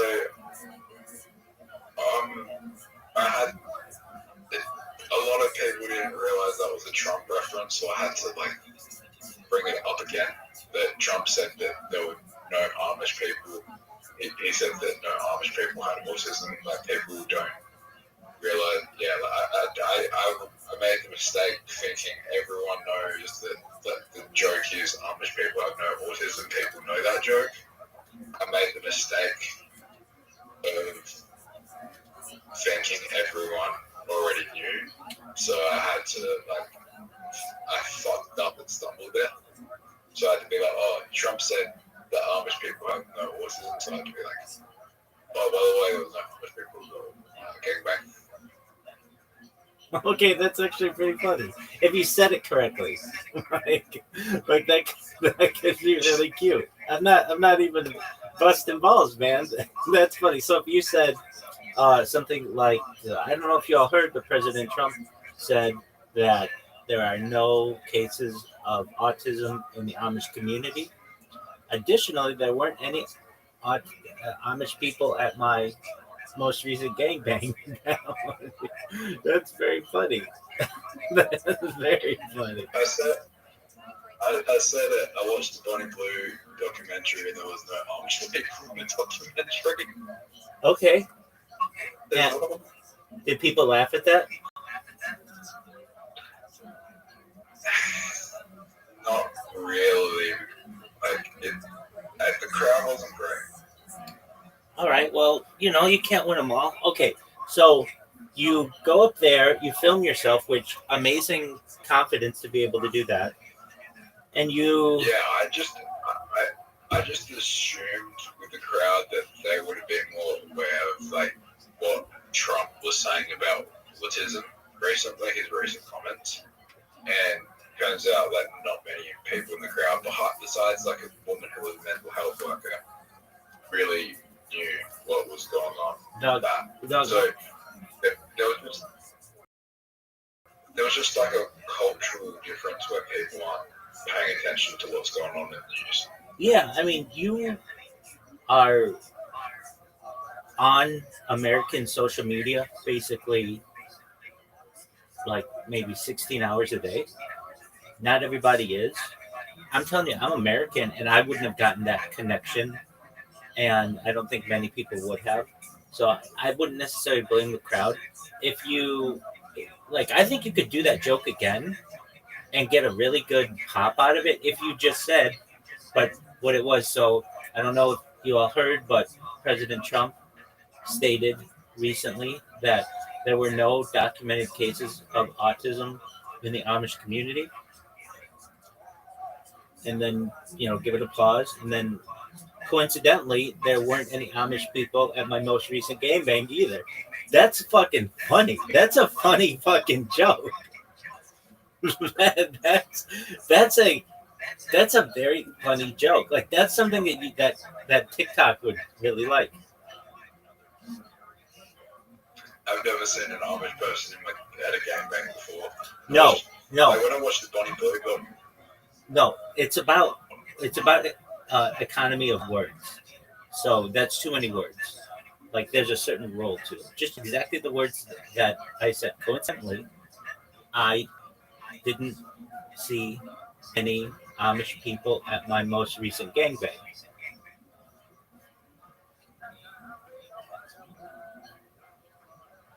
It's your joke. fuck. It's your joke. We're just punching it up a little bit. But okay, so that's a really funny joke. I understand it didn't land the way that you wanted, which is fine. And that's why I always say, dude, tell me your jokes, because had I heard that joke in advance, we would have caught that right away. But that's all right. Okay, so then you said there weren't any. Then there weren't any Amish people at the Bonnie Blue in the Bonnie Blue documentary. When I look, yeah, Okay, excellent. Did people laugh at that? I feel like a lot of people didn't know who Bonnie Blue was. That's another thing.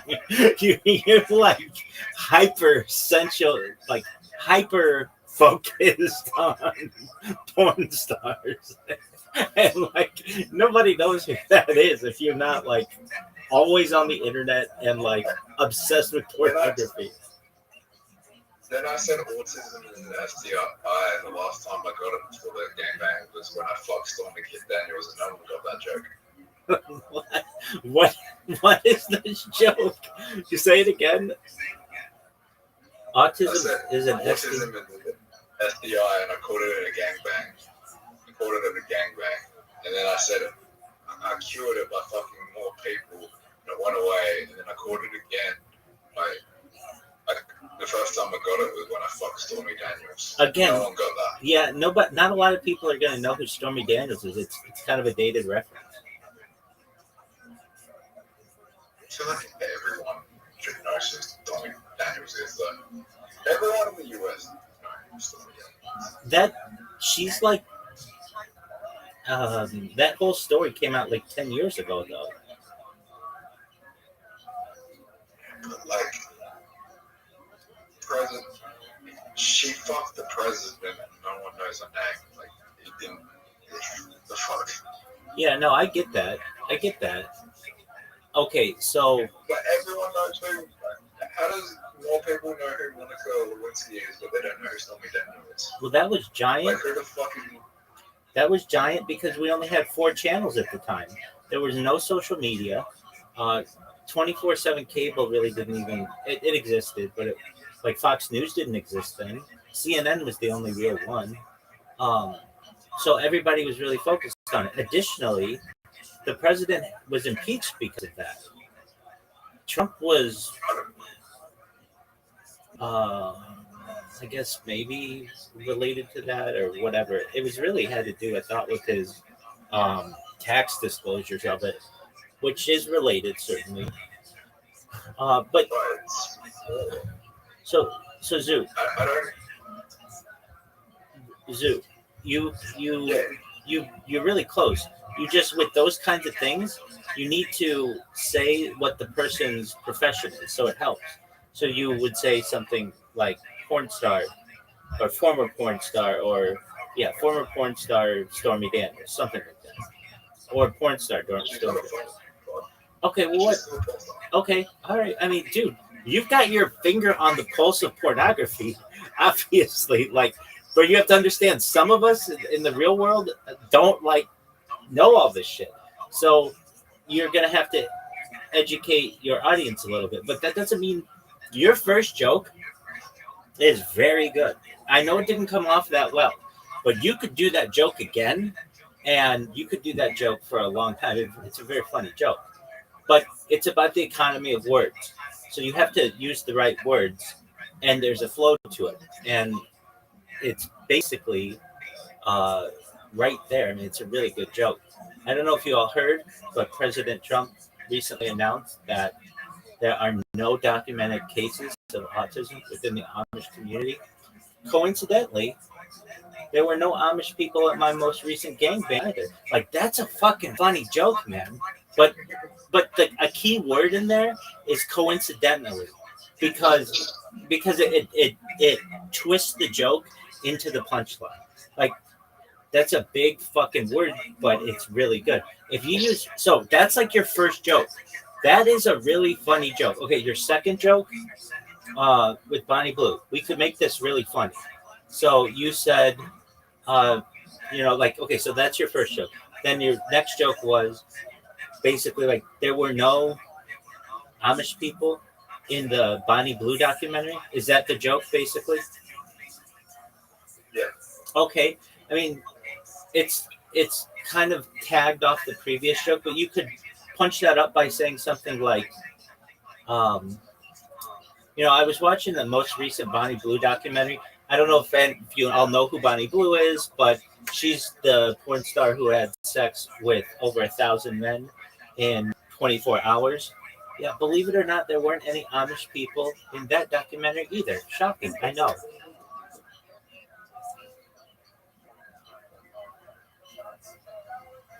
Not a bad joke, though. And we could definitely punch that up.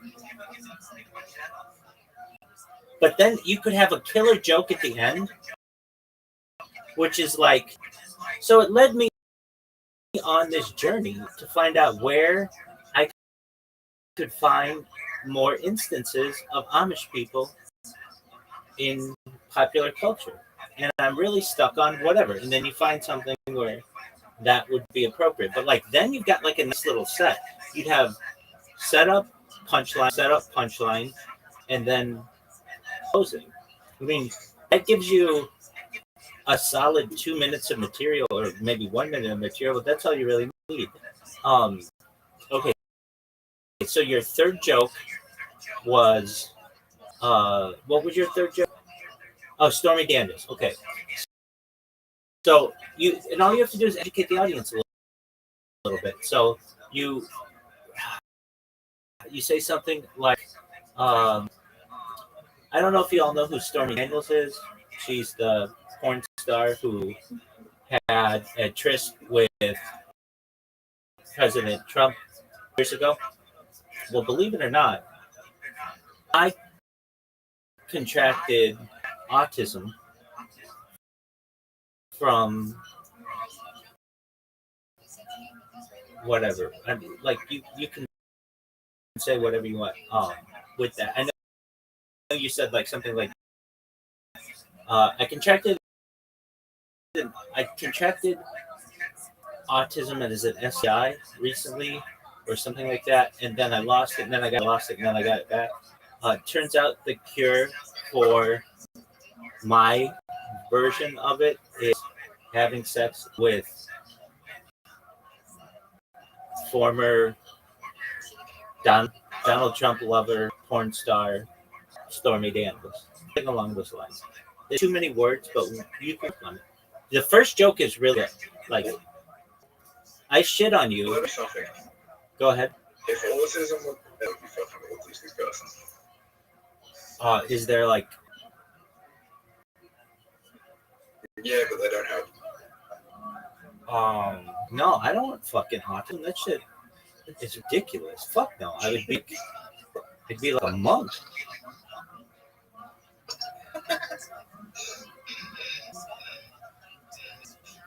You could build the next AI $1 billion AI startup. You're gonna or you're gonna be able to every Pokemon that have like use in the world, or you're gonna just be like headbutting your head against things constantly. Like those are your three options. Okay, Like, I don't know. so I get what you're saying. The whole thing about being able to name all the Pokemon, frankly, that's a joke for like 9-year-olds. Like adults don't really get that that's like a big accomplishment. You could say, I'm not saying that that's not an accomplishment or whatever, but it's a little specific. So you could say, like, now this is kind of a funny joke. Do you know what Russian roulette is, Zoot? Okay, so you say something along the lines of, imagine if autism were an SDI. It would be your next sexual encounter would be like playing Russian roulette. You would either found the next great AI startup, be able to name all the Pokemon, or and then what are your next punchline is like that's a pretty good joke. Or what's the third part you were saying? Like hitting your head against the wall and just like self-harm and bleeding all the time. Yeah, it's you see, there's a lot of words though, and it's also a gruesome scene. I like the second one that you have, which is like the Pokemon part. So then that could even be your punchline. Um, so or you could make it a joke about Elon Musk. If you wanted, we'll say that. I don't know if that's true or whatever, but you say something along the lines of, well, no, actually, you just switch the order, and it's really funny. So you could be the person. So let's do the joke. Imagine if autism was discovered as the newest SDI. Well, then having sex with someone would be a very challenging game of Russian roulette. You either would found the next multi-billion-dollar AI startup. You would perhaps start a world-changing space company, or you would memorize every Pokemon known to man. I mean, whatever that is. That's kind of a funny joke.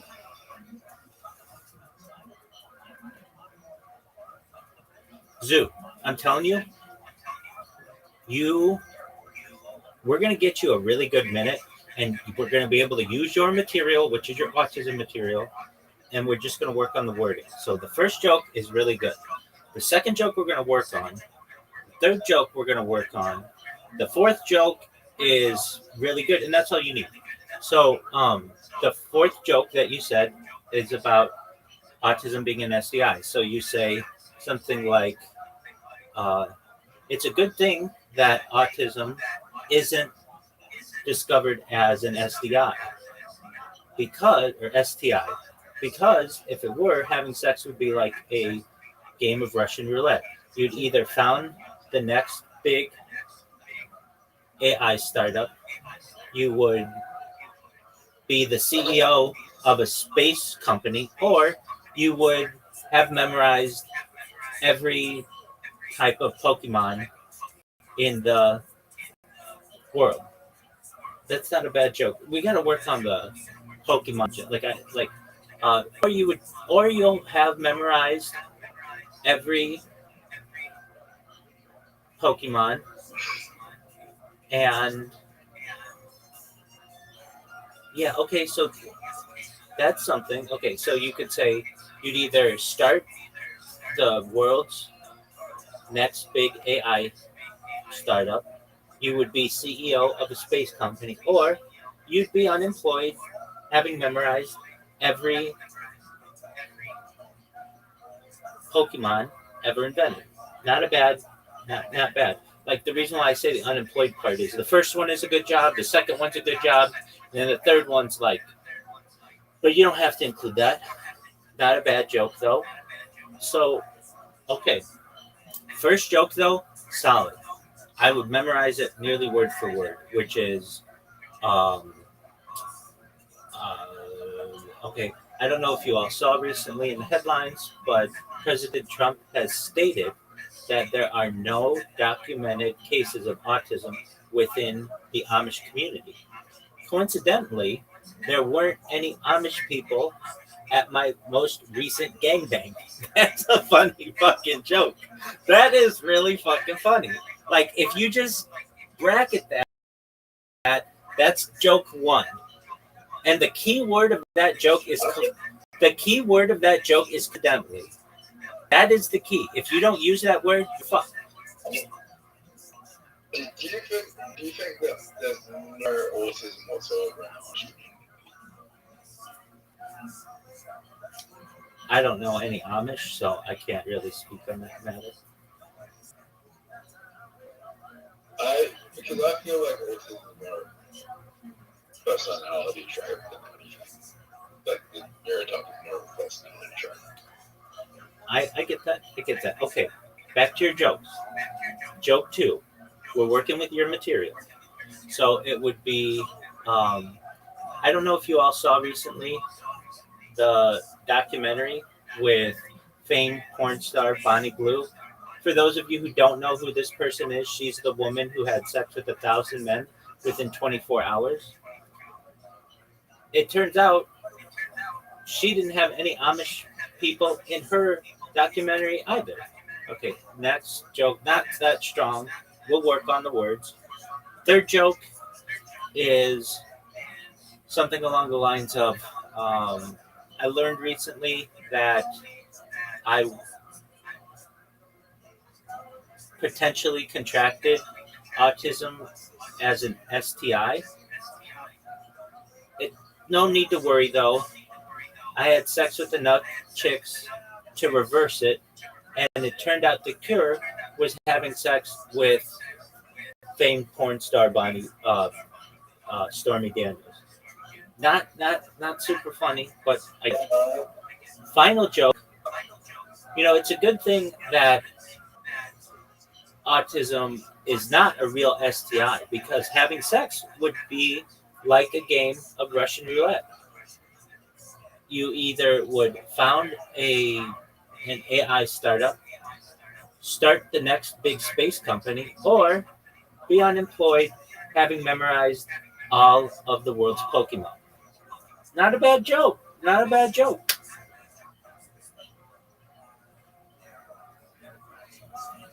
And then you've got four jokes. You've got a good, pretty solid minute. And you just have to memorize the words.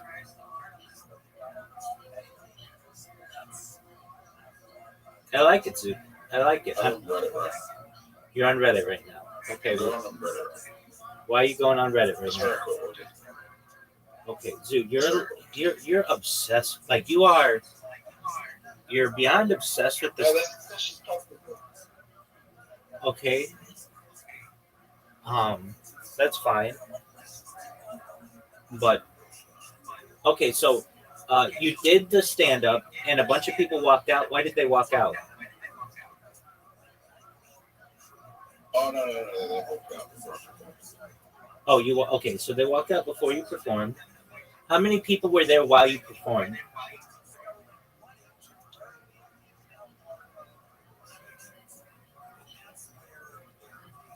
Probably about 25. That's really good. Were most of them open mic comics as well, or were they people who had paid to view comedy? I'd say I'd be about 50-50. Okay, that's good. So your first joke is really good if you use those words. The second and third jokes, not as strong. The fourth joke, stronger. So you work on the second and third joke. And it's about a little bit of education for your audience. So let's work on the second joke. The second joke is I don't know if you all saw recently, but Bonnie Blue had sex with 1,000 men in 24 hours. I watched a recent documentary, and it turns out not a single one of them is Amish. Who knew? Okay. And then the third joke. Went to my doctor recently, and turned out I was diagnosed, or there was a potential of me being diagnosed with autism, and he said that it could have been sexually contracted, but I was cured from it. It turns out you can have sex with dozens of people, but if the last person you had sex with also had sex with the president, you'll be cured from autism. And it turned out that Stormy Daniels. I kind of think that, but what I was going for is if you want to cure your autism, you have to have sex with people that don't have autism. Okay, I mean, what makes you think that? What makes you think that Stormy Daniels doesn't have autism?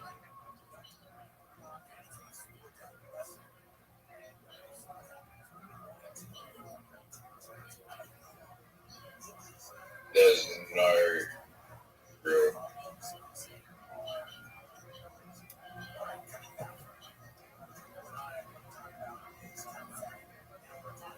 It's like you just want to use certain words, and these words would be SDI, autism, Stormy Daniels, and like you have to make these work.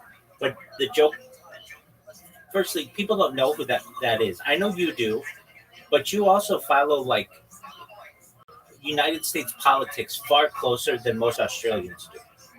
And also, you follow porn far closer than most anyone does. So, like, those are two difficult things. Like, who's the most famous porn star in the world right now?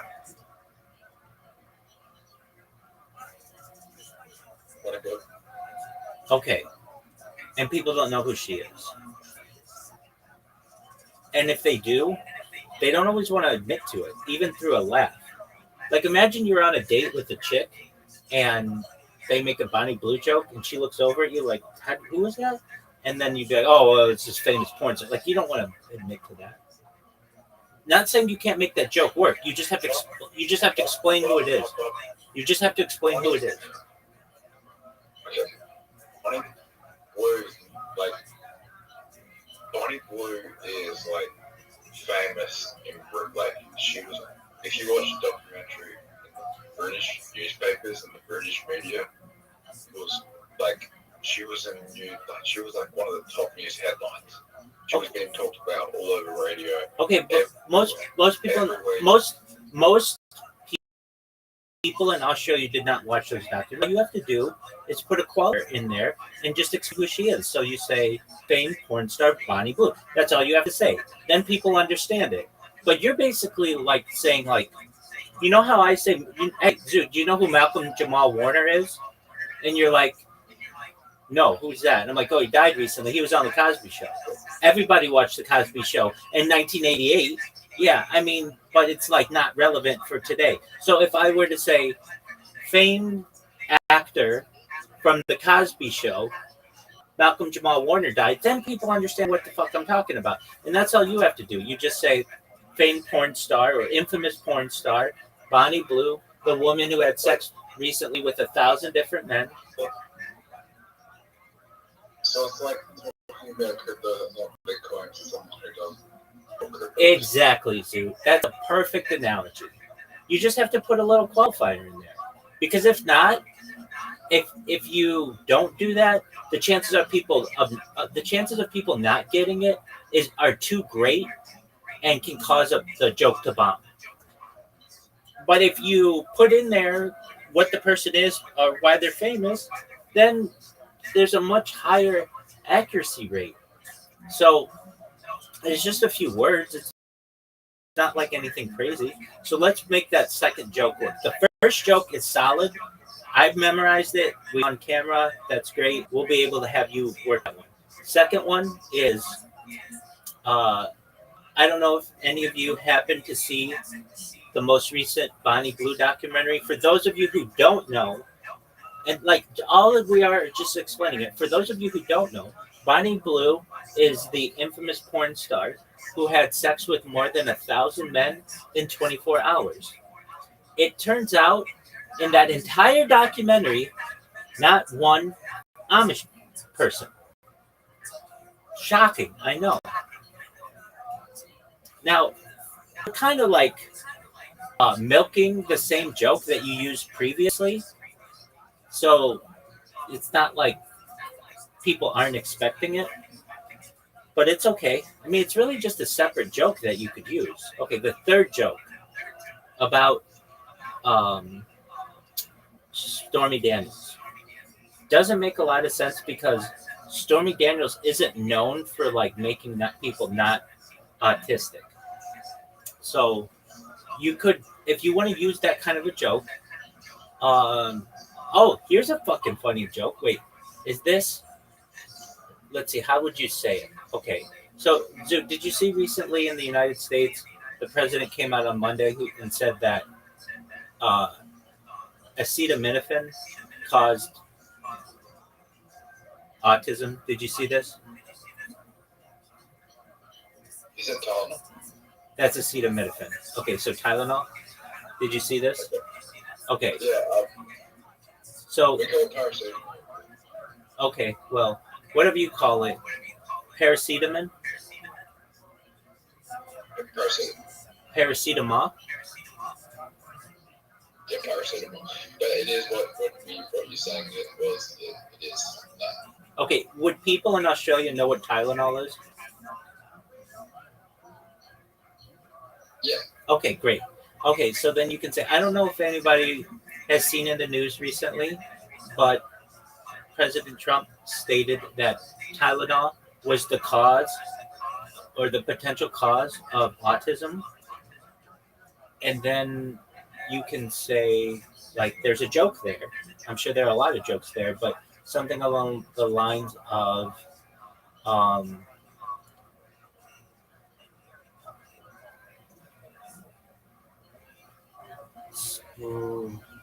so what could we say that's funny there? So in I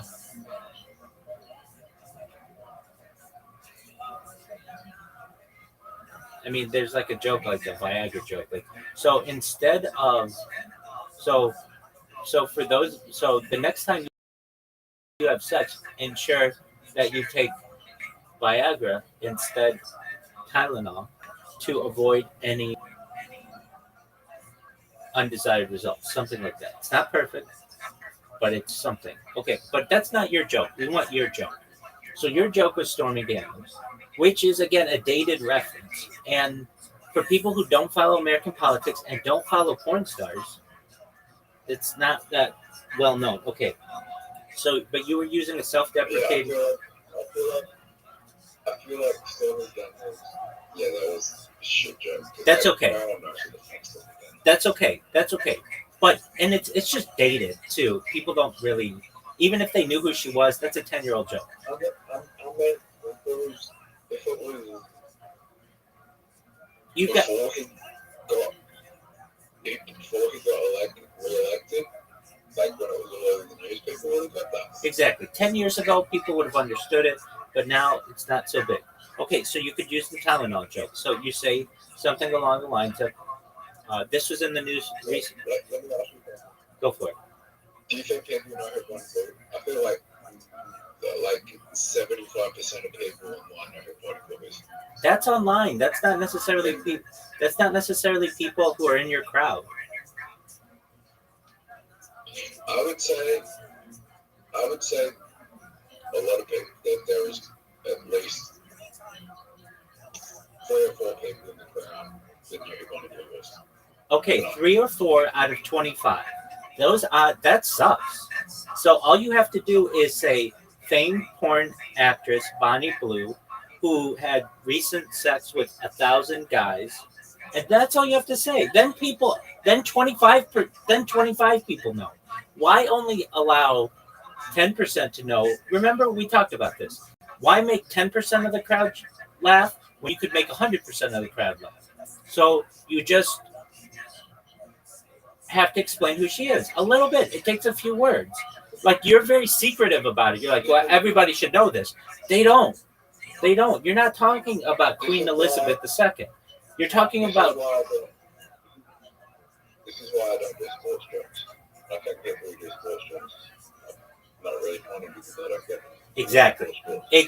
Exactly. So you have to see it like that. Your porn is other people's sports jokes. So just recognize that. That's a perfect example. Okay. So you can now you also have to understand, Zoo. Now, I don't know how it is in Australia, but all your based, and I get that. That's where a lot of your media comes from, but there are going to be some people who are just like not into American anything. But I get it. It's kind of a global. These are global news events. By the way, there's this guy who has really predictable jokes, and the whole audience were able to predict what he was saying because he just stole jokes from Kill Tony episodes. So like people were just predicting what he was doing, and he just fucking got absolutely roasted tonight. Well, there and you it go. was actually more funny that he was getting roasted for his like how shit he was because he was stealing the jokes. That was the funny part. There you go, Zoo. All right. So we have an acetaminophen joke or a Tylenol joke, and you need a third joke. So we're going to replace the Stormy Daniels joke with a. Okay. Well, this could. Well, hold on. So it was recently announced. President Trump recently announced that Tylenol potentially could be the cause of autism.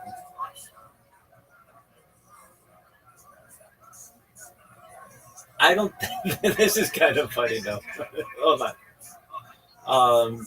This is kind of funny. I don't know if this will be a self-deprecating joke, but you could use it. You could say, so President Trump recently stated that Tylenol could be the cause of autism. I asked my mom about this subject, and like you could hold on. Let's think about this. You could say, so that caused me to ask my mom if she ever took Tylenol before I was born, and she responded. So let me ask, Zoo, do you know what Tic Tacs are? Yep. Okay, good. So this is a self-deprecating joke, but you could say, so President Trump recently announced that Tylenol could be the cause of autism in children, which caused me to ask my mother, Mom, did you ever take Tylenol before you got pregnant? And she told me that she ate those things like Tic Tacs, which explains a lot now that you see me. Not a bad joke. It's self-deprecating. But if you want to go up there and say you got... She did. Okay, I understand she did, but like it's just a joke. Like that doesn't whether she did or didn't. Okay, so if you don't want to use that type of self-deprecating joke, you could make a joke about you could say something like, if you want, this isn't a bad joke. So President Trump recently announced that Tylenol could be the cause of autism, which led me to research exactly how many bottles of Tylenol did Elon Musk's mom eat before she gave birth.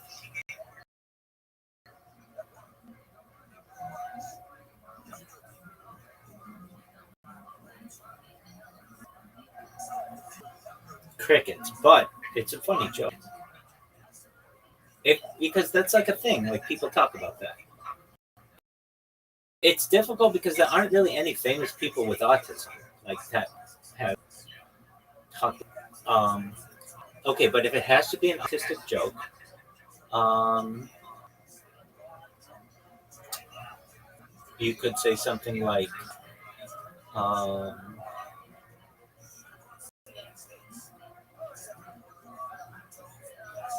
I mean, look, you don't even need that joke. You've got three good jokes if you just do what you have, which is President Trump recently. What was the first joke? I remember it. Okay, it was President Trump recently announced that there were no documented cases of autism in Amish.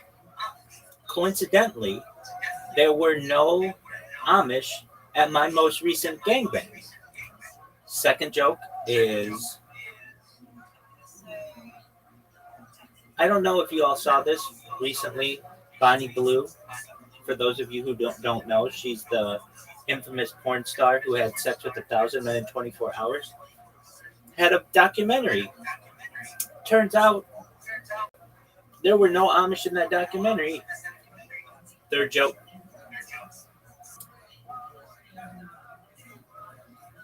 I think it's an interesting premise to think that autism could be contracted like an STI, which means that in your next sexual encounter, the results could be that you start a giant tech startup, are the CEO of a space company, or end up memorizing every type of Pokemon ever created. Those are three. That's like a minute. Hey, Rabbi, What up, baby? it's 12 a.m. 12 a.m. People are trying to sleep. Yeah, I'll be back tomorrow. All right, buddy. Well, good job. You've got some solid material. I'll be back in about, yeah, I'll be back maybe 7 to 9 hours. Like, yeah, maybe a bit longer. All right, big. 7 to 9 hours ish. All right, big dog. Well, you've got some material, big man. What do you think of that material? It's too much on autism. I don't think it's very funny, but if you're gonna have to make it funny, my shit's hilarious. Coincidentally, is a big fucking word. What is hilarious?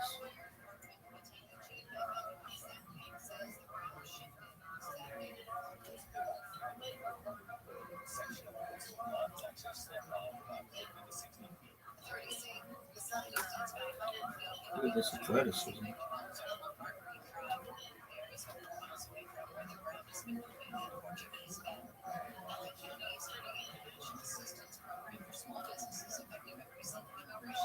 Phil Z, Maya, GM.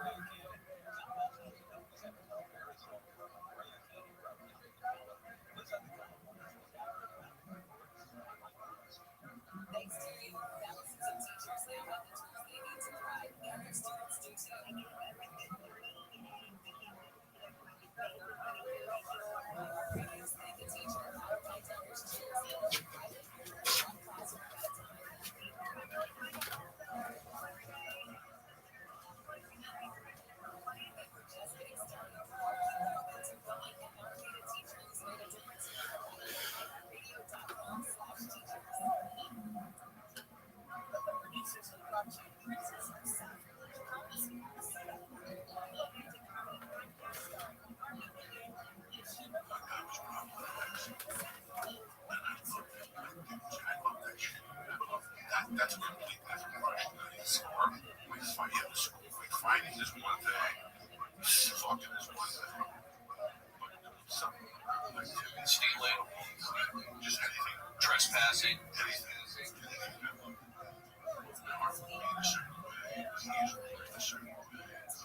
You ever try to sneak into places like events just to say, let me see if I can try it? Even though you can get a ticket or you have a ticket. I was a kid, I used to get to the garden for everything. Because what you do is you go to one game this season, so you run a game, right? You pay $15, you get the tickets. Yeah. So you take $20 and you put it in this stuff. Next time you go to the garden, you're stuck away in that small. So you're stuck away in it. Basically, you don't have a seat. So now you gotta go get a seat and then you're in. Wait, so for $20? $10. Take them and they see these. Yeah. See the sixes. The sixes on Christmas Day. Gotcha. We used to sneak into the forum, like really? Yeah. We would go in there. You could go into the forum. We did it this way. So we would go in, and if you left, okay,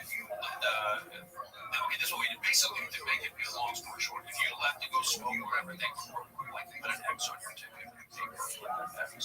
So we took the ticket and we slipped it through the door, and our friend had the ticket stub. So now he had the ticket. We were in just the door inside the outside. He had the ticket stub. He wrote the X on it. Went to where we walked in. See what I'm saying? It was like real easy. So we snuck into like Laker Clipper games, Laker Celtic games back in the day. No. No, what you said? This was like standing remotely when guys were moving around. We had like I don't even believe it. I want to see it. I'm not one of those guys who's comfortable bouncing around like the form. I think it went that scary back then. Like, was it? When the Lakers played, I think it was the worst guys. Minglewood was alright, but no, it was like known as what it is now. It was like a little edgy, but the form I'm sure was safe for the park lot. But I used to go to like 2 or 3 games a year. With the Celtics would come to town. Saw the Nuggets, Trailblazers, but yeah, we would sneak in, and then also the LA King games. My friend worked there, so we would get in, and there's a lot of that stuff going on.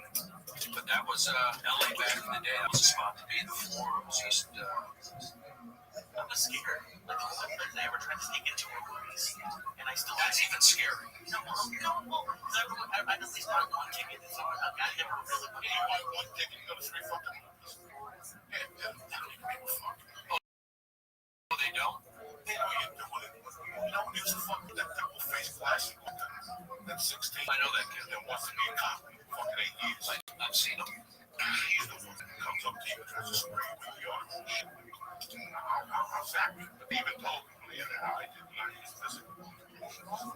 This guy's a fucking idiot. What about getting a refill? I got busted one time for getting a refill on a Circle K in Tempe. Hey, the lady like clamped down on me. What'd you say? She said you can't do that. I got this soda. It was like a 32-ounce thirst buster. It's Tempe. It's hot. I remember I'm drinking the soda. I'm like looking at the magazines, checking out the stuff. Now it's all halfway through. We go get some more. And she's like, "Hey, you can't do that." I remember. Did she want to go? No, but she came down on me for it. You remember these incidents in your life when people came down on you for stuff. I remember at the circus one time. You heard of Circus Vargas?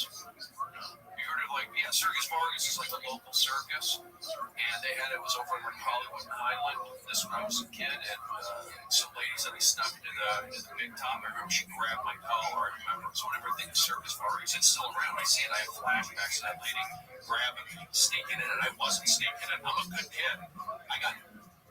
I'm so upset now. No, but I remember I got busted for some lady thought I was shoplifting. Some people I've been accused of a lot of stuff that I didn't do. I don't know why. I got busted for cheating. So, were you cheating? Yeah. Fourth grade. There you go. And I had listen how stupid I was. I had the book under my shirt. My teacher knew it, and he said stand up, and the book got caught under the desk. So there was that. That was terrible. I got caught doing not shoplifting, masturbating. Oh no, I haven't. That would be terrible. You guys are almost. And the one I was gonna say, I got caught by an ex-girl. She went to take a shower. She came out of the sniffing of the bed of the bed and what I'm a soldier of that. I ate the water, smoked the coke, cooked up with the sniff the fucking face, and came out of the towel. Come on. Fuck that. You put these things back on, you bring this motherfucker. What about shoes? Feet and socks? No. You don't have a foot fetish? No. Really? I like women's feet. I won't suck them. But if a girl says, look, here's panties or here's the sock, what do you want to hold? Panties. I'd probably take a sock. Weird. I think so. Somebody's telling me there's a girl that gets money for sending you runny underwear. There's a lot of girls do that. Yeah, they send you socks to the floor. Oh, really? After they go to yoga. Sign me up. What do you think about feet, Brody? What? Just the shape of the toe, the nail, the bones, kind of like when they're lined up good. I like when they're a little bony. Clean. I like them clean. I can get dirty though. I'm not a sex being with a foot. I like what I think is beautiful. I think I see a fat chick with fat feet, and she has sandals on at the end. I'm going to tell her husband, stop. I'm going to get an advice before you let the fucking house. We got some pair of balls. I would sit on the elevator. But you can't wear those fucking sandals. It looks like a truck driver's feet. I see it all the fucking time. And the guy should tell me, I love this. I love feet. I love great color. I love like the days. But you can't wear those on the top fucking shoes every time you run. I have fucking all the time.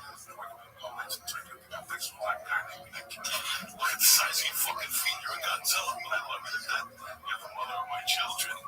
With those feet gotta go. We gotta do something. They're off. What do you expect them to respond to? Thank you, honey. I didn't know. Women don't know. Sometimes people just don't know. I got fucked up feet. I got fucked up everything. I got fucked up feet. I got the fucking nail toe. Under my foot, jiu-jitsu. I get embarrassed. I had eczema. What was worse? I put a band-aid on my toe. That was like a fucking half a fag. So I might as well just go with the full-back toe sticking out. I don't give a fuck. I trim it. You know, I trimmed the front side. It's fungus. I've done everything I could. I went to Nash and told me to spray that thing. Well, it's not one up and got a blood torch. You don't necessarily want to grow on. You go to Sherman Oaks. Some Indian ladies. It's the only people that would do that. Blow torch your toes. And try to get back at somebody. You go in there in the morning. They get a fucking hole, like a little hole, this damn hemorrhoids, and they leave it on your toe, turn it up through your toe, and they blow towards your fucking toe. Right. Like a torch. Yeah. So you smoke your fucking burn. Oh. And you can smell it. I was gonna say, oh, it's like for the Dumb and Dumber movie. And you go from 1 foot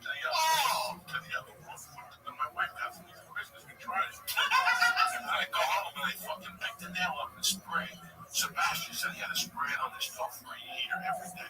So that's right there. But we had it too. Every day I sprayed. Now the nail is half the box. Like I've cut half of my little hotels. That's why I do my foot. I don't work on my feet in my house. I do footwork in hotels. There's my diatrist on every corner. Joe, how you doing this yourself? I'm a podiatrist. Foot doctor. I'm going to a foot doctor for you. He's going to say, you're going to help me. No, help me. You got to trim your feet and I got to sand them. Oh, sander. I need a foot sander. You get on my line, I got a foot sander. My feet crack and shit. I have fucked up skin. So what happens is I take my feet and I soak it. I wait till the toenail comes out. I cut the fungus out. I go deep. I take the brown stuff out. Oh! I definitely sniff it. You know me. You gotta sniff that shit. That's the You have to. You're building. Oh my god. Do you like analog? Is you ever get diarrhea? You don't know what you do is you take the toenail and you get some toe jam and you mix it all together like a toe ball. And you sniff that fucking nail, Joe. I think I can help you. Let me ask a question. Do you take supplements? You take MSM? You don't have much. You know what MSM is? I take it. Do you take BioCell? I take supplements that specifically focus on skin connectivity, those tissues, those I used to have skin ailments. I used to have bad nails, bad skin, jock itch, anal lesions. So I got a jock itch and I got a strong one. Growing up in Jersey, it's actually like I have a red scar. Up on my dick, way on my thigh. Up on that heat, But these are for collagen. These are for nails. I take it. My nails get stronger. My eyebrows get thicker. I don't have the jock area, the eczema. That's also mental. But I used to have those problems. I'm telling you. And I think if you tried some MSM. I thought you would. Do you know what MSM is? MSM. It's basic stuff. MSM. It's in chondroitin. It's in joint stuff. But if you take it, it's strong. I'm being serious. I'm talking for skin, hair, and nails. Look at my nails. I'll scratch somebody. That's how strong they are. I would say. When I heard that story about you having that toenail thing, I said give it a shot. BioCell. I got GNC in the room. I'm going to go on a routine. No, don't do GNC. How much you want stuff, Joey? I think you like it. Toenail? Oh, like just the process of digging it out. Like, is that why you do it on the road? So you want to There she is. Pieces of nail and take some of the jam from underneath. Oh, anything. Girl, I had the kiss of death yesterday with my fantasy football team. I should have shut my fucking mouth. They played like dog shit, and that's all I'm going to say about that. How are you? Oh, it was terrible. I awoke. I looked at my team. I wanted to throw my phone. I was sick about it. And then one of the players that I traded away had like the best week. Yeah, you should have. Oh, it was terrible. All right. So what's good in your world? Okay, excellent.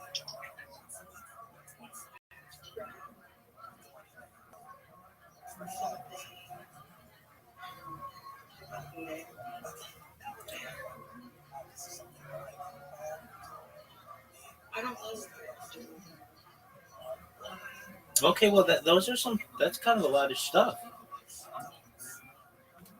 Yeah, I do see. No, I get that. I didn't think that you didn't. In fact, I think you do more things than most people with less opportunity. So you do a lot. All right. You want to hear how my bots are doing? Of course, this is deep knowledge. All right, so I like to do testing of them, but it's hard to get feedback on how the bots are doing. So, like the bot that got you in here, basically was just like sending a picture of my driver's license in like a huge paragraph, which is fine. But what I was doing is I changed the picture, and then I would post something on that account, and then I can tell how many interactions it would get. So what I would do is like I would send out a bunch of messages and then check how many interactions my post got. And it would be like, I would check it once and I'd get one interaction. And then I'd wait like an hour and check it again and it'd have two interactions. And then I'd check it again and it'd have three interactions. Like, well, I'm the only person who's interacting with this thing. So then I had this other strategy last week and it worked really well. It worked like immediately when I started doing it. Like all these people came in here. Well, when I say all these people, like two, but that was still really great. But then it wasn't working as well. But I figured out a way for it to work well. Basically, what the bot does is it looks up a keyword and then reposts everybody who has recently posted anything about that keyword. Now, previously, what I would do is use the words like Jew, Jewish. And when I do that, there are people who don't like Jews and there are people who do like Jews. So the people who don't like Jews would see that I reposted them, and then they would report my account, and then they would take the account down. So I thought, okay, I need something more neutral than that. So I started doing crypto, NFT, and Bitcoin. And the reason why I did those is because it's like, if it's reposting your post, everybody wants more interaction with their posts. So nobody's going to get pissed off if you reposted them. Like, generally, like that, you get what I'm saying. So I did that about, I don't know, 5 hours ago or something. And I'm happy to say, like thrilled to say, to some extent, that right now I am eclipsing let's see here. Well, I got 13 followers, which is a fuck ton of followers when you're someone like me who who basically just spam people. And it's got 507 interactions and 5 likes, which is like, I didn't even want those. Like, basically 507 interactions is a huge amount for me. So more than anything, like, you got 13 followers and 507 interactions. How many do I have total? Well, I just created it. Yeah, I just created it like 6 hours ago. So it's like a brand new account. But I'm not even trying for people to follow the account. I just want interactions. And what that means is I repost their stuff. And that means that they sometimes look at what I did and then they look at my account and then I get an interaction out of it, which is, like, in its own way, like, really good for me because, like I said previously, when I was doing the thing where I send the private messages or whatever, I would get like 25 over the course of like 24 hours. I mean, it wasn't a lot. And I think I was most of those. So this is a good strategy. Now, the key is not getting the account banned. It's fine if the account gets banned, but it takes me a long time to create the accounts because I have to go through CAPTCHAs or the ARCOS, and it's just a pain. But I'm really happy with that. And, it's one of these things where you don't know what necessarily works until you try it. And this seemingly works okay. I mean, like every few minutes, I'll get a new notification, and like I just got another person who followed me. So now I have 14 followers, which is great. And Well, you said that post that you sent out was looked at 500 times and you have 13 followers. yeah, but that's probably pretty average. In fact, that's probably better than average, especially because I have a new account. Like, if it were, What is it? I'm sure the rate they were supposed to go for is awareness percent of your audience will and you can actually yeah, but that's like a real account. My account is just some throwaway account that literally starts with 0 followers. And I'm saying that obviously, I mean, you're hitting the goal in a different way. Do you see what I'm saying? yeah, no, I do. And it's unexpected. Like, if I wanted the maximum amount of people to follow me, I would just follow people, and then you get. I think those statistics are probably similar. If you get 100 people, if you follow 100 people, 25% of them or 25 people will follow you back. And so, like 2 years ago, around this time, I created one of my first bots, which was just a follow bot, and this was back in the day when, um, like Twitter was still like wasn't owned by Elon Musk yet, and what these bots would do, I created over 2,000 of them manually, and it took me like 6 months. But what they would do is just follow. All they would do is just follow people, and you can still find like archived posts that I have, or not that I have, but like people have written about me that are just like, who is this fucking asshole who keeps following me?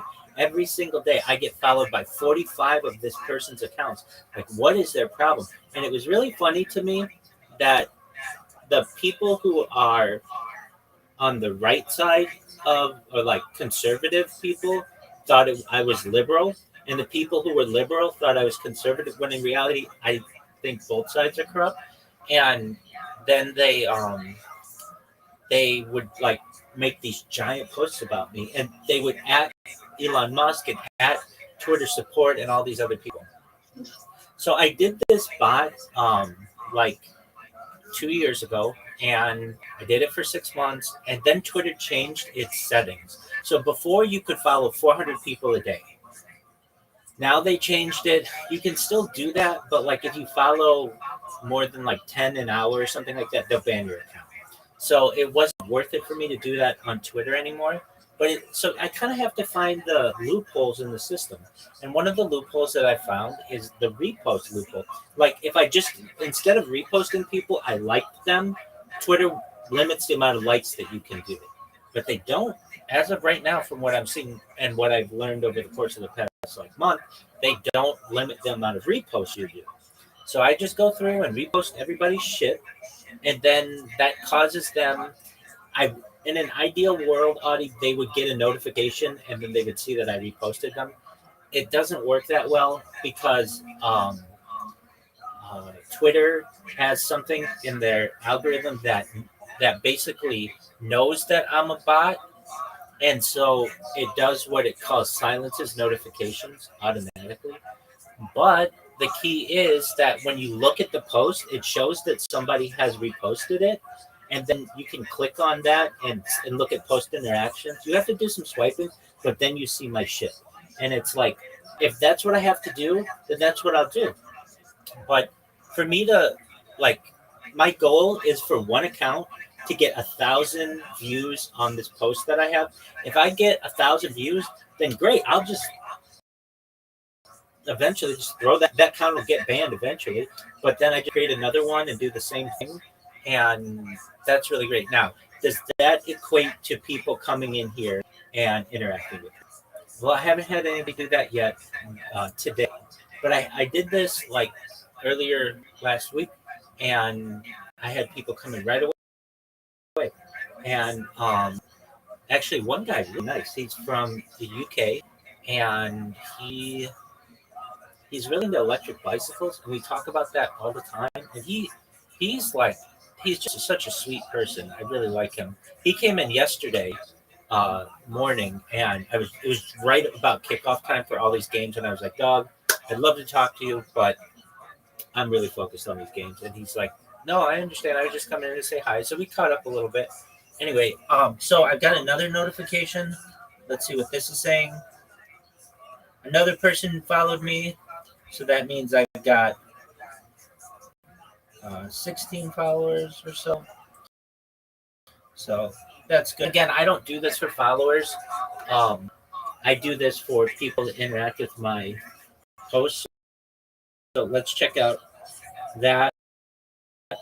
And what I love about this bot is that there's feedback. Like I know how well it's working because I can see this number grow. So I'm at 522, which is phenomenal. And what ends up happening sometimes is people will create a post of it. And they'll be like, is anybody else getting these reposts from this Rabbi Rothschild? Who are they? What's their deal? And then, that happens. There's this other thing that I do that, well, ask you, Audie, do you know what SEO is? Search optimization.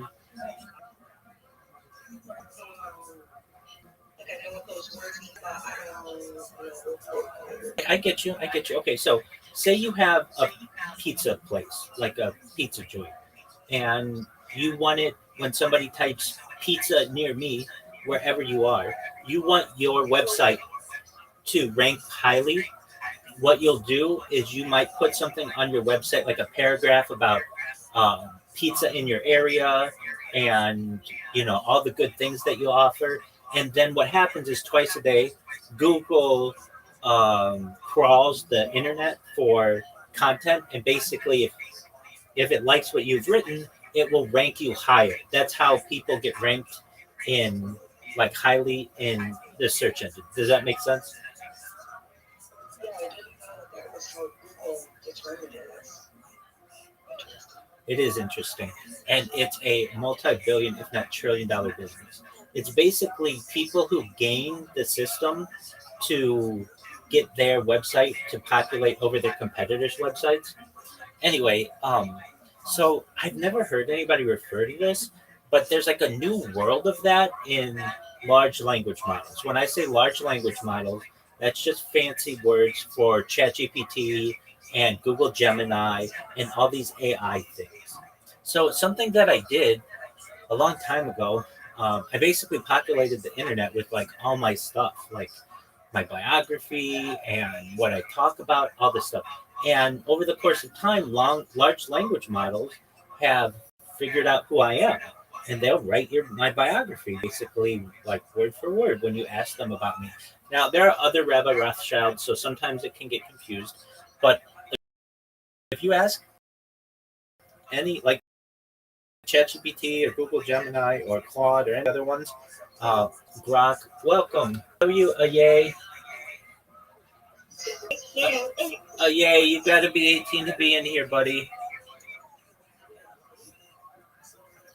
Yeah, so that's another strategy I've been using. I don't know how beneficial it is. But basically, what I've done is anybody who sends me a message, I'm sending them an invitation to this server. And so, like, if you send me a message, I mean, not you, because I know who you are, but like, see, the thing is, and I'm sure you get these too, you get rando people on Discord who send you a message. And a lot of times it's like, hey, join my Discord or whatever. Well, if you send me a message, I'm just like, normally I would just ignore them. But instead, I'm like, you know what? I'll send you an invite to my server.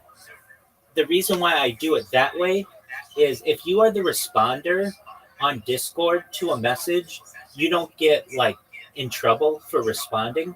If you just go out and send a bunch of messages to random people, Discord will get mad at you and ban your account. And I don't want that to happen. But if you receive a bunch of messages and you respond to them with your Discord link, you don't get in trouble. So, like yesterday when I awoke, I had 70 new messages from Discord. And I went through, which is like a ton of messages, like within, I don't know, like 8 hours. It's a ton of messages. And the reason why I get so many is I'm in this one giant Discord that has 5 million people in it. And I don't even really know what it is. It's called Steal a Brain Rot.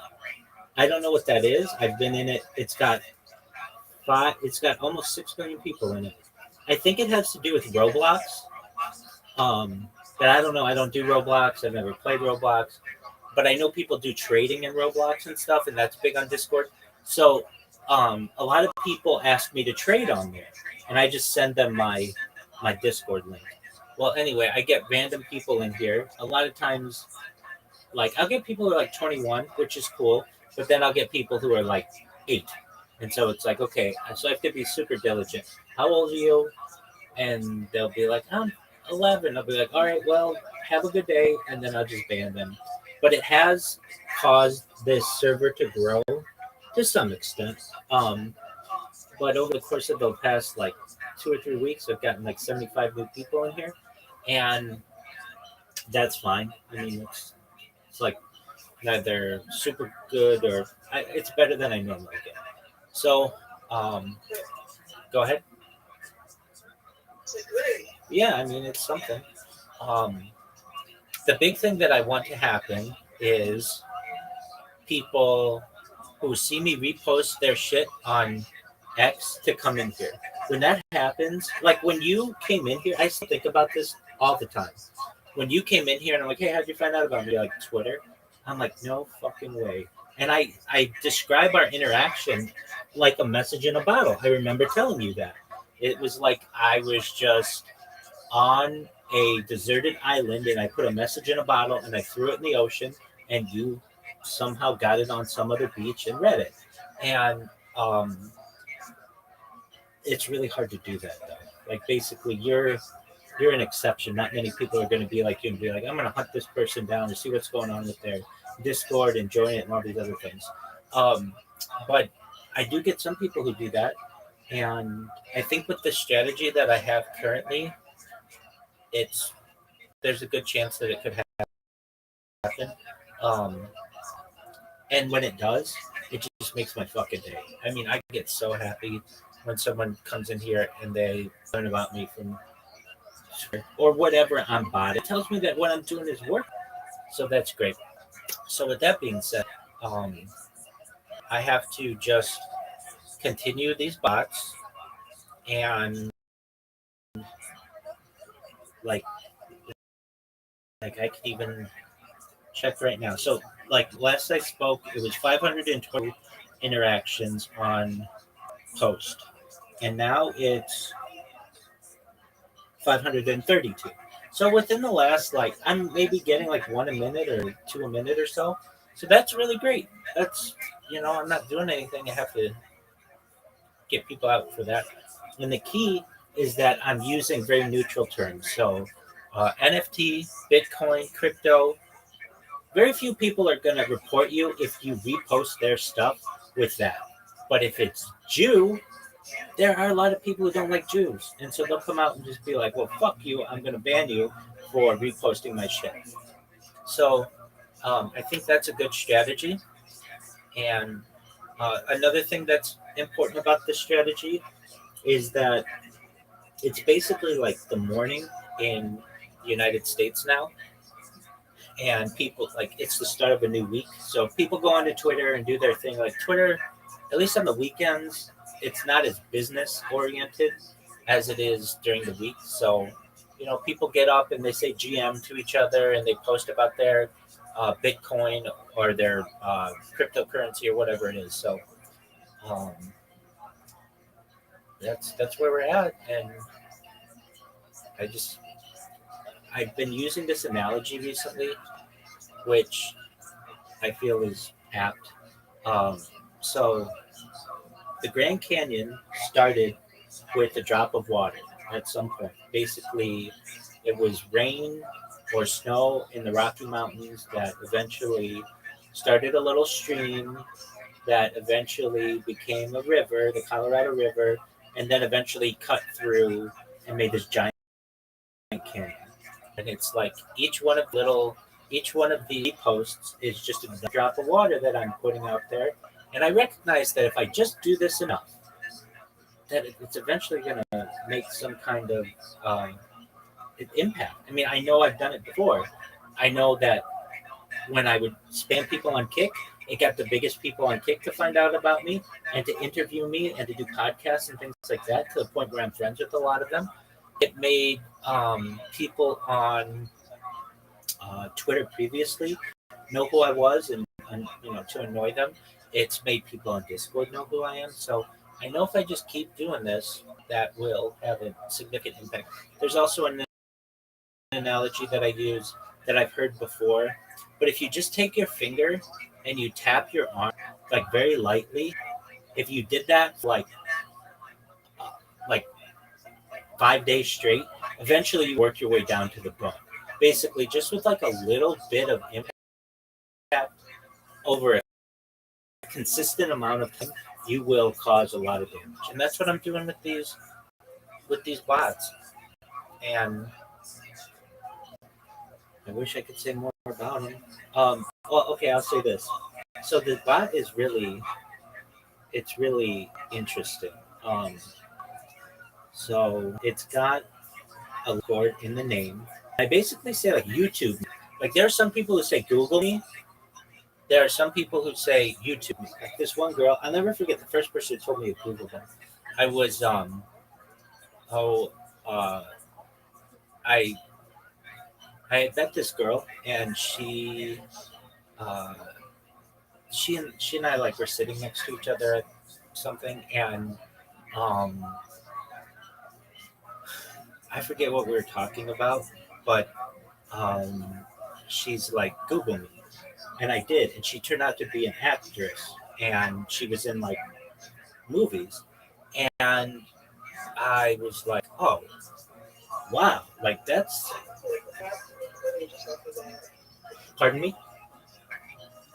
I would say that under any other circumstance, that would be a really unsolicited. Yeah, definitely.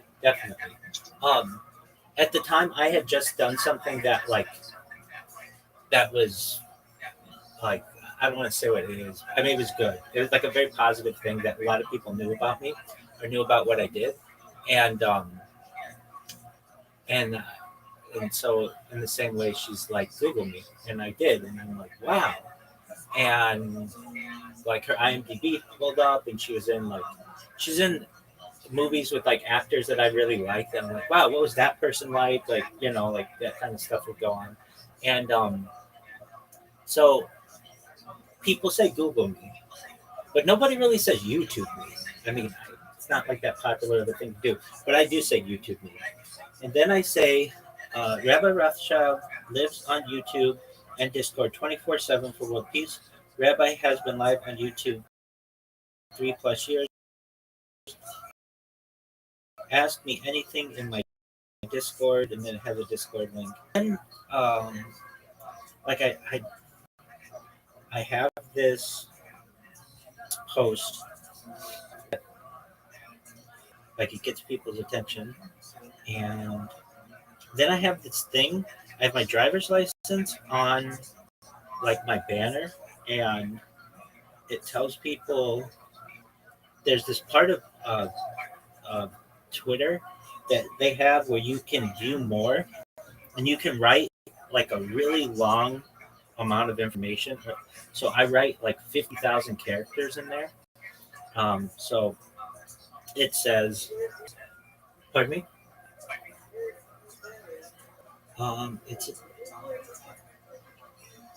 It's in a view more section. Like nobody uses it. So it says introduction, Shalom Yalom, Rabbi Rothschild, I stream my life for world peace. I want to help the world achieve peace through a global emphasis on pacifism. I feel if humans are ever to colonize space, terraform other planets, and travel intergalactically, we need peace on Earth. I want to help end world hunger through the use of agricultural drones, floating greenhouses, vertical farms. It's all the stuff that I talk about. And then I put all the information about myself. I mean, you can really just read this. In the about section of this Discord, it's all this. It's like I don't want to say word for word, but a lot of it's in there. So anyway, nobody really uses this section of Twitter because it's not that always that easy to find. So I put like instructions how to find it.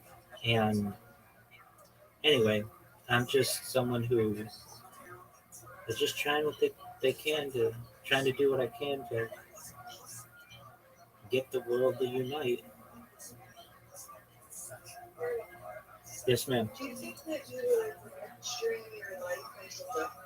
Yeah, but I don't think I'm gonna die. But yeah, I'd love to. That's the plan.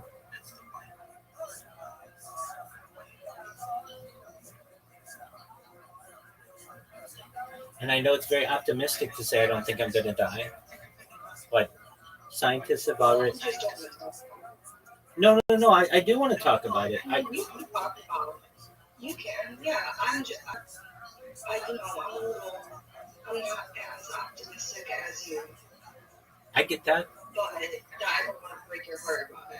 No, no, no. I understand. Look, It looks like cryo might be like, your only option, which doesn't sound great. what is my only option? If say that, like, would you cryo freeze yourself if there wasn't anything else to do? 100%. Absolutely. Cryogenically freeze myself 100%. But you have to then decide at some point in your life that you're done living now and you're willing to just be frozen. You understand that, right? Uh, And you can't just no. be like in hospice and like, yeah, now freeze me. I mean, like, you could and hope that there's like awesome medicine as soon as they unfreeze you, but you wouldn't. You don't understand what I'm trying to. You have to be alive. I get. So how alive are you gonna be? I get what you're saying. Usually, what happens is that people are in hospice, and they have plans that are made with these companies that as soon as their heart stops, within like 10 minutes of that, they're basically put into liquid nitrogen and frozen, like they're like immediately, and you have to do it really quickly. So there's like a team of people that they pay to do this. And then you can either have your head done or your whole body. The head's cheaper, and then like the ones that I've seen, there's some in Southern California, there's some in Arizona, and they're basically just companies that keep people frozen indefinitely until there are solutions to um,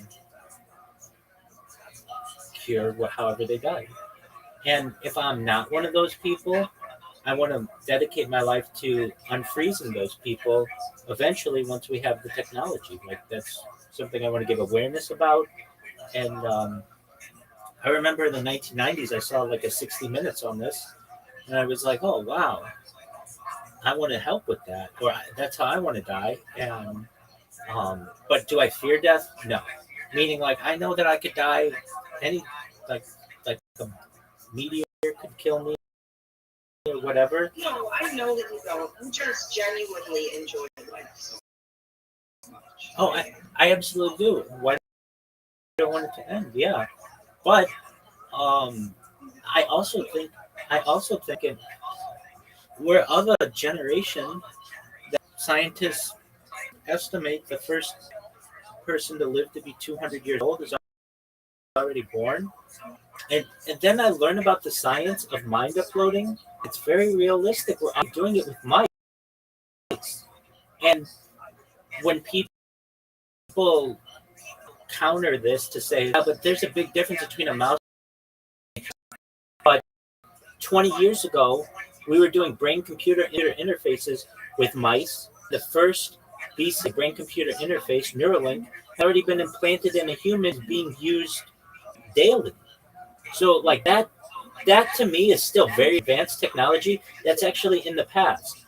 Meaning somebody has a computer chip in their head and they can use that to move a mouse on a computer. That's like mind blowing technology to me. And so for me to think that, or like another one, which is really interesting, is like a test tube baby. Basically, like that's been around for 50 years. But that's still like a lot for me to be able, or like the artificial womb, basically. That that's something that's like a reality today. And so there's part of me that's like, I talk about this stuff about, life, mind uploading and all of this. And it sounds so futuristic to me, but in reality, a lot of this stuff has already happened. I mean, de-extinction, like that's like Jurassic Park. That seems so advanced. We've already done it. We did it in 2003. That's more than 20 years ago it was done. But it still seems super uh, advanced to me. And but so I'm okay with death, but I think there might be a chance to be able to escape it in one way or another. So why not try?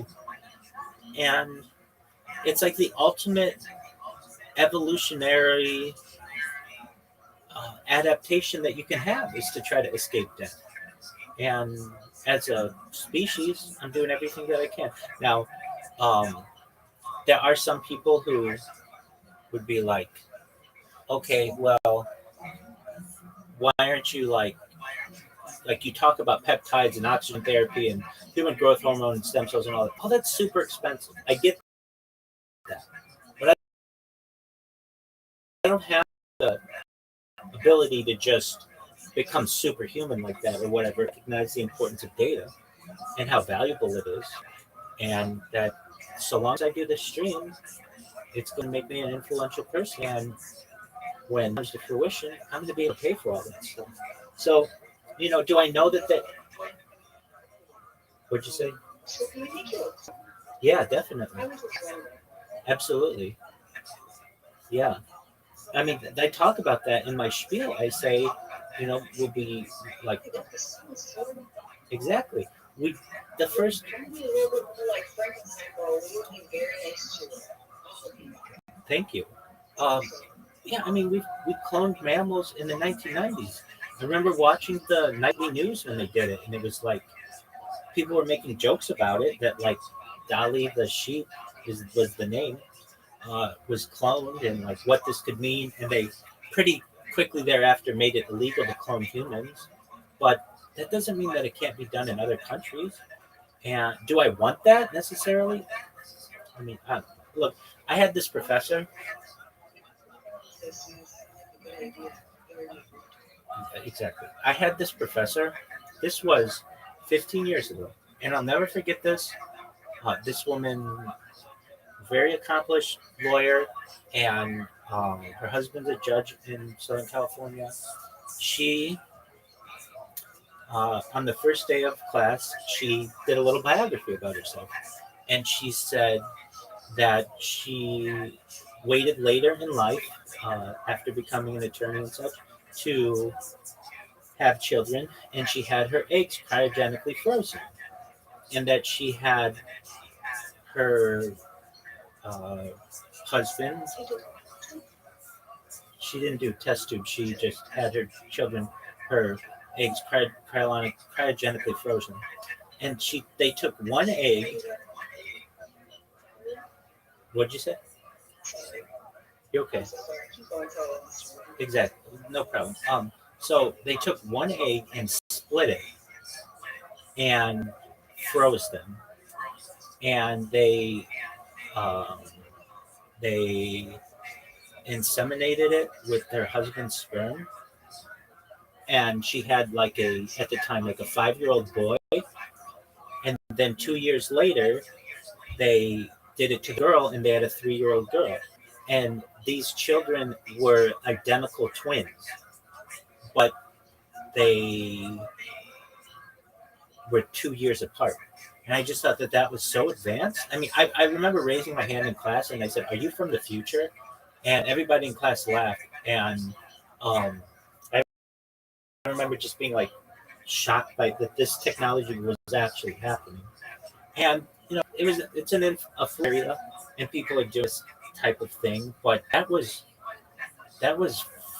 more than 15 years ago that this was done. I mean, those kids are adults now.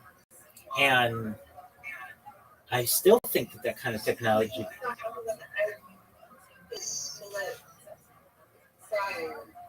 Yeah, so I may have explained it incorrectly. So basically, I think they took a fertilized egg and froze it, or no, perhaps it wasn't fertilized yet. It was just her egg, but they split it so that she had identical twins, and they were just born at different times. Well, there was a recent article. Understand how that makes sense scientifically. Because in order to get twins, it has to be two eggs that are already identical. Right. So okay. So perhaps perhaps what they did was they took her husband's sperm, her frozen egg, inseminated it, and then froze it, and then split it. So it was exactly the same genetic material. It was just 2 years apart that they did. But there was a case recently that made headlines. They call it the world's oldest baby, It was a baby from 30 years ago who was frozen. The egg was frozen, and they just fertilized it recently. So this baby's actually been on this earth, at least from an egg point of view, for 30 years. But it's like 5 months old. All of this is very advanced technologically. And What I don't understand, Rabbi, is like, how do the cell walls not burst? When you freeze things, cell walls burst. yeah, so they do it at a very cold temperature using liquid nitrogen so that it preserves those cell walls. And they do it very quickly.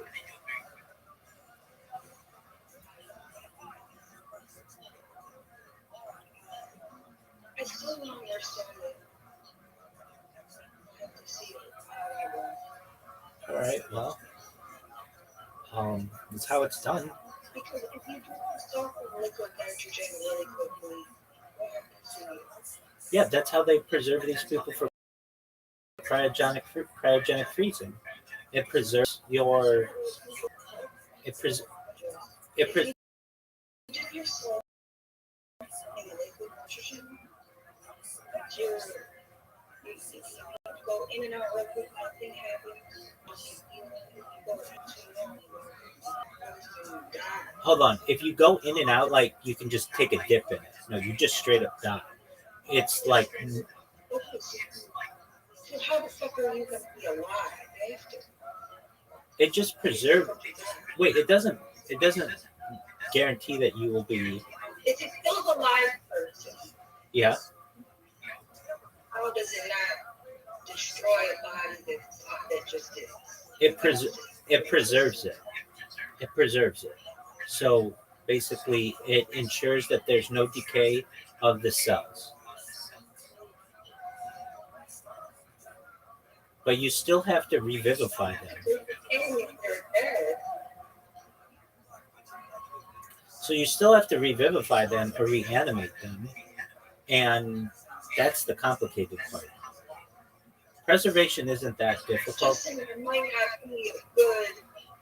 not be a good route for preservation if it's also a route for death. It don't sound like it makes too much sense to me.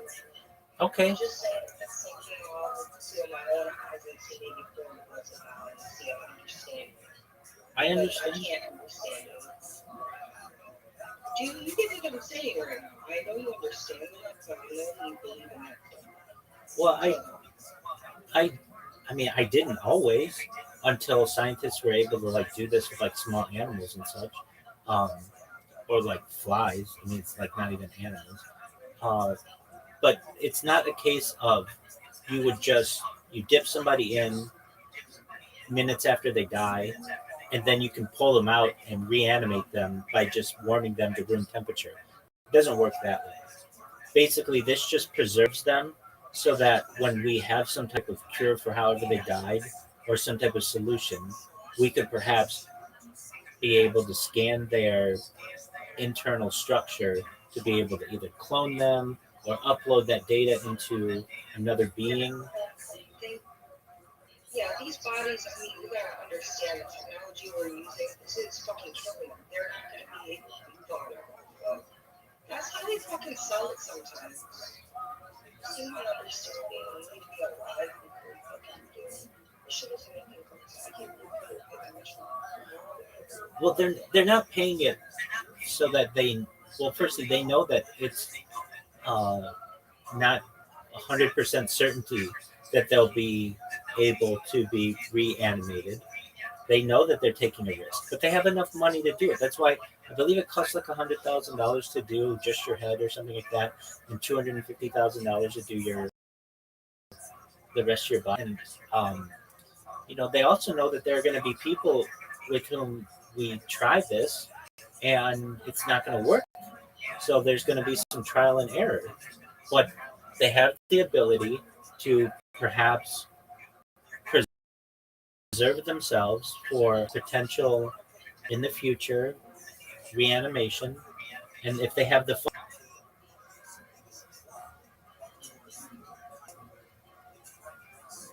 They can live in the afterlife or reincarnation.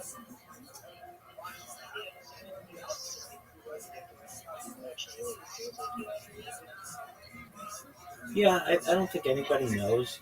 Traditionally, I mean, I have my beliefs, but from like a religious standpoint, I don't know how accurate they are. I mean, there are discussions that we spend a year essentially in a neutral realm, and then with enough righteousness of your family, basically saying prayers, uh, known uh, as Kaddish. You basically will sit at the right hand of God. I just think that these are traditional ways that rabbis specifically were able to have some justification for what we do religiously. But in reality, there isn't an overarching one doctrine within Judaism of what happens with you. I know in Christianity, many times, welcome, how are you?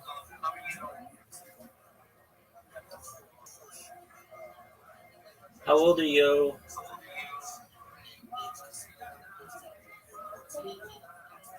Um, like there's an idea of like heaven and hell in Christianity and things like that. And while we have similarities within Judaism, it's not as cut and dried. And we believe in the world to come is what we call it. And Ha'olam basically is what it's known as, and uh, or at least with the world. And that's a religious part of me. From a scientific state, much of me believes that you just die and it's black and it's done. Like you become worm food. Dust you are and dust you shall return. There's that element of it.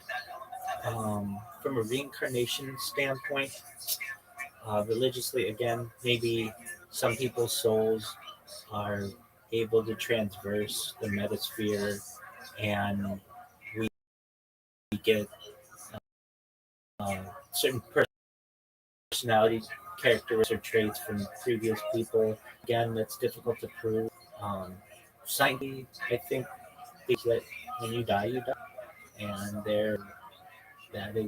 that's what happens to you. And what we're trying to do from a technological perspective is try to avoid that. And then I think you can get into real reincarnation, quote unquote, with the um, ability to import your brain upload into another being. So if you wanted to be a dog, you could. You would basically have your brain information, your central nervous system, your peripheral nervous system implanted into a dog, and you would know that at one point you were a human, but you made the choice to be a dog, and now you're going to live a life of a dog, or you could be a bird, or a fish, or whatever you wanted to be, or you could be something that doesn't necessarily exist right now, some type of advanced type of creature, something that can maybe type of superhuman creature, perhaps an extraterrestrial. Oh, until you mentioned superhuman creature. Well, what I mean to say is like you could be like a human, but with uh, better genetics. No, I hear you. But that's what I talk about. I think you could be a cyborg, a cybernetic being, a clone of yourself, a robot, an ethereal being, which basically is like a being without a body. Whatever you want to be, you could literally be whatever you want. Or I also say an android, a cyborg, a cybernetic being, a clone of yourself, a robot, and an ethereal being. Those are the six things that I normally spout off to people, and they're usually overwhelmed by it. And they're like, I mean, you've heard them. They're like, "Wait, what?" And they don't normally hear people talk like that, and I get that. But basically, what I'm saying is that you'll be able to be a shapeshifter. You'll be able to be whatever you want to be. Now, normally we think of shapeshifters as people who are things that can change. Can what? Bazooka. I'm gonna make my arms a bazooka. Oh yeah, you could do that. That's a cybernetic being. I don't want it to look like a bazooka all the time. It has to trust me. right? Again, that's still a cybernetic being. And there's an argument to be made that we already have cyborgs on Earth. Those are people with pacemakers and artificial limbs. They're just the primitive versions of that.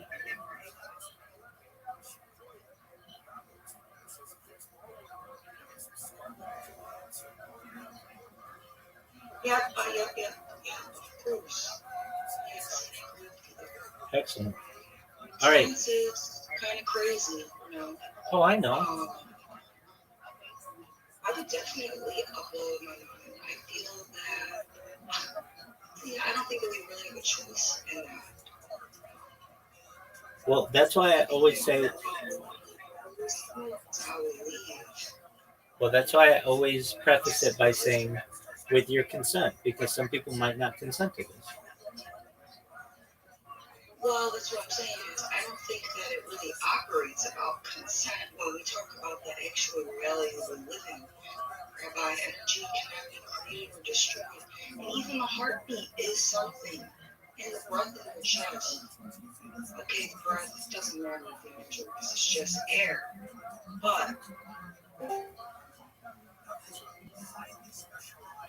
there's only like a certain capacity that can be out of it.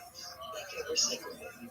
Excellent. I would not want to be a fucking animal if I already was a fucking animal. All right, calm down. We have our friend here. Good Good morning. How are you, Miss Aquarius? I'm good. How are you? Every day's a holiday, every meal's a feast. Good. What's up? Mustafa. Good morning, Mustafa. Morning, everyone. How was your So far, so good. It is no morning of my country. We know. Good day. How are you? No, I know you know, but I just said that for the girl, for this lady. That's fine. No, yeah, because I didn't know. That's okay. Thank you. Mustafa, do you want to tell them where you're from? Yes, I want to tell her where I'm from. All right, well, tell her where you're from I'm then. from Iraq. Oh, nice. Yeah, I'm from Iraq in Middle East. So I work to America, like live in America. Yeah. So that's all.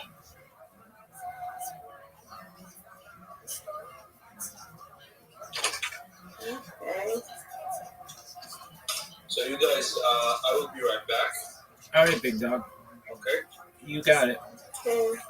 So Mustafa Yes. wants to move from Iraq to the United States, and actually, like a little more than a year ago,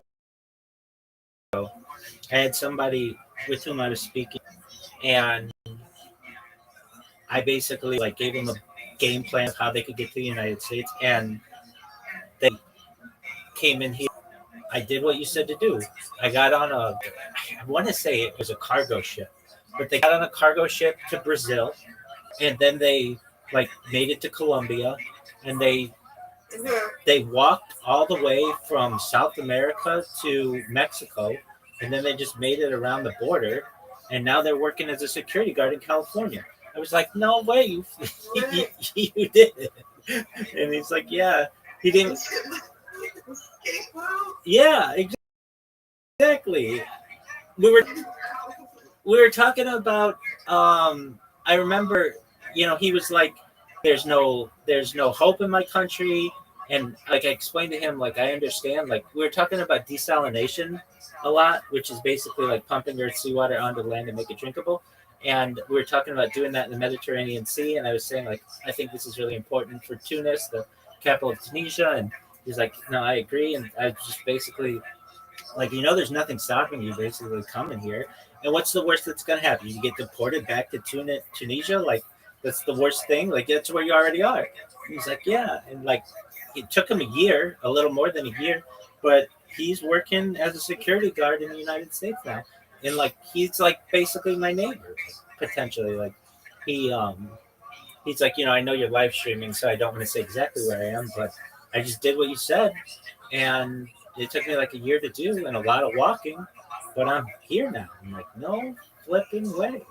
So, Ma, Ma, Mustafa, That's really great. I told him, dude, when this goes viral, we're gonna have to make your journey into a movie because that is a wild movie. You were in Africa the last time I talked with you, and now you're in California. Cargo ship.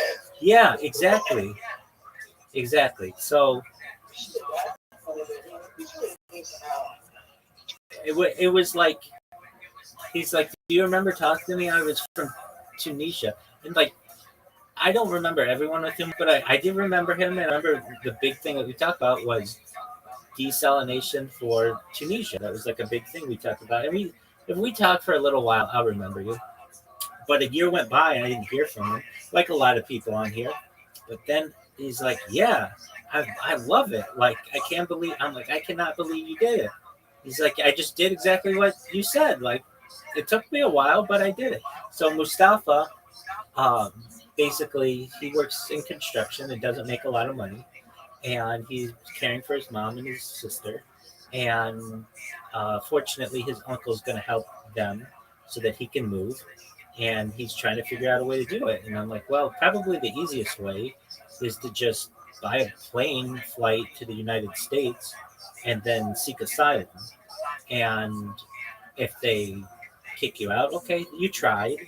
But I mean, this is like, it's so sad. They beheaded his father. I'm like, that's a great reason to seek asylum. Like, hey, they killed my dad. They literally cut his head. They cut his head off, and I don't want them to do the same for me. So I'm trying to get out of that situation. And if they say no, then they boot him or whatever. But at least he tried. So he only makes $16 a day, and that's just not a lot of money, especially if you need to um, get like support yourself, support your family, um, and buy a plane ticket here. So I was helping him recently work as a translator, where he makes like $25 an hour, which is like more than he makes in a day there.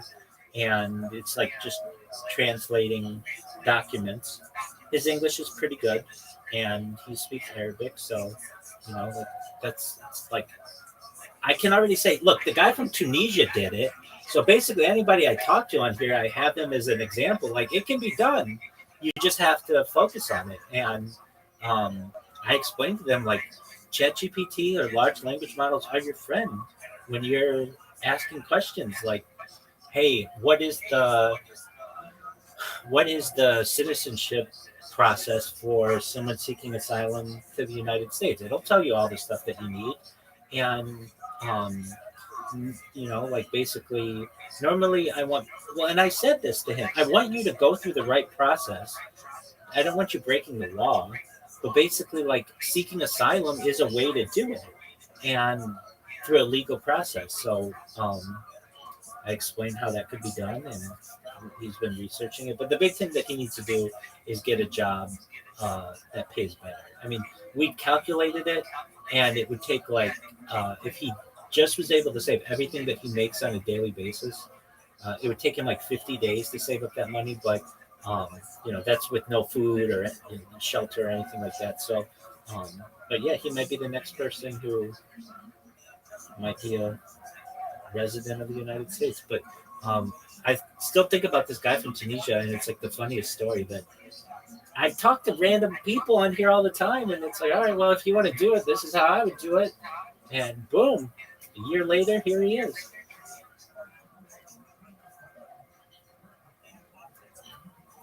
So that's cool. I agree with you. It is.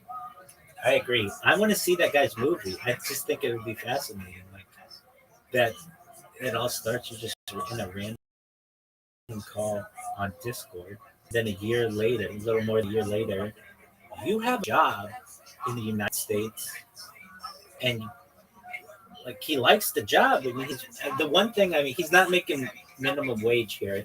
Minimum wage is like $15 an hour, but depends on what cities he's in as well. But He's making $8 an hour, but still $8 an hour is way better than what he's making in Tunisia. So I want to see that guy's movie, and I just think that it's like some wild story. Oh, what's his family? Did his family still over there? Yeah, his family's still in Tunisia, but he was a single man. He didn't have like a wife or children or anything, and he was able to do it. Mustafa also is a single man, but he has a mother and little sister, and he's been supporting them. But his uncle, as of like yesterday, agreed to let them live with him so that Mustafa could move to the United States. So, um, but I mean, like we went to like the UN website, how you can seek asylum there. Like, because I said, United States is fine. I mean, we take it for granted, but there are places in Europe you could probably go that are a little closer and maybe a little easier. So we looked up all that information, and basically anybody who comes in here with a problem, I'm willing to help them with it. And we are able to overcome some really major challenges. So that's what we've been doing. These are very interesting processes to be part of. It is. Yeah. Well, you just have to understand the shock that I heard. This guy came in here within like it was maybe a month ago. And he's like, "Hey, do you remember me?" I'm like, "Man, I've got 2,000 people in here. Can you refresh my memory?" And he's like, "Well, I'm from Tunisia." And the second that he said that, I remember. Oh, yeah. We talked about the desalination. He's like, "Yeah, you're never gonna believe this." What's that? Well, you know how we talked about how I could immigrate to the United States? Yeah. He's like, "Well, I did what you said. I got on a cargo ship to Brazil, and then I made it to Colombia or Venezuela, and then to Colombia, and then to Panama. I took a ferry, and then I just started walking like from Guatemala to Mexico. And then I got to Mexico, and That's where it starts to sound believable too, which is crazy.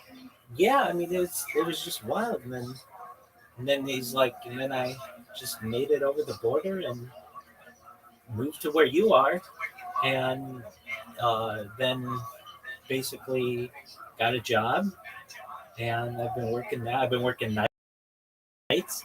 He liked the job. He's like able to be on his phone. He's like, "Yeah, I just work as a security guard." Whoa.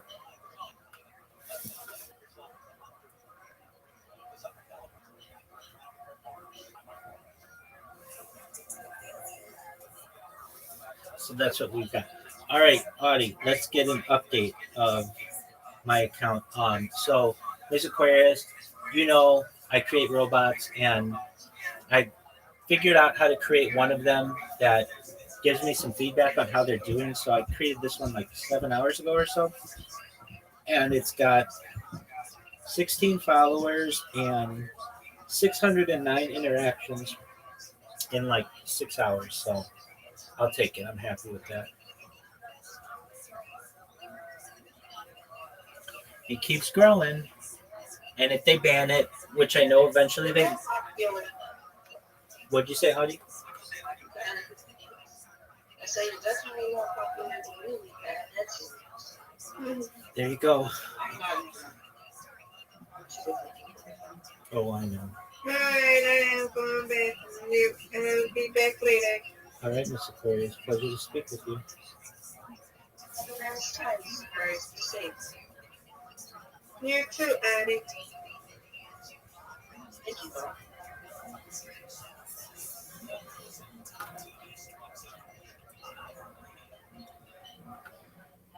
All right. Well, I'm going to go back to listening to this podcast. If you don't know what it is, so Joey Diaz is, Audie, I don't know if you know who Joe Rogan is, but basically the guy who used to open for Joe Rogan as a stand-up comedian. His name is Joey Diaz. He's like this really rough comic, and the things that he says are many times not very clean, but I think he's very funny. I don't support all his actions by far, but I feel everybody deserves a second. But everybody deserves a second chance. So here we go. Watching fucking the prison show. I said, you fuck yeah, I don't give a fuck. I ain't, my people on this pussy. Oh, fuck. Can they get Yo, what's good, Raul?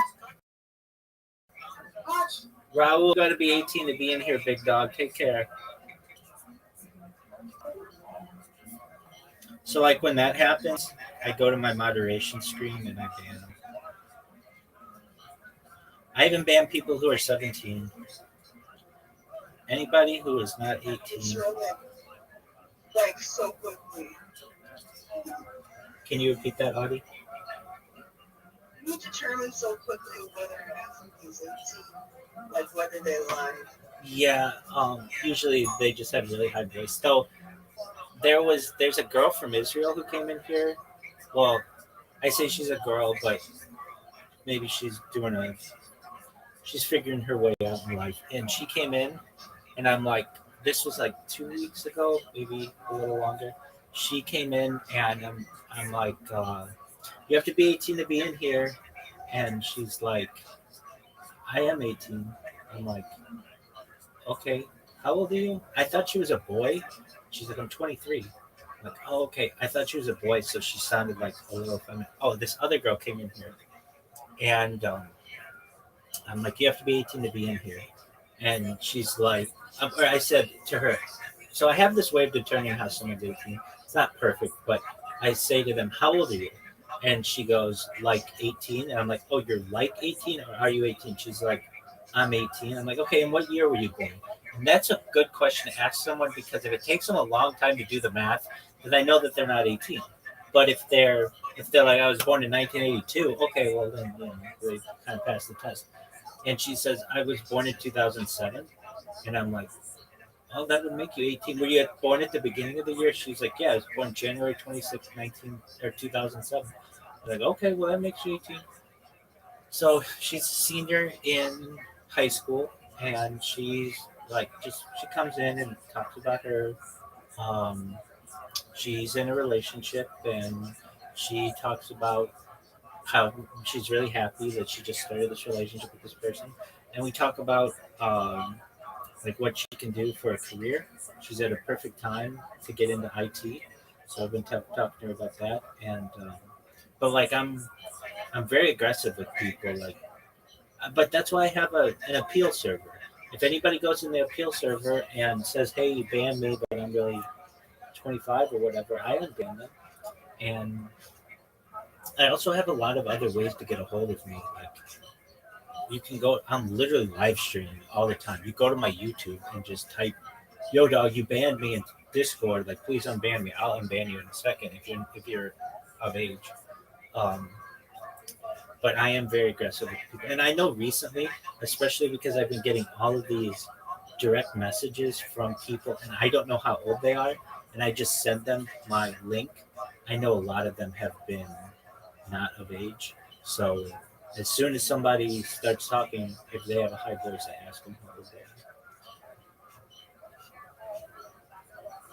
are. Yeah, I mean, even Mufasa, I'm like, how old are you? How'd you find out? I was like, I'm 21, blah, blah, blah, blah, blah.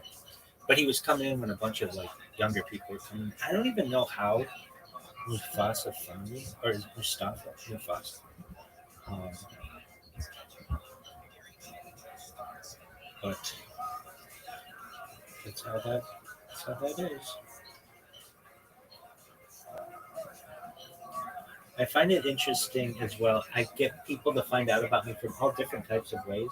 So I get people to find out about me from Kick and YouTube, and you like from Twitter. And Mr. Aquarius found out about me from the Socialized Discord, and Brandon found out about me, I believe, from the Aiden Ross Discord. Could be wrong on that. There's like, I put myself out there. If you want to find me, I'm here.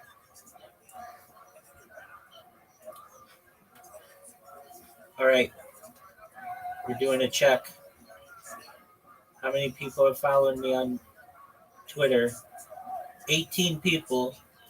So since I've been talking with you, Audie, we've had like I think I started with 13, so we've had like 5 people join, and that's not again. I don't really care if they follow me because I know that account will be banned. And then when it comes to um, impressions or interactions, whatever they want to call it, I'm at 625 with 6 people having liked what I posted, which is wow.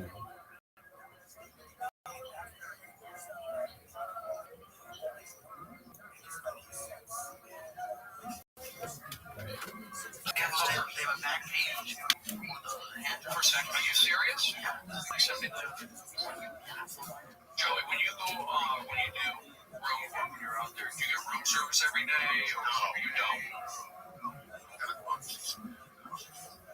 Some hotels they put you in industrial parks, and it sucks because that hotel has shit on the floor. You gotta get that shit empty.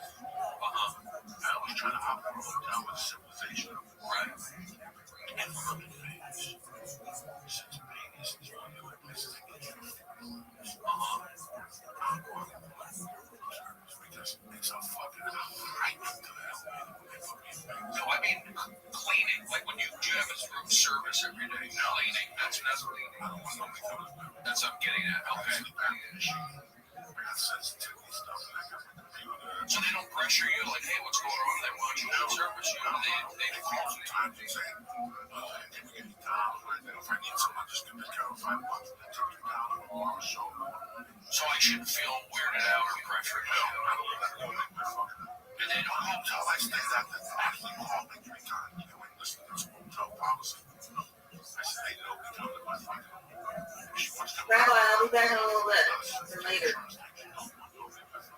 Gotcha. So there's a lot of guys like that. A lot of people. I'm like that. You don't have room service? I mean, room cleaning? I do.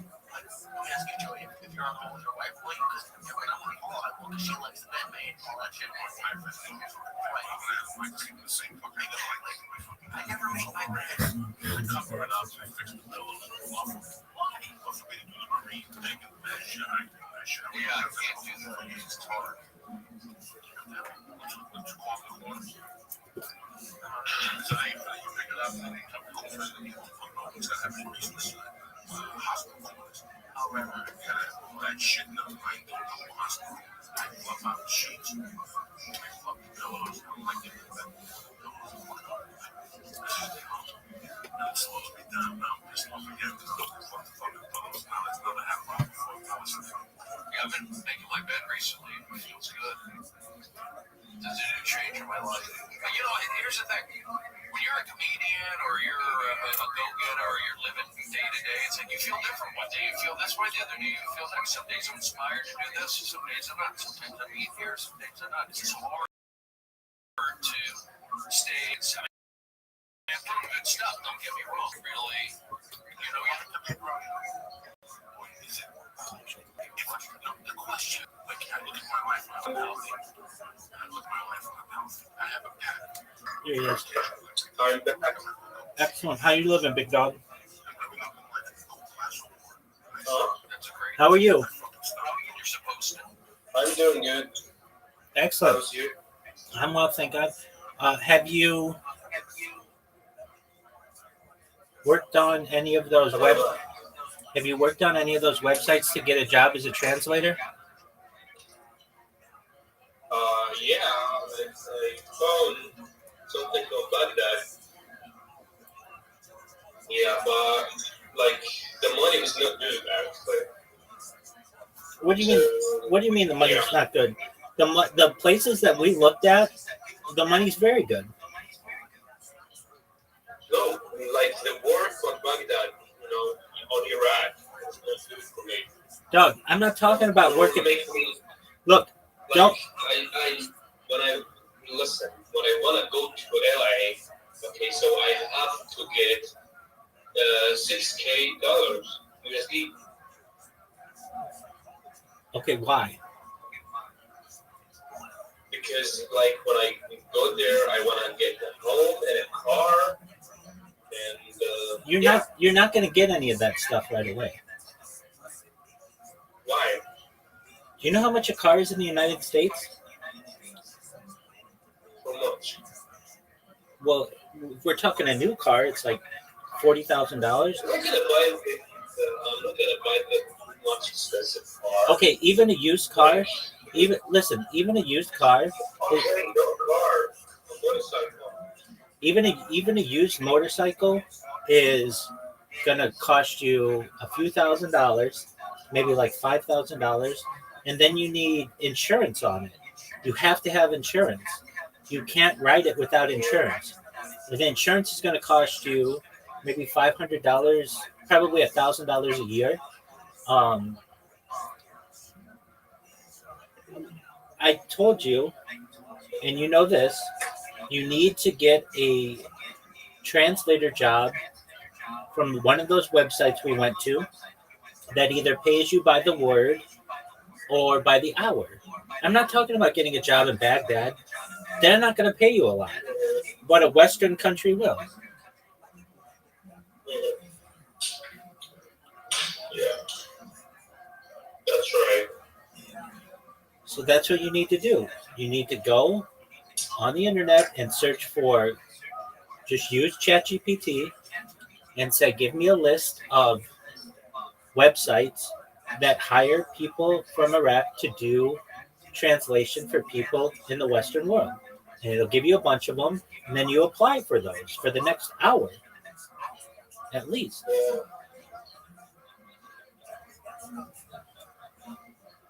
Yeah, that's true. Right. Now you're going to need $6,000, but you're not going to be able to get housing and all that other stuff you want. It's going to cost more than that. For just like a really small apartment, a place to live, even just a room in LA is like $1,000 a month. A car is going to be out of your range. I mean, on top of that, you need gas. Gas here is very expensive. It's like $6 a gallon, probably by the time you're here, at least. And so, like, one step at a time. You just need money to get here and to be able to have at least, I'd say, like 3 months of housing. And you need food. Like, food's here very expensive. And, you're going to have to get food stamps and things like that. But at a minimum, let's say you're making everything yourself, it's going to cost you probably $20 a day. So that's $600 a month. Now, you can get food stamps, which will help you, probably gives you like $300 a month. But that's, very limited. Like, you smoke cigarettes, you're not going to be able to afford to smoke cigarettes here. It's very, very expensive to smoke cigarettes. No, I'm actually going to leave the cigarette. You're going to have to smoke here. Each pack is over $10 each. Well, $10. Very expensive. No, my country not too much expensive. Right, I know that. In fact, yeah, like you can see here. You can see like the kids can smoke here. I've got you. In fact, marijuana is arguably cheaper than tobacco here. Which well, actually, listen. In Arizona, there's a girl. She's an Iraqi. She said, like, see my Instagram account, and she see my posted on Instagram account, and she said, "Wow, you are a good fucking rapper." And I told her, "Yeah." Sorry. And she said, "Yeah, you're a good rapper. So I hope you can like take a photo of beautiful this like for me." And I told her, "Where you from?" And she said, "I'm from Arizona." And I told her, "When I come to LA, so you can come to me, and I'm gonna like take a picture for you." So I think why I don't go to Arizona, not to LA, and like maybe she will accept me. I mean, do whatever you want to do. There just aren't as many opportunities in Arizona. It's smaller. It's easier for you to get caught living here illegally. Like, which better, Arizona or LA? LA by far. The average temperature in Arizona is like 120 degrees in the summer, and in LA it's like 85 degrees.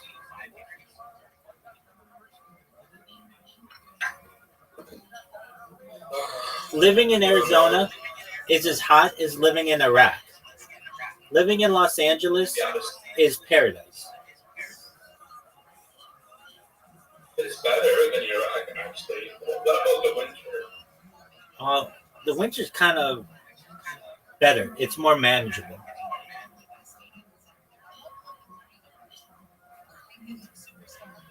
So, but so you should know, nobody's going to pay you to be a photographer in the United States. Everybody can do that already. What they can't do is be a translator. Yeah. No, you understand what I mean. Like she said, you are a good photographer, and so maybe I can live with her. You understand me? Yeah, I mean, She's an Iraqi. I get it. I mean, that's a dream, sure. Yeah. It's a good plan. It is not a good plan. Mm-hmm. There are, I don't know, 10,000 Iraqi girls in Southern California who would probably let you do the same. Oh, really? Yeah, there are a lot more Iraqis in LA than there are in all of Arizona.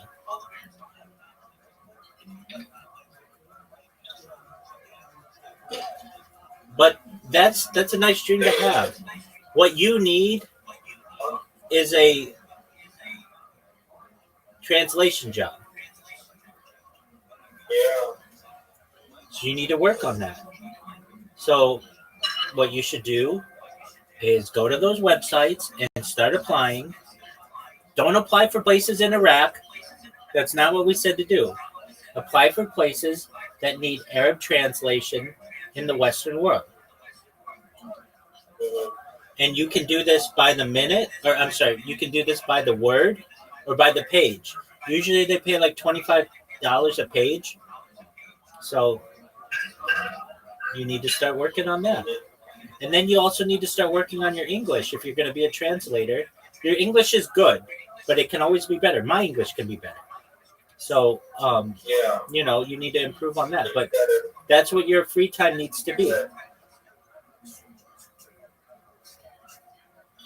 I should be better than this. No, you're doing fine. I mean, you just started with this dream. Yeah. But life is continuing. I should be better. But my English language will be translated. Yeah, I mean the best way to Yeah, wait, I'll be right back. all right, you do your big dog. Then I put the coffee. Then I take this fucking shit. Fire, I gotta take pills for that before I eat. Then after I pop that, I make a fucking frozen. A bunch of fresh frozen. I already had it again. Okay, and then after that, I fucking do a CBD drop, 7 drops in my mouth. Break all the cancer in my body. There's something why fucking wait. Then I fucking spray my nose. Antibiotics. All right. Well, you know what to do. For how long? You need to get a job. Then I fucking take a shower and wash my pussy. And then I smoke some more dope. And then I eat my eggs. Like 3 pieces of bacon.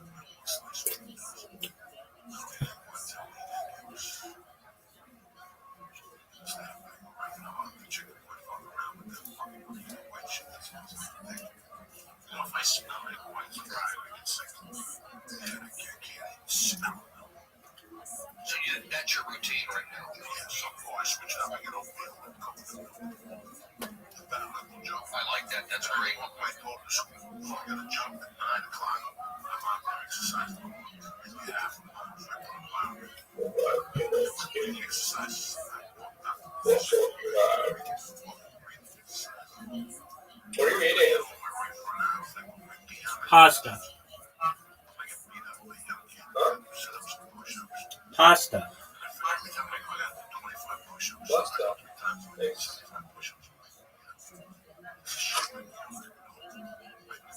Right.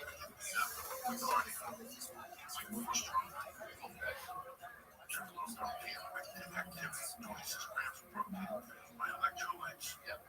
I also take out wine and I freeze it. And I put wine for wine. It's going to be asshole. What's that? Asshole. So, I'll go. So, Shave the so wine. good to see you guys. Shave your ass. I mean, the line. You shave the wine. That motherfucking powder that comes out of that wine. Yeah. Show me you do all this. You put it in your fridge. Oh, it's now on this one. Because I look at the liquor room and I say, little girl, You have a kid. and I only stop her around when she's 12 to have a kid. I can't have it all around her.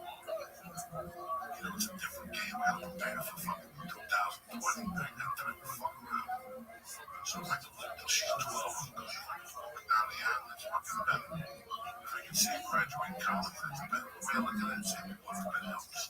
Yeah, every little bit helps. I'm not dying for nothing. Yeah, we die for stuff. Stay up all night to catch a plane. How bad that is for you. To stay up all night to catch a plane. You know, somebody's told me that I have the surgery. What surgery are you My nose is smart. When I first met you, never diagnosed. And since your body wasn't getting oxygen, that's what made you feel a little switch. Once you started breathing, the breathing fell off, and I can still hear the shit in your nose. I was double taking it shouldn't have a surgery. He goes, no, you gotta have a surgery. So I actually changed it. Because now you get more fresh oxygen, which makes you quiet. And I test my pH every morning. It's really amazing because like Dr. Lee said when I leave, sometimes it's fucked up my pH. And after I walk in the breathing exercise, when I come back, 6.5, you're gonna have a value by the pH strips and send you ammonia, whatever you want. And I never do that to the kids who want them to do that. Just too much sweat, fucking calories, key on it. My key is outside right now.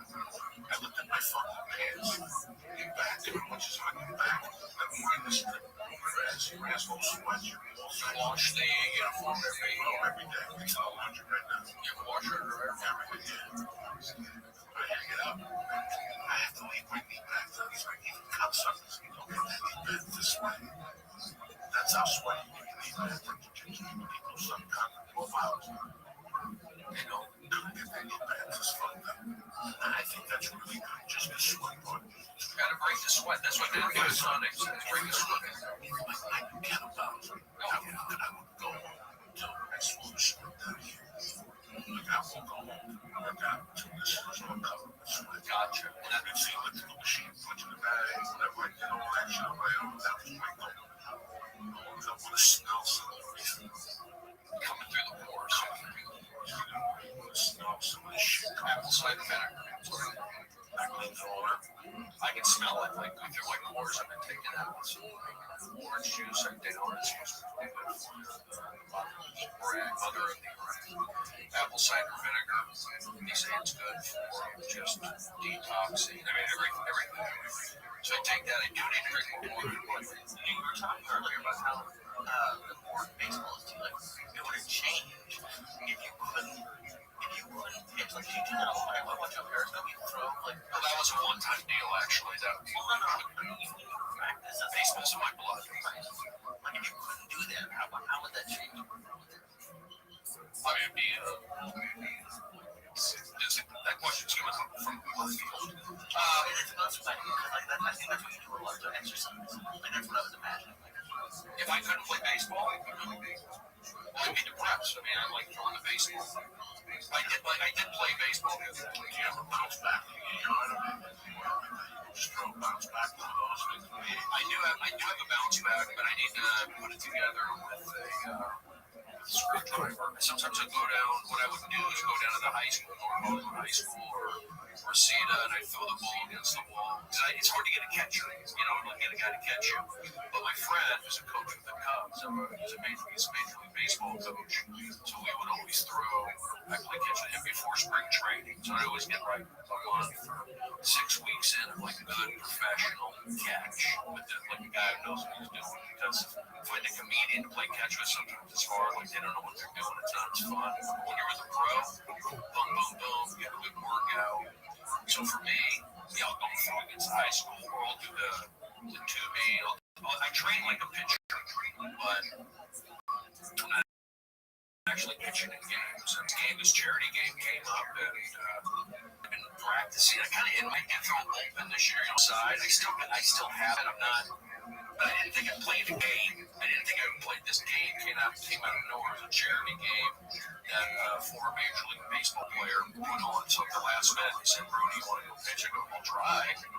So I just played catch. I threw a bullpen in spring training, and I pitched 1 inning. I went to 2, to 3, to 4. And it's like I look pretty good. So it's kind of like it's good for video. It's good for me. I enjoy coming. It was like, wow, I got a kick out of doing it. So that's it. Yeah, but that doesn't pay my bill. That's a fuck. I think a lot of people can do what I do. Listen, how many people? When they have kids, how many people have that can pay their bills? I would hate that job. Hate their wife. And they hate going. Sometimes money isn't fucking everything. Well, money is not everything. I just want enough to survive, to keep the terror spills. That's it. And you're happy as shit. That's what a hobby is. To take your mind away. Drumming too. Absolutely. You think I'm going to be a world champion at 253? Is that why you think I'm going to be something? You think I'm doing this to fight? I do this. So, wow. That's all I want to do. That 1 hour that one's going to be like, I'm my own fucking Nazi. I'm my own Hitler. I'm my own Fidel Castro. I'm my own dictator. Yeah. For 1 hour, I leave the film and go. You know what? That audition, the subject is, if something you did that when your mind is a man, is that something bad could happen. You can't be that out. When you train jiu-jitsu, you can't check your phone to every 30 minutes. You don't have water anyway. So something bad could happen. I don't leave my phone in the car when I enjoy it. I get this in the dugout. I check between innings. Okay, whatever. I'm saying when you work out, like, that's your own 1 hour. That's what keeps you funny. Is pitching against a fucking wall like North Hollywood on Periscope. And so be it. That's what people understand. I believe in keeping people's powder dry. People gotta learn how to keep their own fucking powder dry. What you mean keeps your powder dry? Go off the deep end, whatever way you describe it. It's alcohol, drugs, any fucking way. Losing your temper, yelling at your wife, anything that controls that shit. Is keeping your powder dry. If it means that you go to a fucking circus and hang upside down for an hour, walk your shit in your face, and then you come back and tell me you got a smile on your face. Gives a fuck. There's times I go on stage, and I go on stage, and I can't put that fucking thing on. You know that? But there's times I wake up, my back hurts. I feel like shit. But I say to myself, when I'm going to jiu-jitsu, if I don't go to jiu-jitsu, my whole day's going to be ruined. You kettlebells instead. Bingo. I understand, and that's what I was told for a long time. I would cut that short. Take a shortcut with the kettlebells. So I'm not going to jiu-jitsu now. I want to go to jiu-jitsu. So I hate this like being an open mic. When you were an open mic, regardless of what was going on, you did that spot. Yeah. Whether you felt bad, whether your cat was dying, we would go. That was guaranteed. Guaranteed Monday, Tuesday. I had to apply the same technology to jiu-jitsu. Because, no, I wake up in the morning and I'm overwhelmed. It's funny to stand up, your agent talking to you about stupid offers, your wife talking to you about your sore cabin, whatever. It's just ridiculous. So for 1 hour, I just disappeared. I get on the phone, I say, I missed 6 messages, and I fucking love it. Could you do 2 hours? Disappear for 2 hours. 2 hours is a little tough in my world because of the baby. I try to disappear for about 24 hours. How does that work out? Not too You can't disappear that. No, yeah, it's. Look, I like doing the baseball. But of course, I would like to do it where I'm getting paid for it somehow. Oh, you know, when I do stuff on Periscope, it's coming from that mountain. When you come back around, yes, it's not that easy. I'm a pitcher, Joey. I know you're a pitcher. What the fuck do you think half the announcers are? Ex-baseball players. Okay, Just getting up to the plate. you work 6 months a year, make your nut the other half on the fucking road. I should be an announcer. Are you fucking crazy? With a suit on, they take care of you. You go to different cities. Then it becomes the point where, let's say you go to Chicago for a 3-night stand. Yeah. Don't comedy one night. It's a day game. But I'm a fucking away game. I thought you took your Joey idea. You don't know. Next week, yeah, I get my own show during the 7th inning stretch. Take me out to the. By the way, I'll be doing stand-up later tonight after the game. That's it. The people you'll sell out every fucking place. You'll do theaters. Yep. Baseball players will come see you. People take pictures. It becomes a national fucking riot. Honestly, why don't you fucking become an announcer? You got eggs at Fox. I do. I need to push. I'm not pushing. Listen, stop me up with college fucking games. You got girls in college that are coming out to high school now. So I should be doing. I'm not even from the new kids world. The new Dick Vitale. we have a personality. Vince Scully's returns. Yeah, what the fuck? You're sitting on the sidelines. You like baseball. You say, Well, that's what I'm trying to do. Listen, bro. Baseball 46. Obviously, you're not getting a job. So, you gotta make it a different way. What's the best way? To be around pitchers, to be around baseball. You gotta be at the fucking Kansas City, Chicago. You gotta be in San Diego. I'm sure they're gonna let you on the batting practice. Guys, yeah, he's gonna do a segment. yeah, All these minutes. exactly. You You were there at Best Damn Sports Show. You were there. I was there with you. I was at his television. In Seattle. 1995. Yes, you were. 20 years ago. Taking a look at two morons right now, thinking, look at these two fucking morons talking about whatever. But you can't take away from this. 21 years of time. Yeah, going for it. That's so many people can't understand. I had a big ideas. I go to jiu-jitsu. I see what the level of black belt is. When they're a real black belt with a stripe too. And they're in the fucking game. I lay on top of them, and then I breathe with them. They're down there fucking making a call to their girlfriend. That's not calling you back. I got a freak out down on top of me. Let me fucking fuck. It's amazing. And you know why I have that trust? Because he's been doing it for 15 years. When you have somebody, listen, if I can't do it, and I got made a ring at the store, 20 years, I did one spot, 20 years. One ring, I used to play a damn child, a young boy, for all me and my friends. They all used to sit across the room and come on lunch and practice all this year. Get tape, and he hadn't bullseye anymore. We have a loser and now the other follow me. And it's an experience.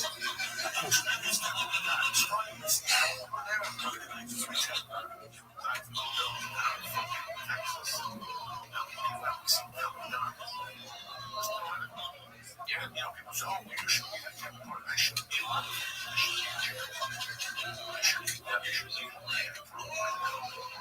No, fucking serious. Yeah, back it up. Push it. No fucking shoot. Lisa, I don't know. 900 milligrams. Okay, you're a red star DHC. You want to send it home. So what am I going to do when I really eat 900 milligrams at 4 o'clock for the 7 times? How do I think about this? Just to see what it is. I have to do the 50%.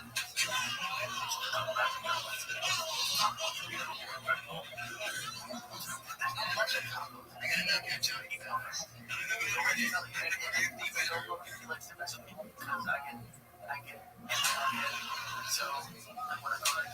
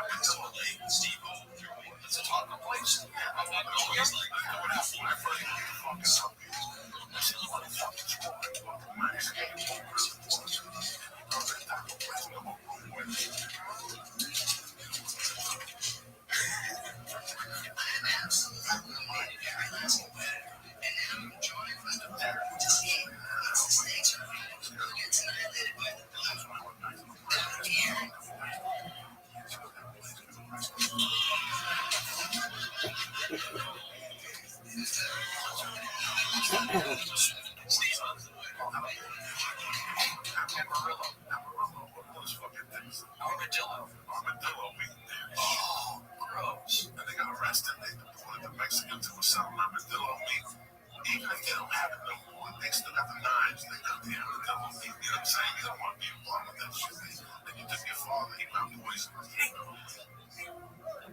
Where'd you take him? The taco place? No, a different taco place. Yeah, miserable.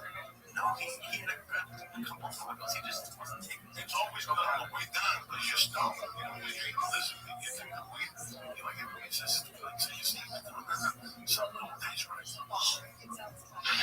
Certainly. When you eat lizard, no, I like chicken, steak, I'll eat pork, bacon, mashed potatoes. Right, I think I can work on it. Yeah, I can do it. I just need to put the energy out there and make that happen. I think it would be funny. I did the baseball All-Star game last year with Periscope for Comedy Central. I did that. I'm actually trying to maybe one day I like coaching. You know, they do have mental skills coaches in sports. In baseball, they have. Actually, the Dodgers a few years ago had a positive energy coach. They had a guy, a Russian guy out in Malibu who thought good positive energy for the Dodgers, and they paid him like several $100,000 a year. That was the last one for the Dodgers. But they do have mental skills coaches, and I'm that kind of guy. I'm not a psychologist necessarily, but I play baseball. I'm a good guy. I know psychology. Bring a little bit of humor. Guys like having me around. There's a job there for me. I like being around baseball. I get excited being around it. It's in my blood. So when they come see you in the office, off to the field, Probably be on the field. the other night you went over for threes or something. Yeah. Guys are comfortable talking to me. Like, you know, they're comfortable confiding in me.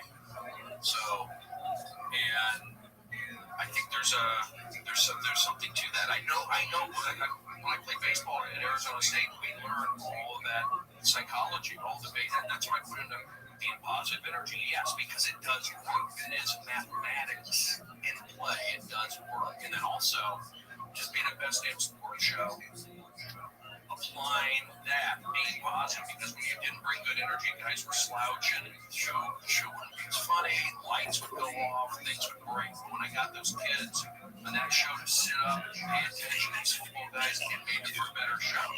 So I learned about, especially with warm-up, how energy creation affects everything, makes it for a better show. So I was able to use like all these kids, all the high schools, all the colleges, these slouches coming as my quarter right there. You want 3 Super Bowls, 2 Super Bowls. You want to talk to them? They're not coming over here because you're not bringing it. Let's go. You know, these kids would come in like goofing around. So, but I'm really, those years at Best Damn Sports Show, those 1,000 shows, really, I was able to apply the sports with show business somewhat. But you know what? You can only do that so far. Hollywood's more sensitive now. Things I didn't warm up back then, I can't get away with now because these kids can play. They'll go on Facebook or they'll write an email. Whereas before you would yell at them, they didn't, nobody had anything. So warm up in the last 3 warm up games I've done have not been fun because they just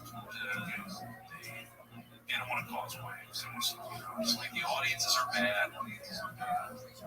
I care about the show. People don't care about the show. I always cared about the show. I cared about Chelsea. I cared about Best Damn Sports Show.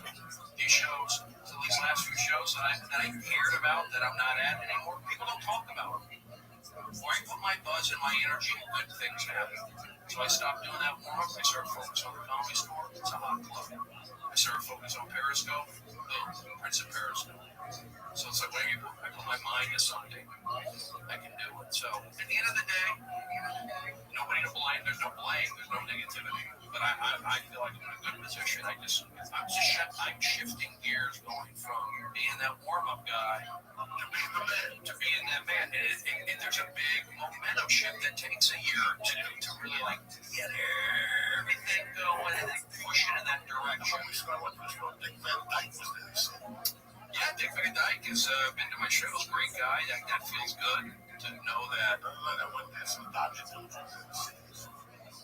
Dodgers have been there. Sure. Yeah. People around this morning. Yeah. The last couple of months,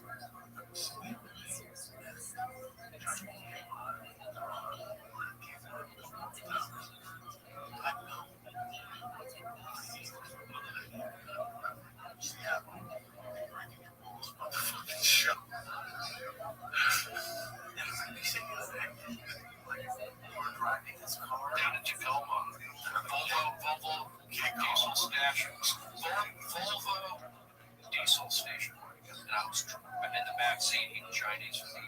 Chicken teriyaki from next door. Oh, that was good. They cut it with a scissor. Oh my God, we died with the fucking salad dressing. Oh my God, everything. We bring that all the time. It was good. I ate chicken teriyaki every fucking day. See, at one point already. $6. Yeah, it was a deal. Yeah, if that. It was a deal. They're friendly. Not too friendly, but nice enough. Friendly, but not, they still had they're very Korean or Japanese, but it was right there in downtown next to the Comedy Underground. And then that show, we went down to Tacoma. I think it was a bunch of us. And for some reason, I just wanted to sit in the back of the car. It was like, hey, and it was just, Seattle was a cool, it was time to be there. And those late, those summer nights, it's daylight out. It's just like, cool. And I'll get in the back, in the hatchback. And that was crazy. Joe was like driving at night, speeding. You question. Listen, what the fuck? I was trapped back there like a dog. I look back at that. Look, Becky says to me, the same thing. One thing can come back 4 hours. Because I get to 1 hour 30. I was going to leave at 11 late. So I was telling him one day, we're talking that day, and he's pissing me off. He's like, you cannot make it again. And I was like, I've been down there, and it's taking me 2 hours. I just didn't know. There was no signs. There was no stop signs. Flat world. I'm trying to drive these no license. Like I had a license. I had a license, but I had no papers. So like but those days, the last thing I wanted to do was I got ID, but I was the house. They let me go. I'll stick your phone and check your phone. So, it's a different fucking state of mind. On the show, Brody, take us down there. Take us down there. We made it like fucking an hour 15. The other day, I saw a picture of Tommy Easton on Facebook. Tommy Easton got banned from Congress. And he had called me up. Again, I talked to him once in a while. Give him some time. It's like the main guy. It's not funny, whatever. So, I told him, like, the Congress was kind of weird for Congress when we threw in. Yeah. That they have to have an experience. I cannot describe it. I can't write a book with a fucking Steven Spielberg. That's more than Stephen King. Stephen King came over here right now. I could sit with Stephen King for a year. Couldn't describe to you what I'm going to tell you right now. I saw Tommy Easton put a big down with him with 5 comics. Now for people who know what the fucking talk about, break it down for you. When you do comedy somewhere else beside New York and LA, it's a different mindset. You get raised a different way. You're raised in an old-fashioned comedy. The guy at the fucking bar is a cokehead.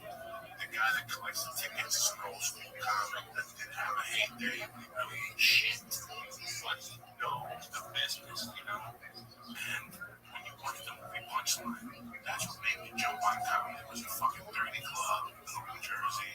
And the comedy club manager, one of the managed comics, was he become a millionaire and blah, blah, blah. It's a greasy business. But at the end, it's your fundamentals. Okay? It's your fundamentals.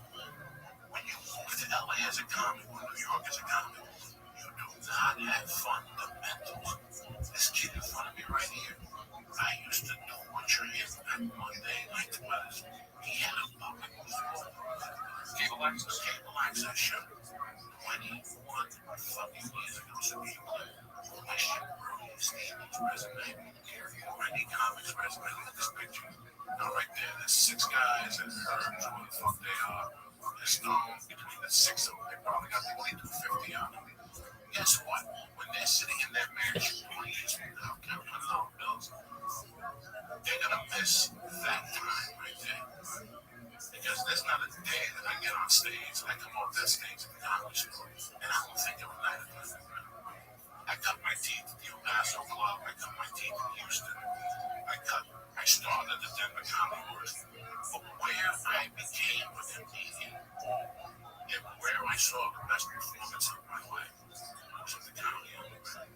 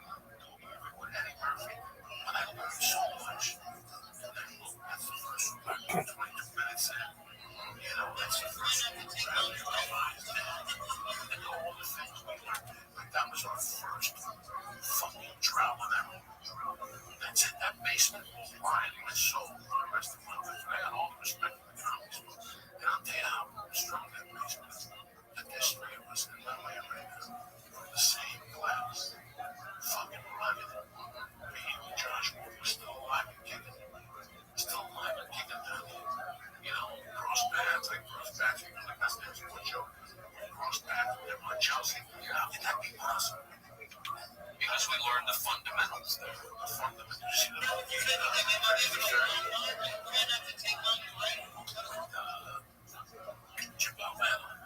I've seen it. They kept saying, after high school, I always thank Coach Boyd because he did what? He taught us the fundamentals.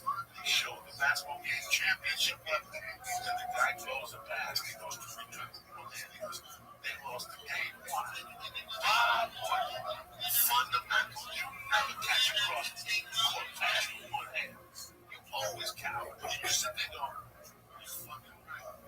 Championship college basketball game, you know. We have the fundamentals. I mean, I learned everything in that club. Yeah, I learned about a three-person show. It wasn't a showcase club. It was a three-person show. The weekends, you had the open mics with a crowd. You know, it was kind of supportive. Tuesday was very supportive. 35 people, 50 people. But Wednesdays were one to us. You and me, bro, and Gavin, Josh Wolf, somebody else got the door, 70% of the door. And then we take the money. Give each other enough money to get food, and we go to the restaurant.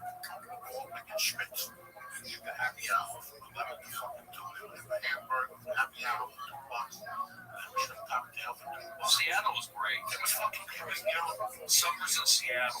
Whoa. I got arrested 6 times in 18 months. You understand me? Don't get no better than that, though. And it's amazing that you get today. You know, some fun on yesterday.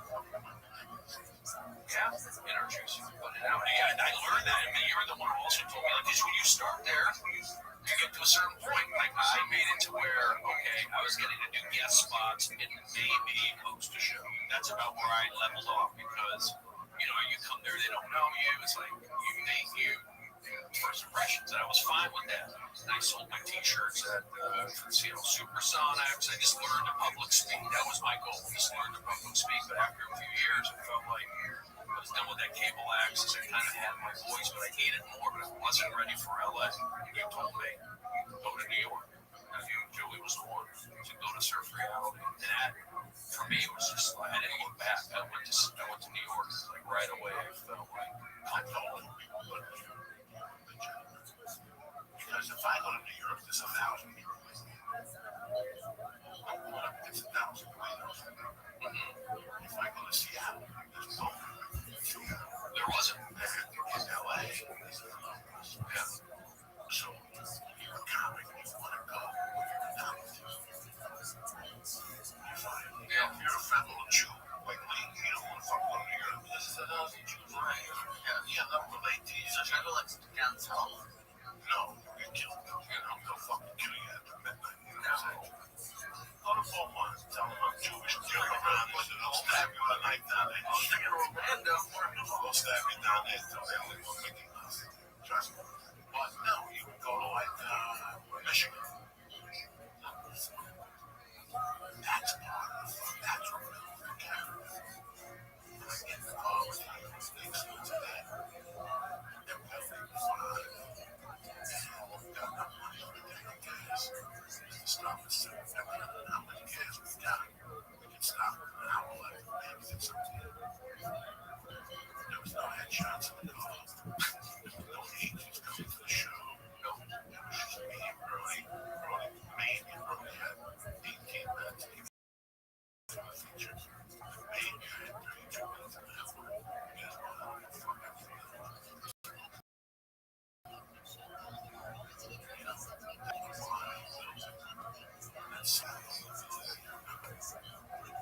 I remember being on the morning show. Yeah, it was great. I had a good time. I remember driving back to the fucking side of Rivington, Wyoming. Like, we were out there drinking Jack Daniels. Stop. Telling stories. All the cars go on the fucking one side to the other. That's when you remember coming from the fucking life. Okay? You know, I talk about that story with him in the backseat. I remember that for the rest of my life. Yeah, on the back. Like this, and, you know, us howling. We had us fucking howling. Like it out. Yeah, those are just great, crazy days, and Seattle was the perfect spot to be. It was just a hot spot, but then when I went to New York, I really never looked back. You know, when you're in New York doesn't even know that Seattle was exists. It's not even on it. This is the funny thing. I talk about this all the time. In comedy, San Francisco season was so big, guys. Oh yeah. In the mid-'80s, it was so big. I mean, from Marvin Joe to Bobby Slater, there was so fucking many comics in there. And the guy, John Fox, who moved to Reno, he moved all those clubs, the Fudge Line, he moved Seattle Comedy Underground, he was a part owner of the club. He put on a publication there. On the back of that, they would have every comic, state by state, you know, Right. and they would have the logo for the club.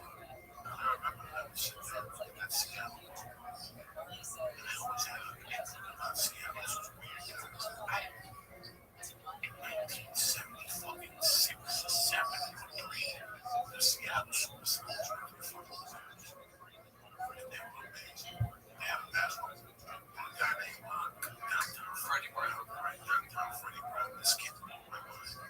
So you had to stay up late to watch Seattle. Wasn't you? You had to stay up late. Well, New Jersey. Yeah. You had to stay in the white bar. Watch the TV. And then you show the city, Seattle. Drafted in 74. Downtown Freddie Brown. Show video. He was drafted. I'm like a draft kicker. No, for a picture of Downtown Freddie Brown. He was a short little chubby guy. That drag me as a back. Pop dirty for this.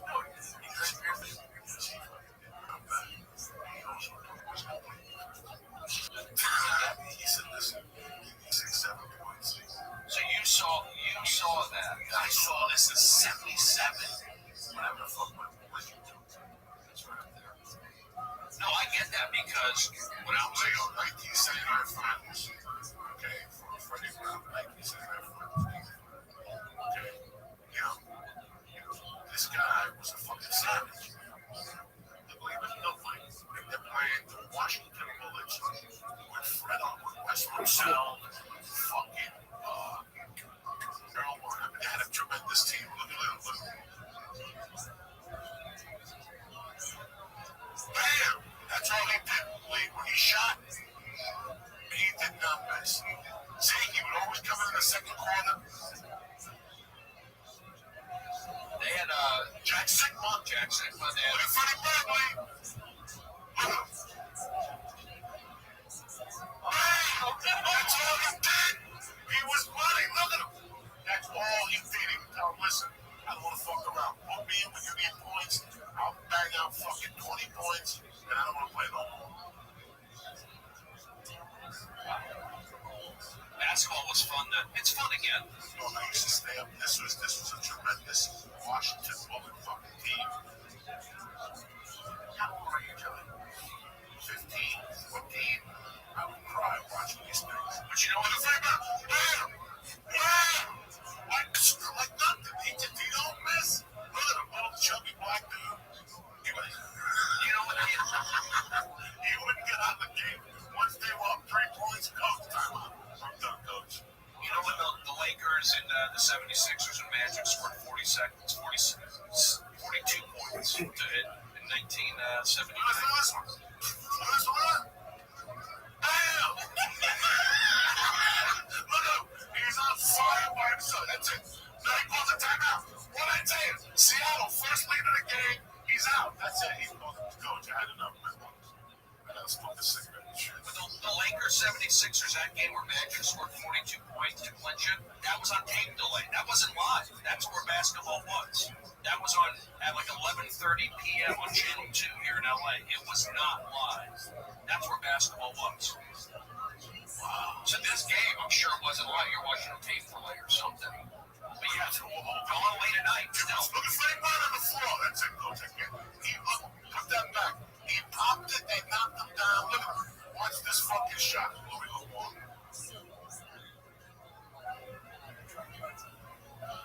Is it our second back further? Watch what I'm saying. See this shot. Look, they even play funky music. Look at them tassel, coach. Where's my favorite? So that's what triggered, that's what you saw that Seattle side. I love this Seattle thing. I'm like, look at this fucking Seattle thing. Wow. What's his name?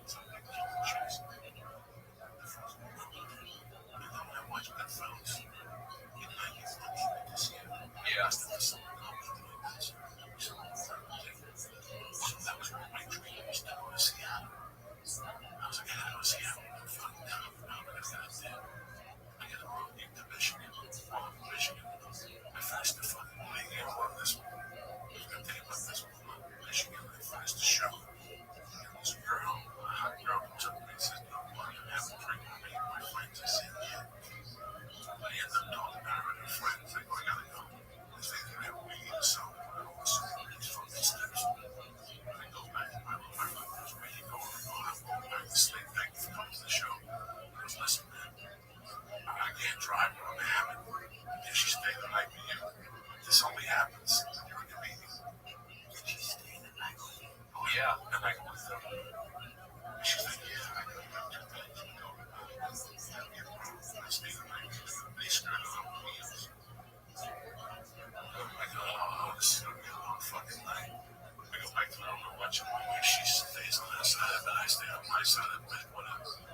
Fucking 3 hours later, I wake up to her on the phone crying with the ex-boyfriend. He's telling this girl, oh shit, she's saying that she didn't fuck me. She wakes me up and asks me, fuck me. I'm like, what the fuck am I waking up to here? You know, it was fucking so after all this drama. I go, you know what? After all this drama. Oh, wow. Oh, you know me. I said, I asked her right out, this is bullshit. Now you're gonna have to give me a piece of that fucking ass. Yeah. What'd you say? Give me a ride home. I'll suck your dick in my house. Nice. So I gave her a ride home. The other day, I go to the house. It's 2 hours away. Oh, yeah. So on the way home, I go, listen, no, you can't just sit there like this. You can't smoke cigarettes in my car. But you go, what can I drink? And take your fucking clothes off. You know, oh my gosh, she took the clothes off. This chick was crazy.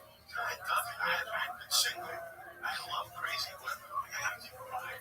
This is tremendous. Went back to the house, and guess what? Went back to the house. I felt so bad, guys. I did everything.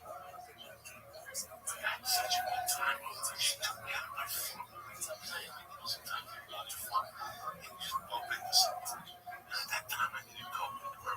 I sat with this girl for 3 hours. I talked to her. At the end, I gave her a look. I didn't know just like this thing with my friend. All these outside my car. I don't know what the fuck's going on. I got up in doing days. I had a flare.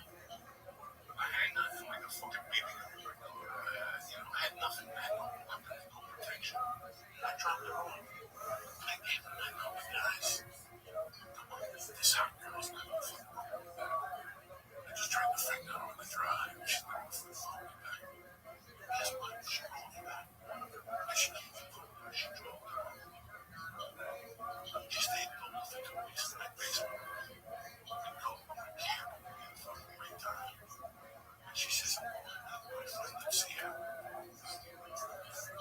got Joe. There's a strip. This is my fucking drive. I'd love to fucking see her. Nothing from the camp. All I do is kill my that's the joke. I got banned in the comedy. And I don't know if I thought, I can get you there for sometimes. I got nothing here, no job. I'm delivering Chinese food and selling booze. And trying to do comedy. That's not gonna last. That's not gonna last. So I fucking drove up into the triple run. And they dropped me off. We needed a mile, a couple miles before he was down the road. I drove all night. And then things happen. Yeah. Then things happen. But we live and we learn. Very nice little dog. And I got the comedy. College that I was in Seattle. Education. Aisha Taylor came in 5th. I came in 6th. I got no fucking. Even Aisha Taylor was on the first show. She was up there with us. I miss Seattle. It's one of my towns that I feel like thinking of. Just living up on Queen Anne above the Space Needle and look out over the water. Because I was in Arizona for 5 years. I went to school at Arizona State and I grew up here in the valley. So I wasn't around rain or snow or anything like that. So I really did the fresh, clean air. It was like, I needed that. I needed the arts. I needed to be around grunge. That was wrapping up. But I think the name, young kid with the long hair that looked like Chris Cornell. That became my brother. At the end, he became my brother. He got married. He became like a Christian and shit. That dude kept me alive the last 3 months this year. I owe that kid my life. I really do. I can't remember what his name is. He came down to LA one time and picked up back in his family. He was on the meeting down this morning. He walked next to us.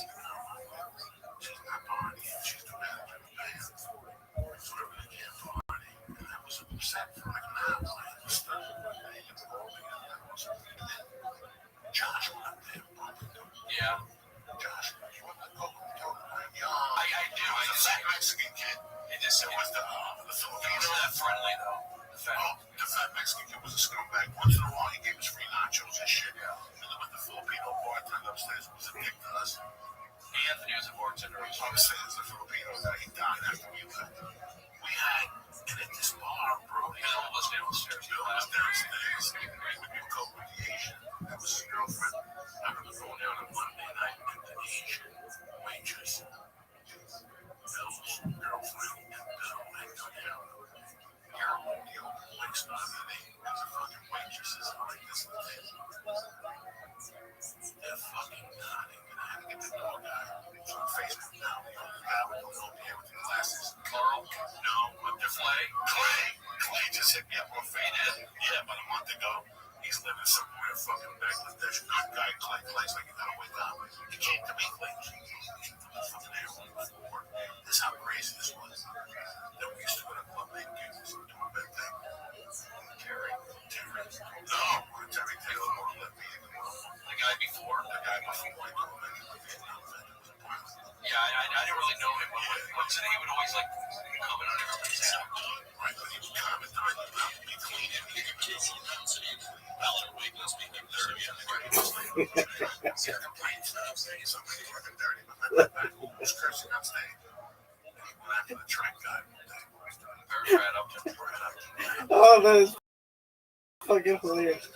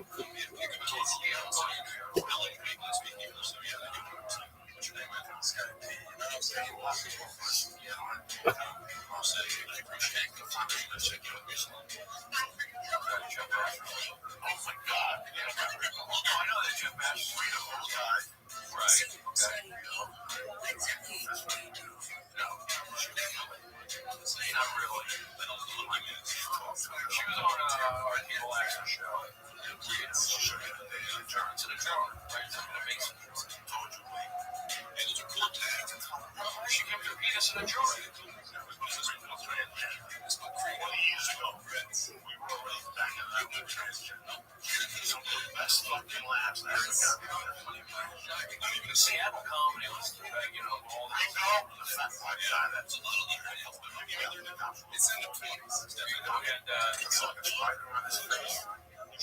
James Hennigan, The old guy left his wife at 50 to start stand-up comedy. Kermit Apio, Won the Seattle Comedy Competition. I remember when I was a host. Vince Valenzuela. He's down in LA. Yeah, he's in Santa Monica. He's on Facebook. Oh, okay. I just saw you. It was on the other day. I'm like, I listen.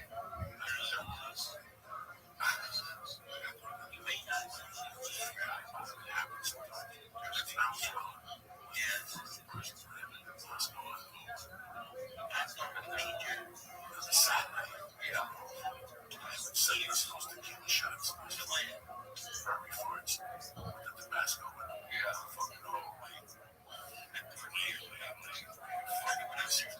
that a Raphael Moscow or? Yeah, it was college kids. It was the University of Washington State. I did it a few times. I saw them before we went back up there before we went to the family. I saw them up there. They at the airport. True Bledsoe. I did that with Josh.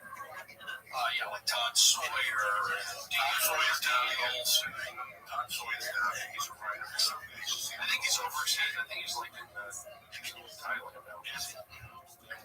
Kelly Moran. He passed away. The wife is still here.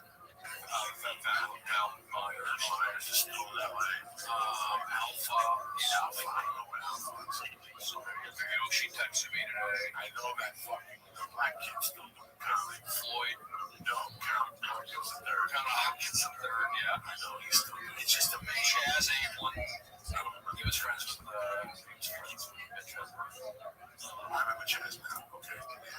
Is he still in town? I think he's on there. Paulie Glenn. Ron Reed. We learned a lot up in Seattle. That's why I worked at that club. I learned about seating the clubs. I learned about the restaurant. I learned about the bartender. I learned all about Seattle. I learned about everything about comedy at that level. I just wanted to learn to talk, and I was so nervous just speaking on camera. I mean, off the off mic, doing the announcements. But Clay taught me a lot about working the door. But I was never, I didn't like love it. I knew that I had to do it. I had to educate myself. You know, I knew it would be good for me. If you come to LA, I know for a fact that there's a set that I got on one time. I had no idea what I was doing until this fucking day that cast me right in mad at me. He's so fucking mad at me that I'm in here. I got contacted by a cast, the star of this fucking stupid show on YouTube. It's what you do with blind shows. And he said he wanted to cast me for 3 days because the casting director's like, oh, this guy never called me again. I got the shit out of my feelings. One day I'm in Hollywood, I broke my name at the doctor's office. I was like, talking to you, fucking rent. Never called me. Listen, man, I don't know what you did. You know why? Because I didn't know how to step on my line. I didn't know how to. They said action. I didn't know any of that stuff. It set me back so much that Monday I had to borrow $500 from Josh. I'm not ashamed to say that's how bothered I was with my performance. But when I lived in Seattle, somebody got me a job, or about West, somebody got me a job. Industrials on Saturdays. He gave me one in the corner piece for 4 hours. Let's say a video for Sony. And guys talk about it. I mean, that's what he says out here in Sony. It's me and him walking with boxes. So they should watch. I was never an extra, but I did those industrials. So, you understand what I'm trying to say? People by doing those things in Seattle, nobody ever yelled at me. Because, when I came down here, I could basically know what I was doing. A couple of things I didn't know what I was doing. So, Jason, people were nice. On this particular thing I did, people just come in. Didn't like me. I walked in there, and I didn't know what I was doing. These fucking comedy guys. The guy hired me, seen me at the fucking comedy shows. The guy cast 1,000 fucking movies. He knows what he's doing. Just tell me what a step was. He doesn't people are just stuck with it. So, if I would have had that in Seattle, I should have shown up in Seattle. Or something I would know. And that's the reason why maybe we're here was because by the time we got here in the season, we knew our way from the fucking day. Yeah, that's why I did that cable access. I was able to do live television and see what would stick. And you get feedback that way. People come up to you. Hey, Rosie, we love your show. We love when you do that. We love when you do that. We did it all in Seattle, and we did crazy stuff. People unearth those tapes. It'd be kind of embarrassing, but people have the tapes. I have some. We would get fan Fantasy mail. flashback. The reason why I did it is like those other guys had that TV show, The Heckler One, Jeff Masterson, all these guys, and they had How'd we do? they were popular. But I didn't have all these friends run through. And then right after that, they had this hotline studio on the other side of this room, 2 cameras. You didn't have that before. It was just you. 30 minutes class and yourself. And then I did that. And I felt like I could get practice being on TV. I just built up on that. And it just went that way. Again, that's kind of how I do everything. Like, I didn't win anything. it feels right. And then if you get feedback on this is good, keep doing it. So, Seattle's great for all that. People like selling t-shirts in Seattle Super Summits, that kind of stuff, doing the whole comedy underground. But after 2.5 years, you get that, you're like, well, I'm ready for that next thing, but I'm not ready for LA. I always wanted to go to New York. So, my friend got a job at the Yankees. So we said, go out there and just on the internet, so research and everything, research reality. That's where I went Sunday night to go. Because now you're going from 4 to 5 minutes, maybe, to 8 minutes guaranteed.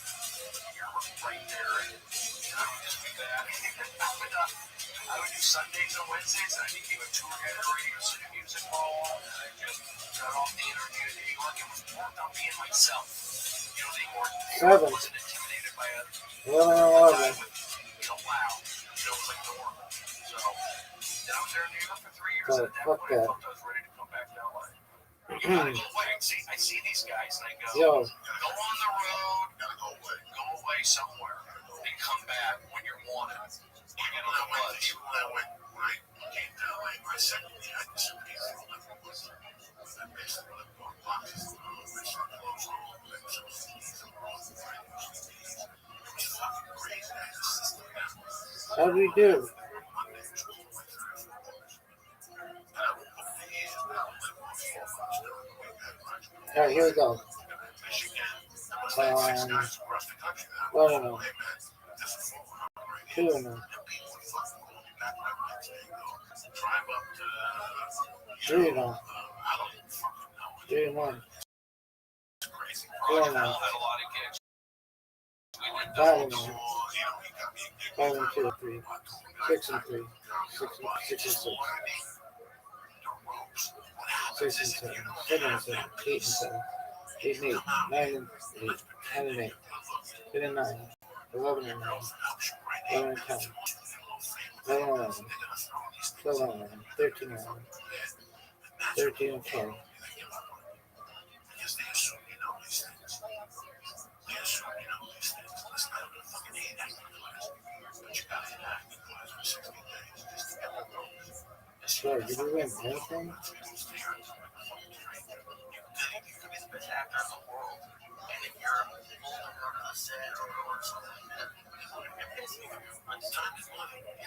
Time is fucking money out there. You know, they tell you all this shit. You know, when you live in New York, just when they call you for an audition, fly in. Really? Really? Like they're gonna wait for you to go fucking JetBlue and schedule your trip.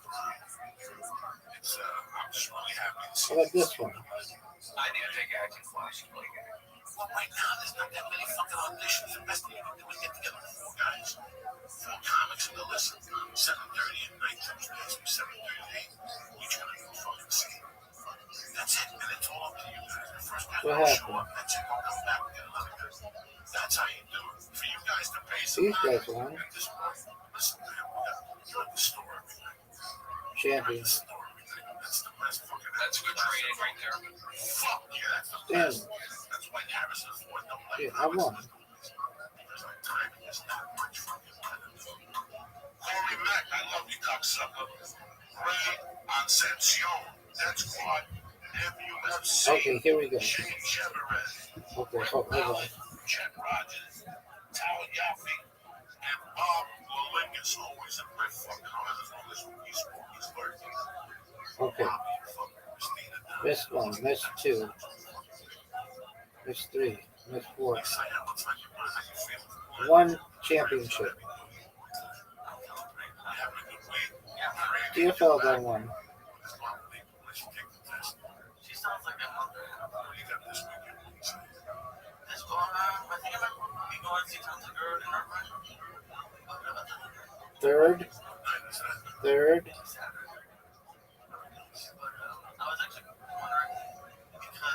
We won 1 championship, folks, in baseball. A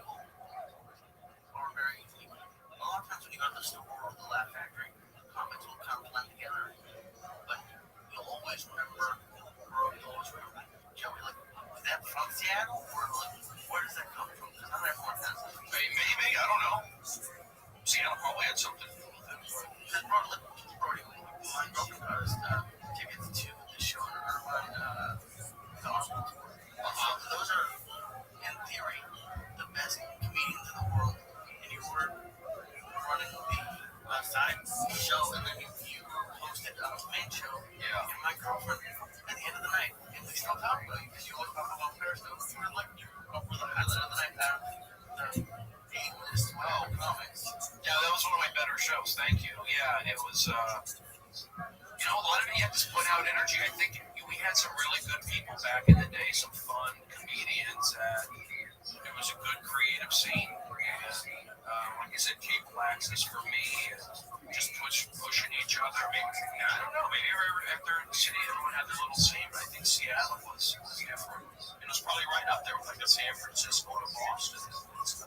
I got on it with my world. I had some places to go. I had 3 places to go. I had 2 places to go. I don't know where. Tacoma.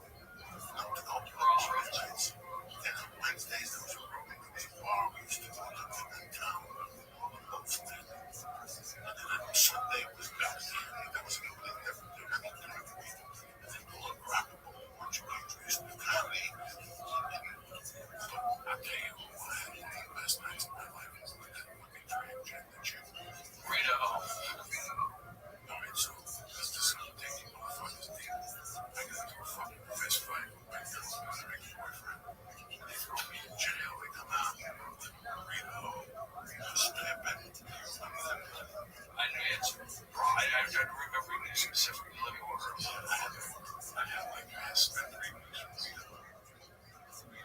talking to you, transgender people. You motherfuckers read the papers, read the People magazine, make your opinions about transgender people. I was with a transgender person for 18 months, and I learned a lot. I fucking learned that she was very nice, beautiful. First of all, got pills from the government for her transgender issues, and she pretty much was so. She smoked a blow. She was a fucking. She would drink 3 pints of vodka. 2 pints of her friends. Not bless her soul. Because whatever she was very fucking. She was a man. She was half Japanese, half something. She cut a dick off the majority. She didn't cut a dick off. They did it before I know what the fuck they did. She kept her dick in a jar. Did she really bring it on the show? Probably Stevens. Did you bring it with? I did not see it on the show, but I did hear it. That dick was on the show. Because she told me it was in the safe. It was safe. I haven't hit the mail. She took it out of the fucking safe. Safe like floating or safe like refrigerator? I don't fucking know. I never even want to. What about the height? Why would I want to see somebody's dick in a jar? That's the last thing I want to see. So whatever. I never even let her go there. You don't want to know how big it is? No. She was tiny. Yeah, he was small. She was small. Leo was 5'2". But she would talk with that biggest voice, with a soft voice, but then she'd go, Hi. Get away from my nachos. And then she knew that for you. See, when you fucking guys down, you fucking laugh about me. She had a wig. She wasn't the best looking fucking little train you ever seen. She looked like a God forbid you ever seen her face. And she had like fake eyebrows. It was just a nightmare. She was 5'2", but she weighed something like 6'5". So she would like really slow. She'd say, "What the fuck is wrong with you?" Like with her cigarette, and shit. But the whole day she would drink.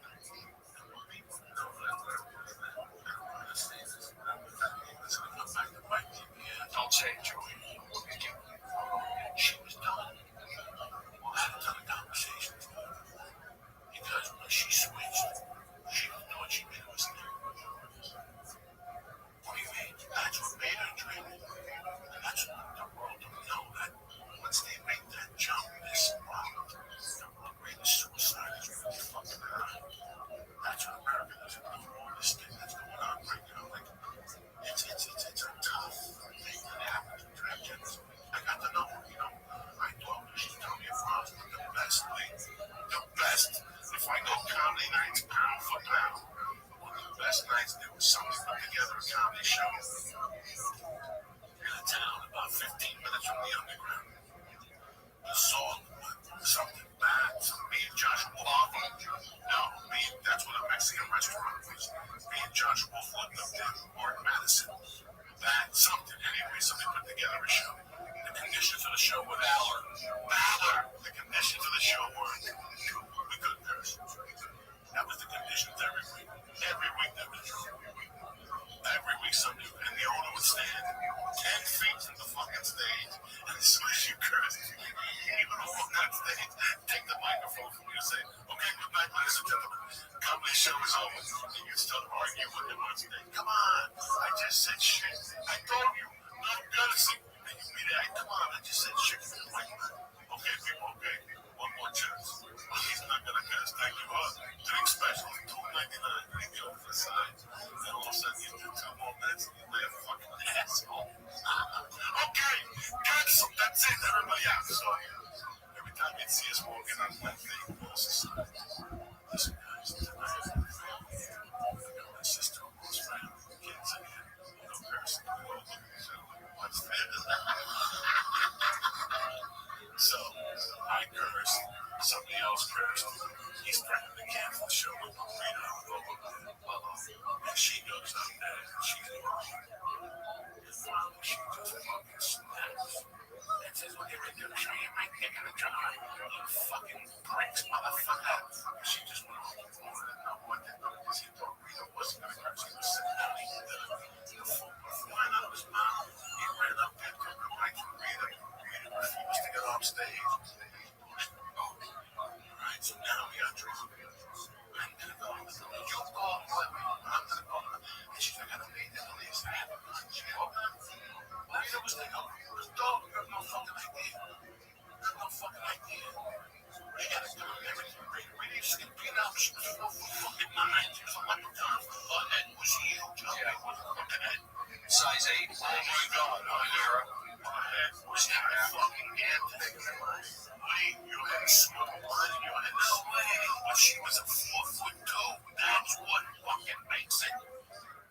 weirder that that's what she was a little body with heels on.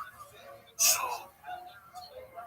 okay, so the guy goes around the club. She's like, Joey, whether you guys gotta stick up for me, nobody wants to go. You can't curse. But you guys fucking curse me.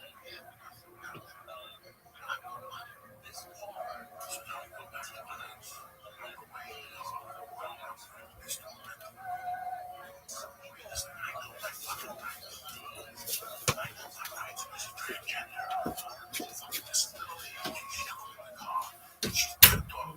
Listen, guys, this woman was drinking and drive at the same time. This was not drink and drive. You drink and blow on her. She would drink and drive, and not a drink, mixed drink, but the wow at the light.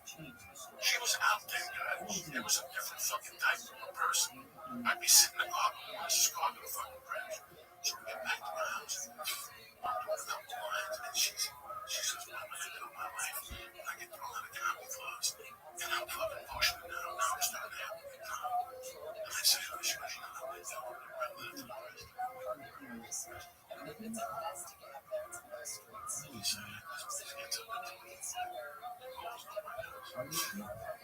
Right in front of me, I'm fucking out. And they hang up on her, and she calls back. They fucking call her back. Fuck you. Fuck you. I'm a disabled. I'm gonna talk to the fucking president. I'm a stand-up comedian. They would not give me my rights tonight. The club is located. It was hilarious. I'm there feeding the fucking, call back, call the government. I don't get what time it is. So she used to dance at the paintball. She used to hire her like on Tuesday nights. And she'd get on the podium and dance, but she didn't fall. And she was bound to be on the alcohol.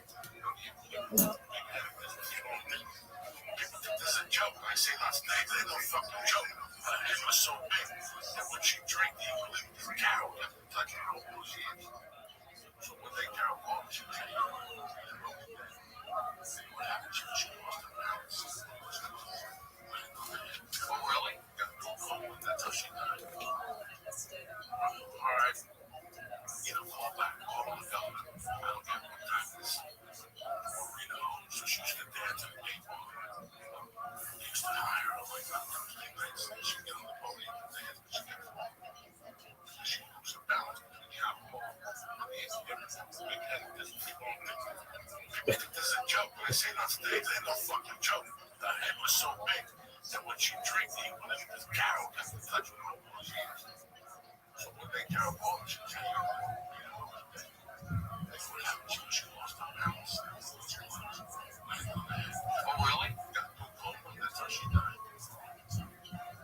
R.I.P. Rita O. I just want to tell you. R.I.P. Rita O. The legend of the Seattle transgender.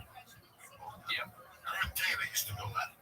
They would argue? Yeah. Well, Taylor would fuck with her. Fuck you, Rita. Don't pull away. Because everybody knew she had a way. It was this fucking thing. Guys, that's the comedy season next stage. We saw it okay.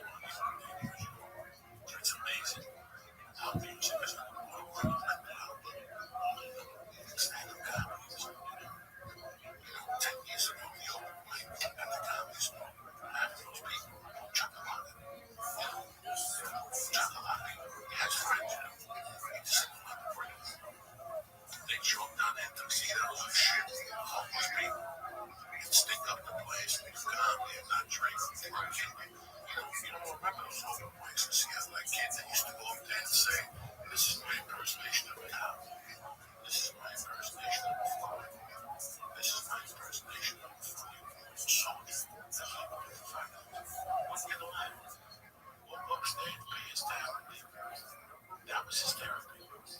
Half that shit is down the lower level of stand-up comedy. Then you go to an open mic, half of that room, that snaps like a fucking ISIS soldier at any minute. You just don't know them. And they disappear amongst the night. They don't grow because people do it. They're fucking crazy. They do something crazy at their first hosting gig. At their first hosting gig, they snap. They disappear after the first hosting gig. Those crazy motherfuckers. There's a bunch that does attract that. That one kid, Jeff Masterson. You don't think Jeff Masterson crazy? Listen, I'm no psychiatrist, but I'm not fucking no champion person. But even I knew Jeff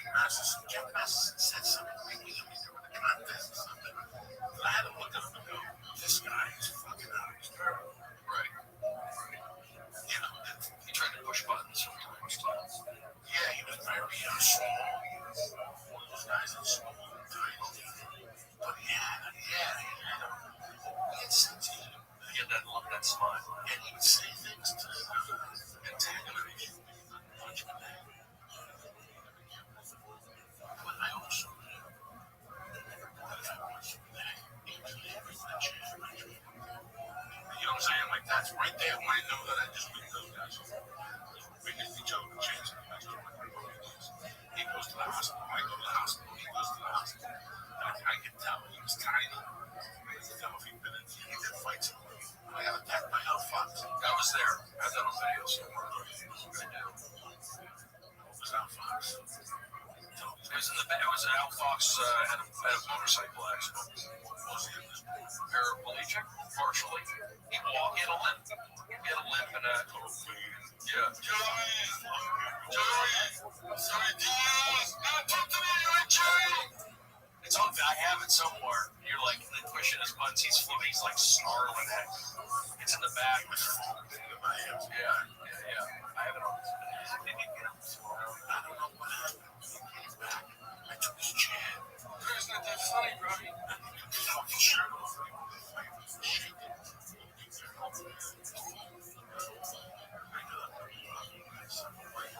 I didn't know we did chat. Yeah. He was over a chat. It was like something stupid.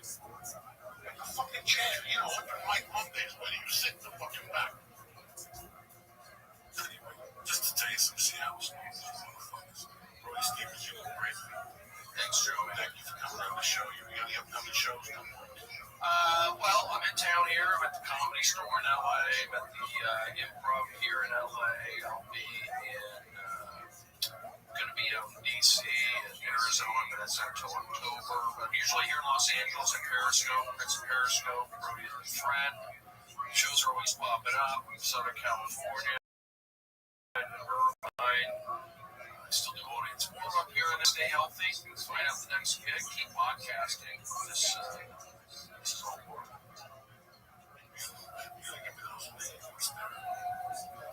How's it? And that was pretty good. No, things are good.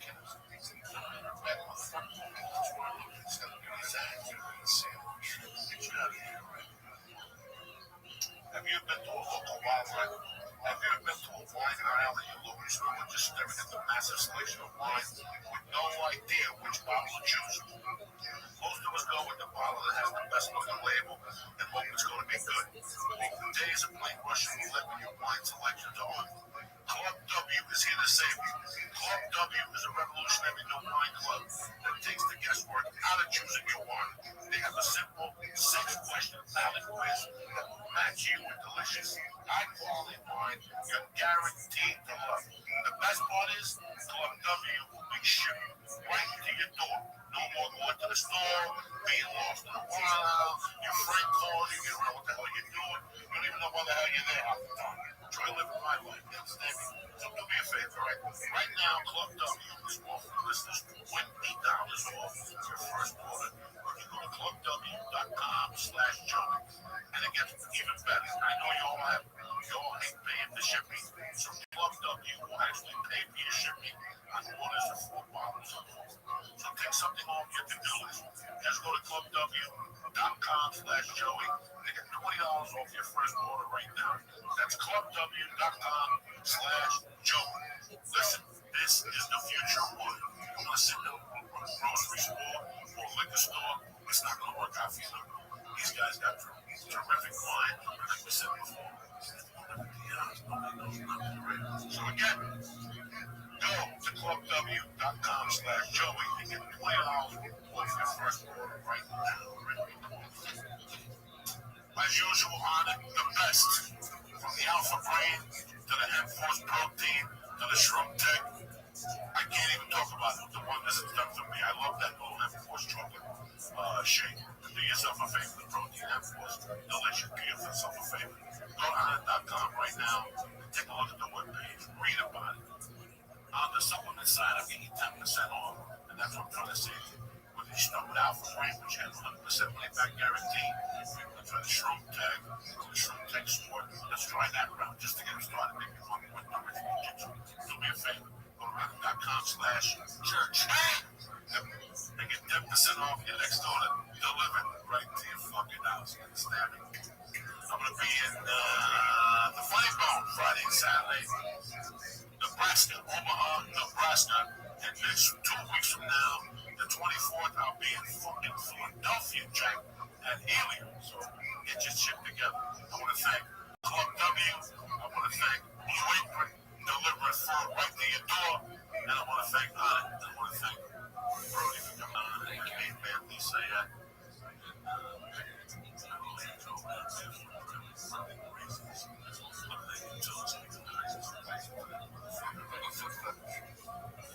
all right, stay blank. I love you, Tom Simmons.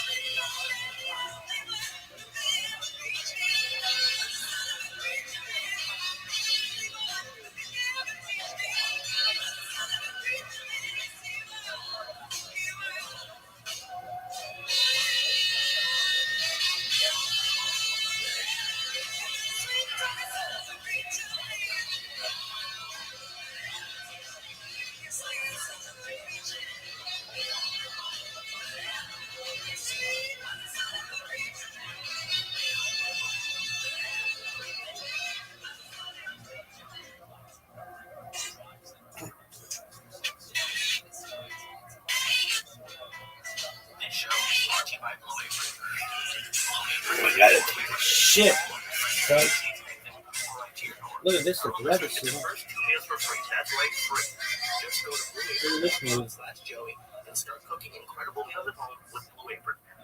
Look at this move. The show is also brought to you by Texture. Texture is offering our listeners a free trial right now when you go to texture.com/Joe. Disney.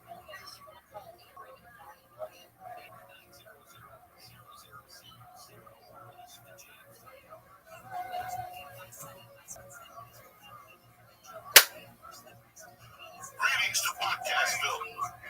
These two podcasts. Look at this move. Up, dog. What's up, dog? I don't know what's up with you. Ah! Gotta take a shit.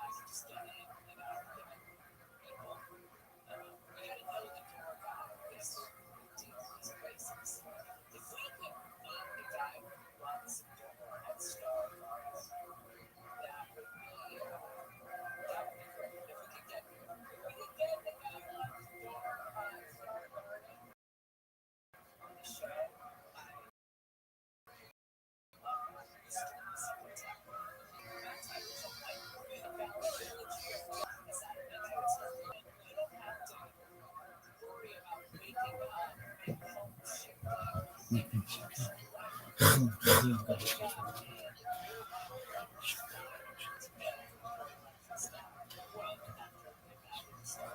Joey here.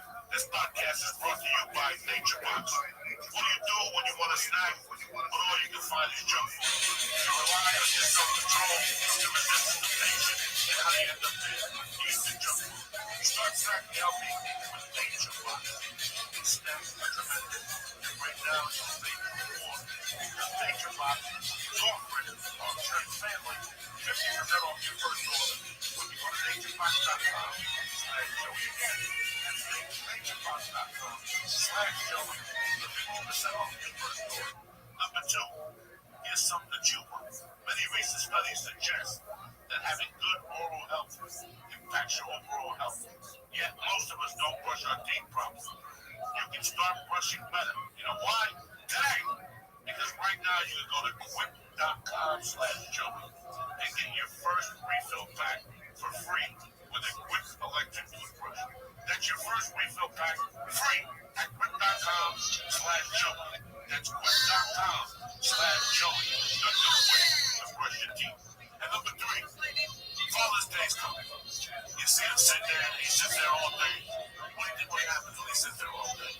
I mean, your dad's a nice guy all day, but his ass don't bend like the rest of us. Just because he's your dad don't mean his ass don't stick like that. Yo. What up, baby? Yo, Alpha Ape. How you living, pimp? Are you from Twitter? Alpha Ape, can you hear me? Dog. Alpha Ape. Do you have an NFT or cryptocurrency? Alpha Ape, how you living, dog? Can you hear me? Alpha Ape. Alpha Ape, that sounds like a Twitter name.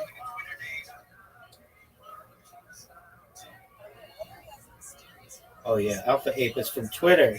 Shout out to John Wick Gems.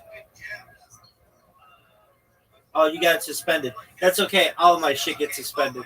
Dog, Alpha Ape, talk to me, baby. Yo, dog. Alpha Ape, can you hear me? Do you know English? If you don't, that's okay. Yo, Real Schiller X, how you living, pimp? Long time no speak. How you living, big dog? Real Schiller X. Yo, what up, baby? Long time no speak. How you living, pimp? What's good? How you living? What's good? Are you gonna unmute? You gonna talk to me, big dog? Come on, talk to me. What up, baby? You're muted. Yo, Real Schiller X, how you living, pimp? I'm doing good, brother. Excellent. Living my best life, bro. Of course you are. How's What about you? kicking ass, taking names? How's nursing school, baby? Pardon, I didn't get you. I don't know why my volume is low, bro. That's okay. How is nursing school? Nursing school? Yeah, you were in nursing school last we spoke. Okay. I'm not in nursing school, but I don't know. I don't really know. Okay, well, maybe not. Hey, Real Schiller X, do you know Alpha 8? Alpha 8. Alpha 8. Yes, I do. Who is that? Is he on? I guess I know Alpha 8 on X. Yeah, who is that?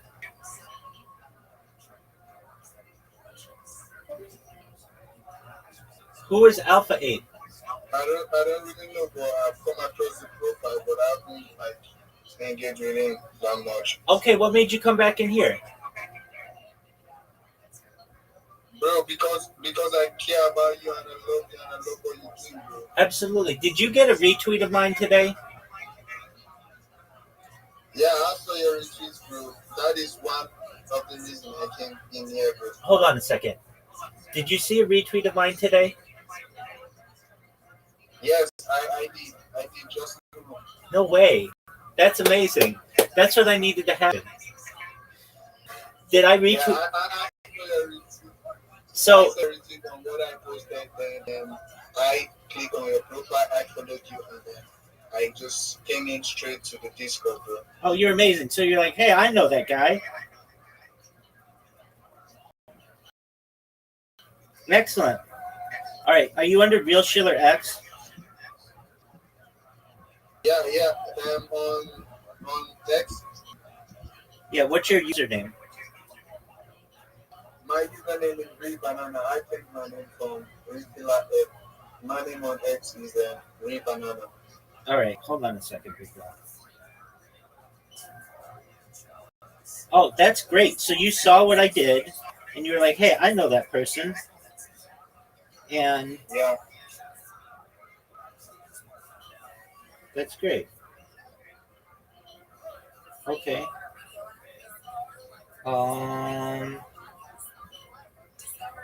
All right. Let me retweet your post. No, you're okay. You don't have to do that. Don't do that, because I won't see it.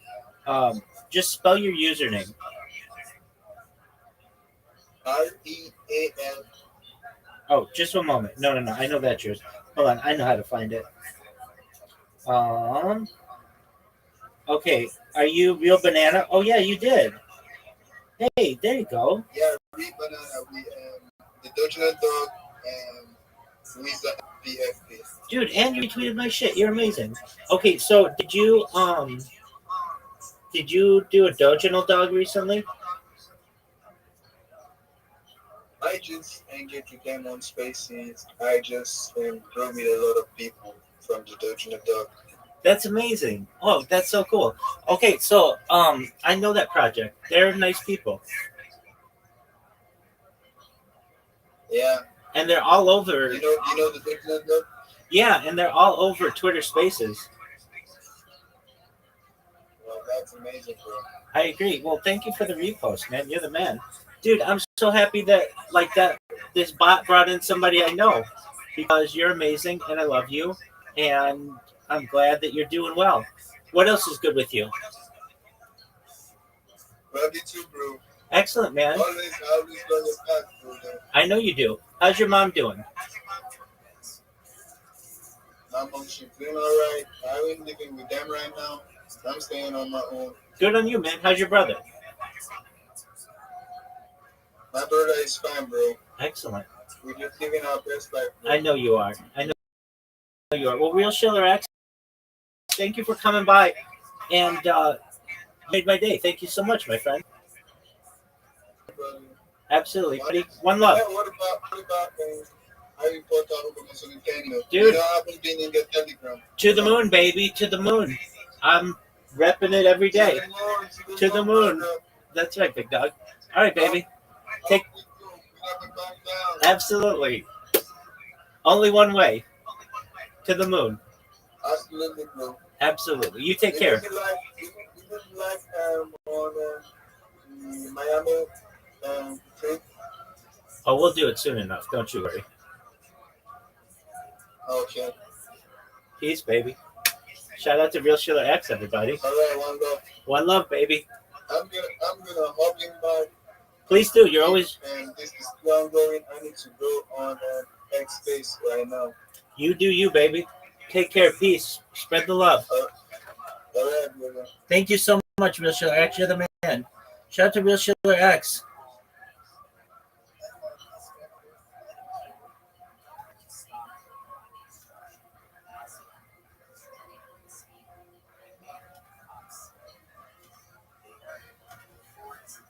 Real Schiller X, I haven't spoken to you in like 6 months. You were mean. You're in good shape now, son.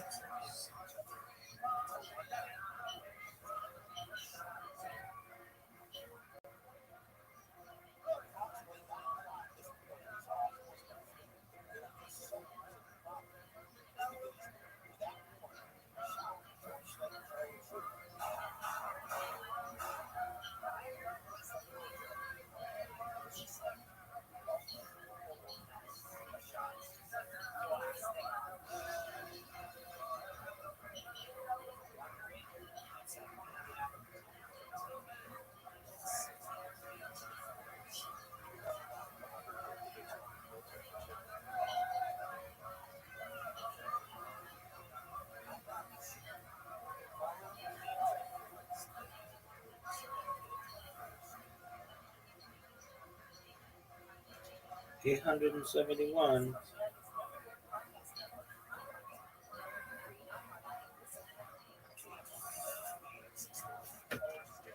Real shit like ice. How's my dad's ass gonna stick differently? You know how? HelloTushy.com is a new portal for the day that you can install on any toilet. You understand me? And it works tremendously. It's got a 90-day money-back guarantee. But yes, there's nothing like getting your asshole washed with a little mist 2 or 3 times a day. You avoid bacteria, you avoid hemorrhoids, you avoid swamp ass. And now the summer's coming. You know what humanity does to your asshole?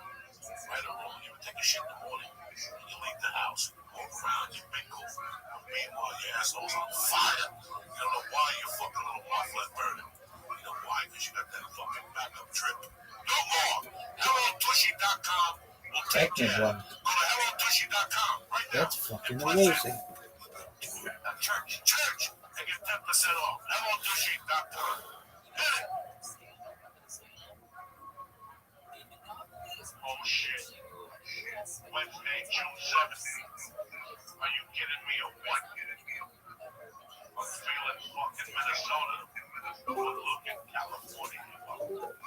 Go fuck yourself. Nobody want to talk to you anyway. Lisa, Ronnie Stevenson. Prince Premise. They call him B.O.B.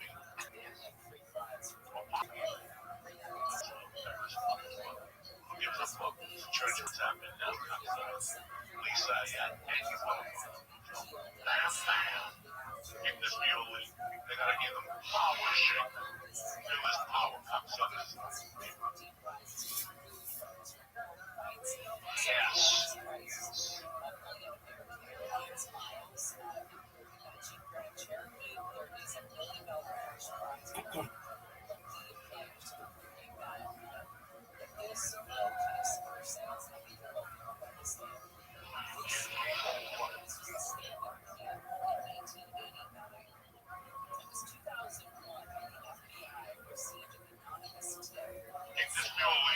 Kick this mule, cocksucker. I want them to feel these drums and shit.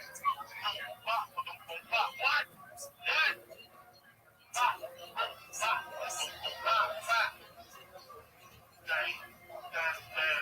Damn.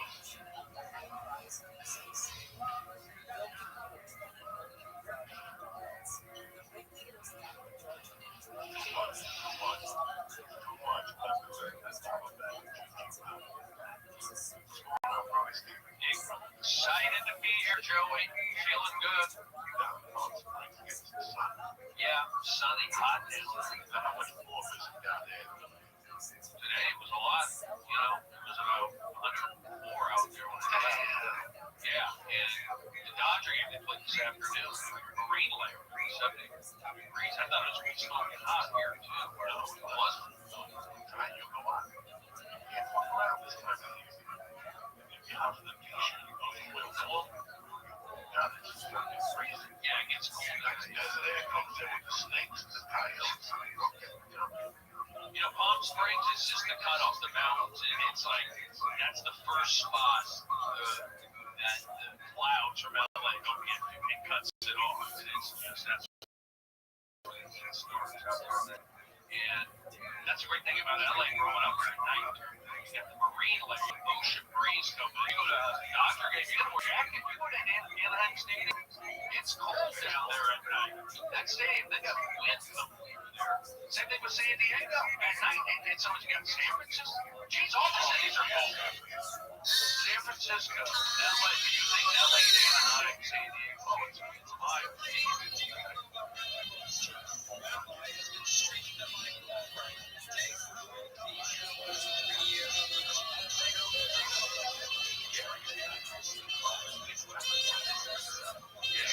But we're lucky we're not in Chicago.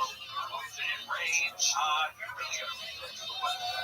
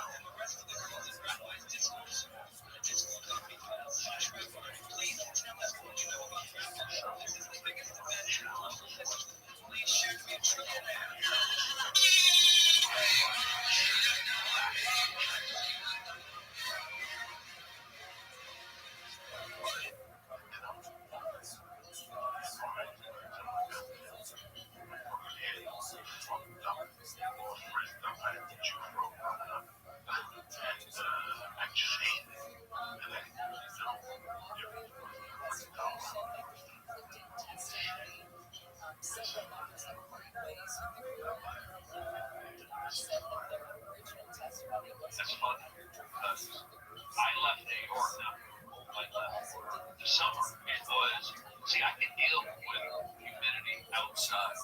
I can deal with it going down the subway, even though that was wrong. But you get on that subway with that air conditioning, and it felt good. My apartment, I didn't have air conditioning. I had a fan and a water bottle. You know, that's what I had. So it was pretty brutal. And then when I did it after 3 years of living in New York, I got it out of my system. I did the subway, subway, did the bus because the subway was not working. But got to see a lot of different people, doing comedy down there, out there, and got to take the subway. I did it. You're the one who told me to go to New York. It was funny, like you mentioned, Colorado right here. That's where my mom was living with her boyfriend. So I actually went to Colorado for a little bit. I got to get out of New York. Went to Colorado, caught my breath, and then I moved back to LA in 2000. That was kind of my plan anyway, to be back here in LA in 2000. I had to, like I mentioned from Periscope, I did an open mic here. I started here in LA. I went on stage at, I did one open mic in Chatsworth. I did a comedy workshop at UCLA. I needed that. We had our graduation class at the comedy school, and I did well back in. It was 93, and then I did one open. I felt like, I did well. Sunday night was packed, bringing in 5 friends, one of those deals, Sandy Seashore, Yo. Sister. What up? The comedy store. I don't want to fucking talk to you anyway. I Worst saw it with my dreams ever. Boyfriend lived on Halloween, high rise, so you could feel that energy. And I wasn't like a big crazy, comedy guy. I could feel that energy in Sunset Strip, but I would also see the lights of Dodger Stadium. It was just, there's something about seeing the lights of Dodger Stadium, knowing that there's a game going on there, there's a whole community going on there. You see the lights, and then, you can watch it on TV, you can listen on the radio, but whenever I drive by a stadium, the Rose Bowl, I always look at it. I have to make eye contact with the sign. Dodger Stadium, I have to see the lights going up to 110. I got to see the Coliseum. I have to make eye contact with the seats.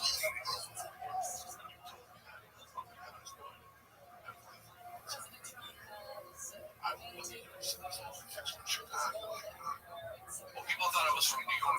Growing up here, they knew. I don't know. But, growing up here, the Valley, high school here,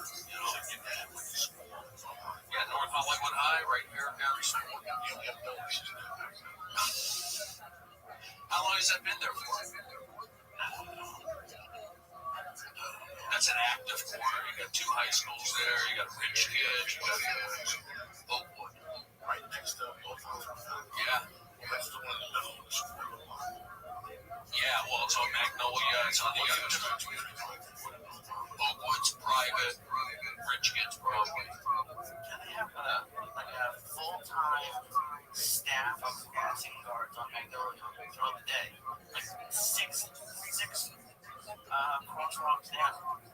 See them, they have like a roll. Okay, so the school down the block towards the 101. That's what they built a bridge. They just installed the bridge. It cost like $30,000. You teach them. There's probably like a Pennington on the back. Big wheels. It's fucking that stuff is. That's what I try and share on Twitter. I went to those private schools. I go, my mom, I froze a semester, and I knew it wasn't right. I went to like Valley. I think it was actually called the Valley School. Haskell, Sherman Way, the Pennington, Notre Dame, Riverside. Notre Dame's on Riverside. That's high school. That's respected. Number 1 baseball player, prospect in the country right now. It's 100. Tyler Green. Is it Tyler Green? Yeah. Kid throws 100. Yeah, a lot of money.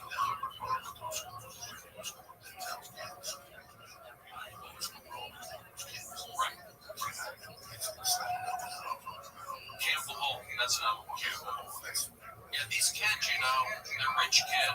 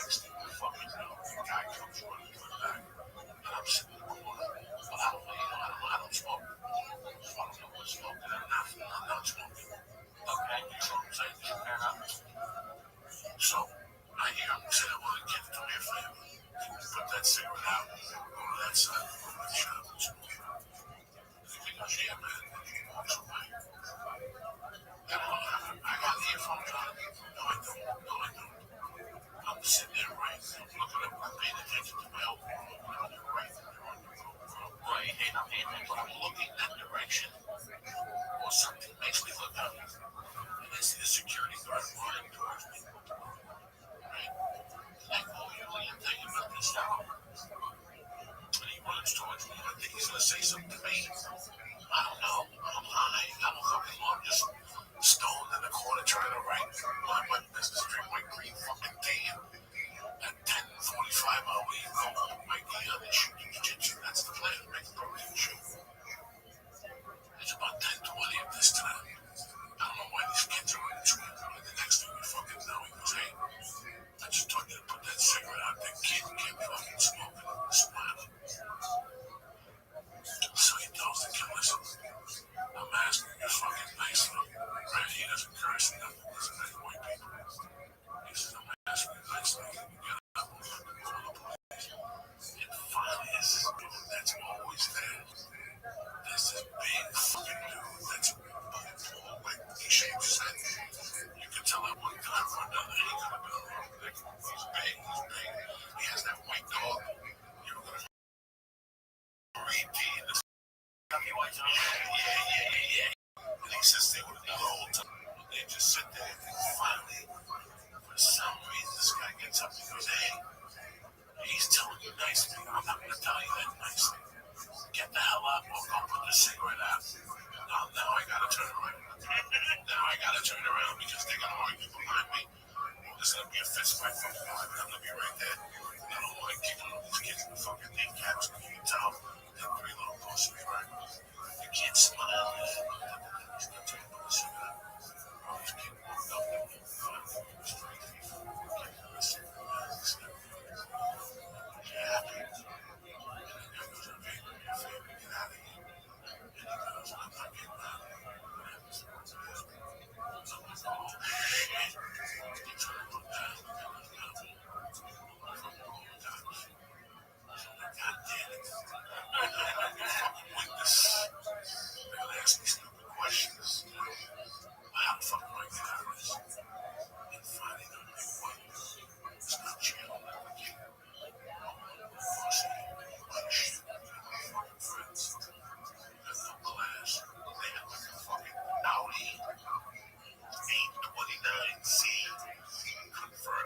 Rocket ship radio.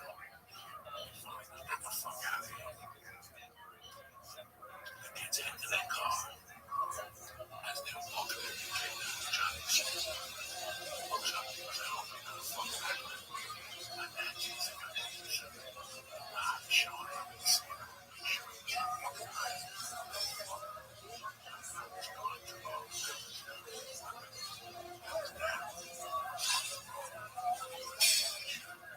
That's what I what you do? I ran over, knocked on the glass, and asked him, bro, I don't give a fuck what shot on the guy. Look at that back. Those guys don't show up at Starbucks. We get tweakers at Starbucks. We don't. When you're in a little canyon, but it's literally a 5-minute walk, if that, and it's two different worlds. Yeah, I get you. Fucking people. Yeah, the screenwriters. Yeah, the screenwriters. I had my problem. I sit there and listen to those motherfuckers talk. That's the show. We play the tape recorder. We play it. Listen to all the bullshit stories we used to hear when we first moved here. Because they're all bullshit stories. I'd rather sit beside the weirdos. Oh, no, me too. They're more interesting. When I go over there now, if I go out during the weekend, he takes my set. He emails it to me. And I listen to it there. With the earphones on, I plug it with my phone. And I listen to it there. Listen to those fucking shows up there. With the earpiece. Okay. The shirt is irons on the tee. The pants on the side. The shoes on the side. The bottoms on the side. BMWs and 5 series. The tanks and the guys. Those assholes.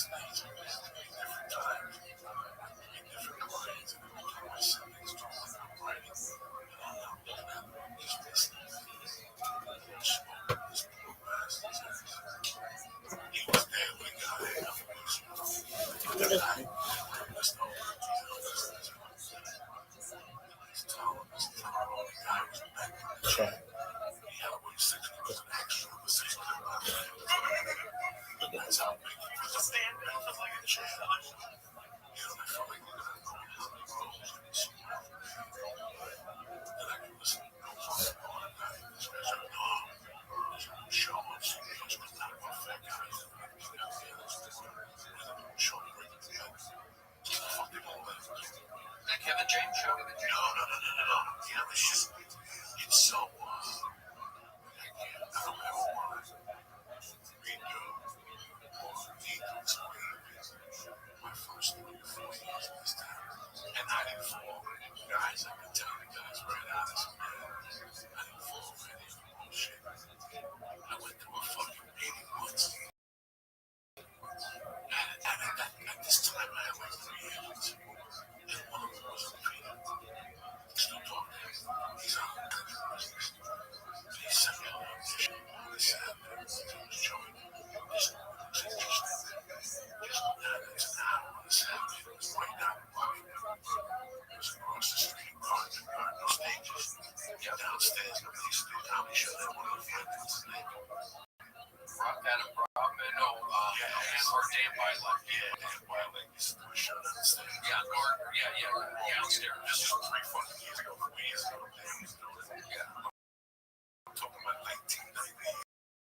In that basement in Giant. On a Saturday at 9 a.m. And that thing with 40 guys dressed in wild suits, gang affiliation. Every different gang affiliation. And this guy was making the biggest gang mafia movie ever in Hollywood. You ready, guys? We got there on a Saturday at 9 o'clock. He promised for the table reading and auditioning. There was none of the above, but he wanted me there was to tell you that this is how you got to run in this room. You gotta get investigated. Oh, it's like a bringer. Yeah, it was like a break-in. So he gave me envelopes. He was gonna have a meeting a week later to see how many investigators you got in the week with promissory notes. This was crazy. I sat there just thinking, oh my God, no shit. Oh no. This was way before Kickstarter. Yeah, I was gonna say it sounds just like that. No, it was like that. It was like a human Kickstarter. Oh, that's funny. So he said, well, because my next Saturday, he has 25,000 promissory notes. What? Hey, you want me to take out? I guarantee you, those people should have. I would have. Just to be Would they be the people investing? Would they like invest for themselves? They like go to family? Because that's what this guy's doing. He would get, if he has 40 people, he give him 20 grand, and 4 people show up. I can shoot something, right? If they shoot yeah, I just decided it was a guy coming into town, getting like 80,000 and like piecing out and going to Mexico. Listen, people shoot movies for no budget all the time. I personally don't believe that someone wants to crash. You have to have money on the side. I can ask Roy Stevens to come on his microphone. Yeah. And I was going to sit back for 3 days. So I'm making a big favor. You know, I'm only probably out of my nose. Come by for 3 days. Yeah. Probably I'll come by here on a free show. No problem. But I can't go to Brian. Yeah. 6 weeks. Yeah, 6 days a week for free. I can't. Yeah, that's a I'll do some tweets for that. And these people really want to do That much of a commitment? That's insanity. Oh, yeah, these people are crazy. 6 weeks for free. I was those $100 pay movies. Yeah. I say 50% of the staff are getting paid. The rest of them are there.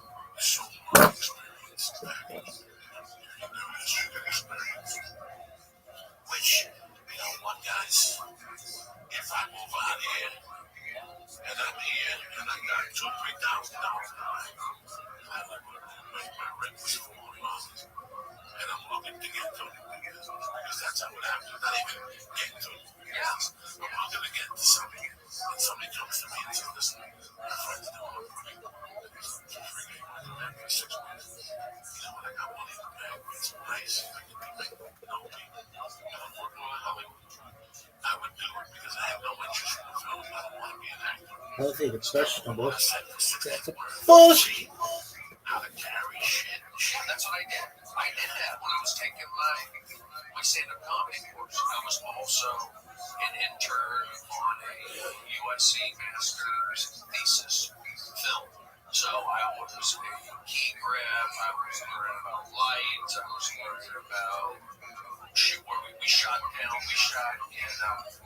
South Central Los Angeles, in the house where they came from under the stairs, and people from under the stairs. That was it. We shot in that house, and then we did an overnight shoot over Radford lot. They had Seinfeld going on in Roseanne. I remember riding a bicycle around at one side of the site. But anyway, I worked on this film. I learned all about like catering, hours, teamsters. But I also learned that I wanted to be the actor in the town, but I was nowhere near ready. But I learned that I didn't want to be in movies. In fact, I did one other one. They wanted me to work for free. We did it at USC. So this is a different film. I'm up there, sitting up there with like freaking sandbags and stuff. And they go, so tomorrow, 6 a.m.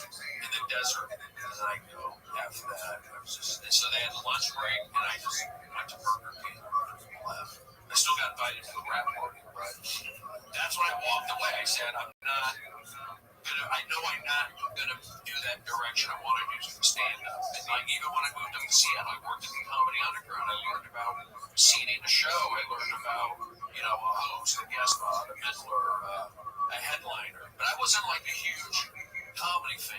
Actually, I still, I like laughing at my friends. It's different like with some of these presenting things. I'm weird.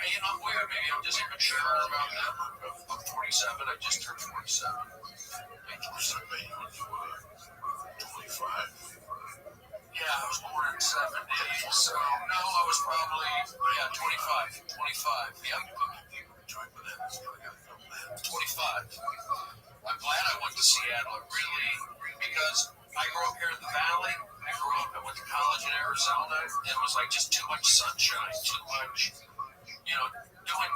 people don't develop stand-up in Arizona. Plus, I was a baseball player, I did baseball. But I wanted to go to Seattle, be around Pierce Gears and music and all that weird stuff. I knew I didn't get out of LA. And, I took that comedy course at UCLA, graduated at the Comedy Store, and I did that one open mic in Chatsworth. That ain't for me. I grew up here in the Valley. I can't have some host. I get it. I understand it because I played baseball. I learned all about group thing and all that. Playing baseball, it all comes into in life, playing sports, being at a high level. You do learn about discipline. When I played baseball at Arizona State, we represented the school. You didn't get in trouble with me in the newspaper. You got drug tested, but I learned about. Just taught me discipline. But learning to get picked on, Rudy, the Jewish guy, gay guy, run weird, this, fucking punching me. But I knew that's how it was. I was liked in high school. I was a good pitcher all of a sudden. So they tried, and they try, go, I'm not going to quit.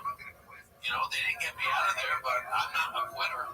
And I just stuck it out. I mean, going a long story about that. But these guys were hard on me. And I didn't complain. And they would go, you're a Jewish guy. How the Grand Canyon get started? Two, Jews fighting over it. And it's horrible. Thanks for being but I didn't care. That's kind of what it was. Because I played baseball also in high school, and it was around football. So it just made me tougher. It made me strong, and I just rose above it. They would say, oh, Bernie, you're Jew, or something like that. Well, Jesus was Jewish. They get pissed, like these Christian guys. But, they're good friends. Like, it was kind of a hazing thing. Because I got picked on at Reseda High School growing up, and it's different getting picked on by inner city kids. You got it, malicious. I'd rather get hazed by a Christian. That's okay. That's I don't need to be gang jumped into something. I'm so upset with politics. It stressed me out big time. When I first met you, I used to break your balls constantly. You used to make me laugh. And I used to break your balls when we had a friend. And he was born, and I asked him to be born. He used to be born. You were an extra important every time you charged my front of the bus. And then you had that cable access show, and I would torment your life about the cable access show till you put me on it. I think you were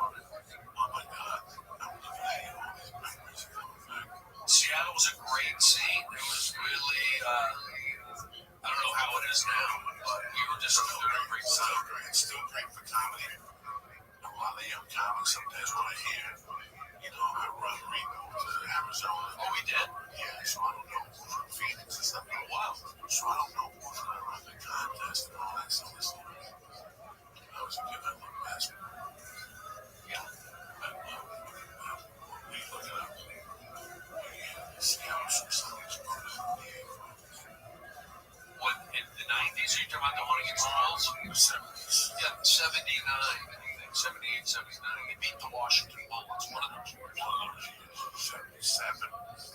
77, I think, was Portland. Yeah, something like junior survey. He won in 79. 79, yes. Something like, well, my cousins lived there, so I saw that team. I didn't know anything about Seattle. Okay, basketball team is great. And they started showing pictures of the city when they were up there. Yeah. To show the stadium before they played. Interesting. Fucking city. Okay. That was it. I just made a mental. And then 87 or 88 or 89, we came to watch Goodfellas. And they're talking about how he ended up in Seattle, Washington. This is way before the internet. Now there's a gang mafia from the city. But now there's a guy from Brooklyn. Ended up in Seattle. So I always thought about fucking Seattle. Seattle, and they doing something good. And they had the football game. Oh, I love Jimmy Zorn. One night I met San Diego in Seattle or something. I played football. I don't know what year it was. Okay, so Jimmy Zorn, such a great guy. 3 or 4 minutes. And I ended up liking them after that. So I was always intrigued by San Diego, by Seattle. And then when I first started doing comedy, just like you, I started 2 years before. There was a publication that came in San Francisco. Was it a comedy magazine? Yes. John Fox and his company put out. And they interviewed comics. They told you different. They previewed clubs. If a new club was open, they would go right up on the club. It was a really good magazine. It really was. And the most interesting thing about it was the last 2 pages. All the other mics like that would take time open mics. The last 2 pages. Comedy clubs. Insignia.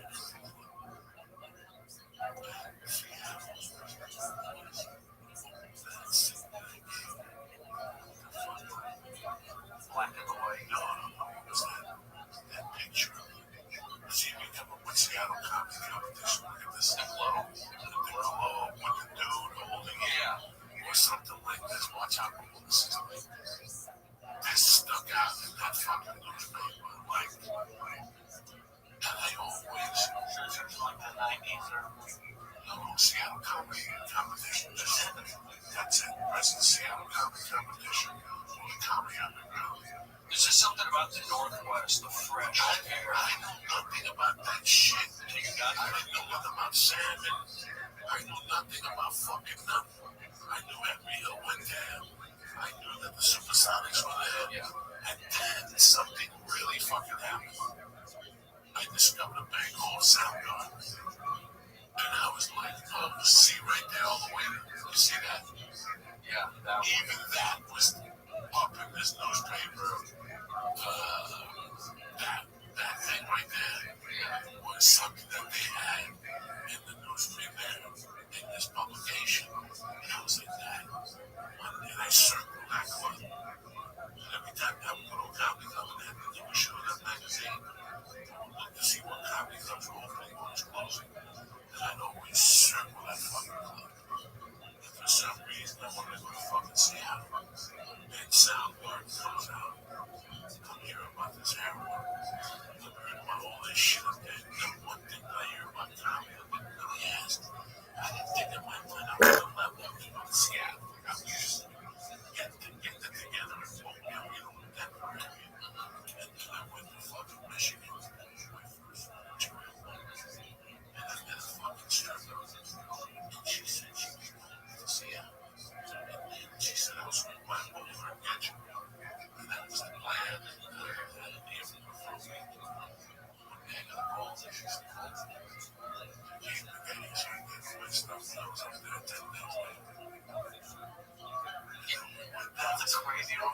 fucking believe that I met a Memorial Day weekend, and I was in Boulder, and I was in Seattle. 5 weeks later, I'm Italian. People always say, well, I'm going to Seattle to comedy. That's my dream. So what are you doing there right now? Working at Starbucks.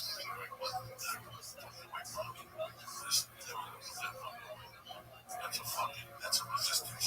Read the book, The Art of War is a Resistance. What you need to do is go get the most expensive job you can get right there. I don't give a fuck what it is. Let's take this shit out of the box. I think it'll be 14 now. I got overtime. It's athleticism.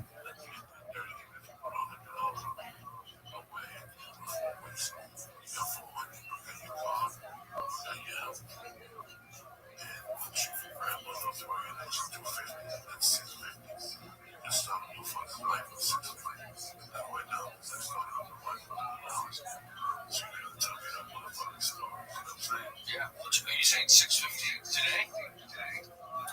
Where's that back then? I'm talking about. What's the you want to go? You go. That's what I did. Yeah. I went to Seattle. These people are looking in the face and go, my dream is to go to New York and business. That was one of my Oh, you bullshit with me. You gotta put away money. Right, but the Mesa, a lot of it is us. It's easy to blame someone else for us not being entertaining enough or engaging enough. A lot of it is us and how we're able to tell that. And the truth is, sometimes we think, oh, it's a beautiful part. It's a beautiful insight, a beautiful idea. It's not a beautiful part. It's not a beautiful idea. It's life-saving directions. That's what Chizkiyahu was trying to hide. The sword was there not as a punitive measure, but to show Torah is not something nice. Torah is life-saving. If you have it, it will literally save yourself from making such dramatic bad decisions or mistakes. If you don't have it, then unfortunately, again, I find myself in such negative straits. So the Gemara goes like, let's finish up this process. The Gemara says, they checked from Dan until Beersheba. There was not an Amaras. There was no who was ignorant in the words of Torah all the way from Kivas until and everyone was well versed was of Tumah and Tara.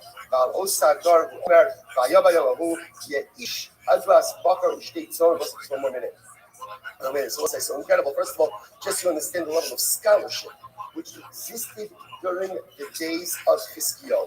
Everyone was versed. Everyone was knowledgeable. Everyone, again, by the way, in what? Not Masechtas Brachos, right? Not Hilchos Shabbos. But look what they're referring to here, right? The halachos of Tumah and Tara. Both what happens when we get to us? We get Tumah and Tara. What happens? Come on, what happens? You look ahead. You say, how long is this going on for? Right? When is this going to be over? I will say those halachos people. Everyone, men, women, children, were in the halachos of Tumah and Tara.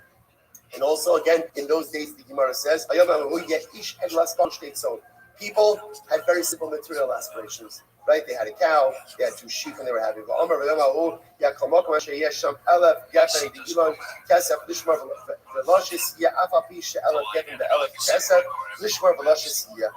Listen to this. So they were happy with very small things materially, and furthermore, they had vines that had thousands of dollars worth of grapes, and it's just kind of lying waste. Why did the lying waste? People were neglecting their fields. Why were they neglecting their fields? Because they put their full focus on nothingness. Now let's say it was the oil which represents the ongoing commitment to spiritual growth during the days of Chizkiyahu Melech Yehuda, that ultimately again allowed them to be successful over Satcher Melech Hashem. Listen, right? Much more to say. We'll stop. We'll say, okay, end of the week. We needed to end up pretty much. One incredible week.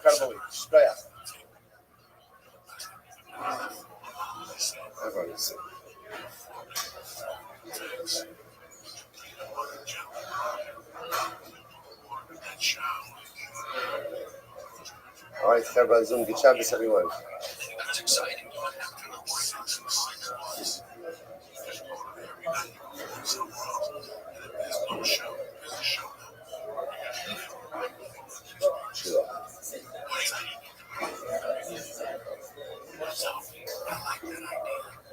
Now, today, is it still plausible?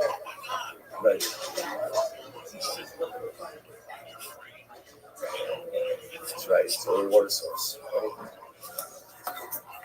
Right? for something like Rothschild. I need help. I don't know how.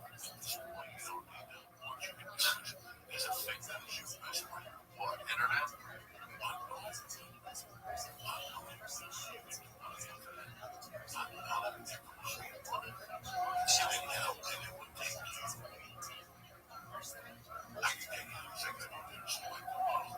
I love baseball. I have access.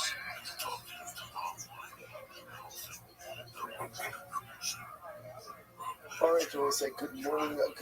Let us begin by thanking all of our sponsors for this morning show. To thank our annual Comic sponsor, because each Bahadur itself, who dedicated all the professionals this year as a plus for the solar panels for our sponsors for the month of Adra Abadi, the Durban County Street City, the London Area of Paris, talking about how we can't see Hirsch, Bengals, and Bakoni, the Zig, Lagoon, and Bowman families in memory of William Zig, Zed, Schmuel, Ben, and Strell. I would call learning sponsors, Lincoln, and Back Anvil, and then we see Golden Utilities, Extras, Dash, or Lozers, from the Grappa, and our learning sponsors, Ruben Rakowski, in memory of Ira Kasavsky and Lillian Blackstein supporting the block. We are getting merit of our Kamtora. All of the shows have now in the families in the column. All of those who need a full shall be given to come for each other to discuss the solution to report all of our hostages and our holy soldiers to be successful for the RCA. Let's do that. Let's go. Today's South Dakota 93. We are starting on South Days on the dollar 92A. 14 minutes up from the bottom, but we got this. Let's as coaching mechanic money coming in the puzzle. Anyone singing rock anyone who is not, literally again allow comedy to benefit from his possession. Not see rock forever. Meaning, it's never a change. But a person should share his possessions with something, meaning such as Torah. If a person does not use his possessions to support the Torah, he'll never go ahead and receive blessing from those possessions. In other words, what's the logic over here? We're talking about someone who does not want to utilize his resources to help Torah, thinking that by not giving in, he'll have more for himself. So therefore, the halacha says it doesn't work that way. Don't use the resources to go and help Torah. At the end, ultimately, you just have less for yourself. So you're mad. And it's really up to the level to go.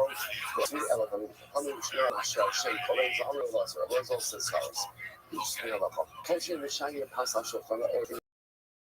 But at the end of the meal, you will not see blessing. In other words, make sure to always leave over some bread on your table. Okay? So the Gemara says, on the other hand, the Gemara says, ultimately, it's as if you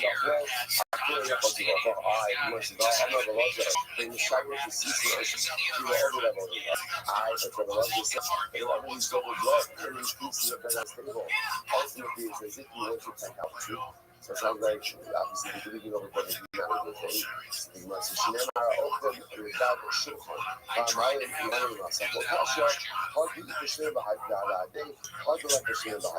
So apparently, the way about Avodah Zarah is God, was when you worship it was little pieces together with a whole loaf.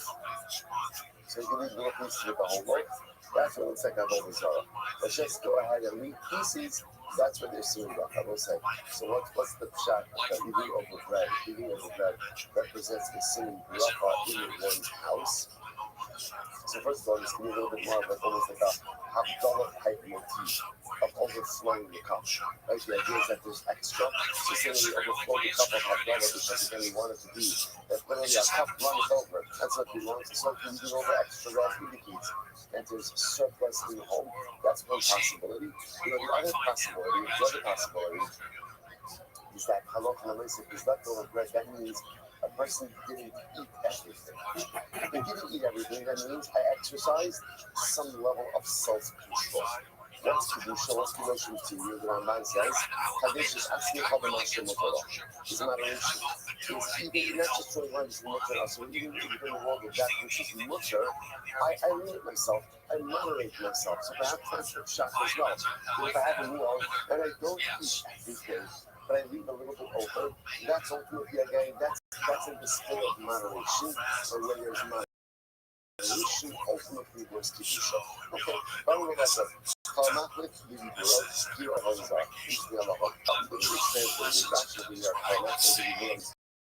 A person changes his voice, which means it's not like the person is trying to conceal. The truth is not looking because the also person doesn't keep his word.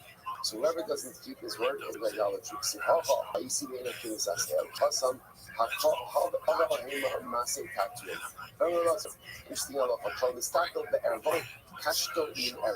so literally translated, whoever looks at the Erev, whoever looks at Erev, with respect to his meaning in just a moment, Kashto min Eres, his bone is empty. What is that mean? What is Rashi?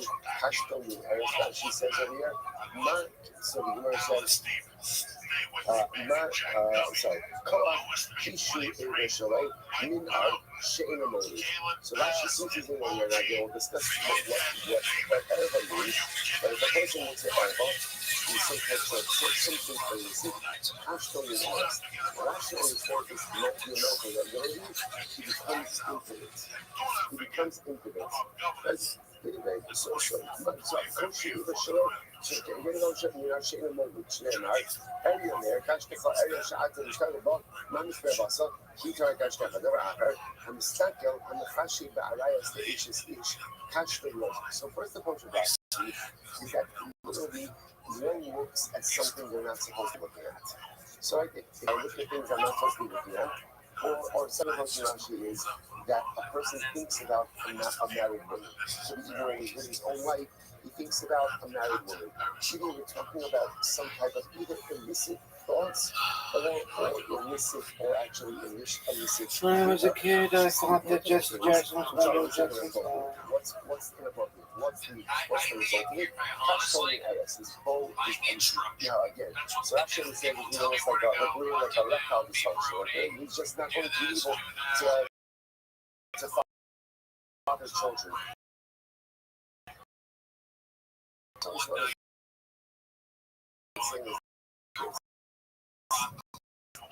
The thing about Arias, the thing about morality, is that it's all consuming. Right? When a person has a lust, a person has a desire for Arias, it takes over the individual and literally it can sap a person of all of their strength. Every single one of us has a reservoir, a strength, a certain amount of vitality. That's what we got, right? In other words, you don't go so long without strength. You feel that, you feel like this out of the way, right? I can only put in as much as I say my intention was this, which is true, my car knots. At a certain point in time, I think what has telling us is what you use your energy for. There's certain things that are all consuming with energy.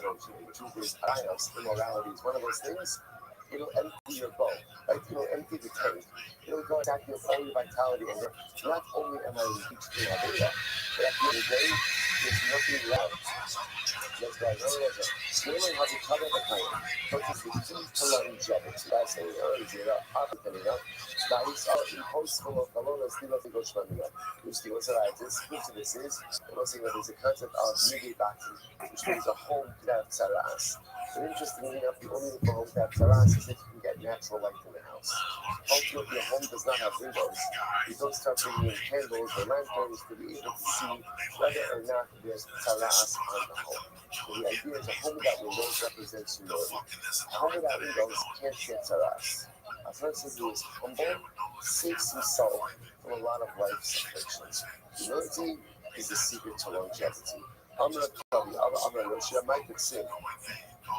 What's the meaning of the passage that says, Sha'ol, lo tzerefen, eretz lo tzeveh mayim. So the imak in Sha'ol is tzerefen. What's the connection to Sha'ol is the grave, Lechem is the womb. What's the connection between the grave and the womb? Along with the Chutz, right? Just like the record, just like the womb, right? The womb takes in the seed, and ultimately again emits the baby.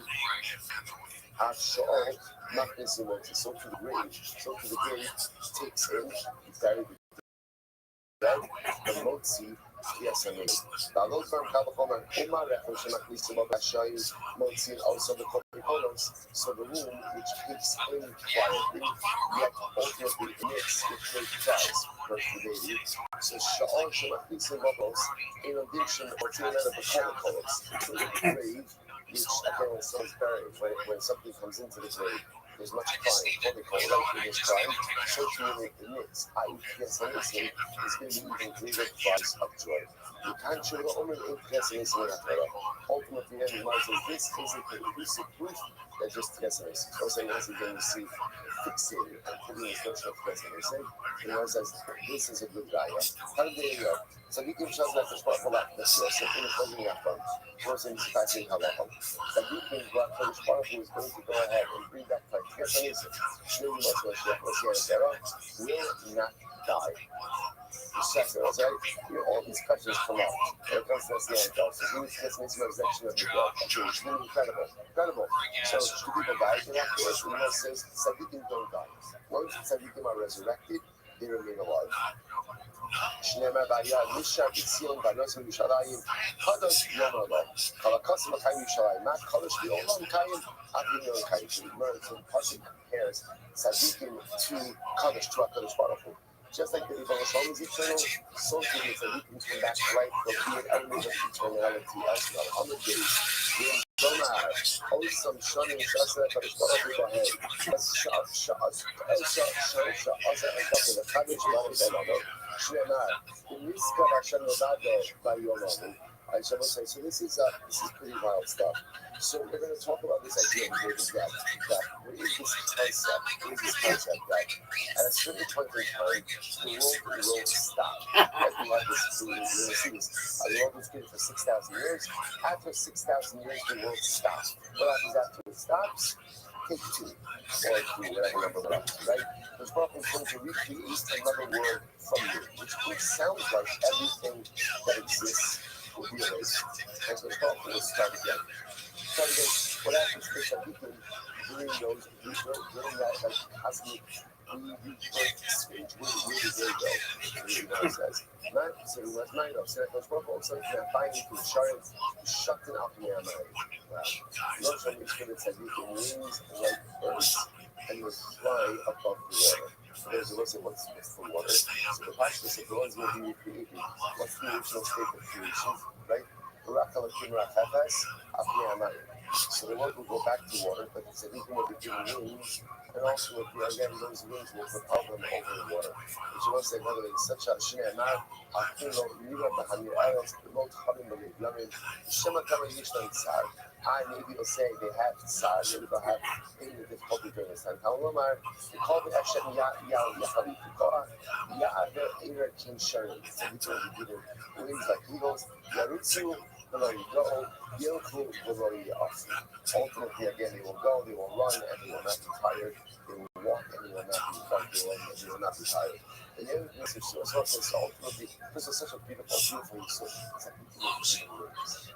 It's like that's what you have to leave your roots. The great uphold of becoming a sacrifice, the great point of becoming a sacrifice. Sometimes the ability to transcend everything that life throws your way. Regardless of something, they have to be able to literally transcend all of the difficulties and challenges. So we have been able to check in Pascal. So we learned that as follows. So what about we referenced this already. What about the dead that actually Pascal brought back to life? Like Pascal was dead.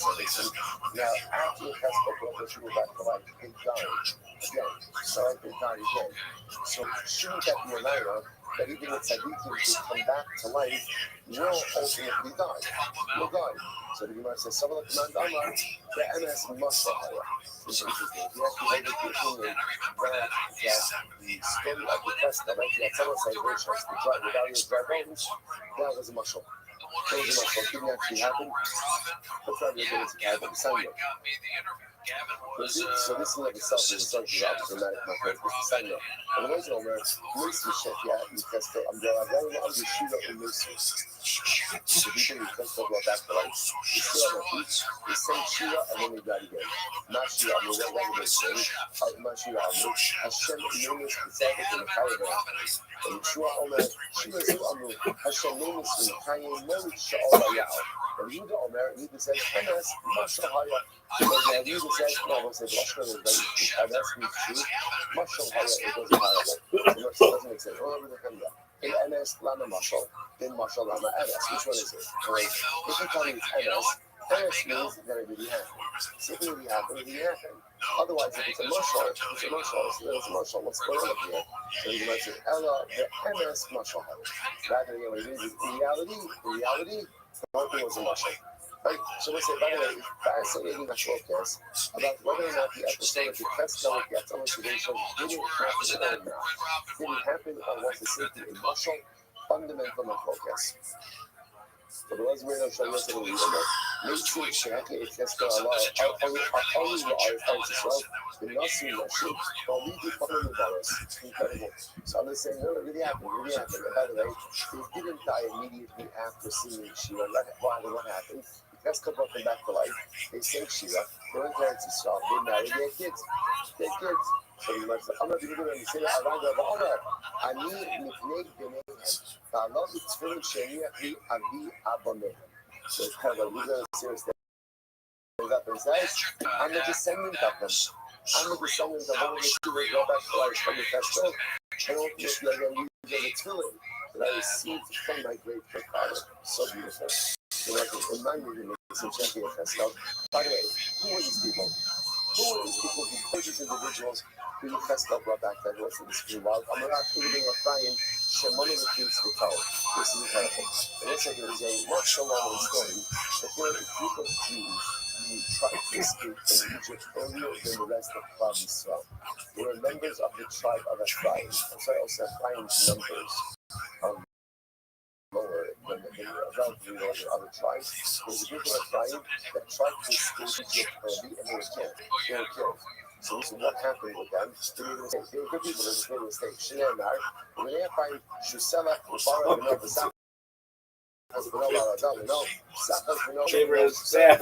Elbasa, come on, baby. 1K. We did it. Gave her a stabber. I gave her a stabber. They made a mistake. They made a mistake about the calculation. Remember, by this way of Sarah, Hashem says, the children will be enslaved for 430 years. The clock actually started from the birth of Yitzchak. They thought the clock started from the actual brisket of Sarah. So in 4 year 430 comes, they think, oh, it's time to go. It's time to go. Unfortunately, they were wrong. And they were killed. So going back some of the shows, that festival brought back to life. So much as one shows, the English should cover the guys missing. So I'm going to say that.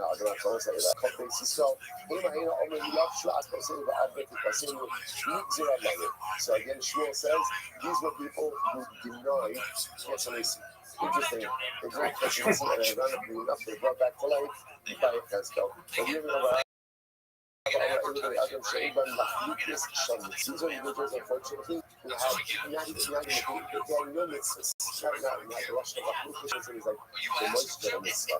They didn't have any element of mitzvah moisture associated. Shneimar, and someone say, just shoot the Rothschild. Says, everybody, Adam, people say, hey, how cool is that? These were people who unfortunately degraded and degraded the rest of the flesh. Shneimar, the upper the area beginning of Kabbalah service in the Shekhes called Rudy. So the Hukal appears subject. Sid Hassan, the Iranian Saudi subject. Okay, Yochanan says, Elu, Nesim Shalabika, Dira. These are the people ultimately again who died in Bikas Dira. Now let's Bikas Dira. Now we're getting to a fascinating story. These were Jews who were killed by the Big Hamasat. The Big Hamasat, remember, What happened? What happened? Because the other so it's a second white line, and the bottom of the things on these men to be flying. So listen to this. When the Nebuchadnezzar went ahead and exiled Klal Yisrael, so what happened?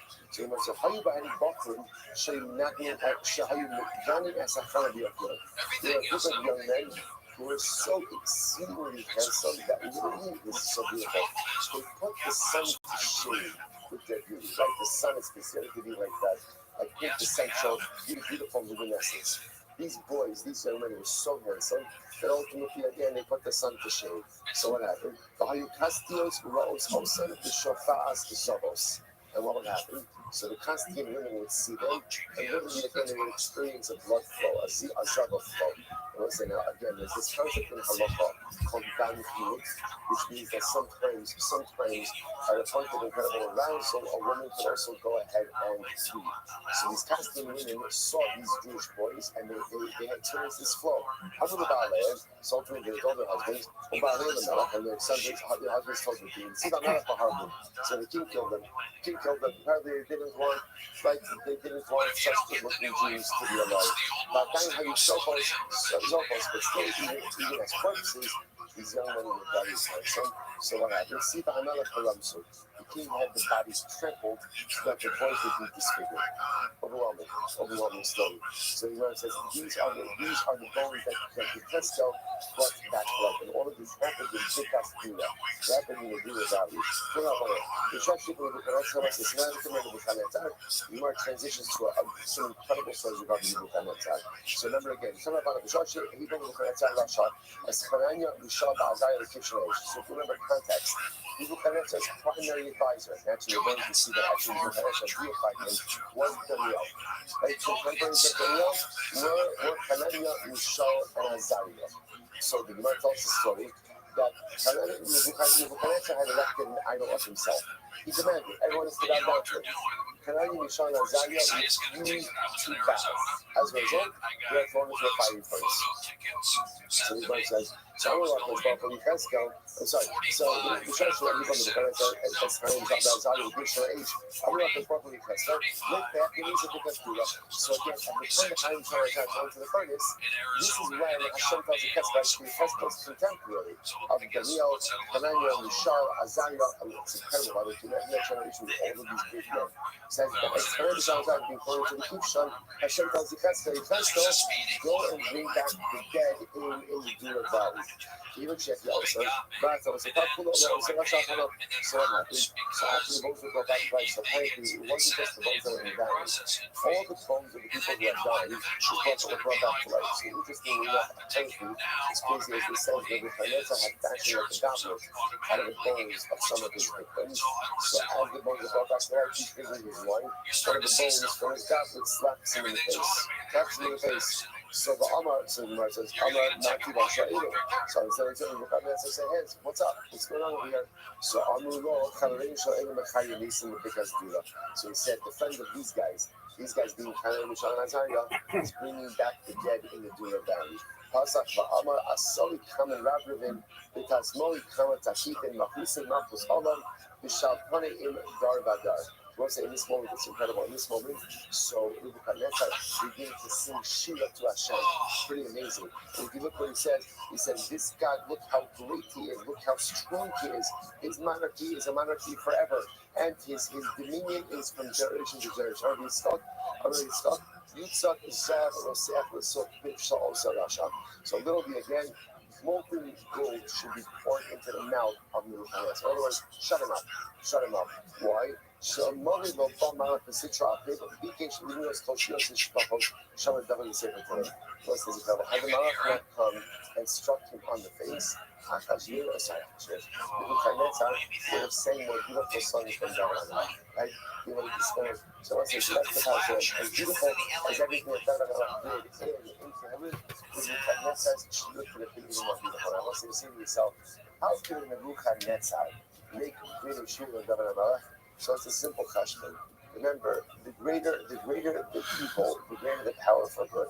Every person has got. So Nebuchadnezzar, who was so evil that he could destroy the Beis Hamikdash and exile Klal Yisrael and subject our people to all these terrible things, if you were to harness that power, and channel it towards good, there is no telling what he could achieve. Incredible.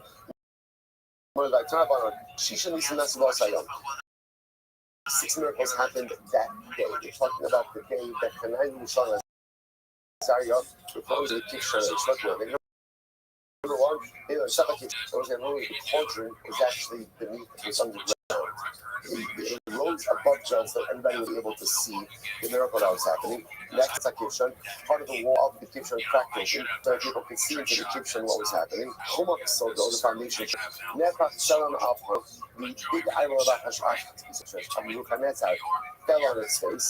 The Nisrupur only 4 other kings who were allies of the Nebuchadnezzar who were incinerated that day.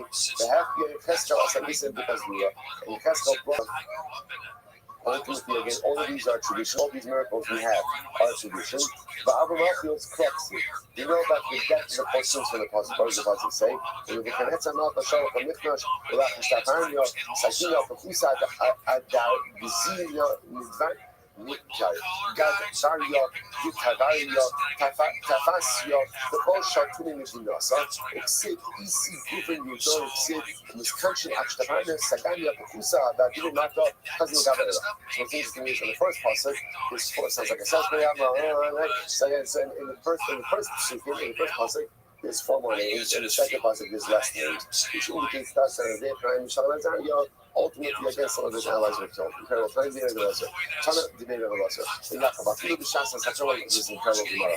So Tana debate of Ben Yaakov. Afilu b'shas hasakara, when Shana Agnes Atzma Mirabanis Shalom. This is incredible. Even in a time of danger, a person should not go ahead and change his dignified ways. שנאמר, בעדין זברה אירת תפסו בסבליון תשתן כבשון. כנראה נשאר הזגרי מול הרפרון של הקיף של האיש, they wore their distinguished clothing. Now what does this mean? Take a look at Rashi. Let's say that's Rashi. And I shine the Rabbanis.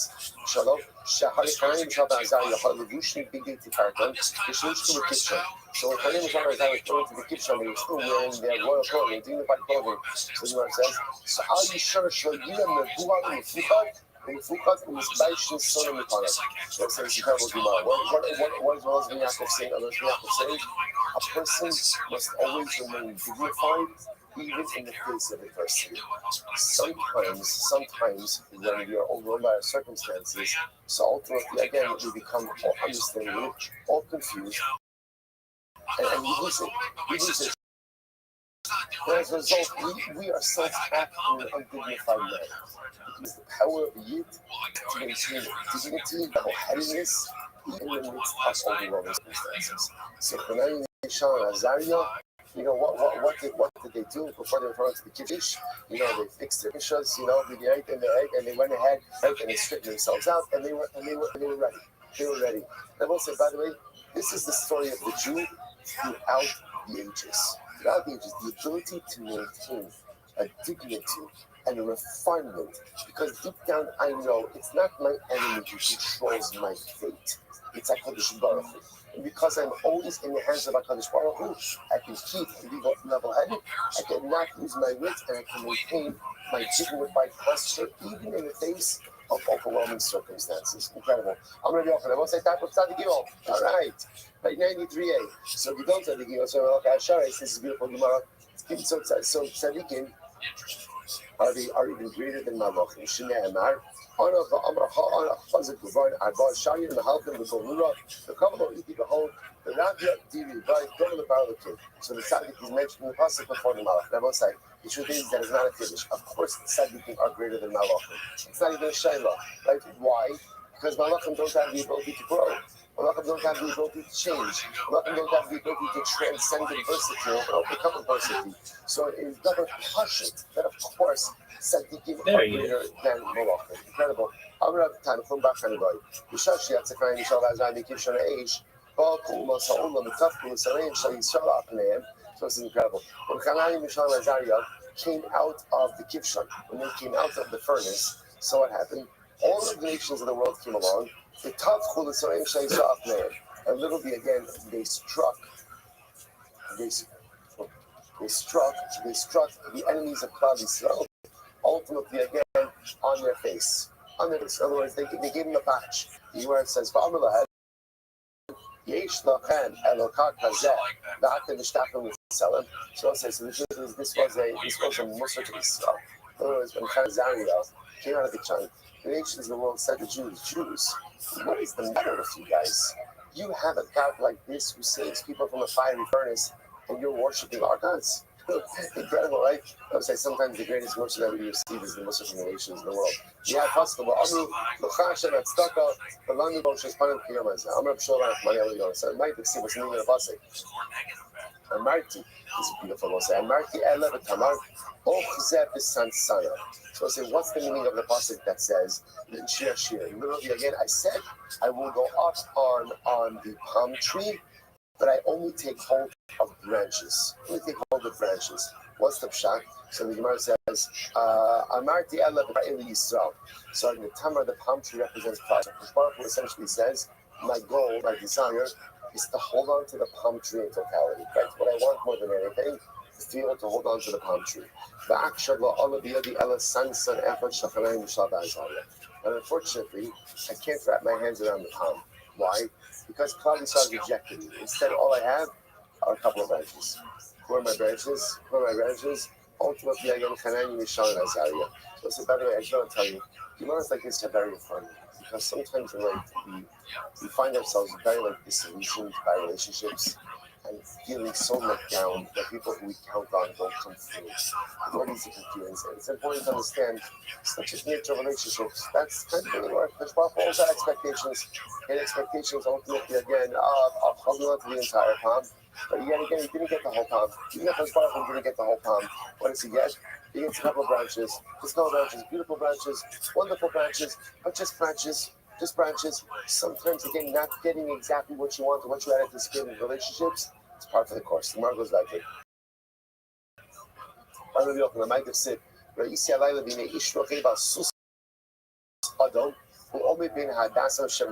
This is in the Nevuah, obviously, from Zechariah. I saw a man riding on a red horse. He was standing between the myrtles that were in the swamp. Now the truth is, it then goes on, right? It then goes on to say that afterwards I saw other red horses and white horses. What does that mean? First thing I saw at night, Rothschild was ready, was disenchanted with how mankind was behaving. He was ready to go ahead and turn the entire world into it, destroy the world. The man on the horse. Who's the man? What does it mean on horse? The entire world into blood. And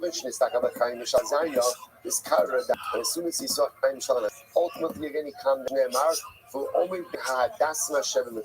Still amongst the myrtle branches in the swamp. What's the myrtle branches? The myrtle branches, those are tzadikim shneimar, by he omed as hadassah.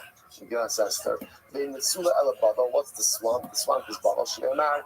However, the Sula can't be the Narasefa Ovish Miyad Milim. Roges Nasim shortly Badum.